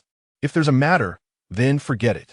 Old man has been very busy these days. Li Chuanxiu waved his hand. Hee hee. Zhang Xiaofan chuckled, leaning in to whisper, "I'm bringing you a great achievement. A tremendous achievement." Upon hearing this, Li Chuanxiu raised his eyebrows, intrigued. "We'll talk about it in detail tomorrow. I won't disturb you now." The charming maid was named Xiao Lu. Zhang Xiaofan followed her up to the third floor to Hua Linglong's boudoir, where he also saw Hua Linglong without her veil. What met his eyes was a delicate and beautiful face, blushing and fair as snow, with a hint of playful charm. Hua Linglong lightly twirled a strand of hair with her jade fingers, tilting her head and smiling faintly. "Young Master Zhang, please take a seat." Linglong was indeed stunningly beautiful. As Zhang Xiaofan took his seat, a fragrant breeze wafted over, instantly refreshing his spirit. Beautiful women were indeed fragrant. Hua Linglong poured him a full cup of wine, smiling as she asked, "Young Master Zhang, how does my beauty compare to the ladies in the palace?" Without thinking, Zhang Xiaofan replied, "It's hard to say, but if I were the emperor, I would definitely make you a noble consort." Giggling, Hua Linglong's body trembled with laughter. "Young Master Zhang, you are indeed someone from the palace. Your words are truly delightful." Time passed slowly. The sky grew darker, and the people by Chongqing Lake gradually left. Apart from this flower boat, everything around was pitch black. On the first floor of the flower boat, Jean de Peo had drunk several bottles of wine and was sprawled on the table, sound asleep, snoring loudly. Beside him, Bai Qingqing pouted, her pretty face full of unhappiness. She kept cursing, "This damn eunuch truly falls in love with every woman he sees." Men hum. Sister is right. Men are no good. Stinky eunuch, lousy eunuch. Don't talk to me again in the future. Disgusting. Chapter 69. Into the Oil Pot, Palace of Longevity. A handsome little eunuch with a delicate appearance was brought before the Empress Dowager by Xiao Mei. "Speak, what business do you have with me?" Chu Qingshuan's voice was incredibly lazy. The little eunuch smiled and said, "Your Highness, I am skilled in massage techniques. I heard you have not been feeling well these past few days, so you want to learn from Xiaofanzi, right?" Chu Qingxian sat up straight, a cold smile appearing at the corners of her mouth. "I just want to relieve your worries, Your Highness." The little eunuch crouched on the ground, too afraid to look at her. All eunuchs aspire to rise in rank. Xiaofanzi climbed from a lowly eunuch in the library to a high-ranking eunuch of the second rank. Why can't I? Xiaofanzi is handsome, and I'm not bad either. As Chu Qingxian approached barefoot, the little eunuch was extremely excited. "Lift your head." Chu Qingxian slowly walked beside him and stopped. The little eunuch slowly raised his head, his face full of flattery. He was indeed quite handsome.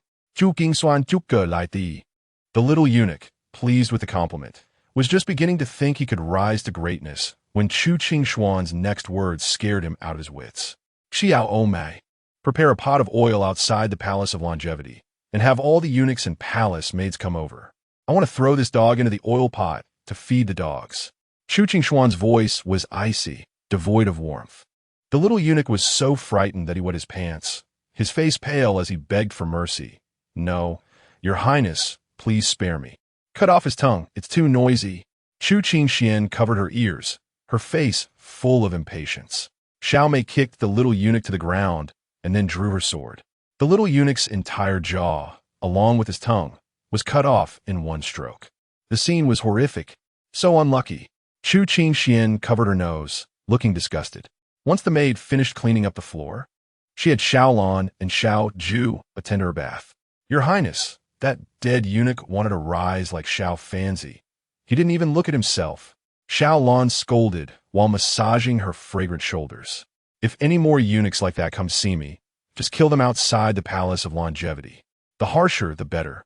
Chu Qingxian sneered and continued, "I want those scheming little people who gossip behind my back to see my methods." Recently, there had been rumors circulating in the palace, claiming that Xiaofanzi was the Empress Dowager's favorite concubine. They said the Empress Dowager was lonely and preferred handsome little eunuchs to serve her. As a result, many handsome little eunuchs began to have thoughts, all wondering how they could rise to power like Xiaofanzi. The little eunuch from earlier was the first handsome eunuch to approach Chu Qingxian, but he clearly thought too much. In Chu Qingxuan's eyes, eunuchs in the palace could be divided into two types. One was Zhang Xiaofan, and the other was all the eunuchs besides Zhang Xiaofan. Currently, Zhang Xiaofan was a piece of meat that she cherished dearly. She was afraid it would melt in her mouth or disappear from her hand. How could she tolerate other men, especially a mere eunuch? Without Zhang Xiaofan by her side, Chu Qingxian was still the old, cruel Empress Dowager. It's just that Zhang Xiaofan didn't like her being so ruthless, so she had restrained herself a lot in the past 2 months. Now that my little troublemaker isn't in the palace, what's wrong with being a bit cruel? Chu Qingxian thought to herself, a smile gradually appearing on her beautiful face. She glanced at Xiao Ju's 2 large breasts, lifted her jade hand slightly, and teased, "Did Xiaofanzi make you?" "He did."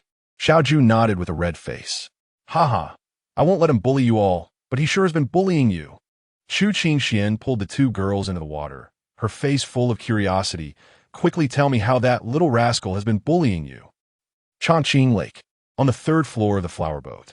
The graceful dance of Hua Linglong, soft as water, left Zhang Xiaofan mesmerized. He was startled awake when Xiao Lu pushed the door open. Oh no, it's been too long. That girl must be angry. Miss, let's call a night. We'll talk another day. Zhang Xiaofan hurriedly ran down to the first floor. He saw Bai Qingqing looking at him with a cold smile. Qinger, sorry to keep you waiting. Let's go home. Zhang Xiaofan reached out to grab her hand, but she quickly dodged away. You still remember me? Bai Qingqing's voice was full of resentment. How about that courtesan? Is she much prettier than me? In my eyes, Qinger, you are the most special. Zhang Xiaofan tried to appease her, but he was interrupted by Bai Qingqing's loud shout. Enough. 2 whole hours. Do you know how I spent those 2 hours? Save your sweet talk. I won't fall for it from now on. After saying this, Bai Qingqing's eyes turned red. Sigh. I was willing to share my heart with you, but ended up in the ditch. Zhang Xiaofan looked dejected, sighed, and shook his head. The crown prince assigned me that task, which was already difficult for me. I didn't expect to be misunderstood by you after coming down. Forget it. I'm tired. Let's go. After saying this, he patted Zhang Depeo's shoulder and walked straight out. Seeing his face full of despair and misunderstanding, Bai Qingqing felt an inexplicable pain in her heart. What task did the crown prince assign him? Did he go to the 3rd floor to complete a task given by the crown prince? Had she misunderstood him? Stop right there. Bai Qingqing quickly ran up and grabbed him. You need to explain yourself. If you don't want to talk, then if you don't believe me, any explanation, lie, will be in vain. Zhang Xiaofan actually didn't want to deceive this girl, but he was destined to have many wives and concubines in the future. If all his women were jealous, how could there be peace at home? Palace intrigue was the best manifestation of this. You want to kill me? I want to kill you. That kind of outcome was not what Zhang Xiaofan wanted to see. So from now on, he had to properly teach his women to adjust their attitudes. If you don't say, how can I believe you? At least explain a bit. Bai Qingqing's pink lips pouted slightly, her pretty face full of grievance, her tone much softer than before. The crown prince asked me to check Hua Linglong's talents and also to see how she looks. So I lost track of time. A dead friend is better than a poor Taoist. Zhang Xiaofan directly shifted the blame onto Chu Longji. To be honest, that Hua Linglong is proficient in music, chess, calligraphy, and painting, and her dancing is incredibly beautiful, especially when she wore a semi-transparent purple gauze dress, spinning in front of me. It was simply irresistible. Really? Bai Qingqing still didn't believe him.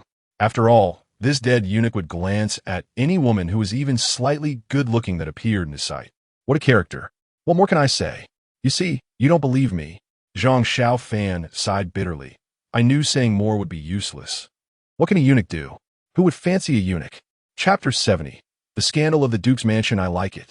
Bai Qingqing couldn't help but blurt out. After saying that, she immediately regretted it. She had just been thinking that she wouldn't interact with this dead eunuch anymore. Really? Zhang Xiaofan looked surprised and grabbed her hand. Bai Qingqing struggled a bit, but didn't resist further, allowing him to hold her hand. Her gaze complicated as she said, I hate it the most when others deceive me. If I find out you lied to me, I will kill you. Wow, this girl is a bit scary. Zhang Xiaofan felt cold sweat trickling down his back. Maybe I should just let it go. He began to have second thoughts. His mind filled with images of Bai Qingqing swinging a kitchen knife at him. Xiaofan, I've fallen for you. In this lifetime, I'm sticking with you. I hope you won't let me down. Bai Qingqing continued. Okay, I won't let you down. Zhang Xiaofan tightly embraced her. That night, the two lay on the same bed. Yet, Zhang Xiaofan tossed and turned, unable to fall asleep. Usually, he would be all over Bai Qingqing, but this time he behaved himself all night. Bai Qingqing also lay with her back to him, pretending to sleep. Both had different thoughts, neither knowing what the other was thinking. Early in the morning, Zhang Xiaofan got up, and Bai Qingqing followed suit. They both faced each other with large dark circles under their eyes, staring for a long time. I'm sorry, I shouldn't have pressured you, but I really like you. Bai Qingqing cried as she buried her face in his chest, sobbing uncontrollably. It's okay. Even if you kill me later, I'll accept it. Zhang Xiaofan lowered his head, seriously kissing her eyes, her tear-streaked cheeks, and her fragrant lips. Since they had made up their minds, they might as well embrace it. The two spent the whole day together. In the evening, Bai Qingqing's soft voice came from under the covers. That's enough, I'm hungry. Aren't you going to let me eat? Not enough. Qing'er is so fragrant, I can't get enough of you. Zhang Xiaofan moved around in the bed like a pig. You fake eunuch. I'm going to report you and have the emperor chop off your head. Feel free, as long as you're happy. Get lost. No. Husband, I beg you, can you stop?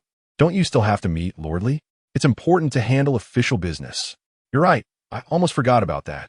Zhang Xiaofan climbed out of bed, putting on his clothes while teasing, I'll deal with you when I get back. I beg you not to come back. Go find that courtesan on the flower boat. Bai Qingqing spoke weakly. She felt completely exhausted and just wanted a good meal and sleep. I want to go find her. The courtesan won't let me mess around. Just wait for me obediently. Zhang Xiaofan laughed, pulling up his pants and heading out. He realized a problem: the conflicts and misunderstandings between couples. Deep communication is the best way to resolve issues, but it really tests a man's stamina. A man who doesn't have enough time in a day shouldn't easily try, or he might lose his life. Take good care of your young lady. After entrusting Bai Qingqing to two maidservants, Zhang Xiaofan hummed a tune as he walked downstairs. Zhang Dali had already taken someone to Wulong Villa, so the whole inn felt much quieter. Sir, did you sleep well? A strong man approached to greet him. His name was Taizhu, a third-rank martial artist left by Zhang Dali to guard the inn, who used to be Zhao Shana's personal bodyguard. Very well, Zhang Xiaofan replied with a smile, secretly adding in his heart. It was quite delightful. After joking for a bit, he called Zhang de Peo and left the inn, heading straight to Li's residence. When they arrived outside, they saw Li Chuanqiu in official attire rushing out in a hurry. Lord Li, where are you going? Zhang Xiaofan quickly asked.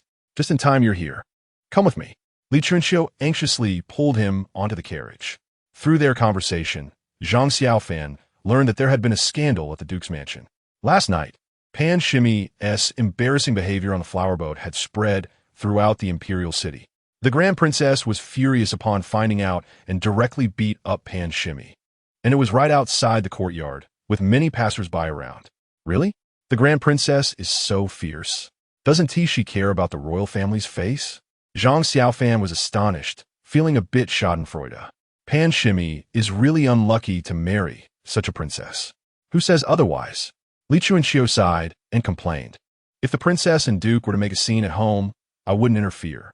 But if it happens on the street, and the emperor lays the blame on me, as the governor of the imperial city, I can't escape responsibility. Zhang Xiaofan shouted outside, "Stop the carriage." The carriage halted. Li Chuanqiu saw him about to jump out and quickly reached out to stop him. What are you doing? Don't waste my time. Lord Li, this is a tricky matter.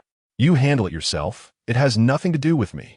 Zhang Xiaofan didn't want to get involved in this kind of affair.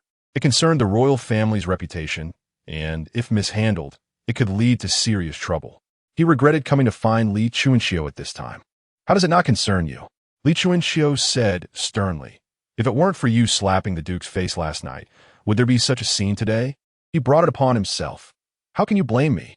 Zhang Xiaofan was speechless. Then I won't care, if you don't help me with this. Don't come to me for help in the future. Li Chuanqiu played the rogue. All right, I'll help you. Zhang Xiaofan had no choice but to agree reluctantly. This old man Li was really cunning and had many tricks up his sleeve.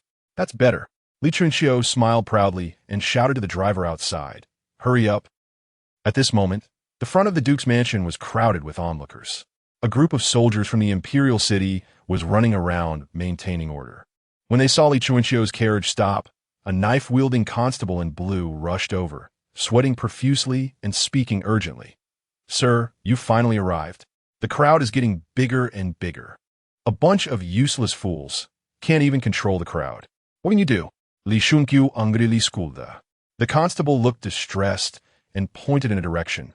Sir, with those young masters there, how can we manage? Zhang Xiaofan and Li Chuanqiu looked over and frowned. They saw a group of young masters led by Ling Xiaoshan standing at the front of the crowd, making a scene. The soldiers had no way to deal with them. Ridiculous. Too ridiculous. This is simply chaotic. Li Chuanqiu cursed angrily and strode towards Ling Xiaoshan. Chapter 71. Giving the Grand Princess Artificial Respiration, Young Master Ling. Could you please show some mercy and not add trouble for me? Li Chuanxiu grabbed Ling Xiaoshan's arm. Huh, so it's old Li. Ling Xiaoshan turned around and laughed. Xiaofan, you're here too. You guys came at the wrong time. The Grand Princess and Pan Shimmy have already gone in, and you missed the most exciting part. Li Chuanxiu's face darkened. Young Master Ling, did you not hear what I said? What's wrong with watching the excitement? Ling Xiaoshan didn't take it seriously, and a few other young masters nearby laughed and joined in. Exactly. What's wrong with watching the excitement? Zhang Xiaofan echoed. You little. Li Chuanxiu was almost infuriated. Which side are you on? Zhang Xiaofan continued. We just passed by the residence of Grand Scholar Lu and happened to see him rushing over. He must also be here to watch the fun. Huh? Grand Scholar Lu is coming too. Ling Xiaoshan and his friends instantly stopped laughing. All the young masters in the Imperial City have to study at the Taishua Imperial Academy. That Grand Scholar Lu is the dean of the Taishua, usually strict and unyielding, treating these young masters like a bunch of docile lambs. Let's go first. Upon hearing he was coming, Ling Xiaoshan and the others were terrified and ran away. Lord Li, you can clear the scene. Zhang Xiaofan smiled slightly and gestured.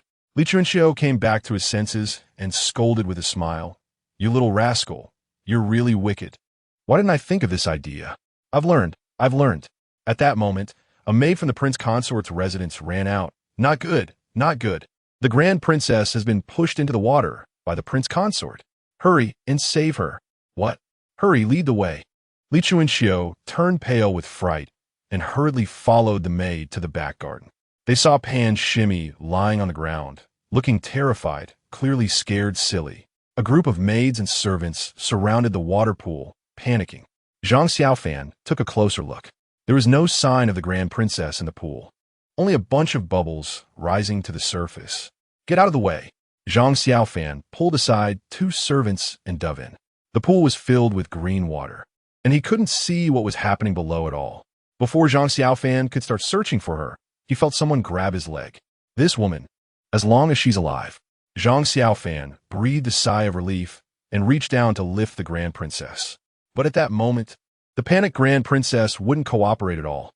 She kept pulling Zhang Xiaofan up, causing him to be submerged in the water. Now both of them were gone. It's over. It's completely over. Li Chuanxiu's vision went black, nearly fainting on the spot. Pan Shimmy was so scared that he wet his pants and fainted.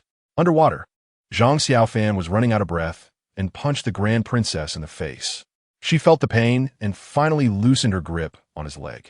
Zhang Xiaofan quickly surfaced for air.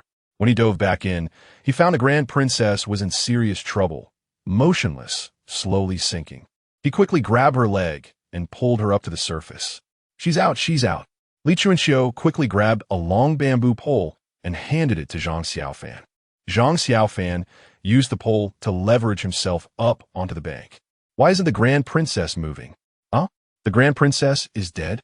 I just entered the Prince Consort's residence. I don't want to die. A group of maids and servants knelt down, crying. If anything happens to the Grand Princess, everyone here will be buried with her. Li Chuanxiu sat down on the ground, dumbfounded. Not dead yet. Zhang Xiaofan kicked him. Old Li, take everyone out of here. I'll save the Grand Princess. Oh. Li Chuanxiu quickly got up, uncertainly asking, the Grand Princess really isn't dead? Can you do it? Zhang Xiaofan glared at him. If you keep dawdling, she definitely won't be saved. Hurry up and get out. Li Chuanxiu shouted and hurriedly led everyone out of the back garden. They ran quickly but left Pan Shimmy behind. Zhang Xiaofan glanced at Pan Shimmy and then at the Grand Princess. He grinned, lowered his head, and began performing artificial respiration on the Grand Princess. The Grand Princess, named Chun Wanyu, is the biological sister of Emperor Chu Zhengxiong. She is very beautiful, with a curvaceous figure and a pair of ample breasts. So much so that when Zhang Xiaofan pressed down, he had to push them aside. Cough. The first aid worked. Chun Wanyu coughed violently and suddenly spat out a mouthful of pool water. Zhang Xiaofan quickly turned her over onto his knee and patted her back. Wow. Chun Wanyu spat out more pool water. After she finished expelling all the water in her stomach, Zhang Xiaofan laid her flat on the ground.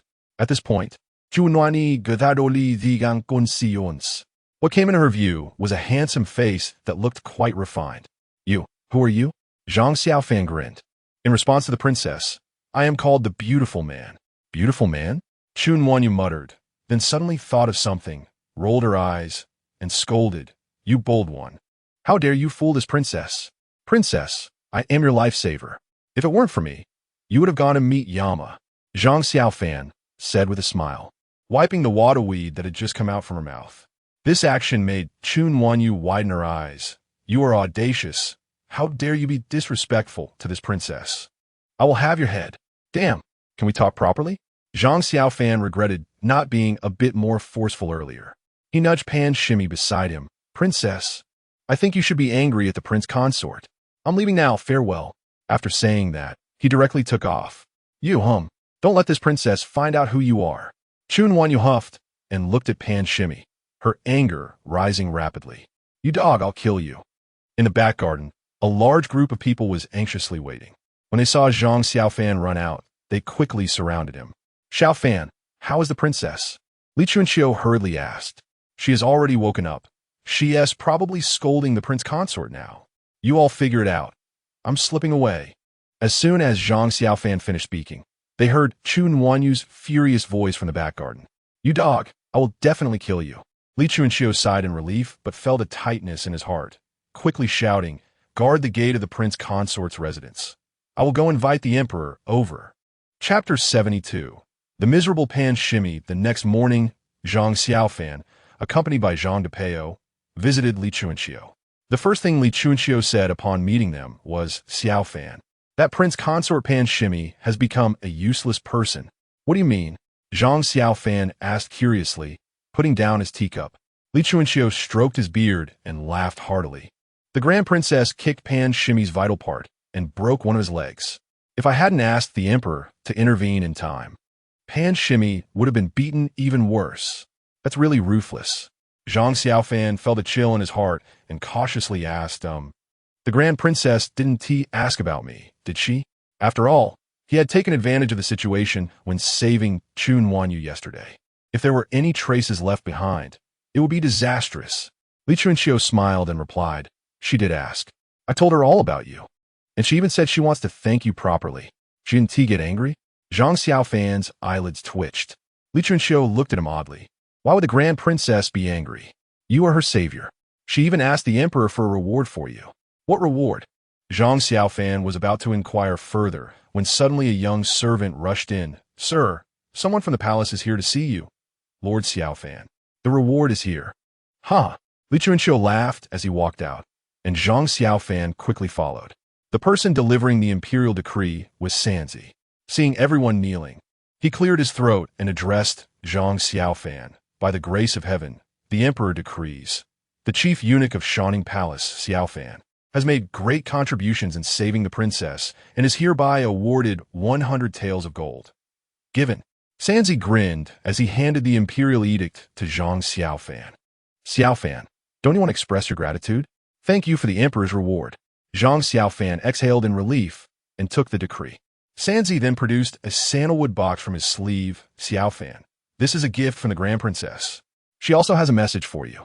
Seeing Zhang Xiaofan's doubtful gaze, Sanzi continued. The princess said, Xiaofan, I want to see you before noon. Otherwise, hum. Zhang Xiaofan suddenly had a bad premonition. After sending Sanzi away, he opened the sandalwood box to take a look. To his surprise, inside the box was not a treasure, but a red string. The more he looked at the red string, the more familiar it seemed. Images flashed in his mind. Damn, isn't this the Grand Princess's undergarment strap? Oh no, it seemed he had truly been discovered. Seeing his expression, Li Chunqiu curiously leaned forward and asked, What is it? What has scared you like this? Zhang Xiaofan quickly put the box away and forced a smile. It's nothing. Back in a room, Zhang Xiaofan calmed himself down, then dismissed the servants and recounted what he discovered at the Hua residence to Li Chunqiu. Is this true? Li Chunqiu's expression visibly grew serious after hearing this. The bones are still buried in the back courtyard of the Hua residence. Do I have any reason to lie to you? Zhang Xiaofan said earnestly. Under the emperor's nose. How could such a thing happen?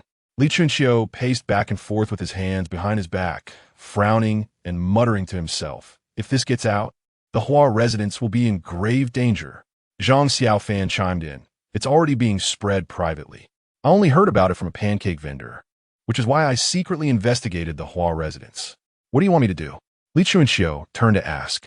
The Hua family has countless treasures, and the Empress Dowager wants to use this incident to control Huafei. Zhang Xiaofan shared his plan with him. As for whether Li Chuanxiu would tell a third person, Zhang Xiaofan wasn't worried at all. After all, Li Chuanxiu was from Taiyuan Prefecture. His current position was closely tied to the support of the Prince of Jin. Having Li Chuanxiu join the Crown Prince's faction was also the Prince of Jin's idea. After hearing him out, Li Chuanxiu said irritably, "Is this the good thing you spoke of to me? Previously, on the flower boat, this kid swore that he would give me a tremendous merit. But now it turns out I'm just being asked to work. What great merit could this be?" Zhang Xiaofan chuckled. "If we pull Huafei to the Empress Dowager's side, won't His Highness the Prince of Jin have plenty of silver to spend in the future? With money, what can't he do? Once we achieve great things." Before he could finish, Li Chuanxiu quickly covered his mouth. "Don't talk nonsense." Zhang Xiaofan pulled his hand away. "The credit from the Prince of Jin counts as credit too. You little brat." Li Chuanxiu shot him a glare, then sighed. "You should go back now. Let me think this through properly. This matter cannot be rushed. And I shall take my leave." Zhang Xiaofan cupped his hands in farewell. After he left, Li Chuanxiu scratched his head in worry, muttering to himself, "This little brat is really going to get me into trouble. I'm afraid this isn't the Empress Dowager's idea, but yours?" In Chiefing Garden, this was the residence of the Grand Princess, Chun Wanyu. Emperor Chu Zhangxiong dotes on this younger sister very much, so the place built for her was quite luxurious. The two large stone lions at the entrance were even bigger than those at the Prime Minister's residence.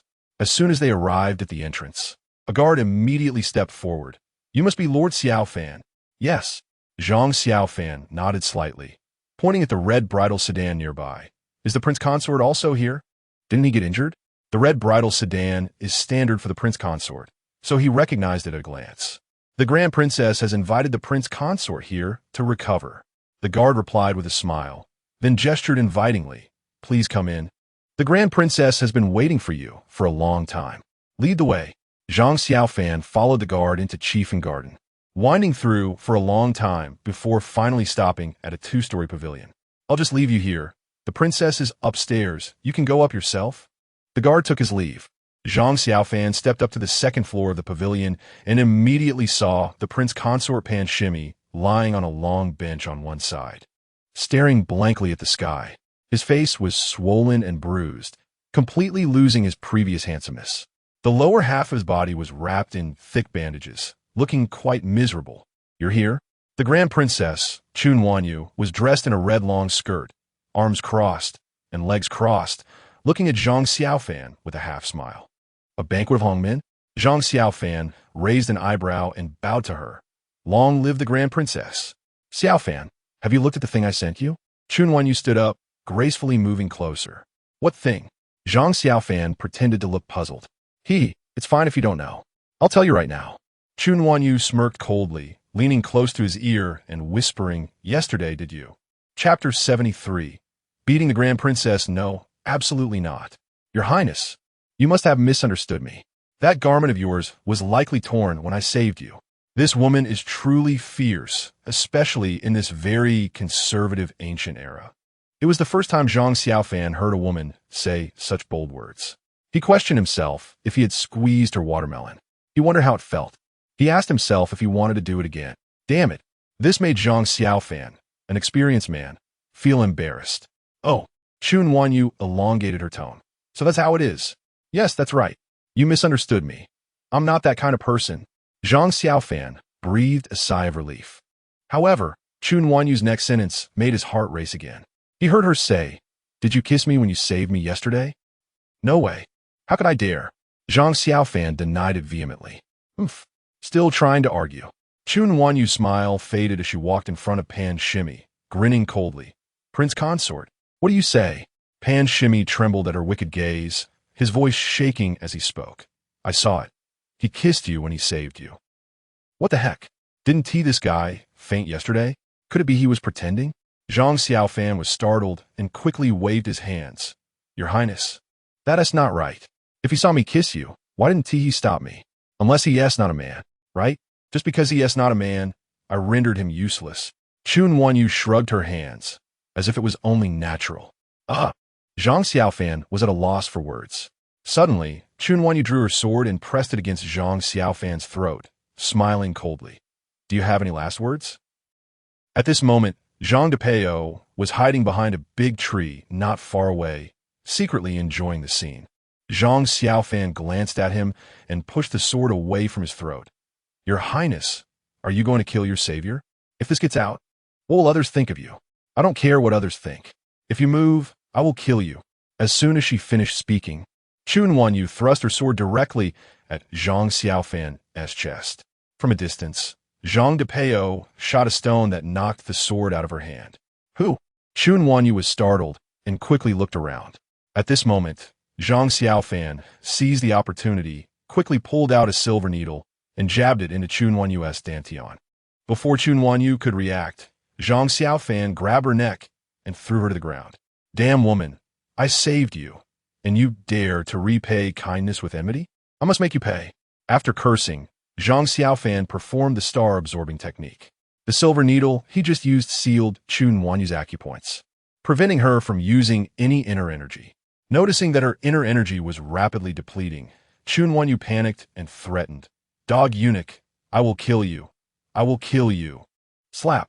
Zhang Xiaofan slapped her hard. Stop making noise, or I'll just kill you right now. You. Chun Wanyu covered her face, her voice suddenly shrinking. You're so domineering, aren't you? Zhang Xiaofan raised an eyebrow and looked carefully at Chun Wanyu. He saw her eyes glistening with tears and her cheeks slightly flushed. She looked nothing like the fierce tigress from before. What is wrong with being domineering? Feeling a stir in his heart, Zhang Xiaofan slapped her again. Chun Wanyu let out a soft sound. Zhang Xiaofan was taken aback. Can be played like this? Could this woman have some special attribute? As he thought, he slapped her again to test the waters. Chun Wanyu's delicate voice came out. Don't hit me, please, I beg you. Call me husband. Zhang Xiaofan smirked and glanced at Pan Shimmy. He saw Pan Shimmy glaring at him, looking as if he wanted to cut him into 1,000 pieces. Husband, are you still going to hit me? Chun Wanyu was very obedient. I'll absorb your inner strength first. Zhang Xiaofan wanted to play a little longer, but this wasn't a good place for fun. Half an hour later, Chun Wanyu, originally a 6th grade warrior, had directly become an 8th grade warrior. Meanwhile, Zhang Xiaofan went from an 8th grade warrior to a 7th grade warrior. The star-absorbing technique also broke through to a new level. He was somewhat puzzled as to why he only became a 7th grade warrior after absorbing so much inner energy. Zhang Depeo jumped out to explain, Kid, the higher the level of the technique, the more inner strength you receive in return. You are only at the 1st level now, so that is how it is.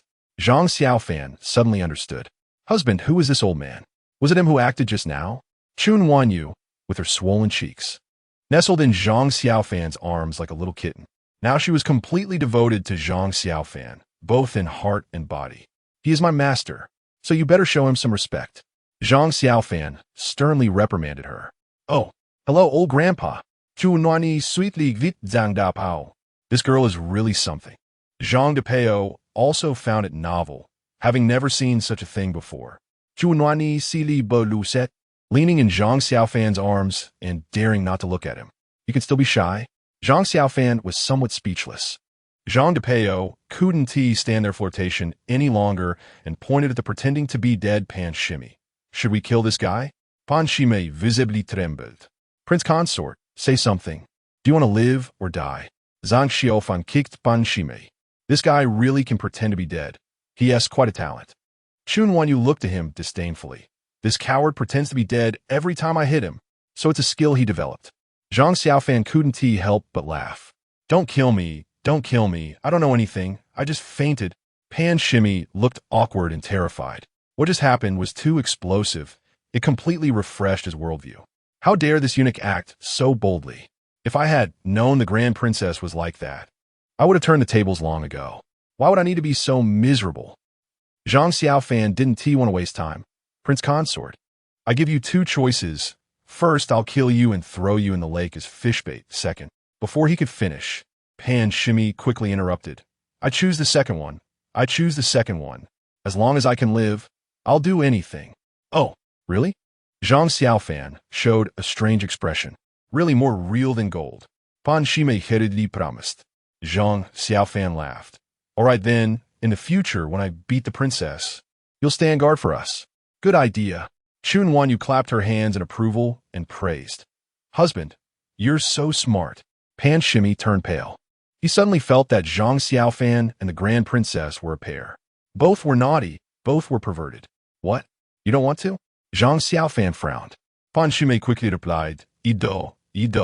How could I not want to? I'm very willing to serve you too. Only the dead will keep secrets. Zhang Depeo snorted coldly and threw a pill into Pan Shimmy's mouth. Come to Xiaofan once a month to get the antidote. Otherwise, you'll rot away from the inside. Yes.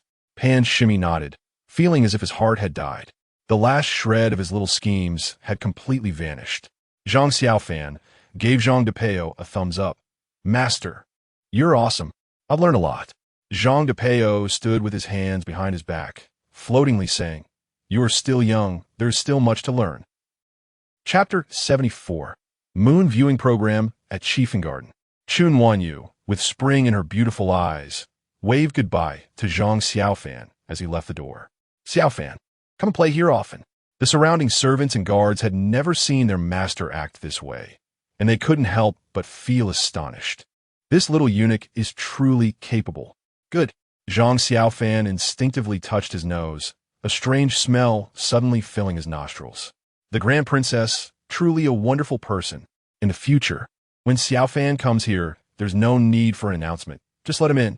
After giving her instructions, Chun Wanyu returned to Pan Shimmy's side, picked up her long sword, and smiled ominously. Prince Consort, shall I cut out your tongue? Only a mute wouldn't speak. No.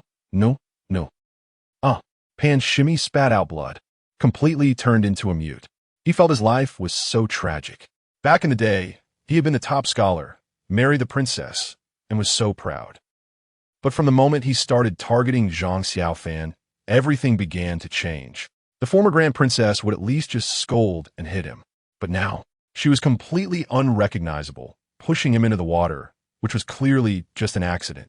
In the next 2 days, Zhang Xiaofan stayed at Wulong Mountain Villa, teaching Zhang Dali and the others the brewing techniques. Zhang Depeo was also very curious and eager to try Zhang Xiaofan's skills, insisting on staying at Wulong Mountain Villa to drink the first sip of wine. Master, this wine will take at least half a month to be ready, so don't rush. I will definitely let you have the first sip when the time comes. Old man. As soon as Zhang Depeo spoke, he realized his voice had broken. His previous voice was deep and resonant, but now it had suddenly become sharp and thin. Old man, you. Bai Qingqing noticed it too. Zhang Xiaofan chuckled to himself. Experiencing voice changes was the first thing that happened after becoming eunuch. His cheap master had already begun to transform. Damn it. Zhang Depeo wanted to cry without tears, his voice sounding like a duck. Chu Zhengxiong. I want to let you off. He had taken a grudge against Chu Zhengxiong. Now that the palace was under strict management, men wanted to enter had to be personally checked by Sandizi. And Zhang Depeo was personally watched by Sandizi during his castration. In the afternoon, the three returned to the Bai family tavern. At this time, the Bai family tavern was under expansion. Zhang Xiaofan used the money he won from the flower boat last time to buy several shops around. The craftsmen had been working overtime these days. When the wine was ready, they would directly open for business. Shopkeeper, there's a letter for you. Taiju ran over with a letter. Bai Qingqing took it, opened it, and threw it to Zhang Xiaofan without feeling jealous. It's an invitation from the courtesan. Yesterday, Zhang Xiaofan suggested inviting Hua Linglong to play the zither at the opening to attract customers. Hua Linglong agreed today, but with one condition, to invite Zhang Xiaofan to the prince's residence for a banquet. Zhang Xiaofan knew that woman probably wanted him to be her flower protector. But the key problem was that Chu Longji hadn't invited him at all. If he went as a third wheel, that guy would surely be unhappy. But refusing Hua Linglong's invitation was not easy either. This was a dilemma. As Zhang Xiaofan was pondering how to deal with it, Chun Wanyu's personal maid, Lianer, Came to deliver a message. Manager Zhang. Her Highness the Princess invites you to the prince's residence to enjoy the moon. Zhang Xiaofan slapped his forehead. Right? Why didn't he think of Chun Wanyu earlier? He quickly responded. I'll be right there. Please tell the princess to wait a moment. After the maid left, Bai Qingqing crossed her arms and asked sarcastically, when did you become so close with the Grand Princess? Those with dirty minds think of dirty things. Zhang Xiaofan flicked her smooth forehead. Your husband. Am I the kind of person who is led by lust? The princess is simply impressed by my talent. Oomph. Bai Qingqing pouted, clearly not believing him. Seeing this, Zhang Xiaofan directly picked her up and ran back to the room, throwing her onto the bed. Doubting your husband deserves a beating. Outside Chief and Garden, Chun Wanyu was sitting in the carriage, waiting for Zhang Xiaofan for half an hour. But she didn't show any impatience. Instead, the coachman outside started to complain. Your Highness, that eunuch isn't coming, is he? Shall we leave? Upon hearing this, Chun Wanyu's face showed displeasure. Her red lips slightly parted. Lianer, slap him. Yes.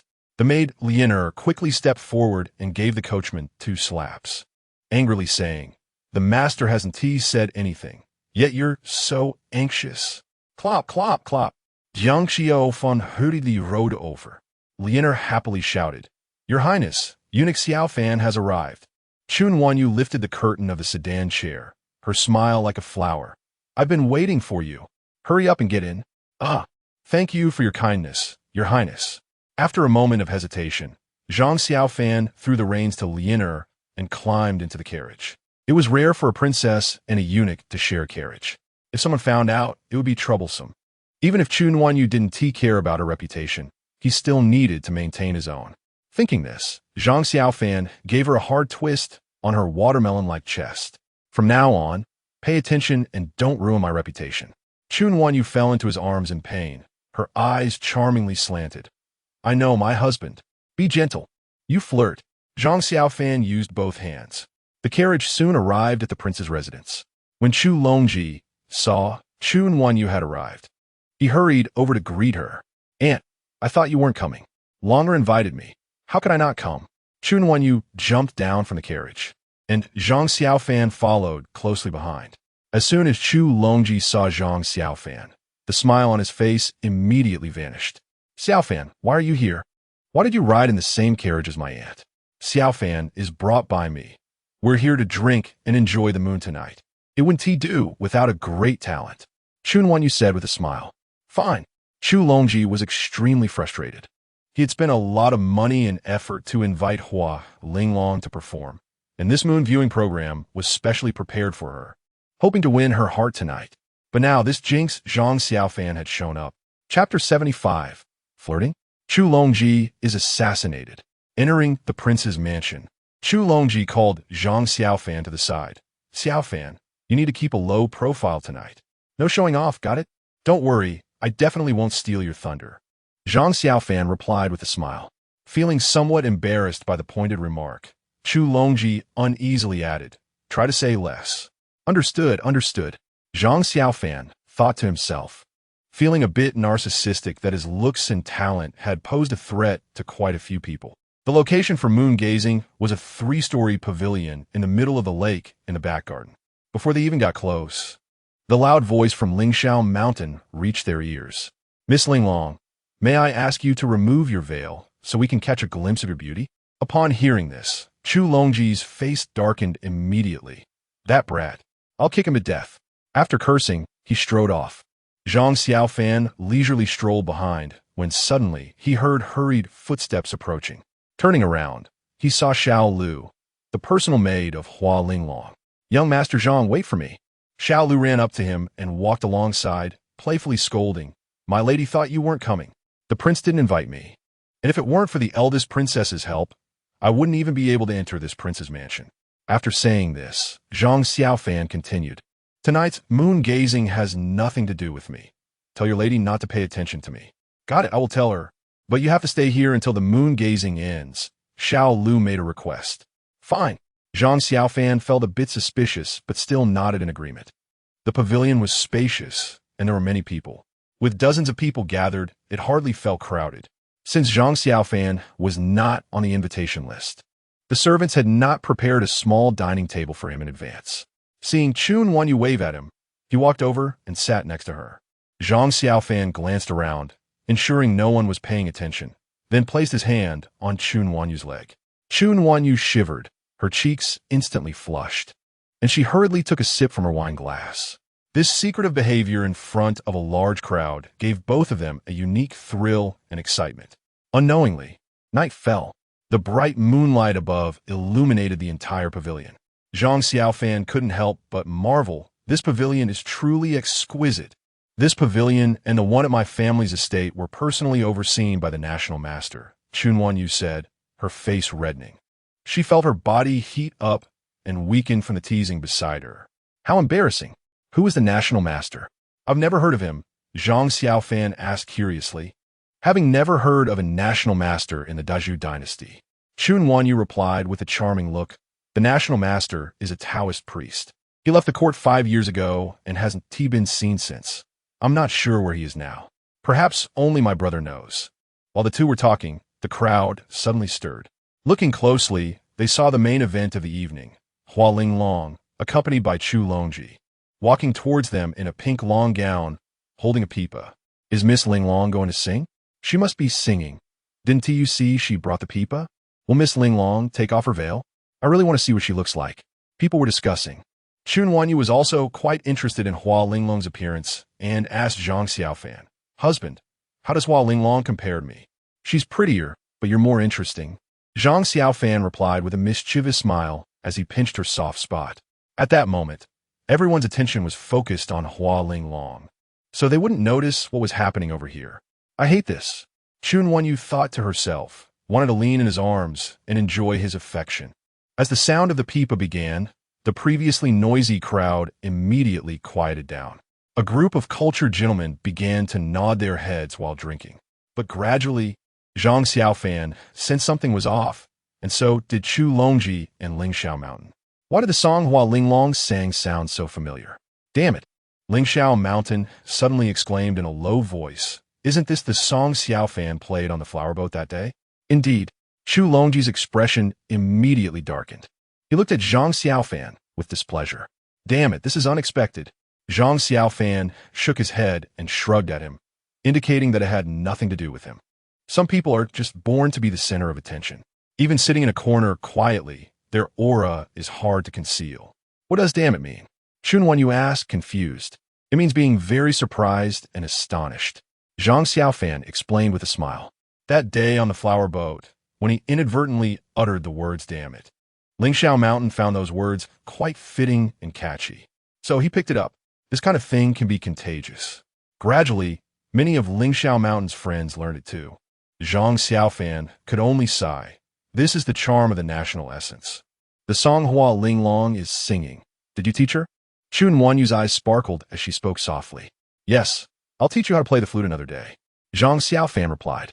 As he wiped his hands, he prepared to throw the handkerchief down from the pavilion.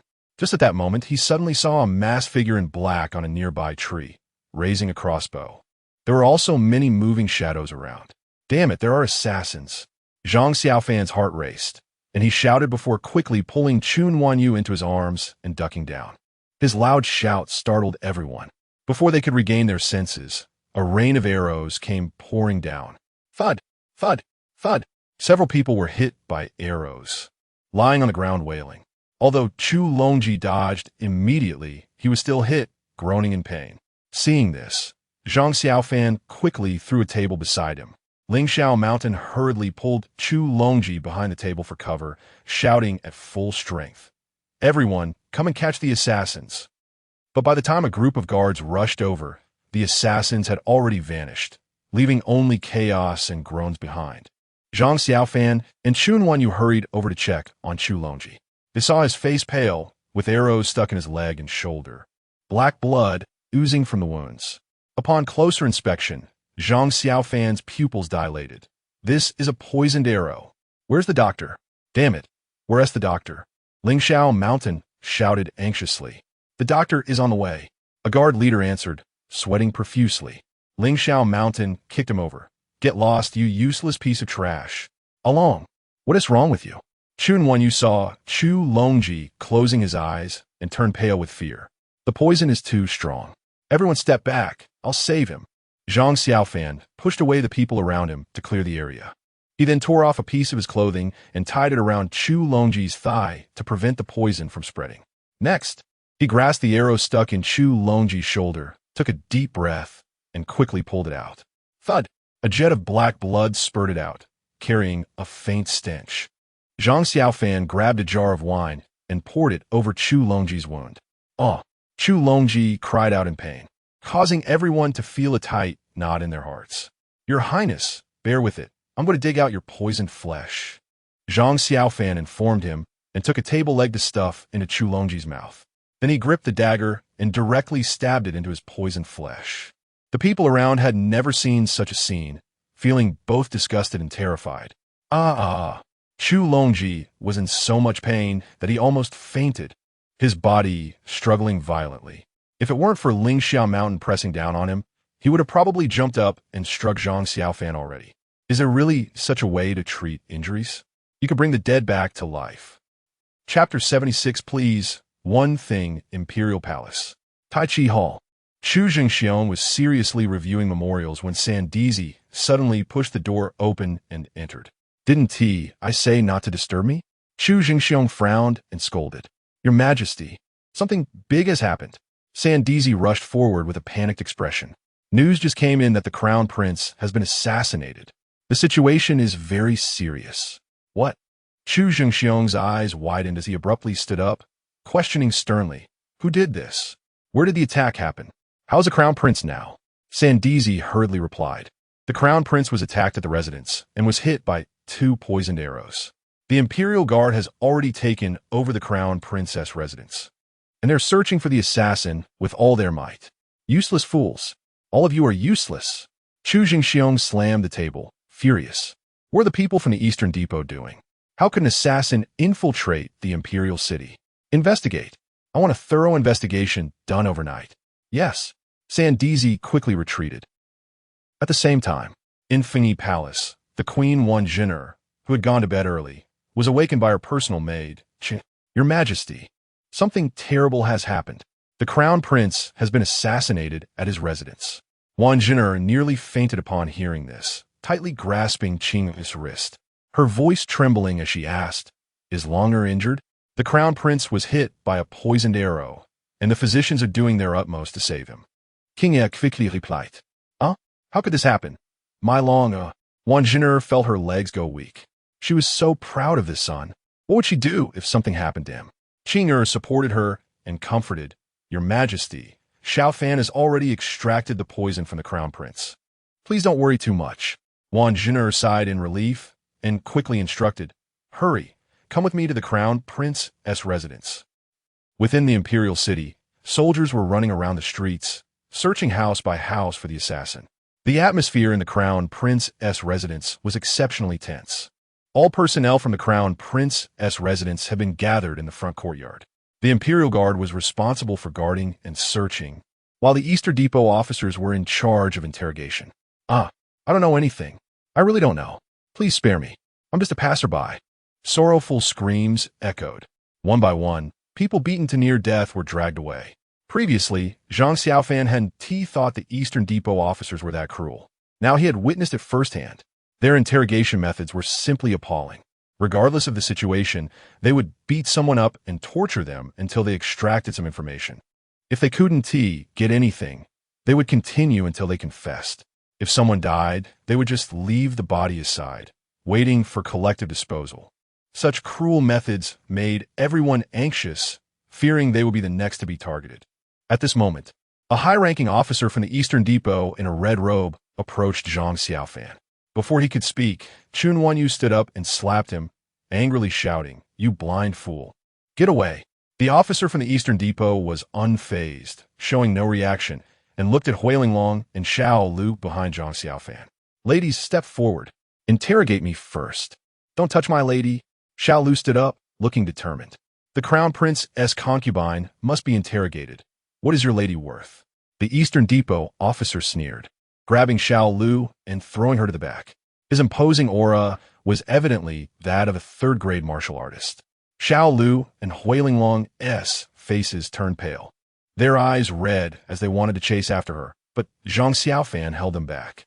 Seeing this action, the Eastern Depot officer's eyes darkened. What? You want to protect her? Interrogate others first. Zhang Xiaofan felt somewhat powerless in this situation. He could only delay for a while, waiting for the queen and the emperor to arrive. Did you not hear? Are you deaf? Chun Wanyu shouted from the side. The Eastern Depot officer glanced at her, cupped his hands, and stepped aside. For the princess's sake, we will wait to interrogate her. Not far away, Xiao Lu was pinned to the ground by 2 Eastern Depot officers. Another officer used a clamp to tightly grip her finger and twisted it hard. With a crisp snap, Xiao Lu's finger was crushed. The exposed bone mingled with flesh and blood. She gritted her teeth and remained silent. This scene made Huilinglong's eyes nearly burst with tears, unable to stop them from flowing. Zhang Xiaofan's hand over her mouth was bitten until it bled. These beasts are truly inhuman. Ling Xiaoshan couldn't help but curse. The Eastern Depot officer glanced at him and laughed. Young Master Ling, don't be afraid. Considering the Minister Ling and the Imperial concubine's face, we will treat you gently. At this moment, a eunuch shouted, the Emperor has arrived, and the Queen has arrived. Everyone's expressions instantly became solemn, and they all stopped their actions, kneeling and shouting, long live the Emperor, long live the Queen. Chu Jingxiong and Wang Jin'er walked in one after the other. After surveying the surroundings, Chu Jingxiong's gaze fell on the Eastern Depot officer. Have you extracted any information? Reporting to your majesty, not yet. The Eastern Depot officer lowered his head, afraid to look at him. Useless. Chu Jingxiong kicked him over. Continue the interrogation. I'll be watching. Chun Wanyu ran to Chu Jingxiong's side and said sweetly, brother, get aside. Chu Jingxiong pushed her aside and glared at her. Shut up. Don't talk to me. I'm annoyed. All right. Chun Wanyu stuck out her tongue and gave Zhang Xiaofan a helpless look. Zhang Xiaofan mustered his courage, moved 2 chairs, and placed them beside Chu Jingxiong and Wang Jin'er. Your Majesty, Queen, please take a seat. I have no mood to sit. Chu Jingxiong snorted and kicked the chair away. Wang Jin'er pulled Zhang Xiaofan aside. Xiaofan, what reward do you want? They had just visited Chu Longji together, and his condition had stabilized. He was already awake, but kept cursing Zhang Xiaofan for the pain of the treatment. He was also shouting to see Zhang Xiaofan and Ling Xiaoshan. Your Majesty, I don't want any reward. I only ask you for one thing. Zhang Xiaofan glanced at the people kneeling on the ground, waiting for interrogation by the Eastern Depot officers. Wang Jin'er understood in her heart. You want me to ask the Emperor to release them, right? Exactly. Zhang Xiaofan nodded. They're all innocent people and shouldn't be tortured like this. Zhang Xiaofan wasn't being overly kind. He just felt that the assassination of Chu Longji was likely connected to Huilinglong. He had a feeling that Huilinglong had called him over not to be his protector, but to help her escape danger. But until he understood the facts, he couldn't draw conclusions. At this moment, he also didn't want to see Huilinglong being tortured by the Eastern Depot officers. Speaking directly to protect Huilinglong would definitely raise suspicions. It was better to plead for the entire group. You have a good heart. I will go plead with the Emperor for you. Wang Jin'er agreed, and then went to Chu Jingxiong's side. The 2 talked for a while. Chu Jingxiong beckoned Zhang Xiaofan over.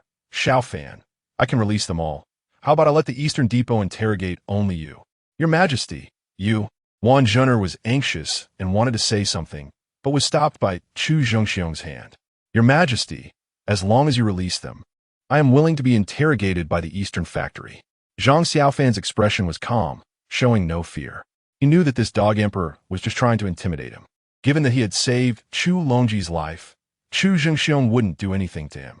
At worst, he would just suffer some physical pain. Good. Chu Jingxiong nodded in approval. Setting aside everything else, in terms of courage and intellect, Zhang Xiaofan was the most outstanding he had ever seen. Sandetsi, convey the decree. Everyone was listening. As the emperor had just said, Sandetsi conveyed Chu Jingxiong's order to the crowd. After hearing it, everyone sighed in relief. They were immensely grateful to Zhang Xiaofan. Xiaofan will be my brother from now on, Ling Xiaoshan said, and several friends nodded in agreement. Xiaofan is really something. Everyone, stop dawdling. Hurry back and use your connections to save Xiaofan. Those people from the Eastern Factory are ruthless. They hit hard. Right, hurry up. Little Deer was returned to Walling Long's side. The two looked at each other and then turned their gaze to Zhang Xiaofan, who was taken away by the Eastern Factory guards. Worry flashed in their eyes. Mississippi. Mr. Zhang, Walling Long whispered, shut up. We'll talk about it when we get back. Chapter 77, The Big Shot, the Imperial Prison. Zhang Xiaofan was lying on the dry grass, sound asleep, when he suddenly caught a whiff of the delicious aroma of meat buns. He sat up and saw Chu Qingxian wearing a black robe, holding a food box, looking at him with an unhappy expression. Your Highness, what brings you here? Zhang Xiaofan stood up, patting his backside. Chu Qingxian glared at him with her beautiful eyes, scolding. How can you ask me that? You've been having a great time outside the palace for so many days. I finally received news of you, and you're in a prison cell. Hee hee. Zhang Xiaofan grinned foolishly and quickly apologized. It's all my fault for making you worry. Let's not be angry. I'm fine, right? After saying that, he added with a mischievous smile, why don't you check for yourself? Get lost. Stop making jokes. Chu Qingxian cursed. You heartless brat. Can't you cause me a little less trouble? Initially, she didn't take the news of Chu Longji's assassination attempt seriously. But when she heard that her little troublemaker was imprisoned, she could no longer sit still. So she hurried over. Now, seeing him lying on the dry grass, looking relaxed as if nothing had happened, she couldn't help but feel speechless. It's beyond my control. Perhaps this is one of the troubles of being too outstanding. Zhang Xiaofan narcissistically thought. It was currently curfew time, which, according to Earth time, was already 2:30 a.m. The fact that this woman could come to the prison to find him and even brought him food genuinely touched him. What a thick-skinned person. Zhu Gingshuan spot. Then she frowned at the prison environment. What kind of broken place is this? Is this where people live? All right, this is the best prison cell. The other places are smelly and unbearable. At least this one doesn't smell, and the grass is new. Zhang Xiaofan knew she was worried about him not eating well or sleeping well. So he hurried to comfort her. After a lot of coaxing, he finally got her to go back and rest. Who would have thought that just a little while after lying down, footsteps could be heard outside the cell again. He got up and ran over to take a look. It was Chu Zhengxiong's sister, Chun Wanyu. This woman also carried a food box and fine wine, dressed in a black robe that concealed her figure. Chun Wanyu unlocked the cell door, ran to Zhang Xiaofan, and said with a pout, I knelt by my brother's side for a long time, but he just wouldn't agree to let you out. It's all my fault. If I hadn't taken you to the Crown Prince's residence to admire the moon, you wouldn't be in prison. I didn't mean to stop you from looking for your brother, did I? You're really going to drive me crazy. Zhang Xiaofan wiped her tears, his tone slightly reproachful. This woman really didn't listen. She was asking for a good scolding. If she hadn't gone to the emperor, he would have been fine. But now, he was definitely going to stay in prison for a few more days. So annoying. Chun Wanyu said pitifully, but I'm worried about you. What do you think I am, without any power or brains, for you to worry about? Zhang Xiaofan raised his hand and gave her a few slaps. Chun Wanyu immediately became obedient. From now on, I will listen to you. Let us eat. Zhang Xiaofan pulled her to sit at the dining table. Who sent this food? Chun Wanyu thoughtfully fed him with chopsticks. It was sent by the Empress Dowager of Shining Palace. She came earlier than you. Next time I'll come earlier. Chun Wanyu immediately replied. She was very attentive to this little eunuch now. If only Xiaofan were a man, how wonderful that would be, and we could be happy together. Chun Wanyu thought to herself. After serving Zhang Xiaofan his meal, Chun Wanyu left the prison, giving the food and wine to the prison head, and reminded him, take good care of Xiaofan. If he loses a single hair, don't blame me for being rude. Your Highness, please rest assured. We guarantee that eunuch Xiaofan won't lose a single hair. The prison head smiled and escorted her out. Then he happily started eating the food, chatting with a few partners. Brother, this little eunuch is really lucky. Both those noble ladies came to see him so late. What do you know? That eunuch Xiaofan is not an ordinary person. Don't be fooled by the fact that he is in prison. He is still impressive. We're just small fries. We can't afford to offend him. Just take good care of him and fulfill any requests he has. The prison head instructed. At this moment, someone else arrived. The prison head quickly put down his chopsticks and ran over. The newcomer was also dressed in black robes, obscuring her face. Behind her was a charming maid who took out a token. Huh? You're... The prison head fixed his gaze, gasping in shock, and immediately fell to his knees to pay his respects. Enough, don't waste time. Where's Xiaofan? The charming maid impatiently waved her hand and asked. The prison head smiled obsequiously, bowing deeply, and quickly replied, Eunuch Xiaofan is in cell A1, the best single cell we have in this prison. Here, that's the key. Please follow this way. Remember, don't let anyone get close. The charming maid instructed, supporting the woman in black as they walked away. The prison head wiped the sweat that had formed on his forehead and muttered to himself, Oh my, even this noble lady has come. Eunuch Xiaofan is going to soar. Brother, who is that? A little follower asked curiously. The prison head scolded, Shut your mouth. Tonight we saw nothing and know nothing. The person who came to visit Zhang Xiaofan was none other than the current empress, Wang Jin'er. Originally, Wang Jin'er had not planned to come. But after returning to the palace, she lay in bed, tossing and turning, unable to sleep. Xiaofan had saved her son, yet he was imprisoned, which made her feel quite guilty. After thinking it over, she decided to visit Xiaofan, feeling a bit more at ease. The A1 cell was entirely made up of single rooms, mainly used to detain royal relatives and first-rank officials who had not been convicted. The Great Chu dynasty had been established for over 10 years, so naturally, no one dared to commit crimes. Therefore, in the entire empty prison cell, there was only Zhang Xiaofan being held. Wang Jin'er instructed Qing'er to keep watch while she went to cell A1. At this time, Zhang Xiaofan was already sound asleep. Seeing him so content, Wang Jin'er breathed a sigh of relief and couldn't help but chuckle. She quietly opened the cell door and tiptoed over. Then she took a sachet from her waist and tossed it at Zhang Xiaofan's head. Huh? Who? Zhang Xiaofan was suddenly jolted awake, thinking he had encountered an assassin. He quickly rolled to the corner of the cell, assuming a defensive posture. Huffed. Wang Jin'er could no longer hold back her laughter. Ha! This is killing me. Huh? It's Your Majesty the Empress. Zhang Xiaofan rubbed his head, feeling a bit embarrassed. How did you know it was me? Wang Jin'er took off her veil, revealing a stunning and suspicious face. I can tell by the scent. Zhang Xiaofan leaned closer and sniffed, his face filled with intoxication. The Empress's scent is quite unique. It's very memorable. You little eunuch. Wang Jin'er rolled her eyes at him, stepping back a little. Your Majesty is truly beautiful. Zhang Xiaofan took a step forward and quickly grasped her jade hand tightly. Impudent. Wang Jin'er frowned and scolded, her expression a mix of embarrassment and anger, while her heart raced. Although the two had some contact last time, she later thought about it. After all, she was the Empress. How could she do those things with a little eunuch? So she secretly made up her mind to distance herself from Zhang Xiaofan in the future. But at this moment, she had no idea that this little eunuch was so bold.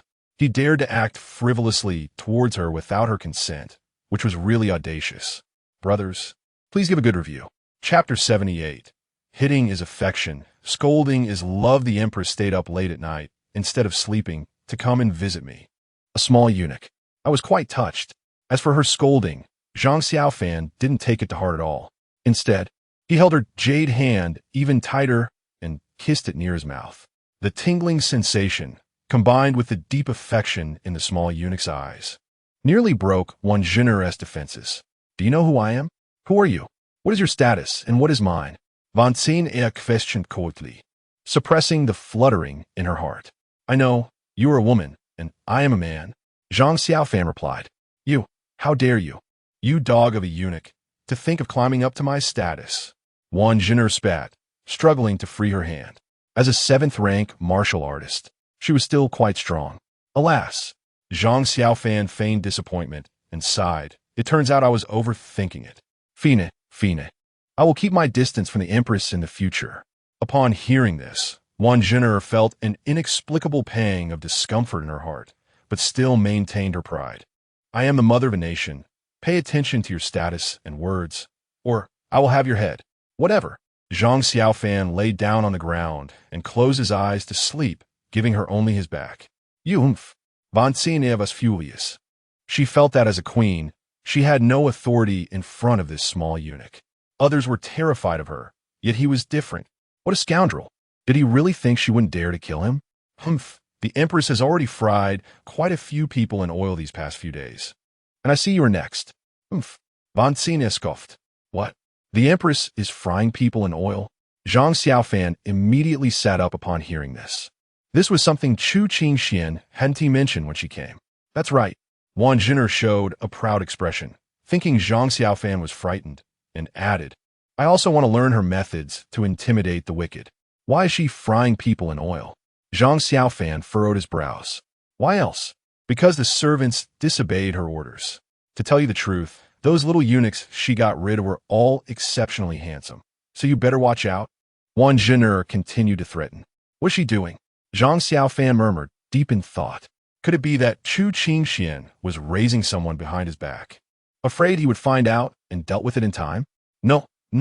That woman was well fed by him. It definitely wasn't he what he thought. There must be another reason. His expression, in Wang Jiner's eyes, made her think her words had taken effect. So she smugly asked, Are you scared? Zhang Xiaofan looked at her strangely. What am I afraid of?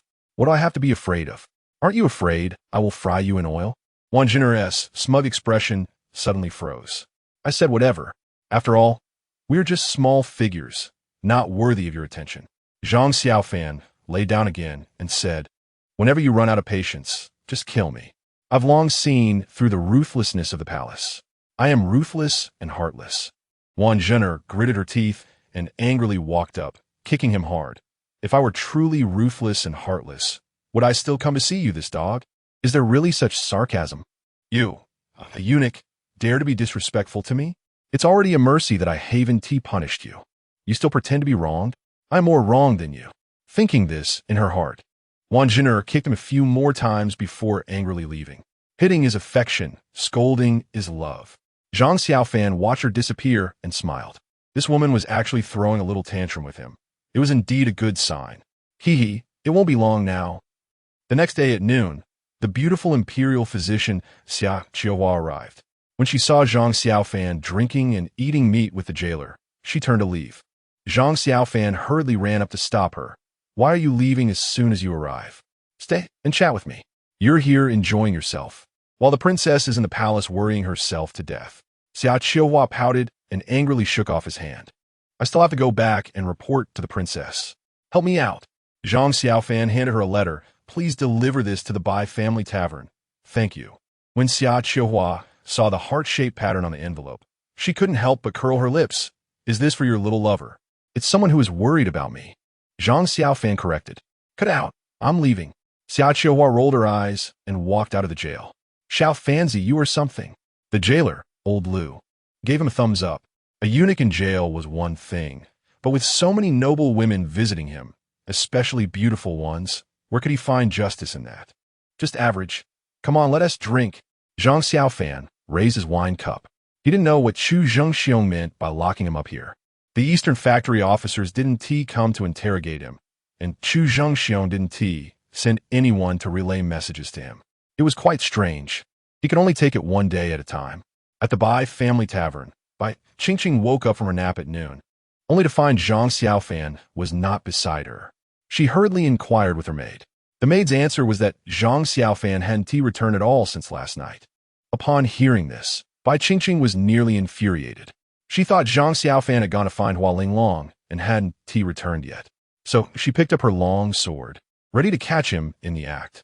As she went downstairs, she found Zhang Depeo, Zhang Xiaofan's bodyguard, leisurely drinking. Old Zhang, what are you doing here? Where is Xiaofanzi? Xiaofanzi was captured by the Eastern factory officers and taken to jail. Zhang Depeo replied with a smile. Huh? Bai Qingqing was stunned, throwing down her sword and hurriedly sitting beside him, anxiously asking, You're not joking, right? Yes, in jail. How come you're here? Last night, the prince was attacked. Zhang Depeo recounted what happened the previous day. After hearing this, Bai Qingqing's eyes turned red, and she angrily shouted, What does that have to do with him? Why save those people? He.S. just a reckless bastard who only knows how to show off. Chapter 79. Let Yu Huatian clean the chamber pot after scolding Zhang Xiaofan. Bai Qingqing turned her anger towards Zhang Depeo, complaining about him. Why didn't you save him? When you saw the assassin, why didn't you notify him in advance? You still have the leisure to eat and drink here. Get ready. We're breaking into the prison tonight. Facing Bai Qingqing's barrage of words, Zhang Depeo remained indifferent. Once she ran out of words, Zhang Depeo spoke calmly. What are you panicking about? That kid will be fine. Just because you say it's fine, it is? Are you going to break into the prison or not? If not, I will go. Bai Qingqing shouted at him with red eyes. Hey, you really are a stubborn girl. Zhang Depeo was speechless. A person who had lived for over 100 years was being yelled at by a little girl. If it weren't for Zhang Xiaofan, he would have slapped Bai Qingqing dead a long time ago. As for cherishing the fairer sex, sorry, he's already been castrated. Who still cares about that? Just as the two were in a deadlock, a woman in a light green long dress, Xiaohua, was blocked outside the door by Taiju. Miss, may I ask who you are looking for? Taiju asked in a rough voice. I'm looking for your shopkeeper to help deliver a letter to her. Xiaohua peeked inside, but was blocked by Taiju's sight. Miss, give me the letter. You can leave. You, a gatekeeper, are quite arrogant. Xiaohua was quite responsible for Zhang Xiaofan's instructions. She wouldn't hand the letter to Taiju, so she yelled inside, Bai Qingqing, come out for a moment. Bai Qingqing, hearing someone calling, hurriedly ran out. You are Bai Qingqing? Quite beautiful. As Xiaohua sized up Bai Qingqing was also looking at her. After a moment, Bai Qingqing frowned and asked, Who are you? I'm a good friend of Xiaofan, here to deliver a letter to him. Xiaohua handed her the envelope. His letter? Bai Qingqing quickly took the envelope, tore it open to check. Seeing her red, swollen eyes and anxious demeanor, Xiaohua couldn't help but curl her lips. You and Xiaofan have quite a relationship. So worried about him. Bai Qingqing ignored her comment, her mind entirely on the letter's content. When she saw the last message on the letter, be good and wait for me to come home to sleep with you. If you dare to run around, punishment awaits. Her face flushed, and she spat. What a shameless thing. Who are you cursing? Xiaohua raised an eyebrow, glaring. Not you. Bai Qingqing smiled, took out 5 taels of silver from her waist, and threw it to her. Thank you. I'll treat you to a drink. After saying that, she turned and walked inside. Stingy, Xiaohua muttered, looking up at the gilded plaque of the tavern. It read, Drunken Moon Pavilion. On the sides were 2 lines of poetry, once feasted in the beautiful forest, watching the spring breeze below the Baojin Tower. It was clearly written by Xiaofan. No one else had such talent.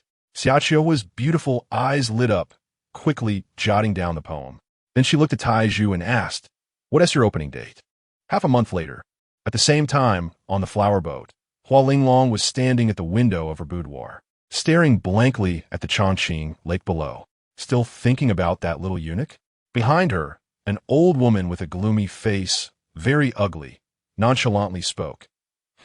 I must remind you, you're just a tool under Prince Ningyang.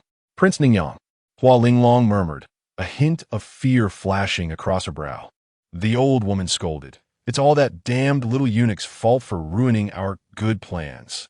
Otherwise, the crown prince would have been dead long ago. Hua Linglong frowned slightly, rebutting unhappily.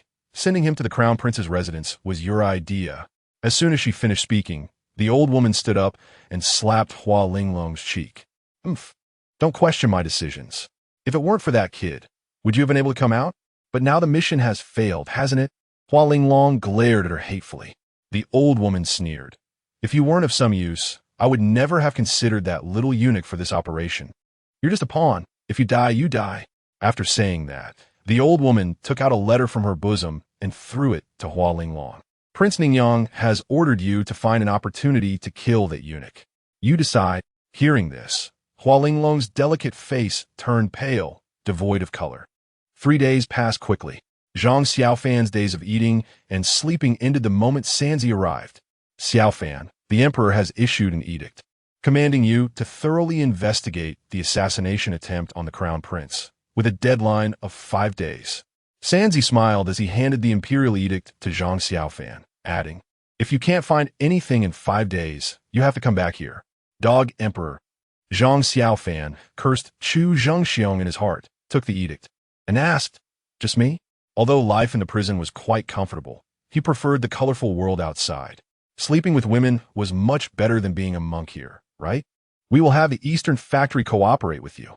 Sanzi clapped his hands, and a man dressed in a red robe from the Eastern Factory walked out from side. Xiaofan Gonggong, long time no see. It's you? Zhang Xiaofan frowned. This person was the eunuch who had interrogated everyone at the crown prince's residence that day. Can I have someone else cooperate with me? Not possible. Everyone else is busy. Sanzi smiled and refused, taking out a token from his waist and tossing it to him. This is my waist token. I'll lend it to you for 5 days. Remember to return it to me later. All right. Zhang Xiaofan took the token and saw that it was engraved with 4 characters. Eastern Factory Commander. After weighing it, Zhang Xiaofan put the token away. Can I give him orders? Of course. He's just cooperating with you. Sanzi nodded with a smile. That's fine. Zhang Xiaofan looked at the second eunuch. What's your name? The second eunuch cupped his hands and replied. My name is Yu Huatian, Eastern Factory, 3rd Commander. Yu Huatian. Huh. Go clean the chamber pot for me. Zhang Xiaofan pointed to the corner where the chamber pot was. Huh. Yu Huatian's eyes flashed with a hint of malice, smiling with a fake grin. That's not within my responsibilities. Oh, not listening? Then I'll find someone else. Zhang Xiaofan was deliberately trying to make him uncomfortable. Sanzi glanced at Yu Huatian and said blandly, Listen to Gonggong Xiaofan. Yes, sir. Yu Huatian lowered his head and ran over to pick up the chamber pot, dashing out of the cell. Before long, he returned, smelling quite bad. Gonggong Xiaofan, the chamber pot is cleaned, Yu Huatian said with a fake smile. Pretty skilled. Zhang Xiaofan pointed again to the chamber pot in the adjacent cell. There's another one here. Don't forget. Why are there so many? Yu Huatian felt nauseated. Glancing at Sanzi and seeing no reaction, he reluctantly left with the chamber pot. It seems Gonggong Xiaofan has been living quite well these days, managing to fill 2 chamber pots. Sanzi said with a slight smirk. Not 2, 3. Zhang Xiaofan laughed heartily, unfazed. Eating and sleeping every day. Isn't it normal to have a lot of waste? Soon, Yu Huatian came out with the 3rd pot. He was dumbfounded. Is this person a pig? I'm afraid even a pig can't pull as much as you. How haven't you burst yet? Chapter 80 Embroidery. After Zhang Xiaofan got out of prison, he intended to go to Zuyu Tower to spend some time with Bai Qingqing. However, Yu Huatian followed closely behind him like a pesky shadow. I'll go to the East Factory to find you tomorrow and give you a day off, Zhang Xiaofan said, stopping in his tracks. I don't need a day off. Yu Huatian shook his head, warning, you only have 5 days, don't waste it. Then can you go back and change your clothes? You smell too bad. I can't stand it. Zhang Xiaofan pinched his nose in disgust. Fine, see you tomorrow. Yu Huatian was extremely annoyed, clenched his fists, gritted his teeth, and turned to leave. You won't feel comfortable unless I give you a little push, will you? Zhang Xiaofan smiled proudly and quickly ran towards Zuyu Tower. Zuyu Tower had changed significantly. The facade was completely new. The shops on both sides had been connected and were under construction. Shopkeeper, you're back? Tai Zhu rushed over to greet him as soon as he saw him. Has anything happened these days? Zhang Xiaofan patted his shoulder. Tai Zhu replied, the restaurant is fine. But Lord Li came looking for you once and asked you to visit him at the Li residence after you returned. Got it. Zhang Xiaofan stepped into the restaurant and immediately spotted Zhang Depeo sitting in a corner drinking. He hurried over. Master, looks like you're living quite well. Did you miss me? Zhang Depeo burped and scolded with a smile. Why would I miss you, you brat? These past few days without you, I've been living quite leisurely. Now that you're back, I can't relax. Hee hee. Zhang Xiaofan tossed a peanut into his mouth. The emperor assigned me a tough task. We'll be busy for the next few days. So prepare yourself. We leave tomorrow morning. It's easier to use his own master than others. Besides, Zhang Xiaofan didn't trust the people from the East Factory at all. Yu Huatian was sent by the Dog Emperor to monitor him. Seeing him go upstairs, Zhang Depeo sighed and muttered to himself, being a master really is a tough job. I have to worry about my disciple every day. On the 3rd floor, Bai Qingqing was seriously working on her embroidery. When Zhang Xiaofan pushed the door open, she thought it was her little maid and didn't pay much attention. Zhang Xiaofan stepped closer to watch. He saw that Bai Qingqing, who usually liked to wield swords and guns, was actually embroidering a small sachet. Although the pattern on the sachet was quite abstract, Zhang Xiaofan recognized it as 2 little Peppa Pigs, 1 male and 1 female. He had taught her to draw them before. Just as Zhang Xiaofan was about to lean down to hug her, he noticed a bunch of tiny red dots on her fingers. They were from pricking herself with a needle. At that moment, Qingqing accidentally pricked her hand again. Ouch! How can you be so clumsy? You can't even embroider a sachet properly. How will you be a good wife for Xiaofan in the future? She even started blaming herself. Zhang Xiaofan felt like laughing, but his nose also turned sour. This girl was adorably foolish enough to make one feel sorry for her. He couldn't help but reach out to stroke her hair. You've gotten bold. You dare to touch your lady's head? Be careful, or I'll hit you. Bai Qingqing said without looking back. If you can't do it, then don't. Don't force yourself. Zhang Xiaofan replied. What did you say, you? Bai Qingqing was taken aback. This was a man's voice, and it sounded quite familiar. Could it be Xiaofan? Bai Qingqing's beautiful eyes lit up, and she stood up in surprise. Quickly turning around, she dashed towards Zhang Xiaofan and tightly hugged him like an octopus. You heartless person, you're back. Bai Qingqing's tone was filled with excitement and a hint of petulance. Yes, I'm back. Zhang Xiaofan held her by the bedside and leaned down to peck her on the lips. Qinger, did you miss me? Not at all. I slept soundly while you were gone. Bai Qingqing wrinkled her cute little nose, looking quite adorable. Zhang Xiaofan raised her injured finger, a look of reproach on his face. Still saying you didn't miss me? You went through all this trouble to embroider a sachet for me.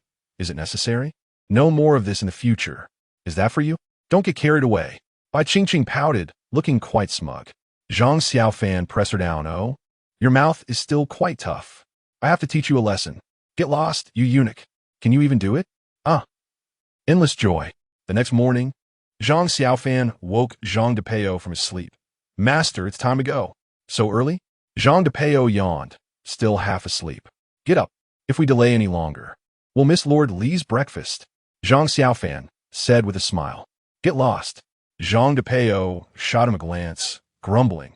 What the hell? Is there no food here? Can't you eat first and then call me? Although he said that, he still got out of bed. The two rode their horses to the Li residence. The servant at the gate quickly took them to see Li Chuanxiu. Xiaofan, you guys came at just the right time. I was just about to have breakfast.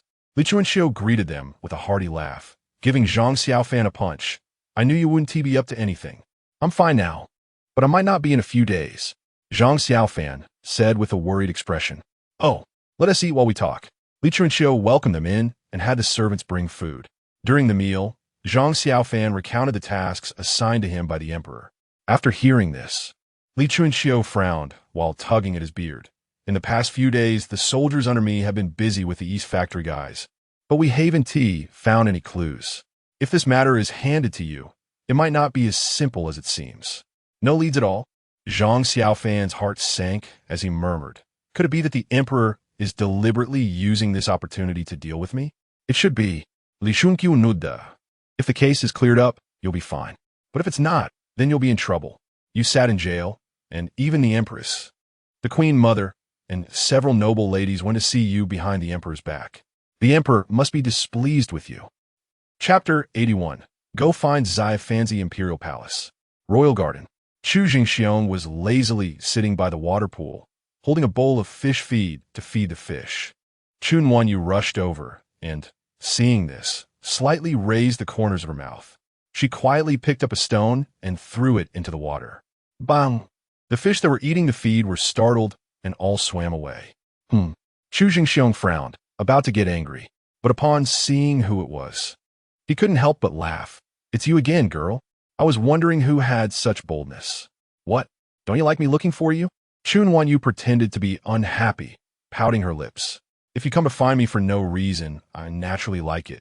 But if you come for something, then I won't like it. Chu Jingxiong replied, pursing his lips.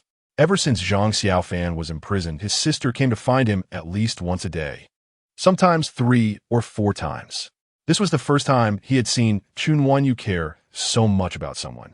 He remembered when he was bitten by a dog as a child, and his sister had teased him for being so useless that he couldn't even handle a dog. Her concern and care for Zhang Xiaofan made Chu Jingxiong envious. When will I ever have such treatment? I will come to see you no matter what in the future.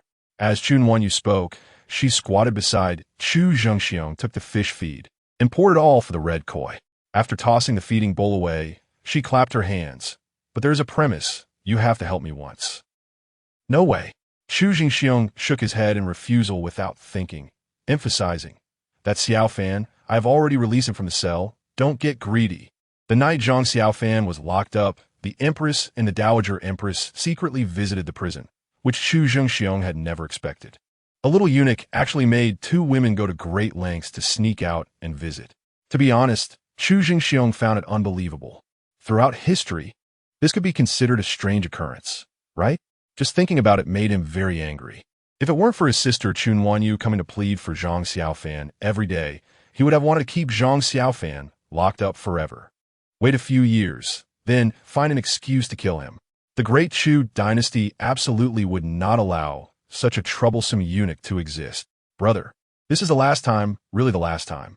Chun Wanyu clasped her hands together, pleading with him pitifully. You said the same thing last time. Chu Jingxiong couldn't help but feel a bit speechless, but seeing his sister's posture, his heart softened. For the sake of Xiaofan saving you twice, I will help you one last time. Just say it. What is it? Hee, brother's really nice. Chu Nani astet spy. Saying, didn't you give Xiaofan 5 days to investigate the case? Can you extend it a few more days? With so many people in the East Factory investigating, and they have no leads, giving Xiaofan only 5 days is really putting him in a difficult position. Her tone carried a hint of complaint. Then give him 3 more days. Chu Jingxiong curled his lips, but he thought to himself, he would add some pressure on Zhang Xiaofan later to make up for the frustration he received from his sister. Only 3 days. Chun Wanyu truly didn't know what could be done in 3 days, so she extended a hand and continued to act spoiled. Good brother, 5 days. Can it be 5 days? I beg you. Chu Jingxiong found it hard to resist her appearance. Although he felt bitter inside, he still nodded in agreement. Fine, 5 days it is. Thank you. Chun Wanyu was extremely happy. She proactively served him tea, poured water, and massaged his shoulders, being very attentive. Chu Jingxiong enjoyed his sister's rare thoughtfulness and showed a cheerful smile. After chatting for a while, he brought the topic back to Pan Shimmy. Sister, how is the prince doing lately? Chu Jingxiong was well aware of how his sister was tormenting Pan Shimmy, but he didn't care about Pan Shimmy at all. As long as his sister didn't kill Pan Shimmy, he was indifferent. Anyone who dared to push his sister into the water was lucky enough that he hadn't let the East Factory deal with him yet. He is recuperating at the prince's residence. I haven't had time to visit him these past few days.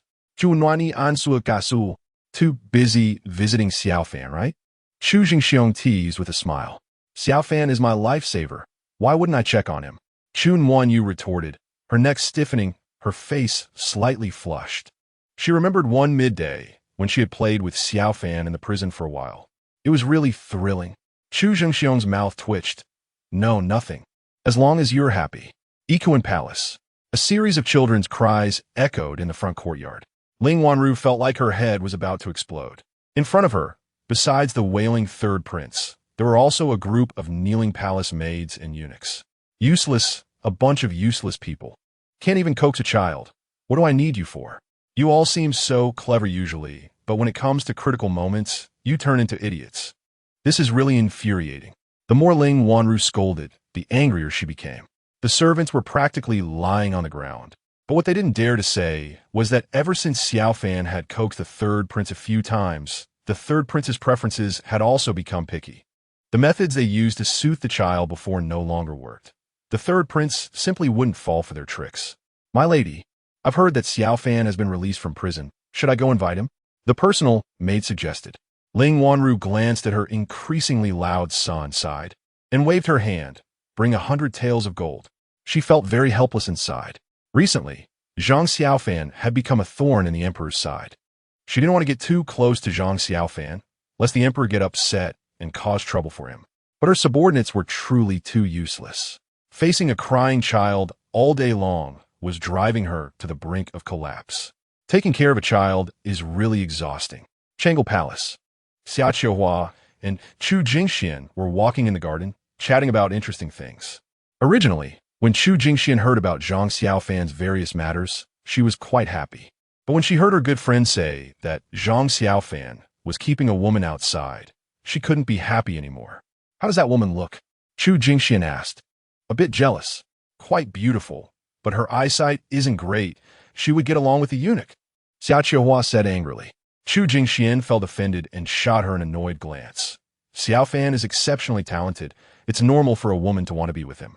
After thinking for a moment, she added, "Didn't you say Xiaofan Zuiyu Tower is about to open? When it does, I'll sneak out of the palace, and you take me to have a look."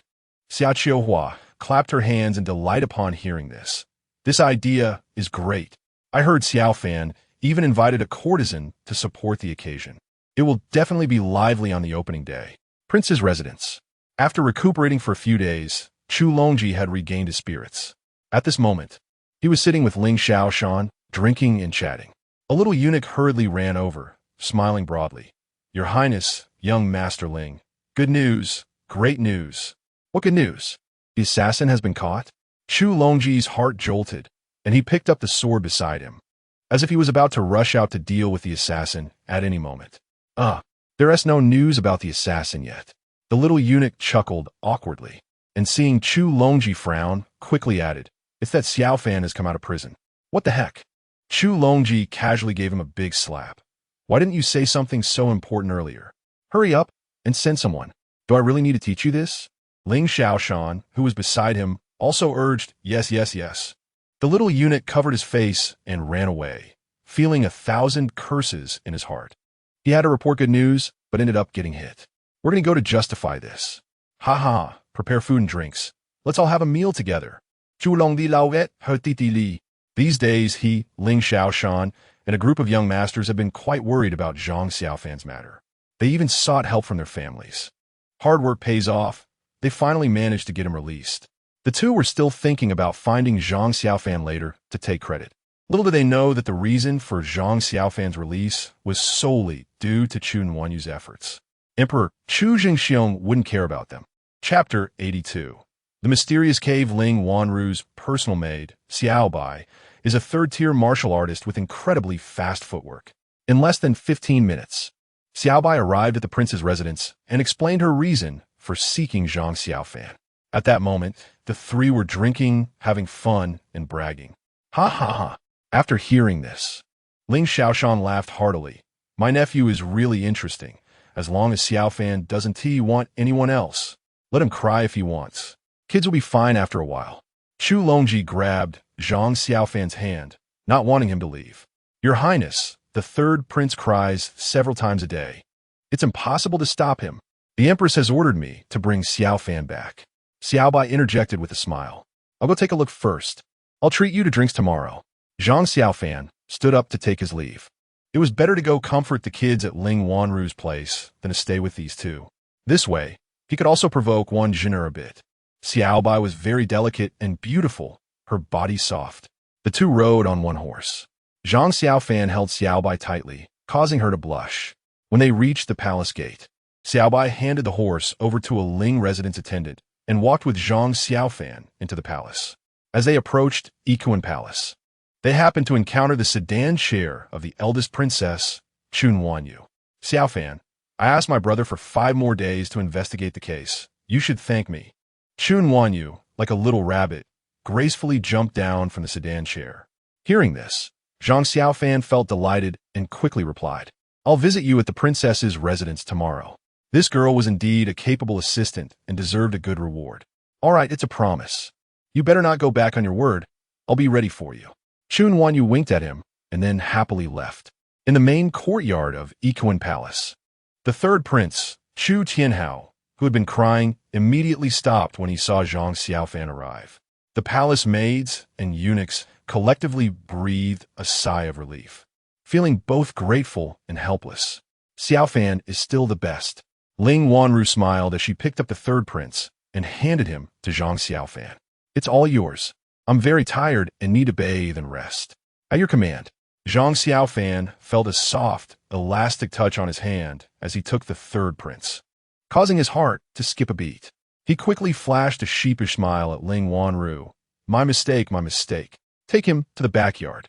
Don't disturb me." Ling Wanru shot him a glare, but didn't he pursue the matter and turned to go back inside. "At least it's AD," Zhang Xiaofan thought, feeling a bit flustered. "Xiaofan, come play with me," the third prince urged, patting his eunuch hat. Kids have a lot of energy, as anyone who has cared for children knows. Let us go catch crickets in the backyard. Zhang Xiaofan carried him to the backyard, planning to catch a couple of crickets to play with. Crickets usually live in dark and damp environments, and Zhang Xiaofan moved stones and bricks to find them. Unexpectedly, the third prince turned out to be a little troublemaker. As soon as he saw a cricket, he stomped it to death, seeming quite pleased. He shouted for Zhang Xiaofan to get him more crickets to stomp on. Seeing many dead crickets, Zhang Xiaofan felt like he had committed a sin. While silently chanting Ba, he moved a large water jar. A bunch of crickets jumped out from underneath. Ha ha ha! So many bugs. The third prince was overjoyed, chasing the crickets and stomping on them. Suddenly, with a splash, the third prince disappeared. Zhang Xiaofan was startled and quickly ran over to see that the child had fallen into a pit. Xiaofan, it's so dark here, there are monsters. The third prince cried anxiously. Don't be afraid, little one. Zhang Xiaofan comforted him gently and then jumped down into the pit. A cool breeze and damp smell greeted him immediately. He held the third prince in his arms and looked ahead. Before him was a seemingly bottomless passageway, completely built of green bricks. There were still remnants of candle niches on the walls. Could this have been left by the previous dynasty?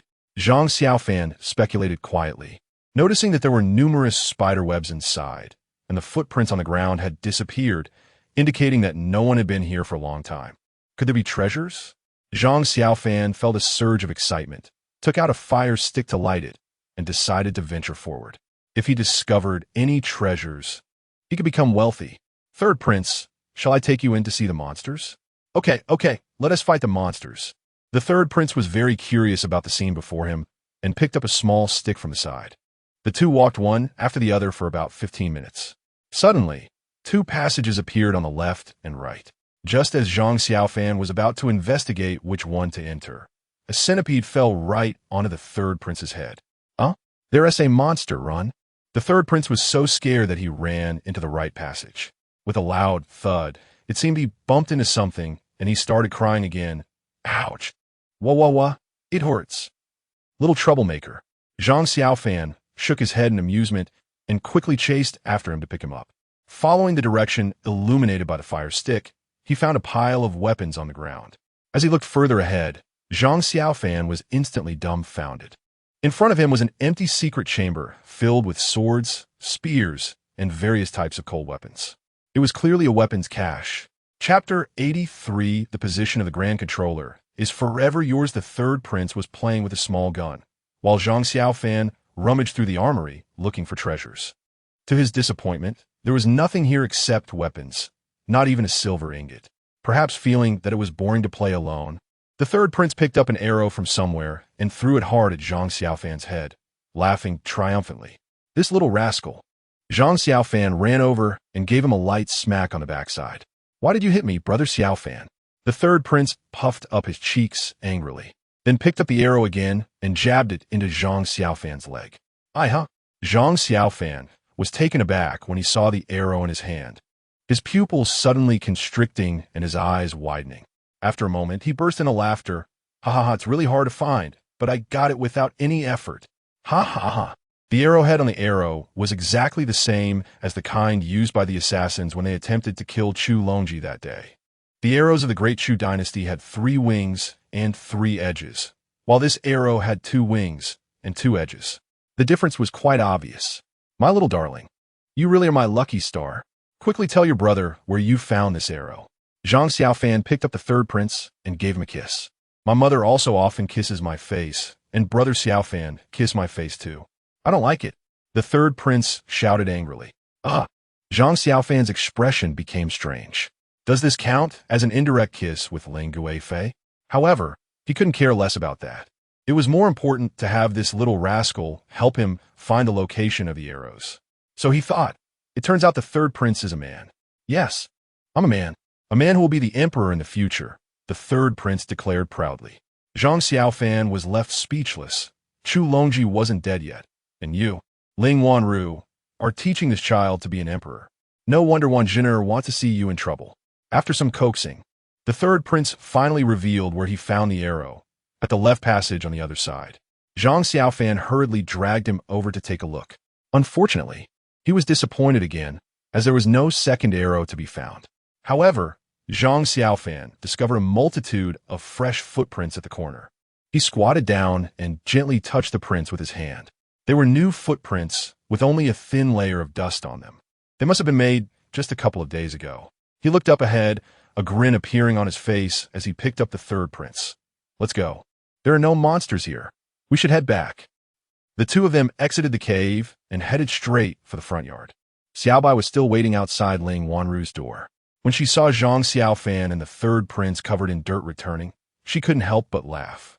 Master Xiaofan, did you take the third prince to dig a pit? Sister Xiaobai, we went to fight monsters. The third prince replied, hands on his hips, puffing out his little chest as if he had done something extraordinary. Your Highness, you are amazing. Xiaobai complimented him enthusiastically. Zhang Xiaofan patted the dust off the third prince's shoulder and looked at Xiaobai. Please ask Sister Xiaobai to wake the Empress. I have something important to discuss with her. The Empress just fell asleep not long ago. Can you wait a moment? Xiaobai frowned, clearly feeling a bit troubled. Zhang Xiaofan's expression turned serious. It's very important. It can't be delayed. In Fengyi Palace, by the pond, a group of red carp gathered around Wan Jin'er, thrashing about in search of food.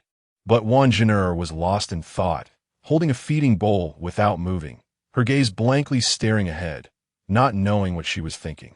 The maid Qing'er ran over and, seeing her in this state, cautiously squatted beside her and whispered, Your Highness, Xiaofan has returned to the palace. Your Highness.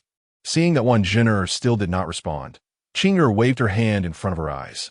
What are you doing? Coming back to her senses? Wan Jin'er approached. Didn't you see I was feeding the fish?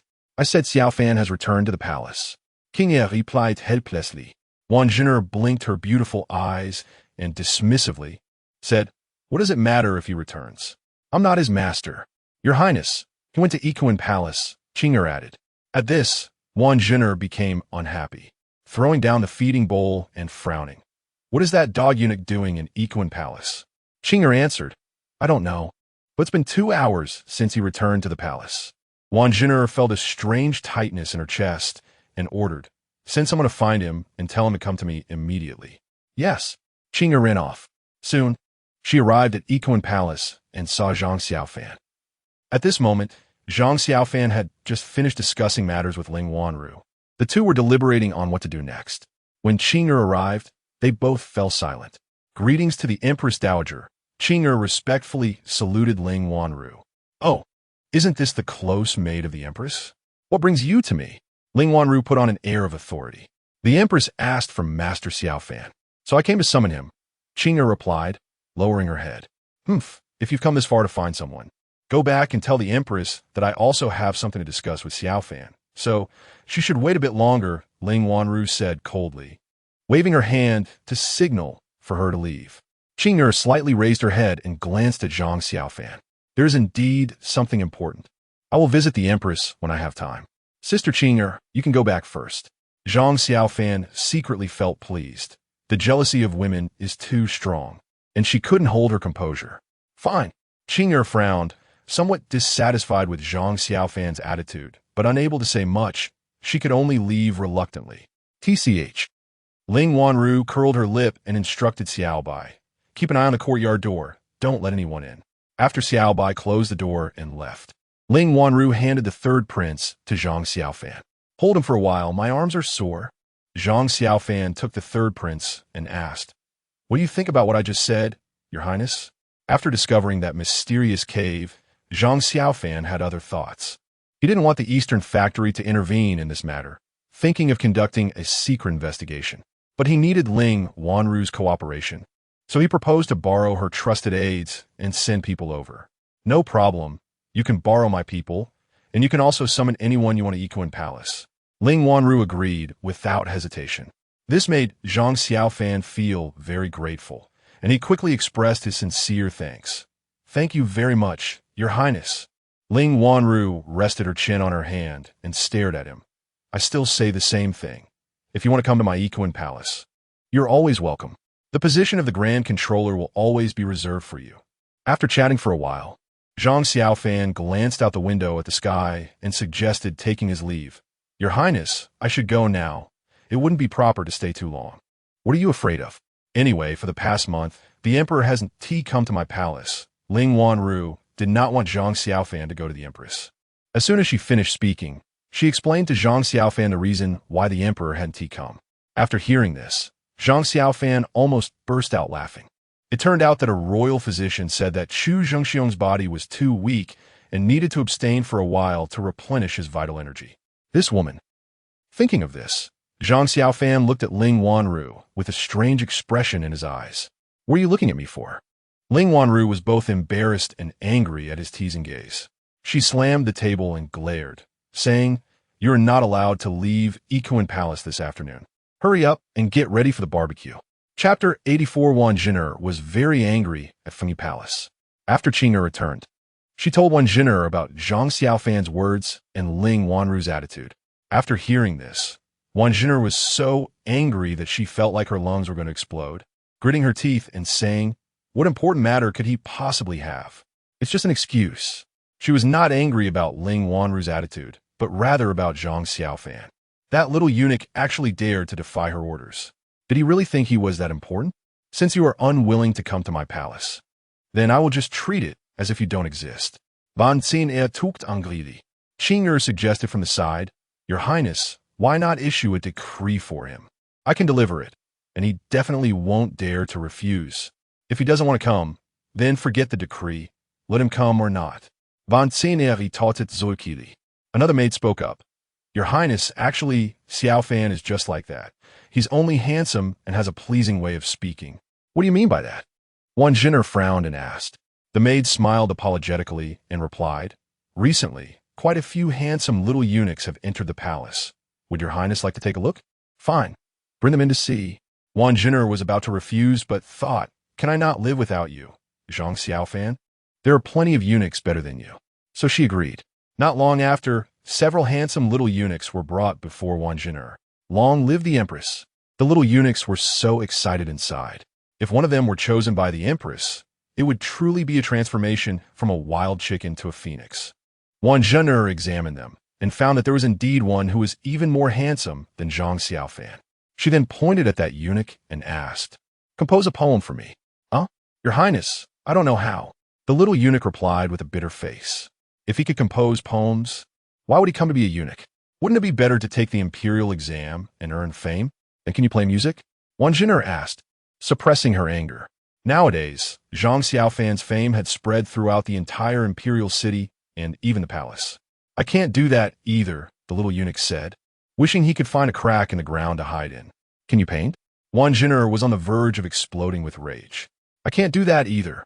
The little eunuch was almost crying, secretly complaining. "If you want to find Xiaofan, just say it directly. Why make it difficult for me? Xiaofan is proficient in music, chess, calligraphy, and painting. Who can compare with him? Useless." Wan Jin'er cursed and picked up a nearby ruler, smashing it down hard. That handsome eunuch comparable to Zhang Xiaofan was struck until his head was bleeding. The joy of the little eunuchs who entered the room instantly turned into worry. They were now concerned about whether they could leave this door alive. A bunch of useless fools.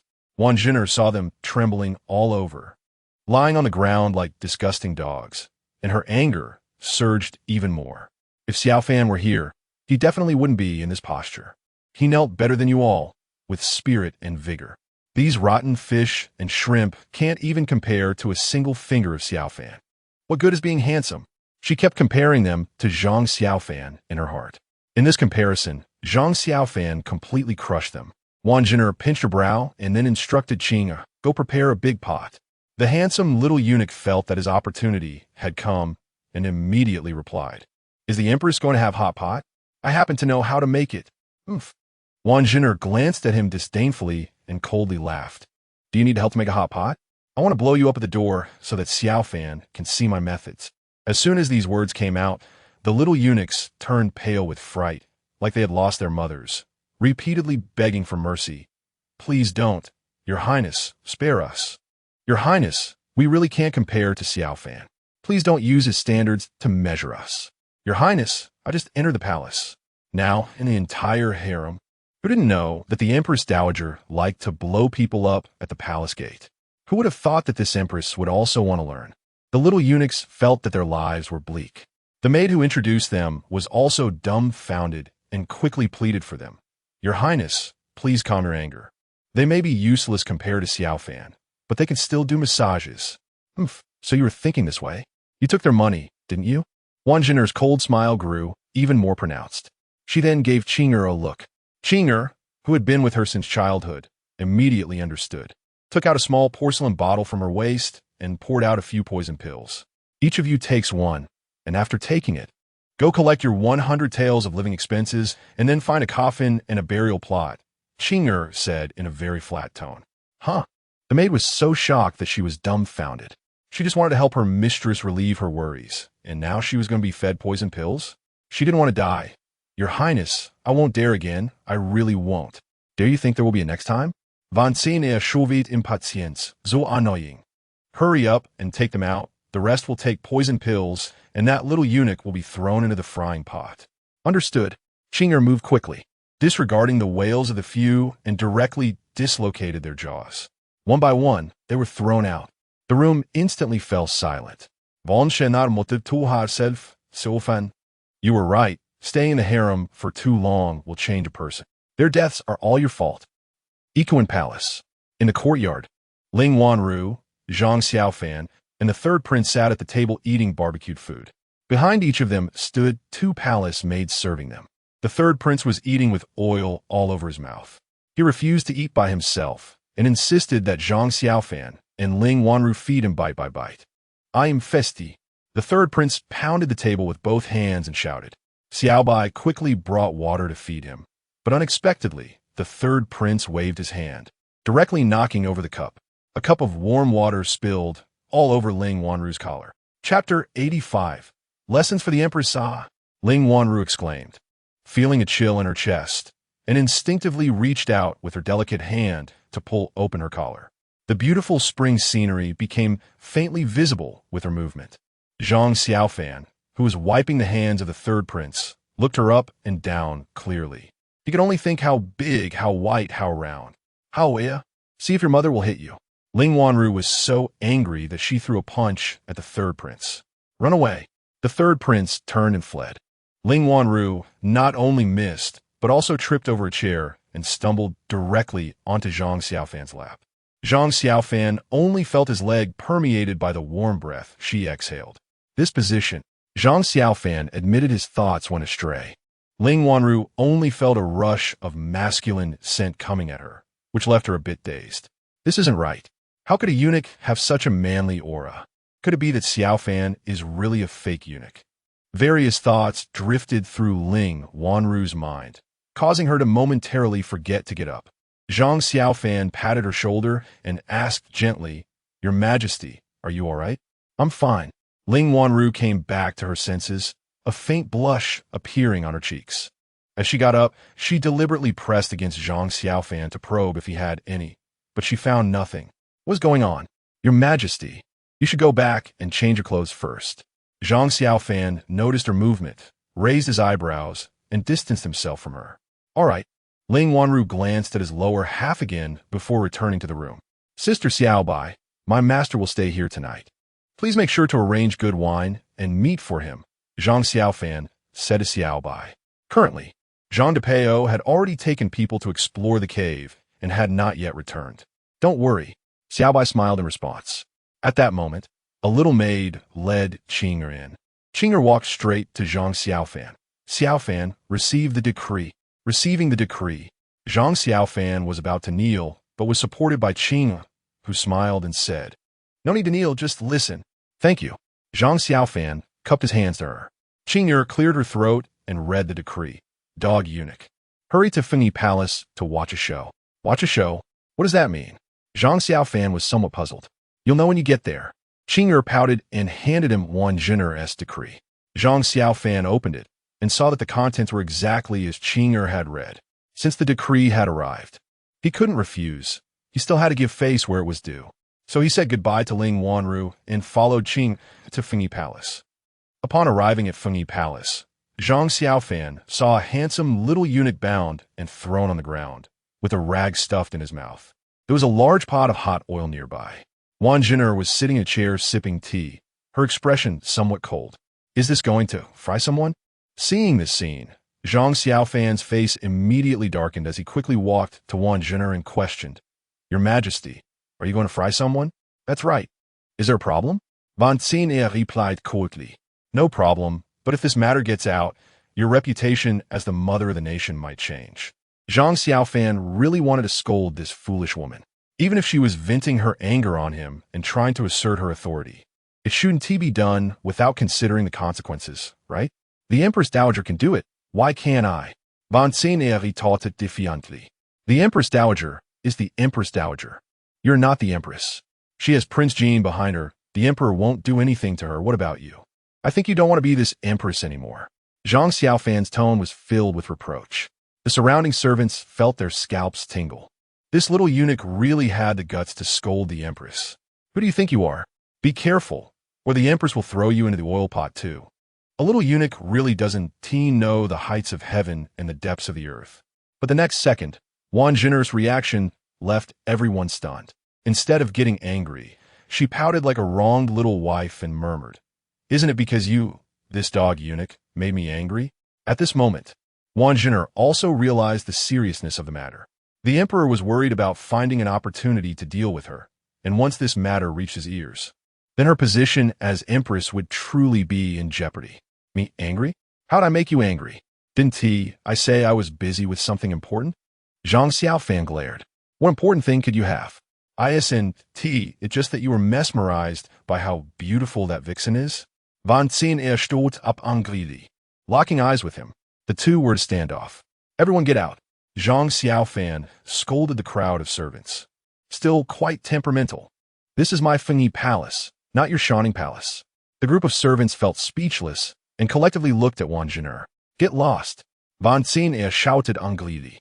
The servants then hurriedly fled this place of trouble. The courtyard door was closed by Qing. Zhang Xiaofan plopped down in Wan Zhin'er's chair and patted the tea table beside him. Sit down and listen to me. You humph. After a moment of hesitation, Wan Zhin'er still sat down with a serious expression. I found a secret passage in Ikuan Palace. Zhang Xiaofan took a sip of tea before revealing his good intentions to her. After listening, Wan Zhin'er's anger diminished significantly, and she felt a bit touched. So he was in Ikuan Palace to investigate Longer's case? It turned out he really had something important to do. It turned out she had truly misunderstood him. But why didn't he tell her in advance? Why wait until now to inform her? Thinking this, Wan Zhin'er didn't want to lower her head in front of him, so she complained. Such an important matter. Why didn't you tell me? Isn't it all your fault? Zhang Xiaofan slammed the table and glared at her. How could I tell you? The matter hasn't been clarified yet. I only have a little clue. If I told you, given your conflict with Ling Guifei, wouldn't you push this matter onto her again? This was also something Zhang Xiaofan had considered before. Von Zhin'er hoofed, left speechless. She really wanted to do that. After a moment, she seemed to realize something and suddenly stood up, her eyes wide. What are you slamming the table for? What do you want to do by shouting at me? She also reacted. She was the master. How dare a little eunuch scold her? Who do you think you are? The emperor? Even the emperor wouldn't dare scold me like this. I'm angry because of your pig brain. Zhang Xiaofan looked at her with disappointment, as if she was teetering on the edge of self-destruction. If it were before, he wouldn't have dared to act this way, but now it was different. He had only ignored her for a while, and it made her this angry. This was enough to show that she cared about him a lot. So why should he grovel? There was no need for that anymore. What he needed to do now was to properly manipulate this woman, making her understand that he was doing this for her good, for her sake. He wanted to touch her heart, to make her care about him even more. Chapter 86. Are you calling me a pig? Wan Zhin'er stared at him with her beautiful eyes, incredulous. The dignified mother of a nation, the most esteemed empress, was actually called a pig by a little eunuch? Do you believe I can have you killed right now? Whatever. Zhang Xiaofan shrugged indifferently. Wan Zhin'er was furious. Why couldn't this person just soften up a bit for her? Why was he so stubborn? So she coldly shouted, Come in. King Ya, who was standing outside the courtyard, immediately flew in, glancing curiously at the two, and then cupped her fists, saying, Your Highness, please command. Have that little eunuch. That dog thing on the ground killed right now. Wan Zhin'er pointed at the dead eunuch on the ground. Yes, your highness. Qing'er swiftly drew her soft sword from her waist. Facing the terrified eunuch on the ground, she performed a series of chaotic maneuvers. After a moment, she sheathed her sword in a very cool manner. Your highness, it's done. Okay, you can go. Wan Zhiner slightly raised the corners of her mouth and waved her jade hand. Qing'er jumped out of the courtyard. That's it. Zhang Xiaofan was indifferent. Aside from finding Qing'er's swordplay quite cool, he felt nothing else. At first, he thought this woman was having Qing'er deal with him. He didn't expect her to deal with this eunuch who was even more handsome than him. How pitiful. Being more handsome than me, you deserve your misfortune. Just look at you. After saying this, Wan Zhiner lightly got up and retreated a dozen steps. Just as Zhang Xiaofan was feeling puzzled, the little eunuch's body suddenly exploded. Countless fragments and liquid sprayed onto Zhang Xiaofan's face and clothes. What the? Zhang Xiaofan was dumbfounded. A strong wave of nausea hit him, and he couldn't hold back any longer, vomiting everything he had eaten at Yikong Palace. Seeing him in such a miserable state, Wan Zhiner finally laughed. Hee, dead eunuch. Can I not deal with you? Half an hour later, Zhang Xiaofan finally recovered, but Wan Zhiner had long disappeared. This woman, I will definitely settle the score with you someday, he muttered to himself, just as he was about to return to Shoning Palace. He saw Qing'er leading 2 maidservants over. Xiaofan, the Empress commands you to bathe and change before meeting her. I want to go back to the palace. Zhang Xiaofan only wanted to return to Shoning Palace, lying in Chu Qingshuan's arms, seeking comfort. The Empress said, if you do not follow the arrangement, I will forcibly take you. Qing'er placed her hand on her waist. Zhang Xiaofan's eyelids twitched, and he quickly spoke. I am willing to follow the Empress's arrangement. After bathing, Zhang Xiaofan arrived outside Wan Zhiner's chamber. Just as he was about to push the door open, he hesitated and knocked. Guomin, Wan Zhiner's soft voice rang out from inside. Creak. Zhang Xiaofan pushed the door open. He saw Wan Zhiner leaning against the bed, looking at him with watery eyes. She was wearing a silk nightgown that accentuated her delicate figure, her bare, fair feet and calves playfully swaying. Your Highness, what is this? Zhang Xiaofan couldn't help but swallow hard, forgetting everything that had happened before. All that remained was the stunning beauty before him. He quickly secured the door, walked over, and sat down beside the bed, lifting Wan Zhiner's flawless jade foot. Your Highness is truly stunning. Little eunuch, I want to punish you, Wan Zhiner said, shaking off his hand that was holding her foot, then kicked out. Yongxin Palace, Yongfu Residence. Lu Qiluo was living a very comfortable life these days. After being promoted to a concubine a few days ago, she could now take a sedan chair when going out, and many servants were there to attend to her. Wherever she went, there were people flattering and trying to please her. Life was going smoothly. Your Highness, I heard that Xiaofan has been released from prison and is currently at the Empress's Fengyi Palace. Chui'er hurriedly ran into the room to report. Xiaofan is out? That's great. Lu Qiluo beamed with joy, but then her expression fell. But what use is it? I don't even know if he remembers me. Your Highness, you are thinking too much. You are so beautiful and delicate. How could Xiaofan forget you? Chui'er smiled and flattered, then added, you should hurry and wash up. Xiaofan might come soon. Chui'er was also quite pleased with herself lately. With her master standing up, she no longer had to bow her head to anyone. When she saw other noble ladies, she wouldn't bother with them, and they would have to find ways to interact with her. She was in a good mood all day long, and all of this was thanks to Zhang Xiaofan. Shall I go wash up then? Lu Qiluo asked hesitantly. Chui'er urged her, you should hurry. I've already had someone prepare the bath water, and there are a lot of osmanthus flowers in it. After you wash, you will smell wonderful. Xiaofan loves the scent of osmanthus. Why are you more anxious than I am? Lu Qiluo scolded her playfully. Just as the two of them stepped out of the room, Zhang Xiaofan rushed in a hurry. You are here, my master? Chui'er's eyes lit up, and she quickly knelt and bowed, dismissing all the servants in the courtyard. After the courtyard door was closed, Lu Qiluo rushed over and tightly hugged Zhang Xiaofan's arm. I miss you, my husband. I miss you too, darling. Zhang Xiaofan hugged her, feeling that he needed to make up for the earlier exhaustion on this girl. Master, my lady is preparing to bathe. Chui'er reminded with a mischievous smile. That's perfect. Zhang Xiaofan's eyes brightened, and he impatiently rushed into the bathing room, jumping into the tub with Lu Qiluo in his arms. Wait, I haven't undressed yet. Lu Qilua's shy voice reached Zhang Xiaofan's ears. Undress? It's fine to be dressed. Zhang Xiaofan reached out forcefully. Rip. Both of you enjoy yourselves. I will not let anyone in.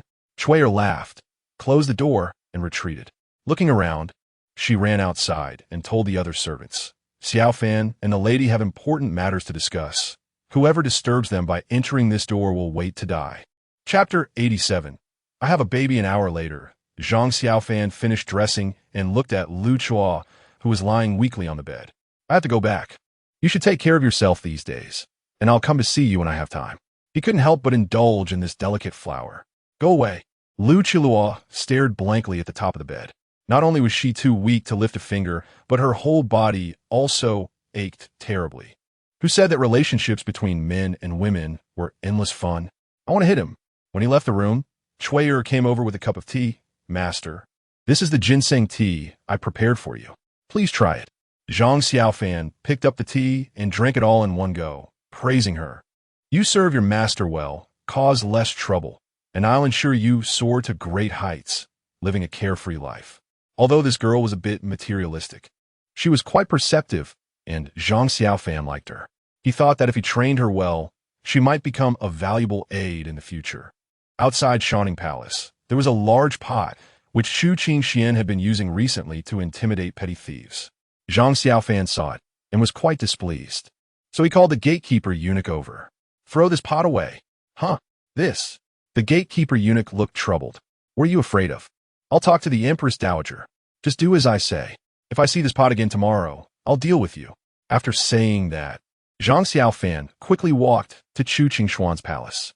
Xiaolan had been waiting for a long time. When she saw him, she frowned and complained, You actually know to come back. The Empress Dowager has been waiting for several hours. She was just about to send Sister Xiaomei out to catch you. Too many things have delayed you. Zhang Xiaofan gave her a playful squeeze on her bottom and then pushed the door inside. Rogue eunuch. Xiaolan blushed and sat back down outside. By the time they were joyful until late at night, Chu Qingxian was lying in Zhang Xiaofan's arms, looking very satisfied. She used her jade-like fingers to draw circles on Zhang Xiaofan's chest. Slap! Zhang Xiaofan raised his hand and gave her 2 slaps, saying, No more explosions from now on. Got it. I don't care what other methods you use, but you can't use the oil pot. He hit her on the lower backside, but he couldn't bear to hit her on the upper part. Got it. Look at you acting all-powerful, as if you can control me. Zhu Gingshuan dizet. Her eyes filled with affection. However, her next sentence nearly made Zhang Xiaofan's head explode. Little troublemaker, I'm pregnant. Huh. Zhang Xiaofan was stunned, stuttering as he instinctively asked, Mine? What do you mean? Chu Qingxian glared at him angrily, lifted her delicate foot, and kicked him off the bed, scolding with red-rimmed eyes. Get out, just get out. Don't come looking for me again. Realizing what was happening, Zhang Xiaofan quickly ran over to hug her and softly apologized. I just feel like happiness has come too suddenly. Why are you so anxious? You're such a jerk. I've only had you as a man for over 20 years, and you still doubt me. Chu Qingxian was filled with resentment, scratching and clawing at him. It's my fault. This news undoubtedly hit Zhang Xiaofan like a bolt from the blue, leaving him dizzy. His career had just started, and now this bombshell dropped. If the crown prince found out that he had gained a brother or sister, he would surely find a way to kill him. It was all his fault for not being able to control himself. Sigh. Thinking of this, Zhang Xiaofan suddenly remembered Lu Qilua and Bai Qingqing. Lu Qilua was fine, as he hadn't gone that far with her. But Bai Qingqing, he recalled that day when he was in high spirits. He didn't care much, and just. At the same time, in Ziyu building, Bai Qingqing, who was sleeping soundly, suddenly felt a sharp pain beneath her. She quickly called her maid to check. Upon seeing, the maid was alarmed. Miss, hold on, I'll go call Granny Lu. The maid hurriedly ran out. When Granny Lu arrived and took a look, she immediately concluded, Miss Bai, you've had a miscarriage. Why did this happen? Bai Qingqing felt darkness before her eyes, nearly fainting. This was her first baby. Why did she miscarry? She longed to have a child with Zhang Xiaofan. It's a common issue for martial artists. If you practice martial arts for a long time, although your body is usually healthy, you may end up with underlying health issues, Granny Lu explained. Seeing Bai Qingqing's helpless and pitiful expression, she quickly added, But don't be too sad. As you age, Your health issues will gradually recover. Thank you. Bai Qingqing forced a smile, her pretty face still pale. She gave Granny Lu 5 taels of silver and asked her to go get medicine with Xiaocui. Alone in the room, Bai Qingqing was lost in thought, murmuring, Xiaofan, I'm sorry. I can't give you a child. If you find another girl in the future, I won't care anymore. She knew that Granny Lu's words were just meant to comfort her. Miscarriages are often followed by more miscarriages. There was no such thing as recovery. In Shining Palace, after finally comforting Chu Qingxian, the sky outside had already brightened. Little troublemaker, why do I feel so good? Zhu Gingshuan's dead. Having not slept all night, she actually felt more energetic, which was quite strange. This is my unique skill. In the future, when I have time, I'll practice with you every day, Zhang Xiaofan said with a smile. He had used the 3rd level of the Yang return skill on Chu Qingxian for the first time. To be honest, he didn't benefit much from it, because Chu Qingxian was only an 8th grade martial artist and hadn't practiced for nearly 20 years. Her strength was terribly weak, and it hardly replenished him, wasting a lot of his energy. The reason for doing this was merely to stabilize the pregnancy. Little troublemaker, I've thought it over. When my belly starts to grow, I'll leave the palace and go to Wulong Mountain Villa to rest. Isn't that your territory? You'll protect me, right? Chu Qingxian said, resting against him and touching her belly. Let us talk about it in 3 months. Don't rush. Remember to handle things in a timely manner after the imperial physician is done, Zhang Xiaofan instructed, squeezing her fragrant shoulder. Let Xiaomei handle it. You must not get involved. Suddenly, Xiaomei, under the covers, sneezed, tightened her blanket, and muttered to herself, it must be that jerk Xiaofan plotting against me again. In Ikuan Palace. As soon as Zhang Xiaofan arrived, he saw Zhang Depeo and the others, who were hunched over the table eating breakfast. Although they looked dirty and disheveled, their expressions couldn't hide their excitement. Seeing this, Zhang Xiaofan was delighted and hurriedly ran over to ask, Master, what did you find out? Tell me quickly. Zhang Depeo rolled his eyes at him, ignoring him and continuing to drink his century egg and lean meat porridge. Hee, sorry for the trouble. Zhang Xiaofan smiled sheepishly and quickly began to massage his shoulders and legs, being very attentive. After a while, Zhang Depeo put down his bowl and scolded. I've been in the cave all night, and you've been living the good life. Am I your master, or are you mine? Of course you're my master. Zhang Xiaofan laughed. Master, you work so hard for my future happiness. Don't worry. I'll definitely take care of you in your old age. Get lost. Get lost. I'm already at the age for retirement. If it weren't for you pestering me, I wouldn't be suffering so much. Zhang Depeo was also speechless. I'm over 100 years old, and I should be enjoying my old age at home, eating and drinking while waiting for death. Instead, that scoundrel Jin Wang threatened me to enter the palace and become a eunuch. Upon arrival, I encountered another fool who bothers me to no end. Really, why is my life so? Chapter 88 News from Zhang Depeo. Zhang Xiaofan learned several important pieces of information from Zhang Depeo. First, there are 3 passages leading out of Ikuan Palace. One passage extends towards the Ling family mansion. Another extends toward the prince's residence. And the last passage extends from the prince's residence to outside the imperial city. Second, there are a total of 3 armories within the passage. Third, activities of remnants from the previous dynasty have been discovered in the passage, and based on the remaining traces, they have been there for no more than half a month. Fourth, a large number of arrows have been found in the passage, identical to the arrows used by the assassins when Chu Longji was attacked that day. So it seems that this is likely the work of the remnants from the previous dynasty. Zhang Xiaofan speculated while stroking his chin. Not necessarily. It could also be a case of using someone else's knife to kill. That group of assassins has already fled, so what is the point of investigating? Zhang Depeo said, while sipping wine. Zhang Xiaofan thought for a moment and said, They might return. We need to keep watch over these passages day and night. You should contact the Eastern Depot. They are experienced in this matter. Zhang Depeo put down the wine bottle and yawned. I need to rest for a few days. Don't bother me unless it's something urgent. My body can't take it. You just rest. After settling Zhang Depeo, Zhang Xiaofan entered Ling Wanru's chamber. At this moment, Ling Wanru was lazily leaning against the edge of the bed, enjoying a massage from 2 little maids. Your Highness, there's an urgent matter, Zhang Xiaofan said softly. Dismiss everyone. Ling Wanru waved her hand to send the servants away. Then she slowly got up, bare feet moving to sit on a chair, took a sip of tea, and then smiled as she spoke.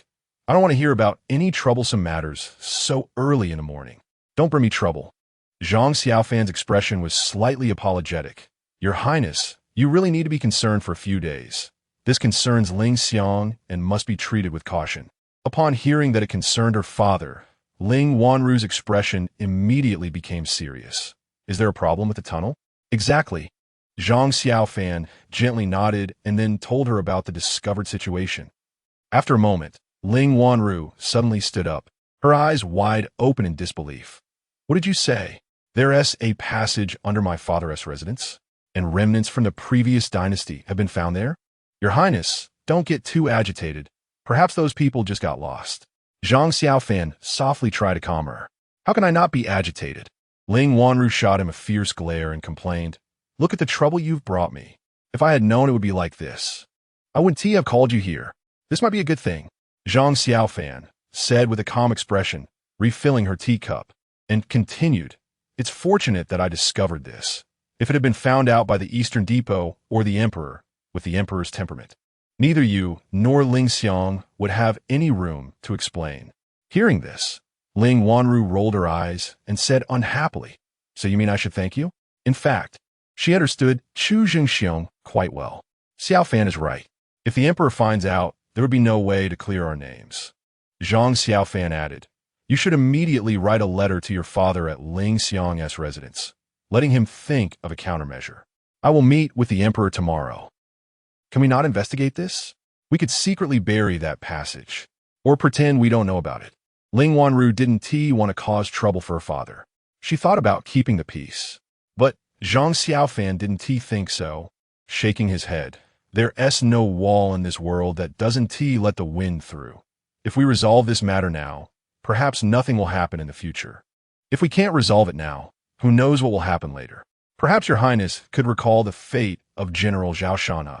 Although he said this with a bit of selfishness, it was more for Ling Wanru's sake. He considered her feelings.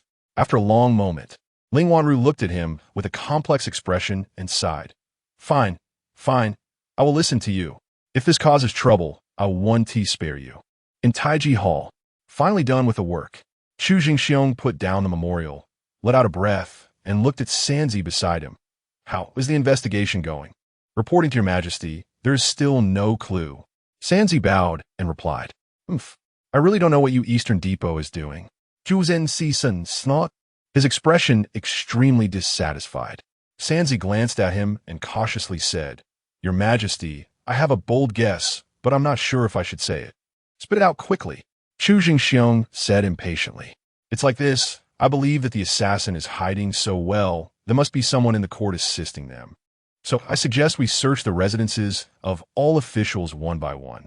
Are you saying that some officials are colluding with the assassins? Chu Jingxiong's eyes turned cold. This is just my guess. It shouldn't be taken seriously. Sanzi said with a smile.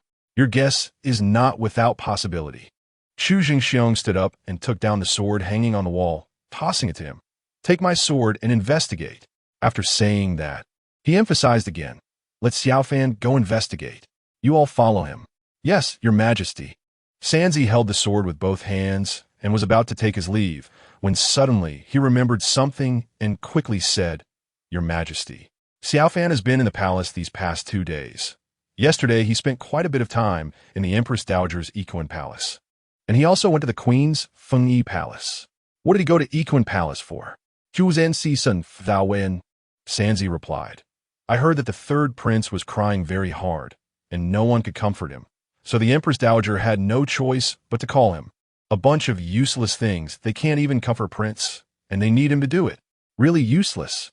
Zhuzen Sisun Guset then said, Go tell Xiaofan that if he can't solve the case within 5 days, I'll spare him. Chapter 89, Like a Ghost, Your Majesty. Didn't you promise the Grand Princess to give Xiaofan 10 days to investigate the case? Sanzi thought that Chu Jingxiong had remembered incorrectly, so he reminded him. But Chu Jingxiong wouldn't make a mistake. He did it on purpose. He glared at Sanzi and said, I said that for my royal sister to hear. I never issued any decree to Xiaofan. Just pass on a message as I told you. Understood? Sanzi replied and withdrew. Soon he found Zhang Xiaofan, who was drinking with Chu Longji and Ling Xiaoshan at the Crown Prince's residence. The arrow wound on Chu Longji's shoulder had nearly healed, but the arrow wound on his leg had not been treated in time, leaving him with a problem. When he walked, it looked like he had one leg shorter than the other, which was somewhat unnatural. This was very uncomfortable for Chu Longji. Before Zhang Xiaofan entered, he had heard the servants of the Crown Prince's residence mentioning that Chu Longji often lost his temper privately and scolded the servants. This was not a good sign.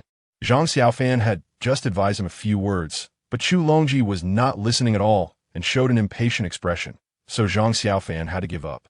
After waiting nearby, Sanzi saw Chu Longji put down his chopsticks and respectfully spoke up. Your Highness, the Emperor sent me to deliver a message to Xiaofan. Say it. Chu Longji wiped his mouth, feeling a bit disappointed. Sanzi turned to Zhang Xiaofan with a smile and said, Xiaofan, the Emperor wants you to hurry up with the investigation. You have 4 days left. 4 days? Wasn't it 10 days? Zhang Xiaofan scratched his head, feeling a bit frustrated. Chun Wanyu would never deceive him. It must be that dog Emperor trying to make things difficult for him again. The Emperor said that when the time is up, if you can't find out, you won't be let off lightly, Sanzi added. Father is pushing too hard, isn't he? You guys from the Eastern Factory can't find out, yet you want a little eunuch to investigate. Isn't that putting someone in a difficult position? Chu Longdi Gom Lai. Ling Xiaoshan's lips moved, wanted to say something but dared not. Sanzi took note of the expressions of the three and silently remembered them. Zhang Xiaofan smiled and pretended to be proud, saying, The Emperor values talent. Perhaps he thinks I, Xiaofan, have talent, so he trusts me so much. Ha ha ha. Chu Longji laughed and scolded. You bred are really not modest at all. If the Eastern Factory can't find out, how can you? Don't joke around. Ling Xiaoshan, however, had a different opinion. I believe Xiaofan can do it. Chu Longji raised an eyebrow. Xiaofan, how about we make a bet? I won't. Zhang Xiaofan shook his head without thinking. This guy was clearly thinking about Hua Linglong again, wanting him to chase her. After saying goodbye to the two, he left the Crown Prince's residence. Who would have thought that Chun Wanyu's sedan chair and her maid Lianer had been waiting for a long time? So under Sanzi's watch, he got back into Chun Wanyu's sedan chair. This kid isn't going to ask the Grand Princess to plead with the Emperor again, is he? Sanzi muttered to himself and quickly ran back to Chu Jingxiong to report what he had just seen. Damn it! Chu Jingxiong was furious upon hearing this, slamming the table and cursing. This dog eunuch has quite a good relationship. Go tell him that I want him to solve the case within 2 days. If he can't, I'll hold him accountable for negligence. In Chiefing Garden, when Sanzi saw Zhang Xiaofan again, he was feeding fish by the pond with the Grand Princess. Zhu Nuani, the Prince Consort, Pan Shimi, was sitting nearby. Grand Eunuch, are you here with another imperial decree from the Emperor? Zhang Xiaofan said helplessly. Sanzi was running around so much that Zhang Xiaofan felt tired for him. That's right. Sanzi repeated Chu Jingxiong's words once more. Upon hearing this, Chun Wanyu stood up and complained. How can my brother go back on his word? I'll go find him.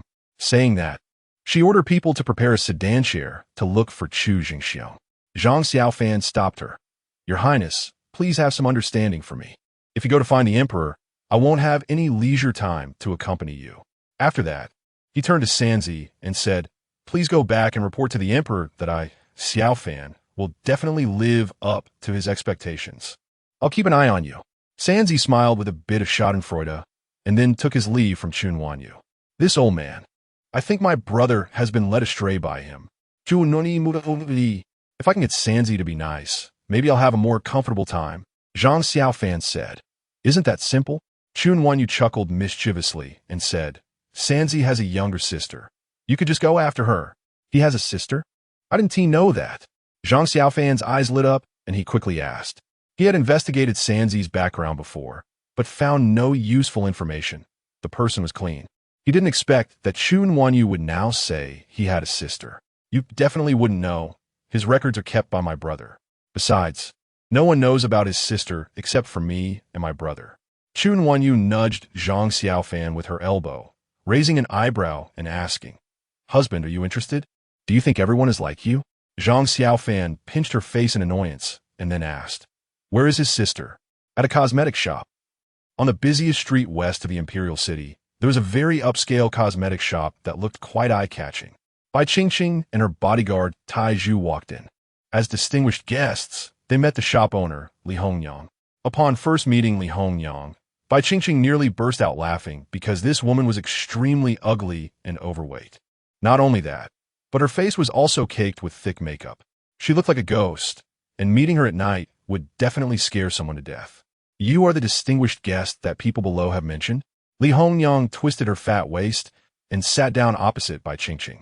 When she saw the fine silk clothes Bai Qingqing was wearing, her eyes lit up.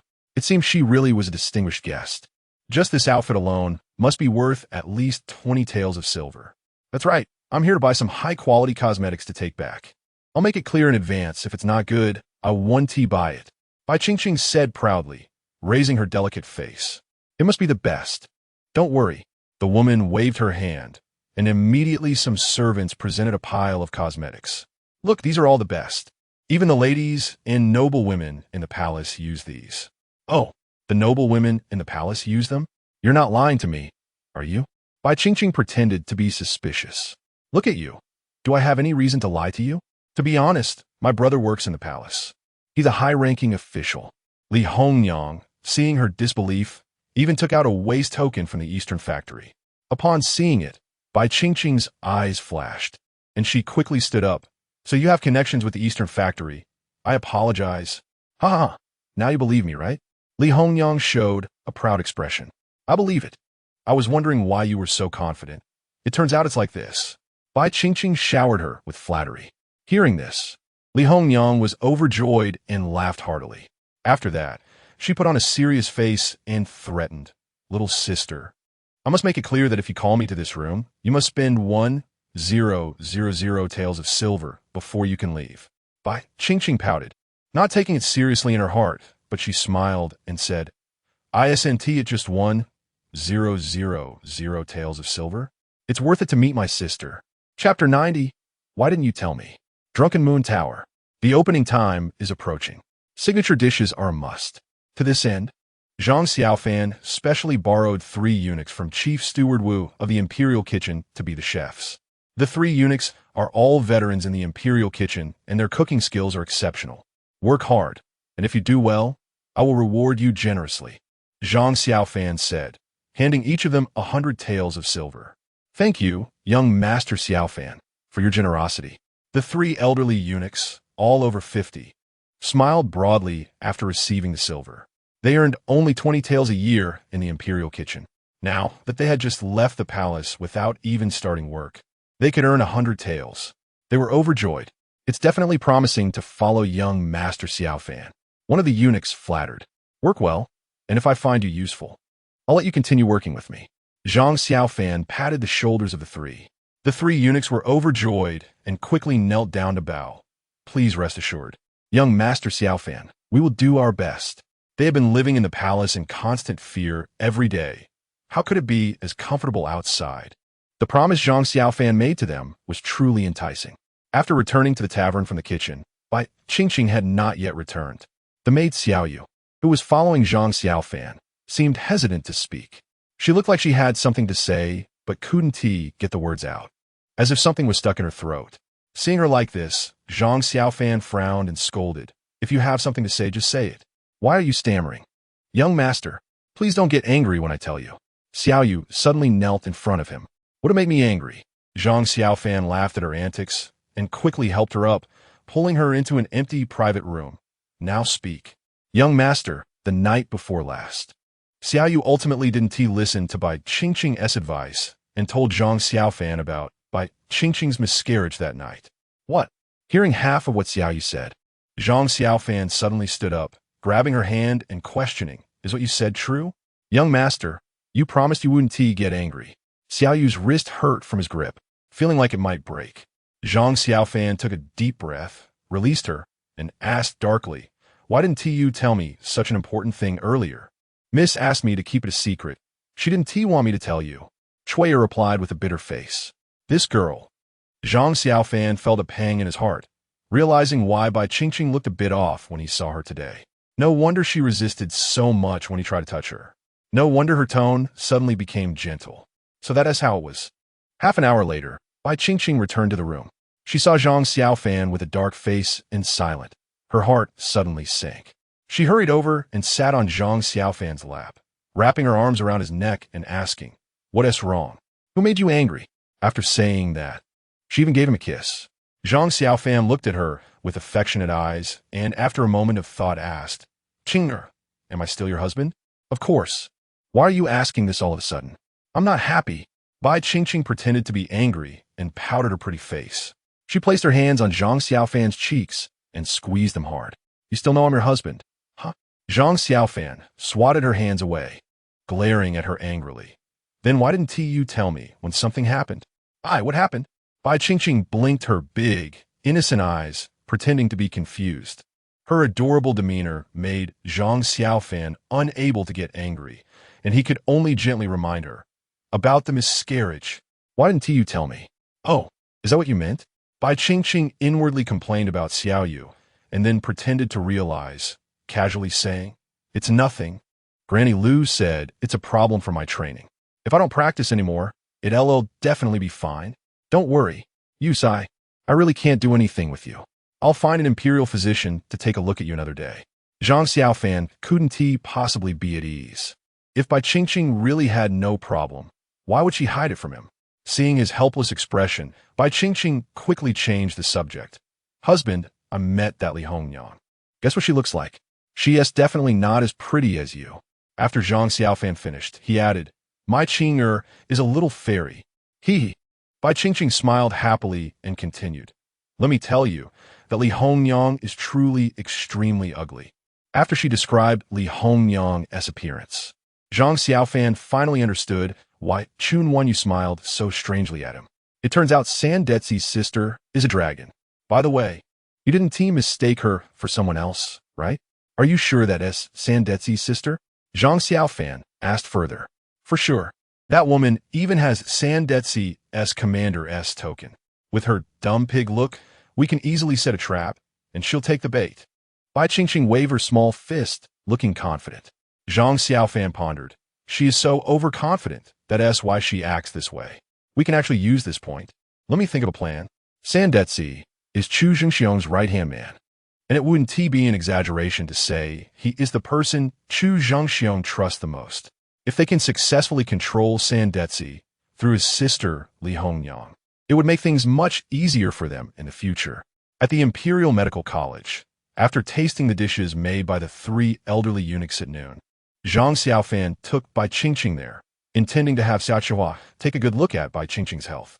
The Imperial Medical College was crowded at this time. The number of injured patients and doctors coming and going was dizzying. The two also saw many armored soldiers. Some had broken legs, some had broken arms, and some were blind in one eye. What's going on? Is there a war somewhere? Zhang Xiaofan wondered curiously. Just then, a commotion erupted behind them. "Quickly make way. If you delay the treatment time for General Pingxi, I'll chop you up." Chapter 91. Bone-scraping therapy, the General of the West, Pingxi? The two turned their heads to look and saw a group of soldiers hurriedly carrying a stretcher, running towards them. Zhang Xiaofan quickly pulled Bai Qingqing aside and leaned forward to take a look. On the stretcher lay the General of the West, Pingxi, with his eyes tightly closed. His face pale, lips blackened, and cold sweat pouring down. Thick white cloth was wrapped around his arm, and as they approached, a strong stench wafted through the air. This General of the West, Pingxi, is none other than the younger brother of the current Empress, Wan Nanshan. I noticed that the soldiers here have rough, dark skin and dry lips, likely also from the western regions. Could it be that the Xiongnu from the west have attacked again? Bai Qingqing stood beside Zhang Xiaofan, explaining while expressing her doubts. Zhang Xiaofan picked up on an important point. "Qing'er, are you saying that this Wan Nanshan is the Empress's brother? The current uncle of the Great Chu dynasty?" "That's right." Bai Qingqing nodded, then looked at him reproachfully.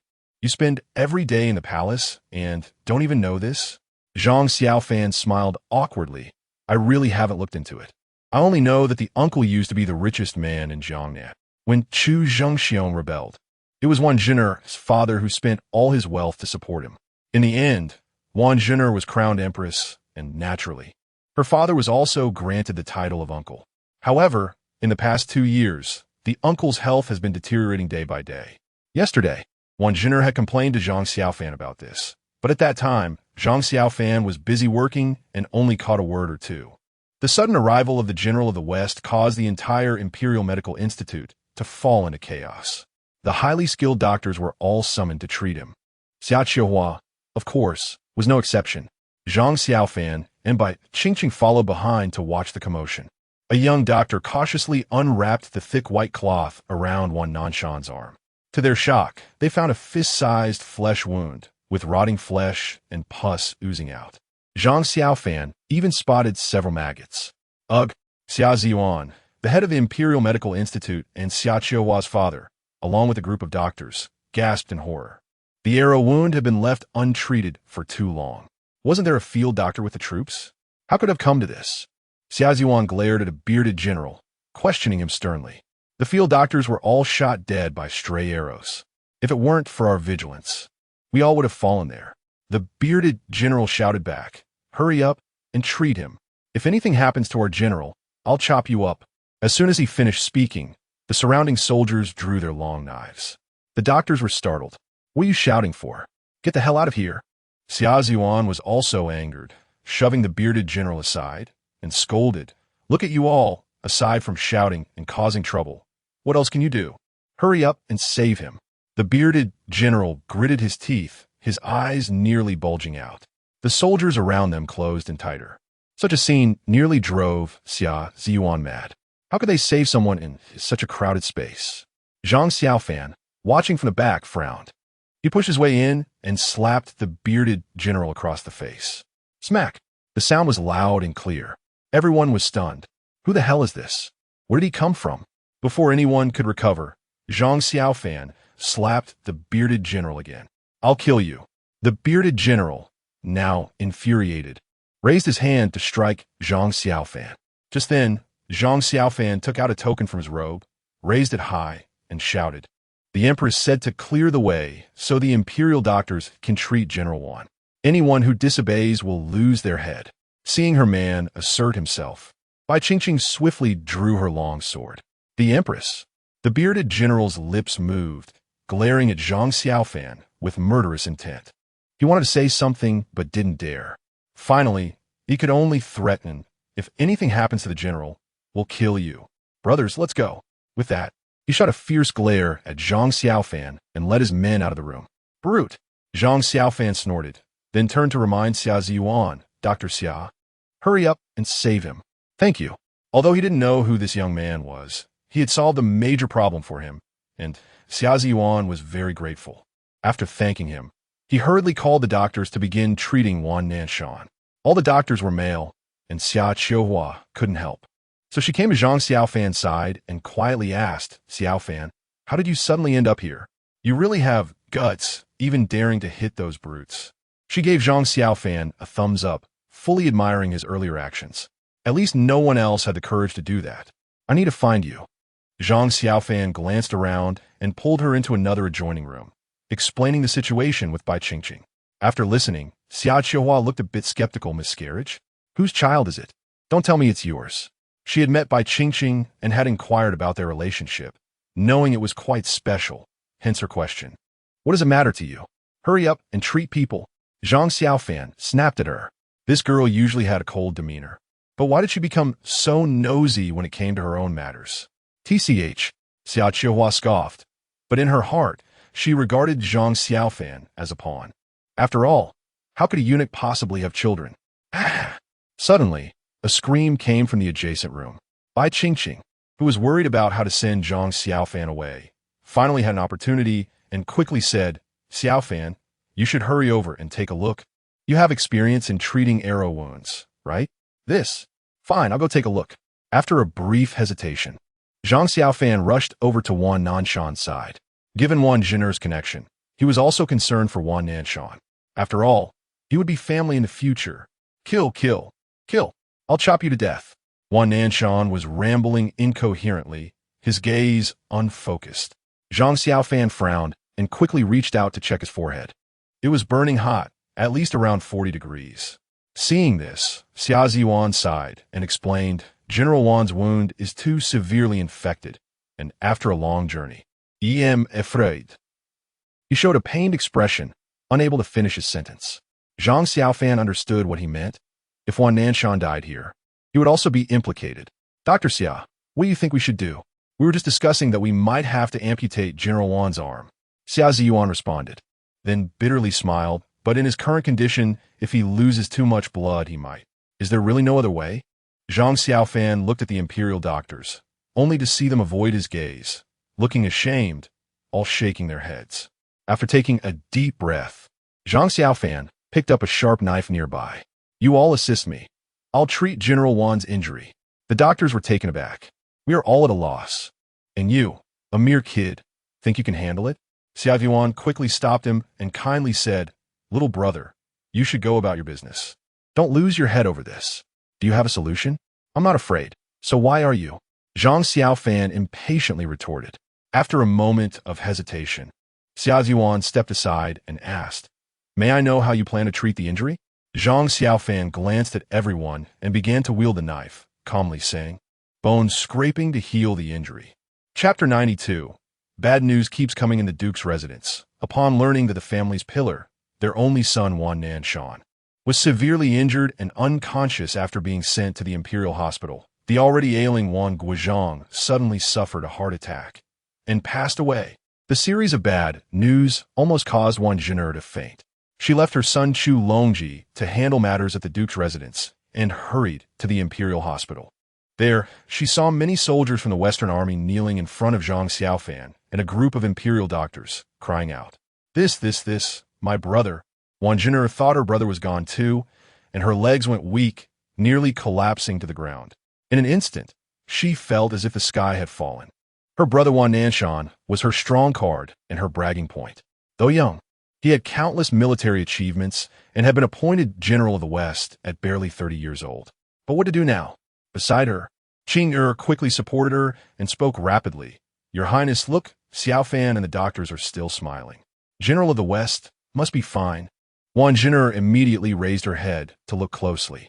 Indeed, Xiaofan and the doctors were still smiling. Among the group of soldiers, someone was shouting, seemingly thanking Xiaofan for saving their general. Your Highness, it was Xiaofan who saved the General of the West. They're expressing their gratitude. Qing said, beaming. Xiaofan. Wan Zhin'er wiped her tears and finally felt a long sigh of relief. At this moment, a eunuch behind her shouted, The Empress is here. Everyone quickly turned to look. Upon seeing Wan Zhin'er in a bright yellow phoenix robe, they immediately knelt down. Long live the Empress. Get up. I'll go in and take a look. No one else come in. After saying this, Wan Zhin'er quickly walked to Zhang Xiaofan's side and pulled him into the room. Qing and a few eunuchs stayed behind to guard the door. Older sister, Wan Nanshan, lying on the bed, weakly called out. By now, it had been 2.5 hours since Zhang Xiaofan had operated on him. He had just woken up not long ago. Little Mountain, how do you feel? Wan Zhin'er asked with concern, noticing his cracked lips, and quickly brought a cup of water for him to drink. Cough, cough. I'm fine. Wan Nanshan took a few sips of water, then glanced at Zhang Xiaofan and jokingly scolded, This kid is really ruthless. He took all my flesh. Zhang Xiaofan smirked, General, if I had known you would say that, I might as well have used another method. What other method? Wan Nanshan subconsciously asked. Chop off an arm. That would be quicker. Zhang Xiaofan shrugged. Upon hearing this, Wan Nanshan's expression darkened. Get lost. If you chop off my arm, what is the point of me living? Little Mountain, I have something to tell you. Wan Zhin'er suddenly reddened her eyes and choked up. Sister, what's wrong? I'm fine. Why are you crying? Wan Nanshan hurriedly comforted her. Zhang Xiaofan frowned, wondering what had happened now. He prepared to leave the room, but was pulled back by Wan Zhin'er. Xiaofan, don't go. You should listen too. In the palace, at Tai Chi Hall, news of General Wan Nanshan's serious injury quickly reached Chu Zhengxiong's ears. At this moment, Chu Zhengxiong was more anxious about another matter. With 200,000 Xiongnu at the border, deciding who to send for defense was a major problem. He had summoned a group of princes and ministers to discuss it. The Minister of War spoke up, Your Majesty, we can dispatch the Grand Marshal of Jiangnan, Nangongxiong, to defend the western border. Nangong Xiong was the father of the favored concubine Nangong Yu and had a good reputation in court.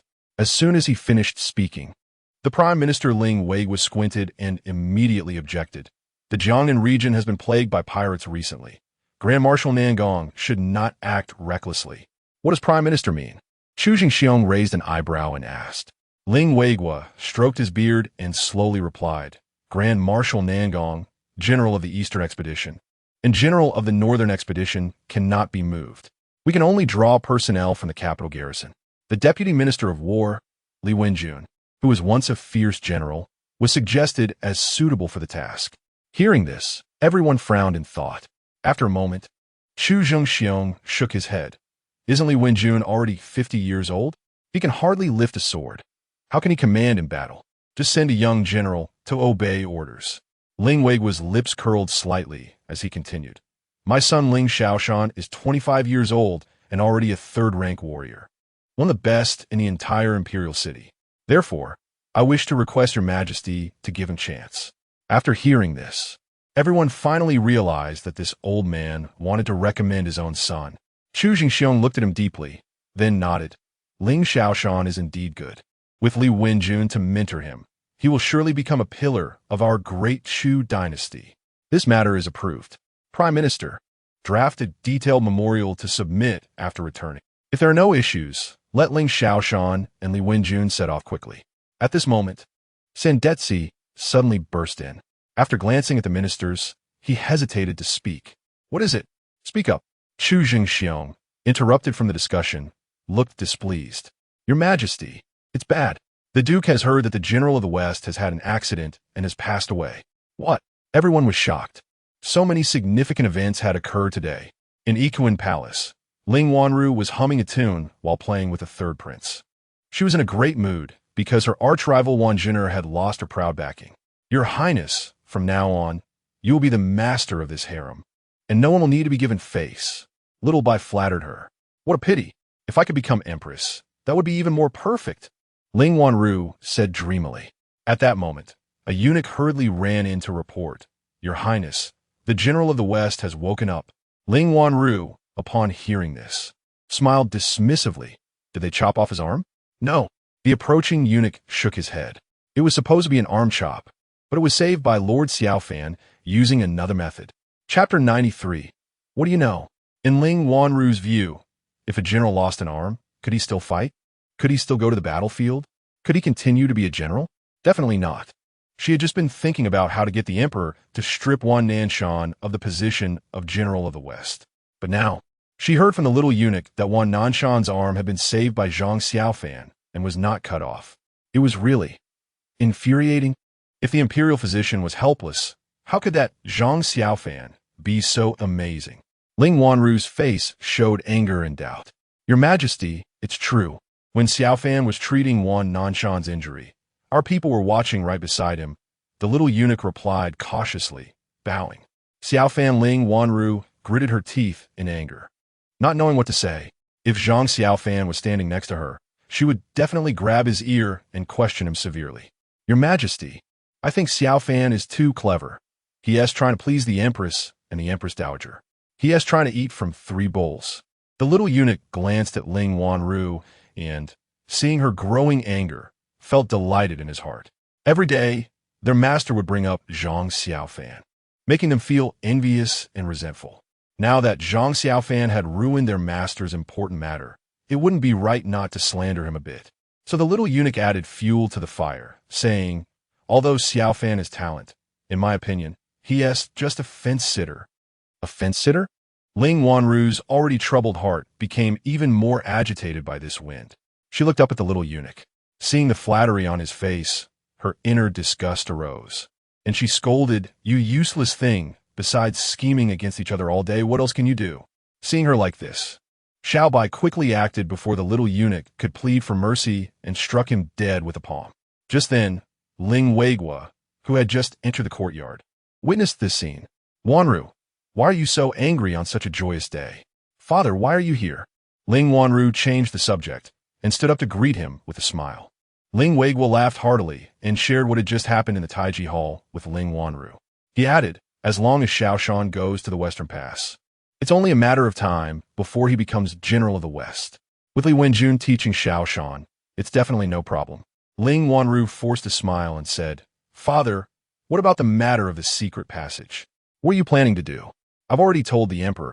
The Eastern Factory guards should have gone to check it out by now. At the same time, Zhang Xiaofan was also summoned by San Detzi to the entrance of the Prime Minister's residence's underground tunnel. The area was already filled with Eastern Factory guards. Upon seeing him, San Detzi greeted him with a beaming smile. Good job, Xiaofan, you really hid deep. Such an important matter. Our family just found out. How could I be careless with something concerning Ling Xiang? Zhang Xiaofan clasped his fists in response. He then took out a map of the underground passage from his sleeve and handed it to San Detzi. Those assassins have already come out of the underground passage into the Imperial City. Please send someone to guard the entrance. And don't let them go out and move around to avoid alarming the snake. Of course, we in the Eastern Factory pride ourselves on being careful and cautious. San Detzi opened the map and looked at it, praising not bad, quite detailed. After saying that, he casually tossed it to Yu Huatian beside him and pulled Zhang Xiaofan aside. The Emperor is very pleased with what you've done, so he has given you another important task. Don't say the Emperor didn't. He also asked me to catch the assassins. They had already left the city. Zhang Xiaofan felt quite helpless. He still had a mountain of things to do. Every day working for the Emperor, would he have time for anything else? You guessed right. That's exactly what the Emperor means. We can't afford to overlook the remnants of the previous dynasty. San Detzi felt a bit sympathetic towards Zhang Xiaofan and patted his shoulder, continuing, this time, the Emperor has given you a month to investigate the case. How about that? Isn't that quite generous? Since it concerns the remnants of the previous dynasty. Chu Zhengxiong also had to set aside his prejudices and was rare to be generous to Zhang Xiaofan. All right, Zhang Xiaofan had to agree. The only thing he could do now was to wait patiently for the fish to bite. He thought it would take a lot of time. Who would have thought that in the evening, Yu Huatian would come looking for him? Following Yu Huatian to the Eastern Factory's dedicated prison cell, he saw a group of Eastern Factory guards interrogating a dozen or so men in black. Those men were now battered and bruised, looking quite tragic. Are these the assassins?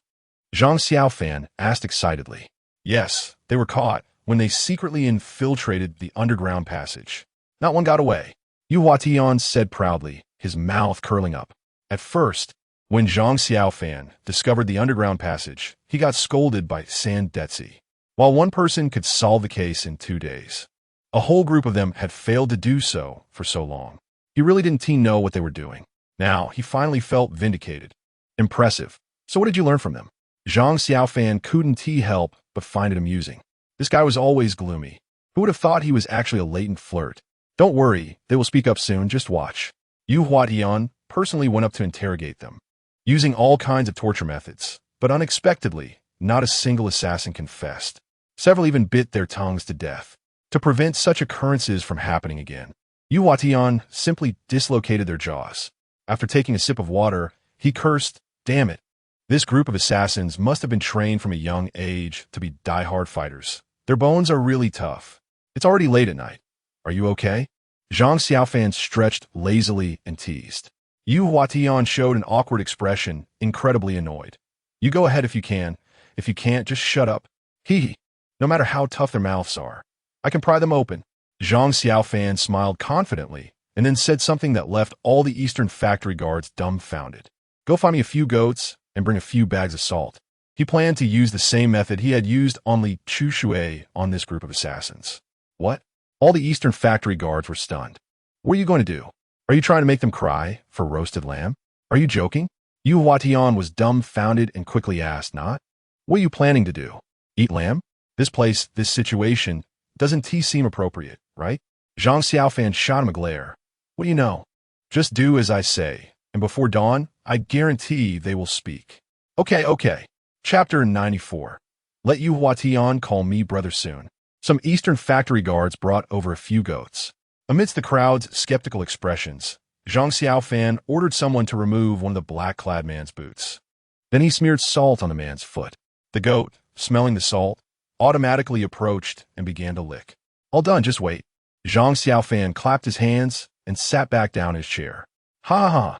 The black-clad man, whose jaw was unhinged, suddenly let out a laugh from his throat. Even he didn't know what kind of trick this was. Was he trying to make himself itch to death? I'm not afraid of being beaten. Am I supposed to be afraid of being itched to death? A bunch of naive eunuchs. This was the question that lingered in the minds of the Eastern factory guards. Was this really going to work?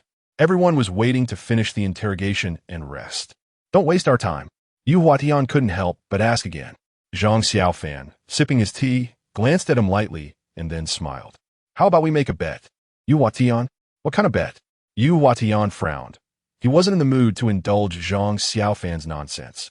Let us bet whether I can pry this guy's mouth open in half an hour. If I lose, I'll listen to you from now on. If you lose, you have to be respectful to me from now on, and you'll do whatever I say. Do you dare to bet? Zhang Xiaofan put down his teacup, showing a challenging expression.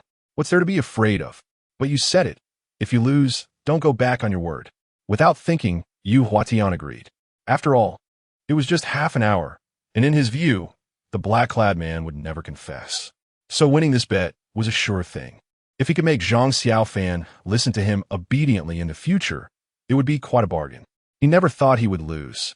All right, I hope you keep your word. My brothers are all watching. Zhang Xiaofan laughed heartily. Just remember that. Yu Huatian snorted, not taking it seriously. Time slowly passed. The black-clad man initially laughed happily, but after less than a quarter of an hour, his laughter turned into wails, and he began to writhe uncontrollably. Another quarter of an hour passed. He suddenly slammed the back of his head against the wooden board, his face twisted, eyes wide open, seemingly wanting to say something. Yu Huatian raised an eyebrow and quickly rushed over to set the black-clad man's jaw. I told you to stop the goat from licking me. Hurry up and take the goat away, It's too damn unbearable. Upon hearing this, everyone was shocked. This method really worked. Incredible. Zhang Xiaofan truly deserved to be called the smartest in the royal city. Without time to think about it, Yu Huatian hurriedly ordered someone to take the goat away. Using the same method, he dealt with the other black-clad men. By dawn, all the black-clad men who were interrogated separately had confessed. But looking at these testimonies, Zhang Xiaofan's previously relaxed mood became serious again. The black-clad men were trained assassins from a young age. Whether they were remnants of the previous dynasty was still uncertain, as even they did not know who they were serving. This time, they secretly infiltrated the royal city to carry out another assassination mission. They didn't know who they were supposed to assassinate. The only useful information was that today at noon, a letter would be delivered to a small tea house. The letter would contain their specific action plan. What about Yu Huatian? Zhang Xiaofan asked a small guard beside him. In response to the lord, the main guard is currently experiencing the interrogation method you just used. The small guard looked at Zhang Xiaofan with admiration. Oh, let's go take a look. Zhang Xiaofan was intrigued. He ran to Yu Huatian's side and saw him lying on the table, enjoying the previous interrogation. His facial expression was quite strange, as if he were holding in a bowel movement and couldn't find a toilet. I can't take it anymore. I can't stand it. Yu Huatian, unable to endure, suddenly jumped up from the table. The guards around him were eager to try, all vying to step forward. I want to try too. Me too. Wait, it's my turn. Hey, I haven't even spoken yet. Everyone back off. Seeing the scene, Zhang Xiaofan couldn't help but chuckle, looking at Yu Huatian with a mischievous smile. What? Now you know how powerful this interrogation method is? Feeling indescribably uncomfortable. I didn't expect you to be even more ruthless than our Eastern factory people. You can come up with such a sinister method. Yu Huatian replied, still feeling lingering fear, but he couldn't help but mock Zhang Xiaofan. However, the upward curve of his lips could not be suppressed at all, because he had learned a new, incredible interrogation method. I am exhausted. You all enjoy yourselves. Zhang Xiaofan stretched lazily, yawning as he continued. As for what to do next, you all decide. I'm going back to sleep. Go ahead. Yu Huatian thought he had a poor memory, feeling relieved, and turned to leave. But he was stopped by Zhang Xiaofan. Vite, Little you call me big brother. I damn. Yu Huatian shuddered at being called Little you. Damn. Is there such a way to give someone a nickname? It sounds so girly. You don't want to go back on your word, do you? Zhang Xiaofan said with a half-smile. Seeing Yu Huatian's expression, which looked more uncomfortable than eating excrement, he felt delighted. This Yu Huatian had a dark face, probably around 40, and was always serious, as if everyone owed him money. It was fun to mess with him. Big Yu Huatian found it hard to say, glancing around to see no one was paying attention, and quickly called out Big Brother. Then he immediately fled in embarrassment. How interesting. Zhang Xiaofan laughed heartily, hands behind his back, humming a little tune as he left the prison. At this time, the sky was bright.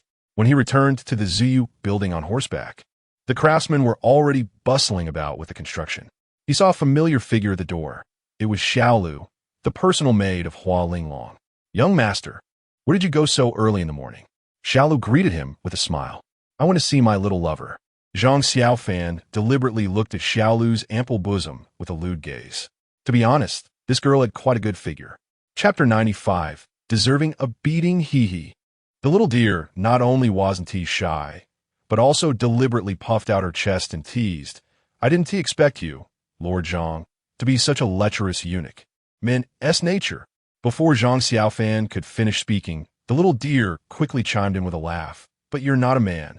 You little girl really have no sense. I almost risked my life to save you. Zhang Xiaofan shot her a glare. He just joking. The little deer stuck out her tongue and pulled out an invitation card from her bosom. Here, my lady wants to invite you to drink and listen to music. What time? Zhang Xiaofan's mind stirred, and an ominous premonition suddenly welled up in his heart. Now, the little deer pointed to the sedan chair beside them. My lady is in the chair. She came personally? Zhang Xiaofan looked around, gave Taiju a glance, and then stepped over to the sedan. Young master, it's been a few days since we last met, and you still look as charming as ever. Hua Linglong lifted the curtain of the sedan, smiling sweetly. Miss Linglong, you're becoming more and more beautiful, Zhang Xiaofan praised. Today, Hua Linglong wore a white dress with a faint body fragrance. The rising sun cast a slanting light on her delicate face, and the fine down on her skin was clearly visible, resembling a lotus blooming in water. You were originally a beauty, but alas. Zhang Xiaofan seemed to have something to say, but didn't voice it. Hua Linglong's eyes flickered, and she smiled gently. Why didn't you finish your sentence? If you dance a tune for me, I'll tell you. Zhang Xiaofan smiled mysteriously. Then please get in. Young master. Hua Linglong made an inviting gesture. The little deer quickly stepped forward, placing a footstool under Zhang Xiaofan. Just as Zhang Xiaofan was about to get into the sedan, he noticed by Ching on the third floor, resting her chin in her hands and looking down. I'll go up for a moment. You all wait. Zhang Xiaofan quickly ran upstairs. After exchanging a few words with Bai Qingqing, he returned and entered Hua Linglong's sedan chair. The little deer was outside, responsible for driving the horse. She didn't see Zhang Depeo's figure, so she curiously asked, Young master, what about the old gentleman following you? He is tired from catching assassins and is resting in the palace. Zhang Xiaofan casually replied. Doesn't he even bring a bodyguard? Hua Linglong struggled internally, and after hesitating for a moment, she spoke up. When going out, one should always have a bodyguard by their side. The little deer outside also chimed in with a smile. That's right. Otherwise, if something happens to the young master, no one will know. Hearing the words from the master and servant, a gleam flashed in Zhang Xiaofan's eyes. He laughed heartily and tentatively said, What is there to be afraid of? Am I going to banquet of death? Hua Linglong's delicate body trembled slightly, and her smile seemed forced. How could it be a banquet of death? Young master, don't think too much. No witties. Zhang Xiaofan chuckled. Suddenly, he grabbed her soft hand and began to knead it in his palm. Dying under the peony blossoms, even as a ghost one, is still charming. With a beauty like Miss Linglong accompanying me, even if it's a banquet of death, I still want to go. You. With words said to this extent, if Hua Linglong didn't understand his meaning, she would be foolish. Young master. Hua Linglong felt a lump in her throat. Her heart flustered, and she was about to kneel. Last time at the prince's residence, if it weren't for Zhang Xiaofan's help, she and the little deer would have been dead or severely injured. Gratitude and guilt intertwined. These days, Hua Linglong had been tormented, unable to sleep or eat well, feeling gloomy all day long. At this moment, Zhang Xiaofan spoke directly, and she finally couldn't hold back any longer, tears streaming down her face. Zhang Xiaofan held her down, wiping her tears while gently reproaching, "What are you doing? I didn't say anything, did I?" Seeing her act this way, Zhang Xiaofan felt inexplicably relieved. This woman probably had some hidden troubles. His conscience that day had not been misplaced. After Hua Linglong finished crying, she realized she had unknowingly leaned against Zhang Xiaofan's embrace. Zhang Xiaofan was still grinning and staring at her. She couldn't help but blush, wanting to distance herself from Zhang Xiaofan. But he held her tightly. "Young master, please go back. Another day, I will invite you to drink and listen to music again." Hua Linglong's heart raced like a deer, feeling extremely nervous. Zhang Xiaofan rubbed her delicate face with his fingertip, smiling nonchalantly. "The sedan has already arrived. If you get off halfway, will the people behind you let you go? I'm a person who cherishes beauty. I can't bear to let you suffer even a bit." The assassins had already been captured. He naturally wasn't afraid of this banquet of death. Moreover, his cheap master, Zhang Depeo, was probably following behind him now, so this trip would surely be safe. To flirt with such a beauty was quite an interesting affair. But Hua Linglong felt deeply moved, wanted to say something when she saw Zhang Xiaofan's face getting closer and closer. "Young master, what are you going to do?" After a long time, their lips parted. Hua Linglong completely melted into Zhang Xiaofan's embrace, this master of the flower patch. She pressed her head against Zhang Xiaofan's chest, holding him tightly, and said affectionately, "I'm fortunate to have met you, young master. In this life, I have no regrets. Please don't take risks. Not only will I be fine today, but I also want to have you." Zhang Xiaofan kissed her and then added, "To be honest, the people you sent to assassinate me have long been captured." Huh? Hua Linglong was stunned, sitting up in shock, looking at Zhang Xiaofan in disbelief. "What did you say? They've been captured by you?" "That's right, just last night. Moreover, they've already confessed at the ST house." As he spoke, Zhang Xiaofan smiled faintly. "So, are you at ease now?" "Aye." Since the ST house had already revealed it, Hua Linglong completely believed him. She deflated, glaring at Zhang Xiaofan and complaining, "So you're just pretending? You made me worry for nothing on the way." Zhang Xiaofan pulled her back into his arms and gave her a kiss. "Wasn't this to test you? If you had acted with me, pretending to be coy, I would have had to ruin your flower." Hua Linglong huffed lightly, twisting his waist and asking in a slightly spoiled tone, "What about now?" Zhang Xiaofan smiled slightly. "Now? Confess, and you'll be treated leniently. Resist, and you'll be harshly punished. As long as you tell the truth, I'll ensure your safety and make you the first lady of the great Chu dynasty." "Ha! Shameless." Hua Linglong spat, then sighed. "I won't tell you anything. Do whatever you want." "So tough?" Zhang Xiaofan didn't expect this girl to be so tight-lipped. Their relationship was already so close, yet she still refused to disclose the mastermind behind the scenes. It really is deserving a beating. Thus, amid Hua Linglong's terrified gaze, Zhang Xiaofan directly leaned in. Chapter 96, Toasting with Wine? Little Deer was driving the carriage, wandering around the imperial city, causing Zhang Depeo to follow the carriage closely behind. Xiaofan was really a fool. He got all excited at the sight of a woman. Couldn't he notice such an obvious course of action? Zhang Depeo cursed angrily. He really wanted to rush forward and kick Zhang Xiaofan a few times. Little did he know that he was just worrying for nothing. Zhang Xiaofan was actually having a great time now. After dealing with Hua Linglong for a long time, this woman finally confessed everything.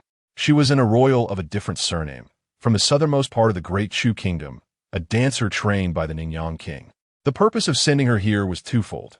First, to spy on the movements within the imperial city, and second, to assassinate Chu Longji. As for why to assassinate Chu Longji, it was simply because Chu Longji was in his prime. Once Chu Zhengxiong died, he could potentially ascend to the throne. The second prince was a sickly person, indulging in women all day in his fief, struggling even to walk, so there was no way he could become emperor. As long as Chu Zhengxiong and Chu Longji were dead, the only one left to ascend would be the young third prince. For the Ningyang king, a few-year-old emperor posed no threat at all. Upon hearing this, Zhang Xiaofan had a guess in his heart. So, the Ningyang king wants to harm the current emperor? This servant doesn't know But what this servant does know is that the Ningyang king has gathered 100,000 soldiers under his command. In his arms, Hua Linglong's lips were slightly swollen. That guy's planning a rebellion. Zhang Xiaofan murmured to himself. There was only one in the Great Chu dynasty, and that was Ningyang Wang Li Sangui. Speaking of Li Sangui, he was quite a famous figure. He wasn't in the previous dynasty. Later, when the previous dynasty fell, the royal orphan fled to Li Sangui's territory, asking for his protection. However, Li Sangui directly betrayed them, handing over the royal orphan to Chu Zhengxiong and pledging loyalty to him. Naturally, Chu Zhengxiong was very pleased, so he allowed him to continue as in. This was a big piece of news. But for Zhang Xiaofan, it wasn't significant at all, because what he was thinking about now was how to protect Hua Linglong and ensure she wouldn't be harmed. In the midst of his thoughts, Little Deer reminded him, "Young master, young lady, it's almost time. We have to go back, or else Granny Lu will definitely become suspicious. Let us go." Zhang Xiaofan put away his thoughts. The urgent matter was to deal with the current situation first. Granny Lu was Hua Linglong's superior and also the mastermind behind these two operations. She was a plump old lady with gray hair and a face full of wrinkles. On the surface, she seemed harmless and kind. If Hua Linglong hadn't mentioned some of her bad deeds, Zhang Xiaofan would have thought she was a good person. The three of them boarded the flower boat and went to the third floor. They happened to see Granny Lu sweeping the floor. Zhang Xiaofan pretended to care and said, "Granny, at your age, you're still working on this boat? Alas, I have no children or grandchildren. If it weren't for Miss Hua taking me in, I'd probably have starved to death on the streets long ago." Granny Lu replied with a smile while rubbing her waist. "Then you must take care of your health." Zhang Xiaofan took out 5 taels of silver and handed it to her, then wrapped his arms around Hua Linglong's soft waist and entered the room. Granny Lu looked at the silver in her hand with a strange smile, pulled Little Deer, who was about to go in, and whispered, "Is that old man following us?" She was referring to Zhang de Peo. She was very wary of Zhang de Peo's strength. "No." Young Master Zhang said that old man was too tired from catching assassins and is still sleeping in the palace. Little Deer replied quietly. Granny Lu sneered. "It's good he's not here. Later, let us pour that kid some more wine. Considering this 5 taels of silver, let him die a quick death." At Li's tea house, after disguising themselves, Yu Huatian and the others successfully obtained the operation's secret letter. When Yu Huatian saw the contents of the letter, he couldn't help but feel a bit gleeful. "Boss, why are you laughing?" one of the subordinates asked, confused. "Because someone's going to have bad luck," Yu Huatian said with a smug expression, then put away the secret letter, arranged his subordinates, and went alone to the Drunken Moon Tower. The gatekeeper, Taiju, stopped him when he saw him and said expressionlessly, "Our shopkeeper has gone out." "Oh, that guy's so eager to die." Yu Huatian scoffed and ignored Taiju's cold attitude, hurriedly riding away. In his eyes, Taiju was sent by the Empress Dowager to protect Zhang Xiaofan. But that foolish Zhang Xiaofan, in order to pursue women conveniently, left his guard behind to watch the door. What a fool. It would be best to make him suffer a bit, Yu Huatian thought with amusement. He was still brooding over that big brother from the morning. On the 3rd floor of the flower boat, Zhang Xiaofan was lying on the bed like a lord. Little Deer was serving him with food and wine, while Hua Linglong danced gracefully in front of him with her bare feet. The aroma of dishes, the beauty of the wine, the beauty of the people, and the beauty of the dance all blended together. Hua Linglong, who had been learning dance since childhood, danced like a butterfly gracefully fluttering among the flowers. Such a scene was rare to see. When he was in the palace, Zhang Xiaofan wouldn't even bother to watch the palace maids dance because they lacked soul and were very mechanical, as if they were just going through the motions. But with Hua Linglong, he could watch endlessly. In his eyes, Hua Linglong was a soul dancer, the kind that could become a deity with a single dance on earth. As the enjoyment heightened, Hua Linglong suddenly stopped. Just as Zhang Xiaofan was puzzled, he saw Hua Linglong quickly spin over to him, then raised a cup of wine to her mouth, leaned on Zhang Xiaofan, and puckered her lips. "Is this toasting with wine?" Zhang Xiaofan felt a surge of excitement and quickly leaned in to kiss her. The fine wine filled his mouth. Although it was a 2-person toast, it had a unique flavor, even better than a single toast. "Do you like it, my husband?" The two of them were flirting in front of Little Deer. Little Deer chuckled and quietly retreated to the door to observe the situation. Of course I like it. Zhang Xiaofan embraced her just as he was about to kiss her.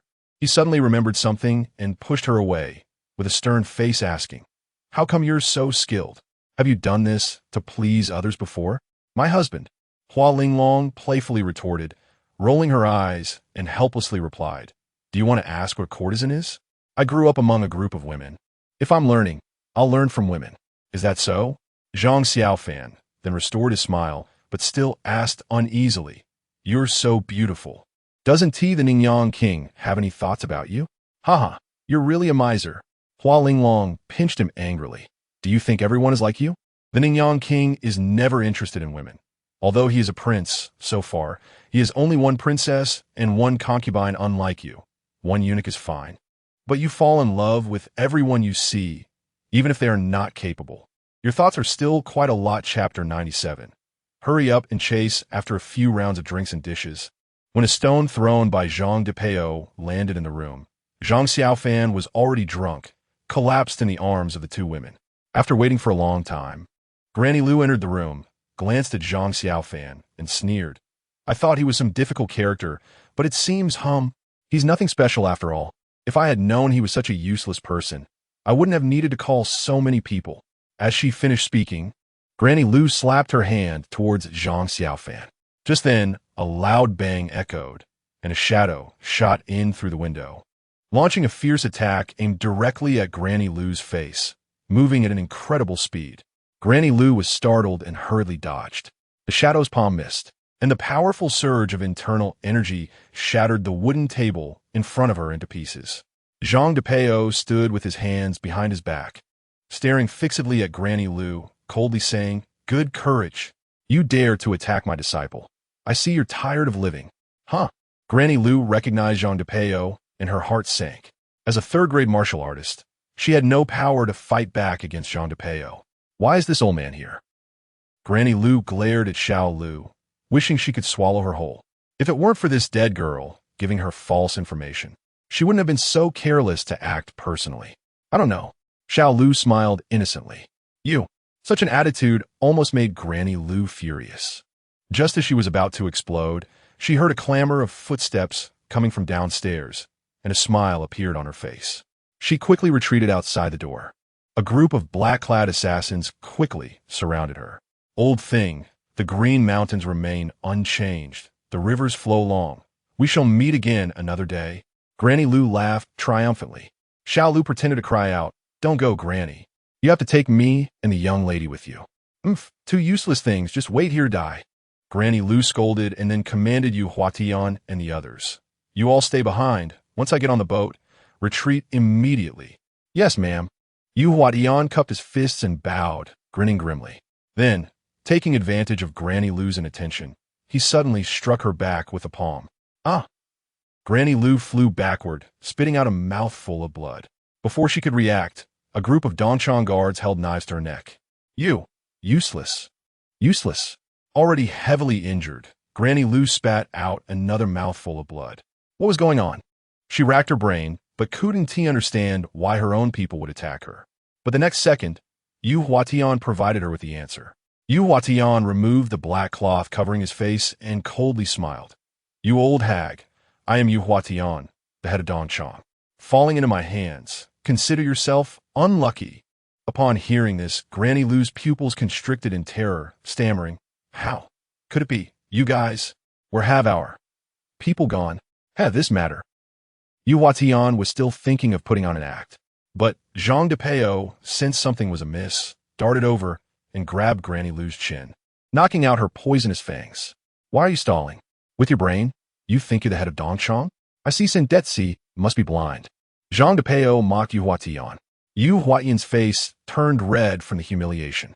Though he felt angry, he didn't dare to retort, kicking Granny Lu in frustration. "Get someone to take this old hag away."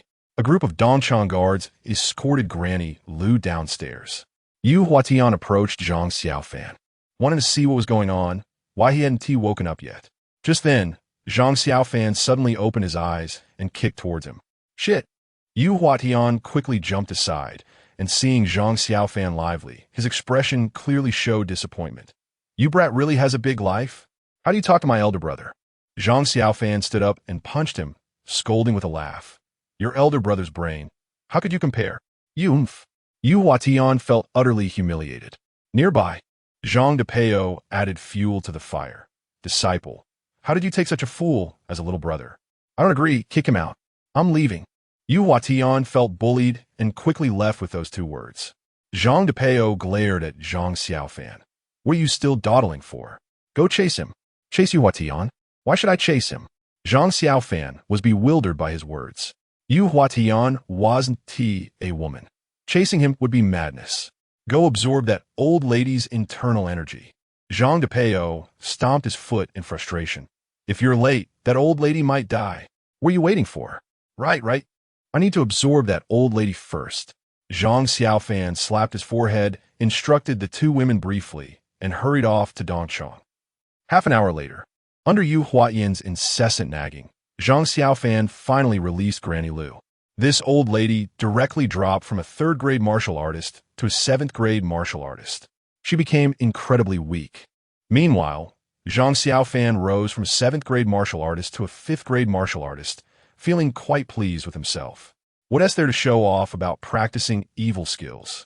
Seeing Zhang Xiaofan's rapid improvement, Yu Huatian felt sour inside, more painful than a needle prick. You can't even practice evil skills. This is my master's unique skill. Just envy it. Worried about his brother's struggles and fearing he would drive a Land Rover, Zhang Xiaofan wanted to laugh at his thoughts. What is there to envy? Hurry up and deal with those two women. Don't bother me. Yu Huatian, feeling grumpy, prepared to vent his anger on Granny Lu.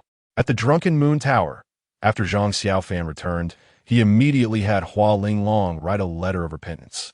He didn't know if Yu Huatian could get anything out of Granny Lu, but he knew that Granny Lu might act out of desperation and pin everything on Hua Linglong.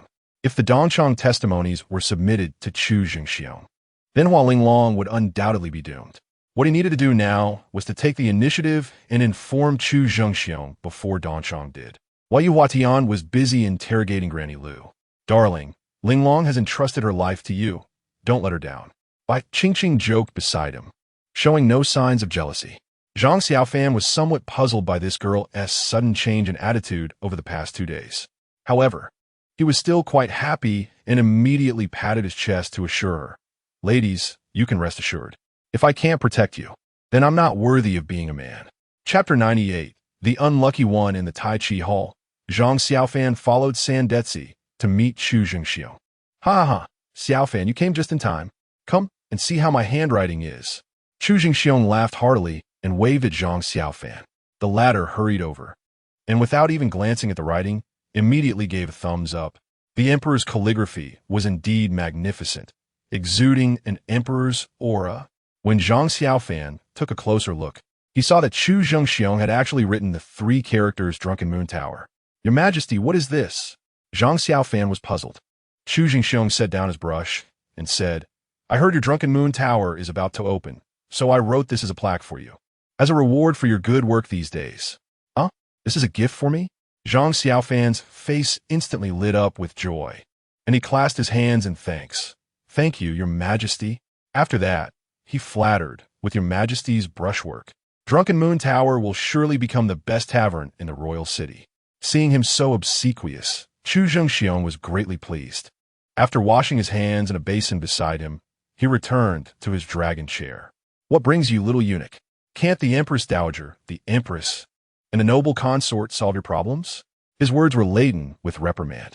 Your Majesty, you are the supreme ruler, the master of the people. If I have any important matters, surely I must ask for your guidance? Zhang Xiaofan continued to flatter. Speak, what is it? Chu Jingxiong had to admit that this little eunuch spoke more pleasantly than others. His demeanor and posture resembled that of a mortal encountering a deity, giving off an ethereal feeling. Noticing the teacup beside him was empty, Zhang Xiaofan poured him more tea with great servility and then spoke, Your Majesty, I've taken a liking to a courtesan and would like you to grant her to me. Is it that Hua Linglong? Chu Jingxiong asked with a knowing smile. That's right. I didn't expect Your Majesty to know her name, Zhang Xiaofan replied with a grin.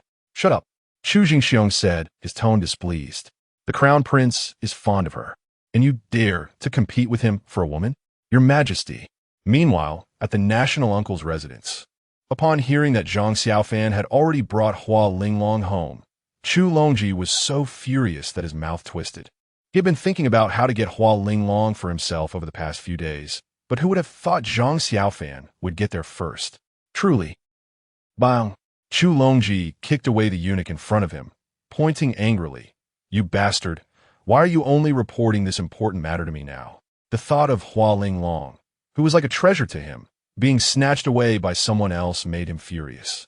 The more he thought about it, the angrier he became, and he immediately decided to confront Zhang Xiaofan. But after taking a couple of steps, he was blocked by Wan Zhiner, who was followed by an old Taoist holding a fortune-telling board.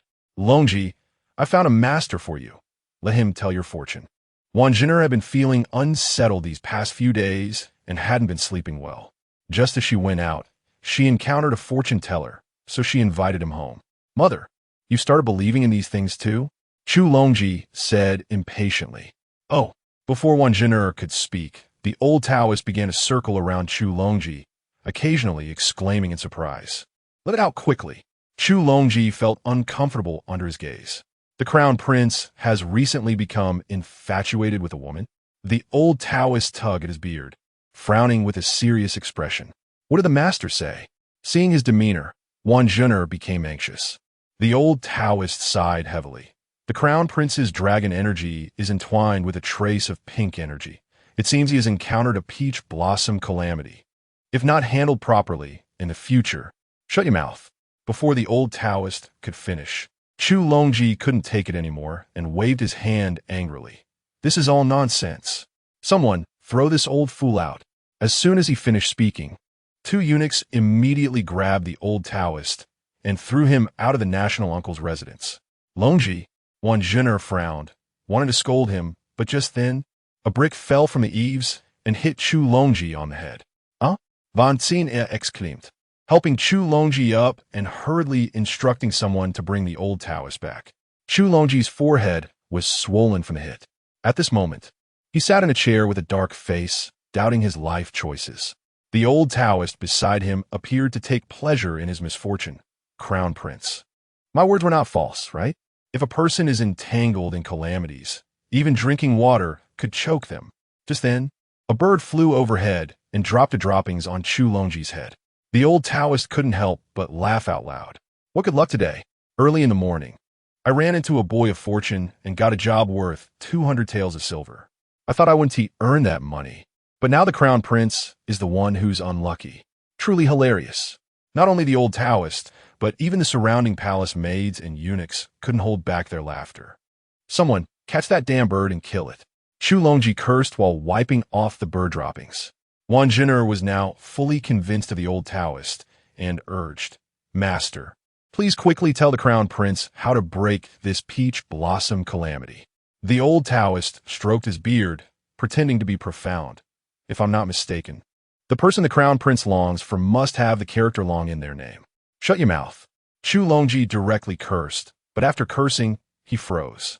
Because the name Hua Linglong indeed contains the character Long. Longji, the one you long for, is it not Hua Linglong? Wan Zhiner said with a serious face. Chu Longji pursed his lips and said nothing, tacitly agreeing. Immediately cut off all ties. Wan Zhiner's heart was filled with murderous intent, already contemplating how to eliminate Hua Linglong.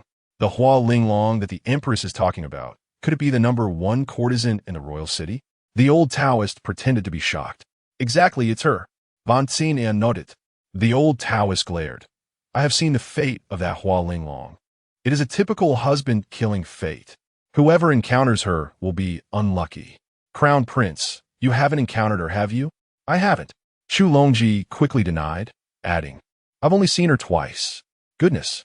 The old Taoist turned around in circles and quickly asked, since the Crown Prince saw her, has he started to become unlucky? Although Chu Longji was somewhat skeptical of the old Taoist's words, he thought about it and realized it was indeed the case. Ever since he met Hua Linglong, his luck had not been good. Master, Please quickly help me break this peach blossom calamity. Chapter 99. What is the point of getting angry for no reason? To break this peach blossom calamity of yours, you must find a person with a strong fate to marry that Hua Linglong. The old Taoist with the cow nose slowly spoke. A person with a strong fate? Who has a strong fate? Chu Longji blurted out without thinking. I think that Xiaofan has a strong fate. He felt a bit gloating inside. I suffered from this peach blossom calamity, so you, Zhang Xiaofan, should suffer a bit too. Who told you to bring Hua Linglong home without telling me? Deserved. It's all self-inflicted. Xiaofan. Wan Zhen'er was unhappy and glared fiercely at Chu Longji. Longji, Xiaofan has a great favor to our Wan family. Don't repay kindness with enmity and be an ungrateful wolf. But mother, that Xiaofan really has a strong fate. Chu Longji smiled awkwardly, feeling a bit guilty. No way, I want to let Xiaofan marry that Hua Linglong. Besides, he is just a eunuch. The old Taoist with the cow nose's eyes flashed with brilliance, quickly advising, Your Majesty, this statement is wrong. Eunuchs have heavy energy, and being with that Hua Linglong is truly a perfect match. But that doesn't mean we can harm Xiaofan. Wan Zhen'er continued coldly. Either kill that Hua Linglong or find another eunuch to marry her. Both the old Taoist and Chu Longji were speechless. The former was trying hard to matchmake for Zhang Xiaofan to earn money, while the latter couldn't bear to let Hua Linglong be taken advantage of by others and even less wanted her to die. But neither of them would think. Wan Zhen'er said this purely out of jealousy. Right now, she was very concerned about Zhang Xiaofan. Naturally, she wouldn't let her little lover be with that disaster. Hua Linglong. It's settled. Either give Hua Linglong to another eunuch or kill her to eliminate future troubles. Seeing the two silent, Wan Zhen'er directly made up her mind. In a Taiji hall, under Zhang Xiaofan's eloquent persuasion, Chu Zhengxiong agreed to his relationship with Hua Linglong. But this verbal agreement was not what Zhang Xiaofan needed. Your Majesty, can you draft a decree for me? You still want a decree? Chu Zhengxiong was quite puzzled. Exactly. With your decree, I would dare to take Hua Linglong into my home. If there is no decree, I would be collectively denounced by all the talented scholars in the imperial city. Zhang Xiaofan said something that made Chu Zhengxiong burst out laughing. You brats still know how to be afraid? Fine, I'll write a decree for you. Chu Zhengxiong smiled, then picked up the brush and wrote a decree, tossing it to Zhang Xiaofan. The latter took it, checked it for accuracy, then carefully stored it away. Thank you, Your Majesty, for the reward. I am very grateful. Don't waste time. Chu Zhengxiong waved his hand. Let us talk about the case. Your Majesty, I was just about to tell you. Zhang Xiaofan then told Chu Zhengxiong about Granny Lu and Hua Linglong. As he spoke slowly, Chu Zhengxiong's brows furrowed deeper and deeper. Finally, he slammed his palm on the table, gritting his teeth. How dare Prince Ningyang gather an army of 10,000 and plot against the crown prince? He is so bold. That Prince Ningyang is inherently fickle. Your Majesty, don't be angry. Sandetsi, like a little wife, soothed Chu Zhengxiong's back. I will destroy him. Chu Zhengxiong's eyes were blazing, his fist clenched, his anger rising higher. The most hated thing for a suspicious person is betrayal. Zhang Xiaofan could understand the anger in his heart. With his brain working at high speed, Zhang Xiaofan immediately thought of a strategy. So he quickly comforted, Your Majesty, don't be anxious, I have a plan. What plan do you have? Chu Zhengxiong turned around, his expression unfriendly. This little eunuch is really bold. Not only did he not mention such an important matter earlier, but he also just set me up. Truly despicable. Your Majesty, isn't the national birthday coming soon?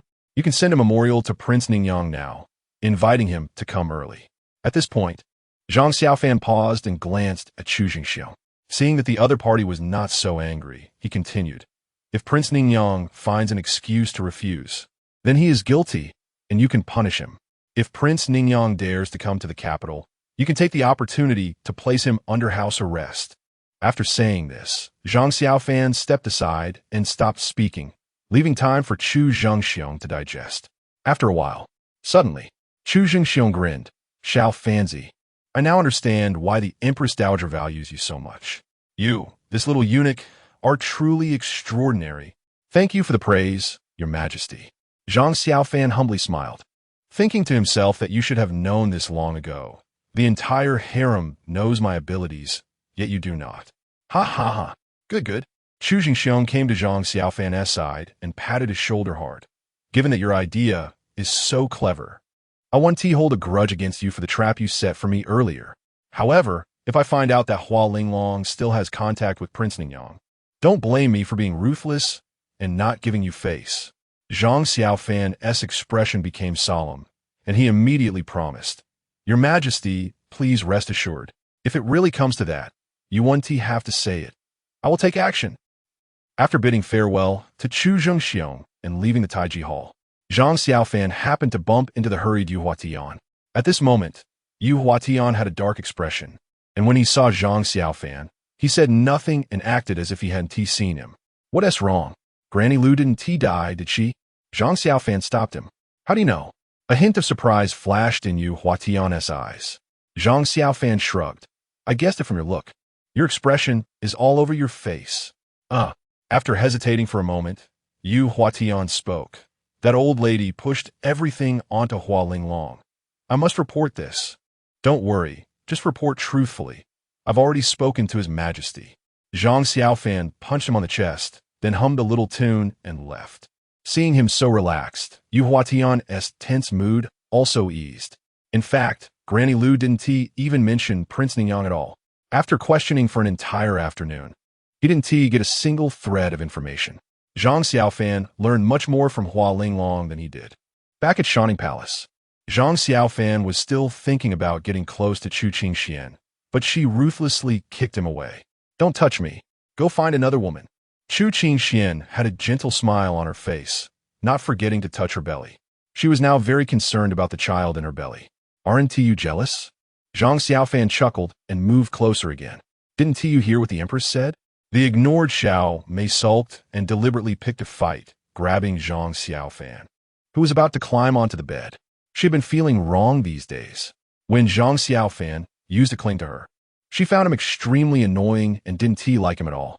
But after this period of time without Zhang Xiaofan around, she felt an emptiness in her heart, was gloomy all day, and had lost weight. Originally, when she saw Zhang Xiaofan, she was quite happy, but after being ignored, she felt incredibly upset. So, she was looking for trouble at this moment. Seeing Xiao Mei's angry face, Zhang Xiaofan was surprised and asked, Sister Xiao Mei, is it really that serious? I was just playing around with the Empress. Women are truly unpredictable. When you revolve around her all day, she's not happy. And when you ignore her, she's also not happy. It's really strange. Xiao Mei angrily lectured. I see your courage has really grown. You don't even listen when the princess speaks. All you do is go out and flirt. Every day, when there's news, you never care about the princess. Just make her do things for you. How can you be so thick-skinned? The more Xiao Mei spoke, the angrier she got. Xiaolan and Chu Qingxian were left dumbfounded. This girl, did she take some medicine today? Why is she so fiery? Xiao Mei, I'm just joking around with Xiaofan. Don't take it too seriously. Chu Qingxian comforted her with a smile. Princess, you spoil him too much. You must let him know who is the master of Shining Palace. As soon as Xiao Mei finished speaking, she swiftly drew the long sword from her waist. Impudence. Chu Qingxuan's face turned completely dark. This maid was too unruly, daring to act fiercely towards her little nemesis. Did she really think that after being with her for more than a decade, she could do whatever she wanted? Ha! Zhang Xiaofan suddenly laughed and quickly tried to mediate. Shinner, don't be angry. Let me teach this girl a lesson. Chu Qingxuan's anger startled Xiao Mei greatly. She was almost trembling, but seeing Zhang Xiaofan deliberately provoke her, her temper flared up again. You still want to teach me a lesson? Take this. After angrily shouting, Xiao Mei swung her sword. Chapter 100. It's all Xiao Fanzi's brother's fault. A shocking scene unfolded. The sword that Xiao Mei thrust out was unexpectedly caught effortlessly between Zhang Xiaofan's two fingers. You. Xiao Mei was even more astonished than anyone else. She could clearly sense the power emanating from Zhang Xiaofan's fingers. This was definitely not the strength of an 8th grade warrior. Could it be? Oh, you. I was wondering why you were so smug, ignoring me. Lately, turns out you've improved. Xiao Mei glared in anger. She kicked straight at Zhang Xiaofan's face. This stance is quite good. Zhang Xiaofan laughed heartily, leaning back and stepping forward to dodge her attack, while simultaneously using his shoulder to block her leg. He then teased, Sister Xiao Mei, your martial arts skills are indeed impressive. This stance is so familiar. The two were now very close, able to feel each other's warm breath. Seeing him stare at her intently, Xiao Mei's face instantly turned red. She wanted to create some distance, but was instead hugged around the waist by Zhang Xiaofan. Perverted rogue, let go of me. Xiao Mei was both embarrassed and angry. Suddenly feeling the room was incredibly hot. Whose little girl is this? So enticing. Zhang Xiaofan teased, pinching her cute little nose with one hand. You. Get lost. Xiao Mei was no longer the angry person from before. All that remained was shyness. Seeing their interaction, Chu Qingxian couldn't help but smile widely. Eager to stir the pot, Xiao Fanzi, hurry and take Xiao Mei back to the room to comfort her. Neither of you are allowed to leave tonight. Yes, ma'am. Zhang Xiaofan understood her meaning, grinning as he knocked the sword from Xiao Mei's hand and hoisted her onto his shoulder. Brat, let me down. Xiao Mei pounded on his back, feeling both scared and excited. Xiao Zhu, you go too. Chu Qingxian, well aware of her little rival's abilities, was concerned that Xiao Mei might be overexerted, so she found Xiao Zhu as an extra helper. Thank you, Your Highness. Xiao Zhu replied shyly and jogged to catch up with Zhang Xiaofan. That night was warm and cozy. Zhang Xiaofan slept soundly until he woke naturally, noticing only Xiao Mei beside him while Xiao Zhu was nowhere to be found. Just as he was wondering, Xiao Zhu limped into the room, carrying a basin of water. You're awake? Let me help you wash your face. You silly girl. You're not feeling well and still don't rest. Zhang Xiaofan felt warmth in his heart, scolding her lightly before quickly getting out of bed and helping her sit on a chair. Among the four girls, if we talk about gentleness, Xiao Zhu was slightly ahead of the others. The other three had no such consideration. For instance, Xiao Mei on the bed showed no signs of waking up yet, occasionally muttering a curse or two at Zhang Xiaofan. Aren't I supposed to serve you since you are my master? Xiao Zhu nestled in Zhang Xiaofan's arms and whispered, Come on, give me a kiss. Zhang Xiaofan leaned down and captured her soft lips. Women from ancient times are truly the best, so virtuous. After being affectionate with Xiao Zhu and having breakfast, Zhang Xiaofan left Shining Palace. He planned to visit Zhao Qianmo, as it had been a long time since he last went. He missed those two girls. Oh, isn't this Xiao Fanzi? Good morning. The patrolling palace guards greeted Zhang Xiaofan warmly. You guys have worked hard. Zhang Xiaofan smiled in response. After walking a few steps, he encountered a group of palace maids. Upon seeing Zhang Xiaofan, they all became excited. Hello, Xiao Fanzi. Where are you going? It's in a few days. Xiao Fanzi still looks as charming as ever. So he is Xiao Fanzi, really handsome. Xiao Fanzi, I've kept my virtue for you for 15 years. When are you going to marry me? Oh, Xiao Fanzi can still be shy? So cute. Finally breaking free from the encirclement of the palace maids, Zhang Xiaofan ran into a group of eunuchs, their eyes filled with fervor and admiration. Godfather, Xiaoluza. Godfather, please accept my bow. A blue-robed eunuch in his 40s shouted, Godfather, do you remember me? I'm the one who went to the toilet with you back then. Xiao Zhou. Zhang Xiaofan raised an eyebrow, stopping to look at the eunuch. Bad memories surged to the forefront of his mind.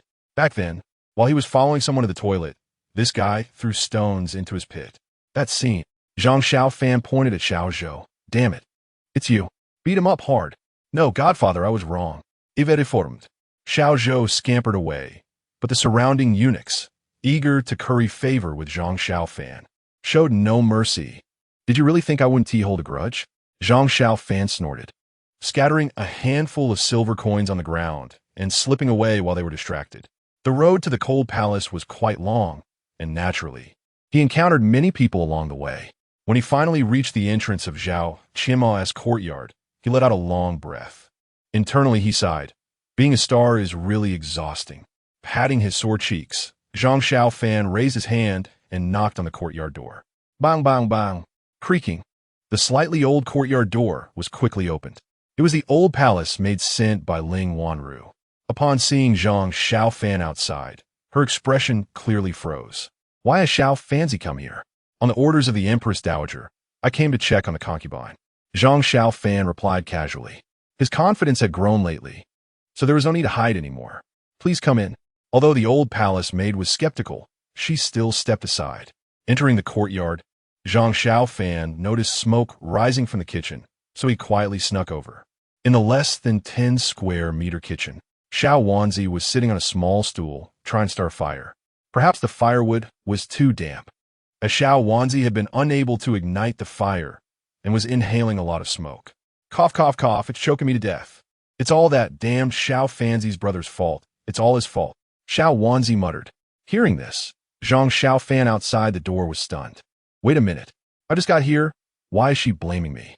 This girl is really inexplicable. I have to ask her for clarification. Thinking this, Zhang Xiaofan quietly approached and pinched Xiao Wanzi's cheeks from behind. Good for you, you little brat. I treat you so well, and you secretly curse me. Chapter 101. Little Maruko's Divine Assist. Little Maruko was startled by the sudden ambush. She kicked her legs wildly and twisted her body. Grabbing a stick of firewood, she swung it behind her randomly. Zhang Xiaofan nearly got hit. Was this girl's reaction too intense? He let go of little Maruko, placed his hands behind his back, and walked outside, deliberately saying, "It seems you've forgotten about me, so I'll go see Shu Fei." Hearing that longed-for voice again, little Maruko finally came to her senses. Her previously panicked face instantly changed to one of joy. She dashed to Zhang Xiaofan's side, wrapped her arms around his waist, and sweetly whined, "Xiaofan Gidge, I miss you so much." Zhang Xiaofan took her hands, lifted her to the front, and teased, "I see you don't miss me at all. Weren't you just scolding me?" Upon hearing this, little Maruko's face flushed, and she punched his waist, pouting, "Xiaofan Gidge, you're so stingy. That was just venting. Can't you understand?" So, it was just venting? Zhang Xiaofan pretended to suddenly realize and patted her head. At that moment, the room was already filled with thick smoke. He hurriedly pushed little Maruko outside and began to cook for himself. Worried he might choke on the smoke, little Maruko quickly grabbed a few wet towels and covered his mouth and nose. The four old palace maids watched from a distance, looking down on Zhang Xiaofan's behavior. A dignified second-rank eunuch was actually cooking in the kitchen. How ridiculous is that? But they had no idea about the relationship between Zhang Xiaofan and Zhao Qianma. Half an hour later, little Maruko entered Zhao Qianma's boudoir, carrying several plates of food. "Your Highness, it's time to eat." "Huh? Why is breakfast so lavish today?" Zhao Qianma was greatly surprised when she saw the spread. Normally, breakfast consisted of just a bowl of porridge and 2 steamed buns, but today there were 4 dishes and a soup, and the buns had turned into fried dough cakes. "Girl, you didn't make this, did you?" Zhao Qianma asked. "Why? Your Highness doesn't he believe in my cooking skills?" Little Maruko crossed her arms, pouting unhappily. Zhao Qianma rolled her eyes at her, ignored her, and picked up her chopsticks to take a bite of the food. As soon as the food entered her mouth, her eyes lit up. This unique taste, could it be that Xiaofan came? Her face instantly showed surprise as she dropped her chopsticks and ran out, lifting her skirt. But when she reached the courtyard, she found it empty. Even the 4 people sent by Ling Wanru had vanished. There was no trace of Xiaofan. Furrowing her brows slightly, she ran to the kitchen but still couldn't find Zhang Xiaofan. It shouldn't be. Such delicious food had to be made by Xiaofan. Zhao Qianma mumbled and swept her gaze across the courtyard, seemingly trying to see where Zhang Xiaofan was hiding. Just then, Zhang Xiaofan pushed open the courtyard door and stepped in, closing the door behind him. "I knew it was you." Zhao Qianma rushed over, her joy evident. "Missed me?" Seeing the deep affection in her eyes, Zhang Xiaofan smiled and pulled her into his embrace. Looking at the beautiful woman with bright eyes and white teeth in front of him, he couldn't help but lower his head. "Don't mess around." Zhao Qianma felt flustered and quickly pressed her hand against his chin. Although their relationship had progressed rapidly, it had only been limited to holding hands and gentle hugs. But this time, why was he so eager? "Don't worry. Those 4 have been sent back to Ikuan Palace, and they won't come here again." Zhang Xiaofan released her. pinching her cute face before taking her soft hand and leading her into the room. Looking up, Bai Sujin was still there, lying on her exclusive beam. Sister Bai, come down and have some food. I brought a jar of fine wine for you. Zhang Xiaofan joked as he placed the osmanthus wine he had in his arms on the table. Hearing about the good wine, Bai Sujin lazily sat up, stretched, and then lightly jumped down. Despite that, her ample bosom swayed significantly. Zhang Xiaofan's gaze was instantly drawn to her, and he couldn't help but compare her to Bai Qinqin. In this comparison, Bai Qinqin's petite figure was completely defeated. Perhaps he had been staring too long, and Bai Sujin noticed, slightly turning her head. Seeing this, Zhang Xiaofan quickly picked up a fried dough cake with his chopsticks. Sister Bai, do you want some fried dough cakes? They look quite delicious. Put it down. Bai Sujin politely smiled. Sitting next to her, little Maruko noticed that her good brother was ignoring her. Unable to resist, she kicked Zhang Xiaofan's knee with her short leg. Zhang Xiaofan was startled, thinking it was Bai Sujin who had kicked him. Could it be that she noticed his lewd gaze earlier? With this thought, Zhang Xiaofan awkwardly smiled and picked up a piece of food for Bai Sujin. You eat yours. Such a courteous attitude made Bai Sujin uncomfortable. Once again ignored. Little Maruko pouted, wanting to attract Zhang Xiaofan's attention, but unexpectedly, he placed another piece of food into Zhao Qianma's bowl, gently reminding her, eat more. You've lost weight these past few days. Zhao Qianma eagerly dug into the food in her bowl, her face filled with sweetness that anyone could see. Cough, cough, cough. Little Maruko coughed loudly a few times. Hearing the sound, Zhang Xiaofan finally looked over. Little Maruko's heart leaped with joy as she quickly held her bowl with both hands, ready to accept his feeding. But Zhang Xiaofan scolded her. I told you to wear more clothes, don't catch a cold, and look what happened now. You're starting to cough. How come you're so disobedient? Who are you to control me? Little Maruko felt wronged and wanted to cry. I'm not sick. I just want you to serve me food. Is that so hard? Thinking this indignantly, little Maruko angrily kicked Zhang Xiaofan again. Still kicking? Zhang Xiaofan glanced at Bai Sujin sitting across from him, feeling puzzled. I don't seem to have done anything wrong. What do you mean by continuously kicking me? Bang, bang, bang. Just as he was wondering, his calf was kicked 3 more times. Damn, you're getting bold. Could it be that you want to seduce me because you find me handsome? Oh, Bai Sujin, so you also like young men? The more Zhang Xiaofan thought about it, the more excited he became, and he simply stretched out his foot to tease Bai Sujin's calf. The strange sensation on her leg made Bai Sujin shiver and look down. Just at that moment, little Maruko kicked Zhang Xiaofan again. So was this girl. No problem then. Bai Sujin returned to normal, thinking little Maruko had kicked Zhang Xiaofan diagonally across from her and accidentally hit her. Thus, every time little Maruko kicked Zhang Xiaofan, he would tease Bai Sujin in return. The meal was quite thrilling. By the end, Zhang Xiaofan's foot was resting on Bai Sujin's round thigh. Slap! Bai Sujin slammed her chopsticks on the table and shot an angry glare at little Maruko, saying indignantly, You little girl, can't you eat properly? You need to correct that behavior in the future. With that, she leaped up and lay back on the beam. I didn't kick you. Little Maruko shrank her neck and weakly retorted. At this moment, Zhang Xiaofan also realized that there was a misunderstanding. While feeling a bit scared inside, he quickly put on a serious face and scolded little Maruko. Sister Bai is right. You are just not behaving properly at mealtime. I'm punishing you to wash the dishes for a while. Little Maruko felt a chill in her heart, feeling as if she were a marginalized person. In this group, she just couldn't fit in at all. Chapter 1, 2 years after dinner. Little Maruko sulkily went to wash the dishes. Zhang Xiaofan was walking in the courtyard with Zhao Qianma and talked about the group of people outside the city. Zhao Qianma had no objections to his various arrangements and was very supportive. In fact, for Zhao Qianma, those people were just a nuisance. If they really caused any trouble, it would be a disaster for them. I think this is quite good now, Zhao Qianma said, lowering her head. In the past, she felt that life was very boring.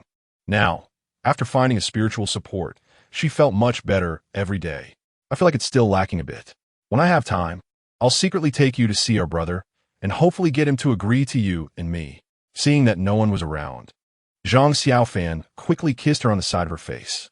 So annoying. Zhao Qianma lightly raised her jade hand and hit him. But the sweet smile at the corner of her mouth was hard to hide. She asked with concern, "The Emperor is watching you closely now, so don't be too anxious about seeing my brother." "Okay, my lady." Zhang Xiaofan blew hot air in her ear, making Zhao Qianma flustered. "You, stay away from me." Zhao Qianma's cheeks turned red, feeling weak all over. "Huh?" Zhang Xiaofan laughed heartily and suddenly recalled something Bai Qingqing had said before, so he asked, "My lady, can I ask you something? Does Sister Bai really have someone she likes?" Hearing this, Zhao Qianma lost all shyness and glared at him, saying, "What does it have to do with you whether Sister Bai has a partner? Just asking." In front of a woman, one should never mention another woman. Zhang Xiaofan realized he had made a mistake and quickly waved his hand to defend himself. "I heard Qingqing say that she has a partner who is a top expert, and I'm just curious, don't overthink it." "Oh." Zhao Qianmo relaxed and slowly spoke. "Sister Bai's partner is indeed a top expert, and he is also handsome. A well-known handsome man in the martial world." "What's his name?" Zhang Xiaofan felt sour inside. "His name is Li Changqing." Zhao Qianma secretly glanced at him, a smirk on her lips, and continued, "Sister Bai's protection period for me is still 2 years. When the time is up, Li Changqing will come to find her and take her to wander the martial world." "Huh?" Zhang Xiaofan was even more displeased. Just thinking about Bai Sujin following that Li Changqing made him feel inexplicably uncomfortable. Hee. Seeing his expression, Zhao Qianma understood his thoughts. She stretched out her jade hand and pinched him hard. "Stop daydreaming. Li Changqing and Sister Bai have a deep relationship. Besides, Sister Bai wouldn't look at you." Zhang Xiaofan frowned and asked without thinking, "Why wouldn't she look at me? What's wrong with me?" "Because you are a mediocre fool." After saying that, Zhao Qianma slightly lowered her head. "And you're also a eunuch." In Ikuan Palace, after the 2 palace maids and 2 eunuchs responsible for monitoring Zhao Qianma returned, they immediately reported to Ling Wanru. "I didn't tell you to come back, did I?" Ling Wanru's expression was very displeased. The 4 exchanged glances. "Your Highness, wasn't it you who ordered us to inform Xiaofanzi? Could it be that we were tricked by him? Do you think I would let Xiaofanzi give you orders?" Ling Wanru glared at the 4, accusing, "You 4 are really fools. So foolish." The old palace maid was very frustrated and quickly said, "Then should we go back?" "Go back to do what?" "You shameful things." Ling Wanru felt a tightness in her chest and took a deep breath. "I want to know the exact relationship between Xiaofanzi and Shufei. Hurry up and investigate for me." "We obey." The old palace maid withdrew. When she sneaked back to Zhao Qianma's courtyard again, she found that Zhang Xiaofan had already left.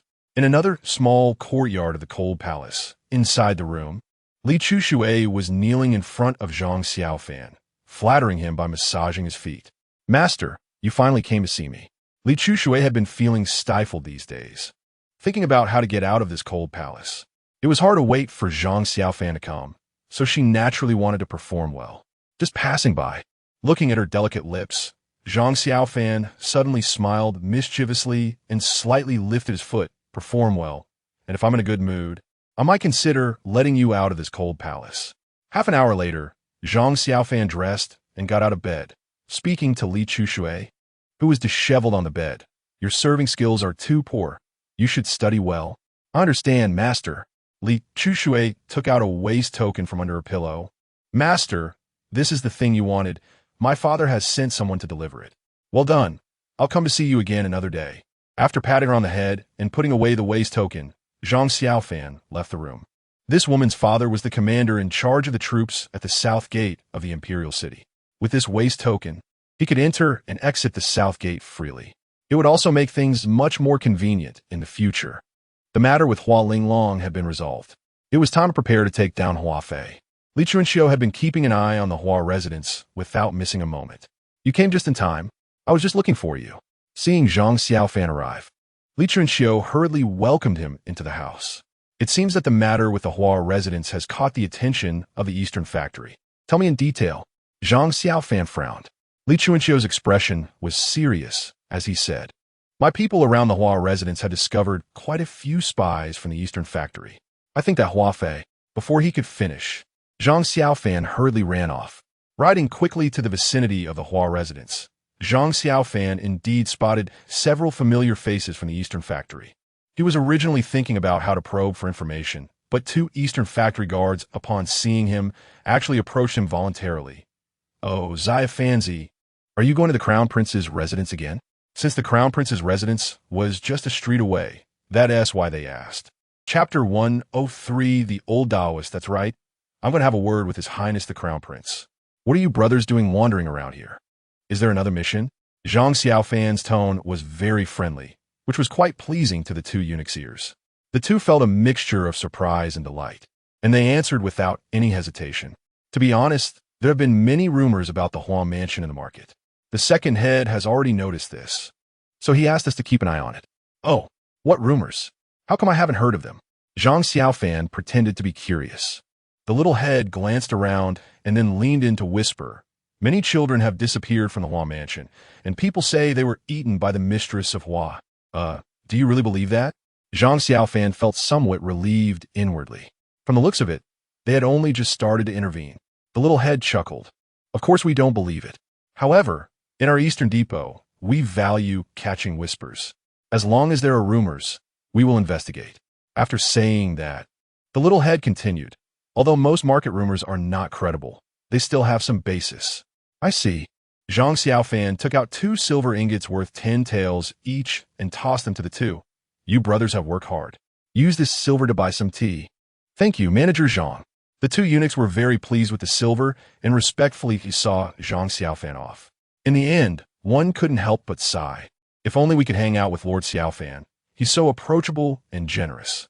Upon returning to the Drunken Moon Tower, just as Zhang Xiaofan was about to enter, he suddenly saw the queen's personal maid, Qing'e, riding over. So he stopped to wait. When Qing'e approached, he helped her off her horse and curiously asked, "Sister Qing'e, what are you doing at my restaurant?" Qing'e glanced at the well-decorated restaurant and then replied, "The queen has issued an edict to Wallinglong, and I've come to convey it." Saying this, she took out the edict from her bosom, showing no intention of summoning Wallinglong, and handed it to Zhang Xiaofan. Zhang Xiaofan opened it, and his expression immediately darkened. What does the queen mean by this? I have already brought Wallinglong home. Why is she still bestowing Wallinglong to someone else? Zhang Xiaofan was a possessive person. At this moment, Wanzhur's inexplicable actions made him quite angry. Seeing him upset, Qing'e hurriedly waved her hand to explain. "It's like this. Yesterday, the queen met a fortune teller." After hearing her finish, Zhang Xiaofan realized what was going on. It turned out that the old Taoist he had sought yesterday was at work. However, this effect seemed a bit excessive. He felt a bit guilty and said, "So the queen is doing this for my sake. I misunderstood her. It's no problem." Qing'e then took out 2 banknotes worth 10,000 taels each. "This is from the queen. She said that you must be in need of money for your restaurant opening." Zhang Xiaofan felt warmth in his heart as he took the banknotes. "Please tell the queen that I will come to see her this afternoon." After sending Qing'e away, Zhang Xiaofan stepped into the restaurant.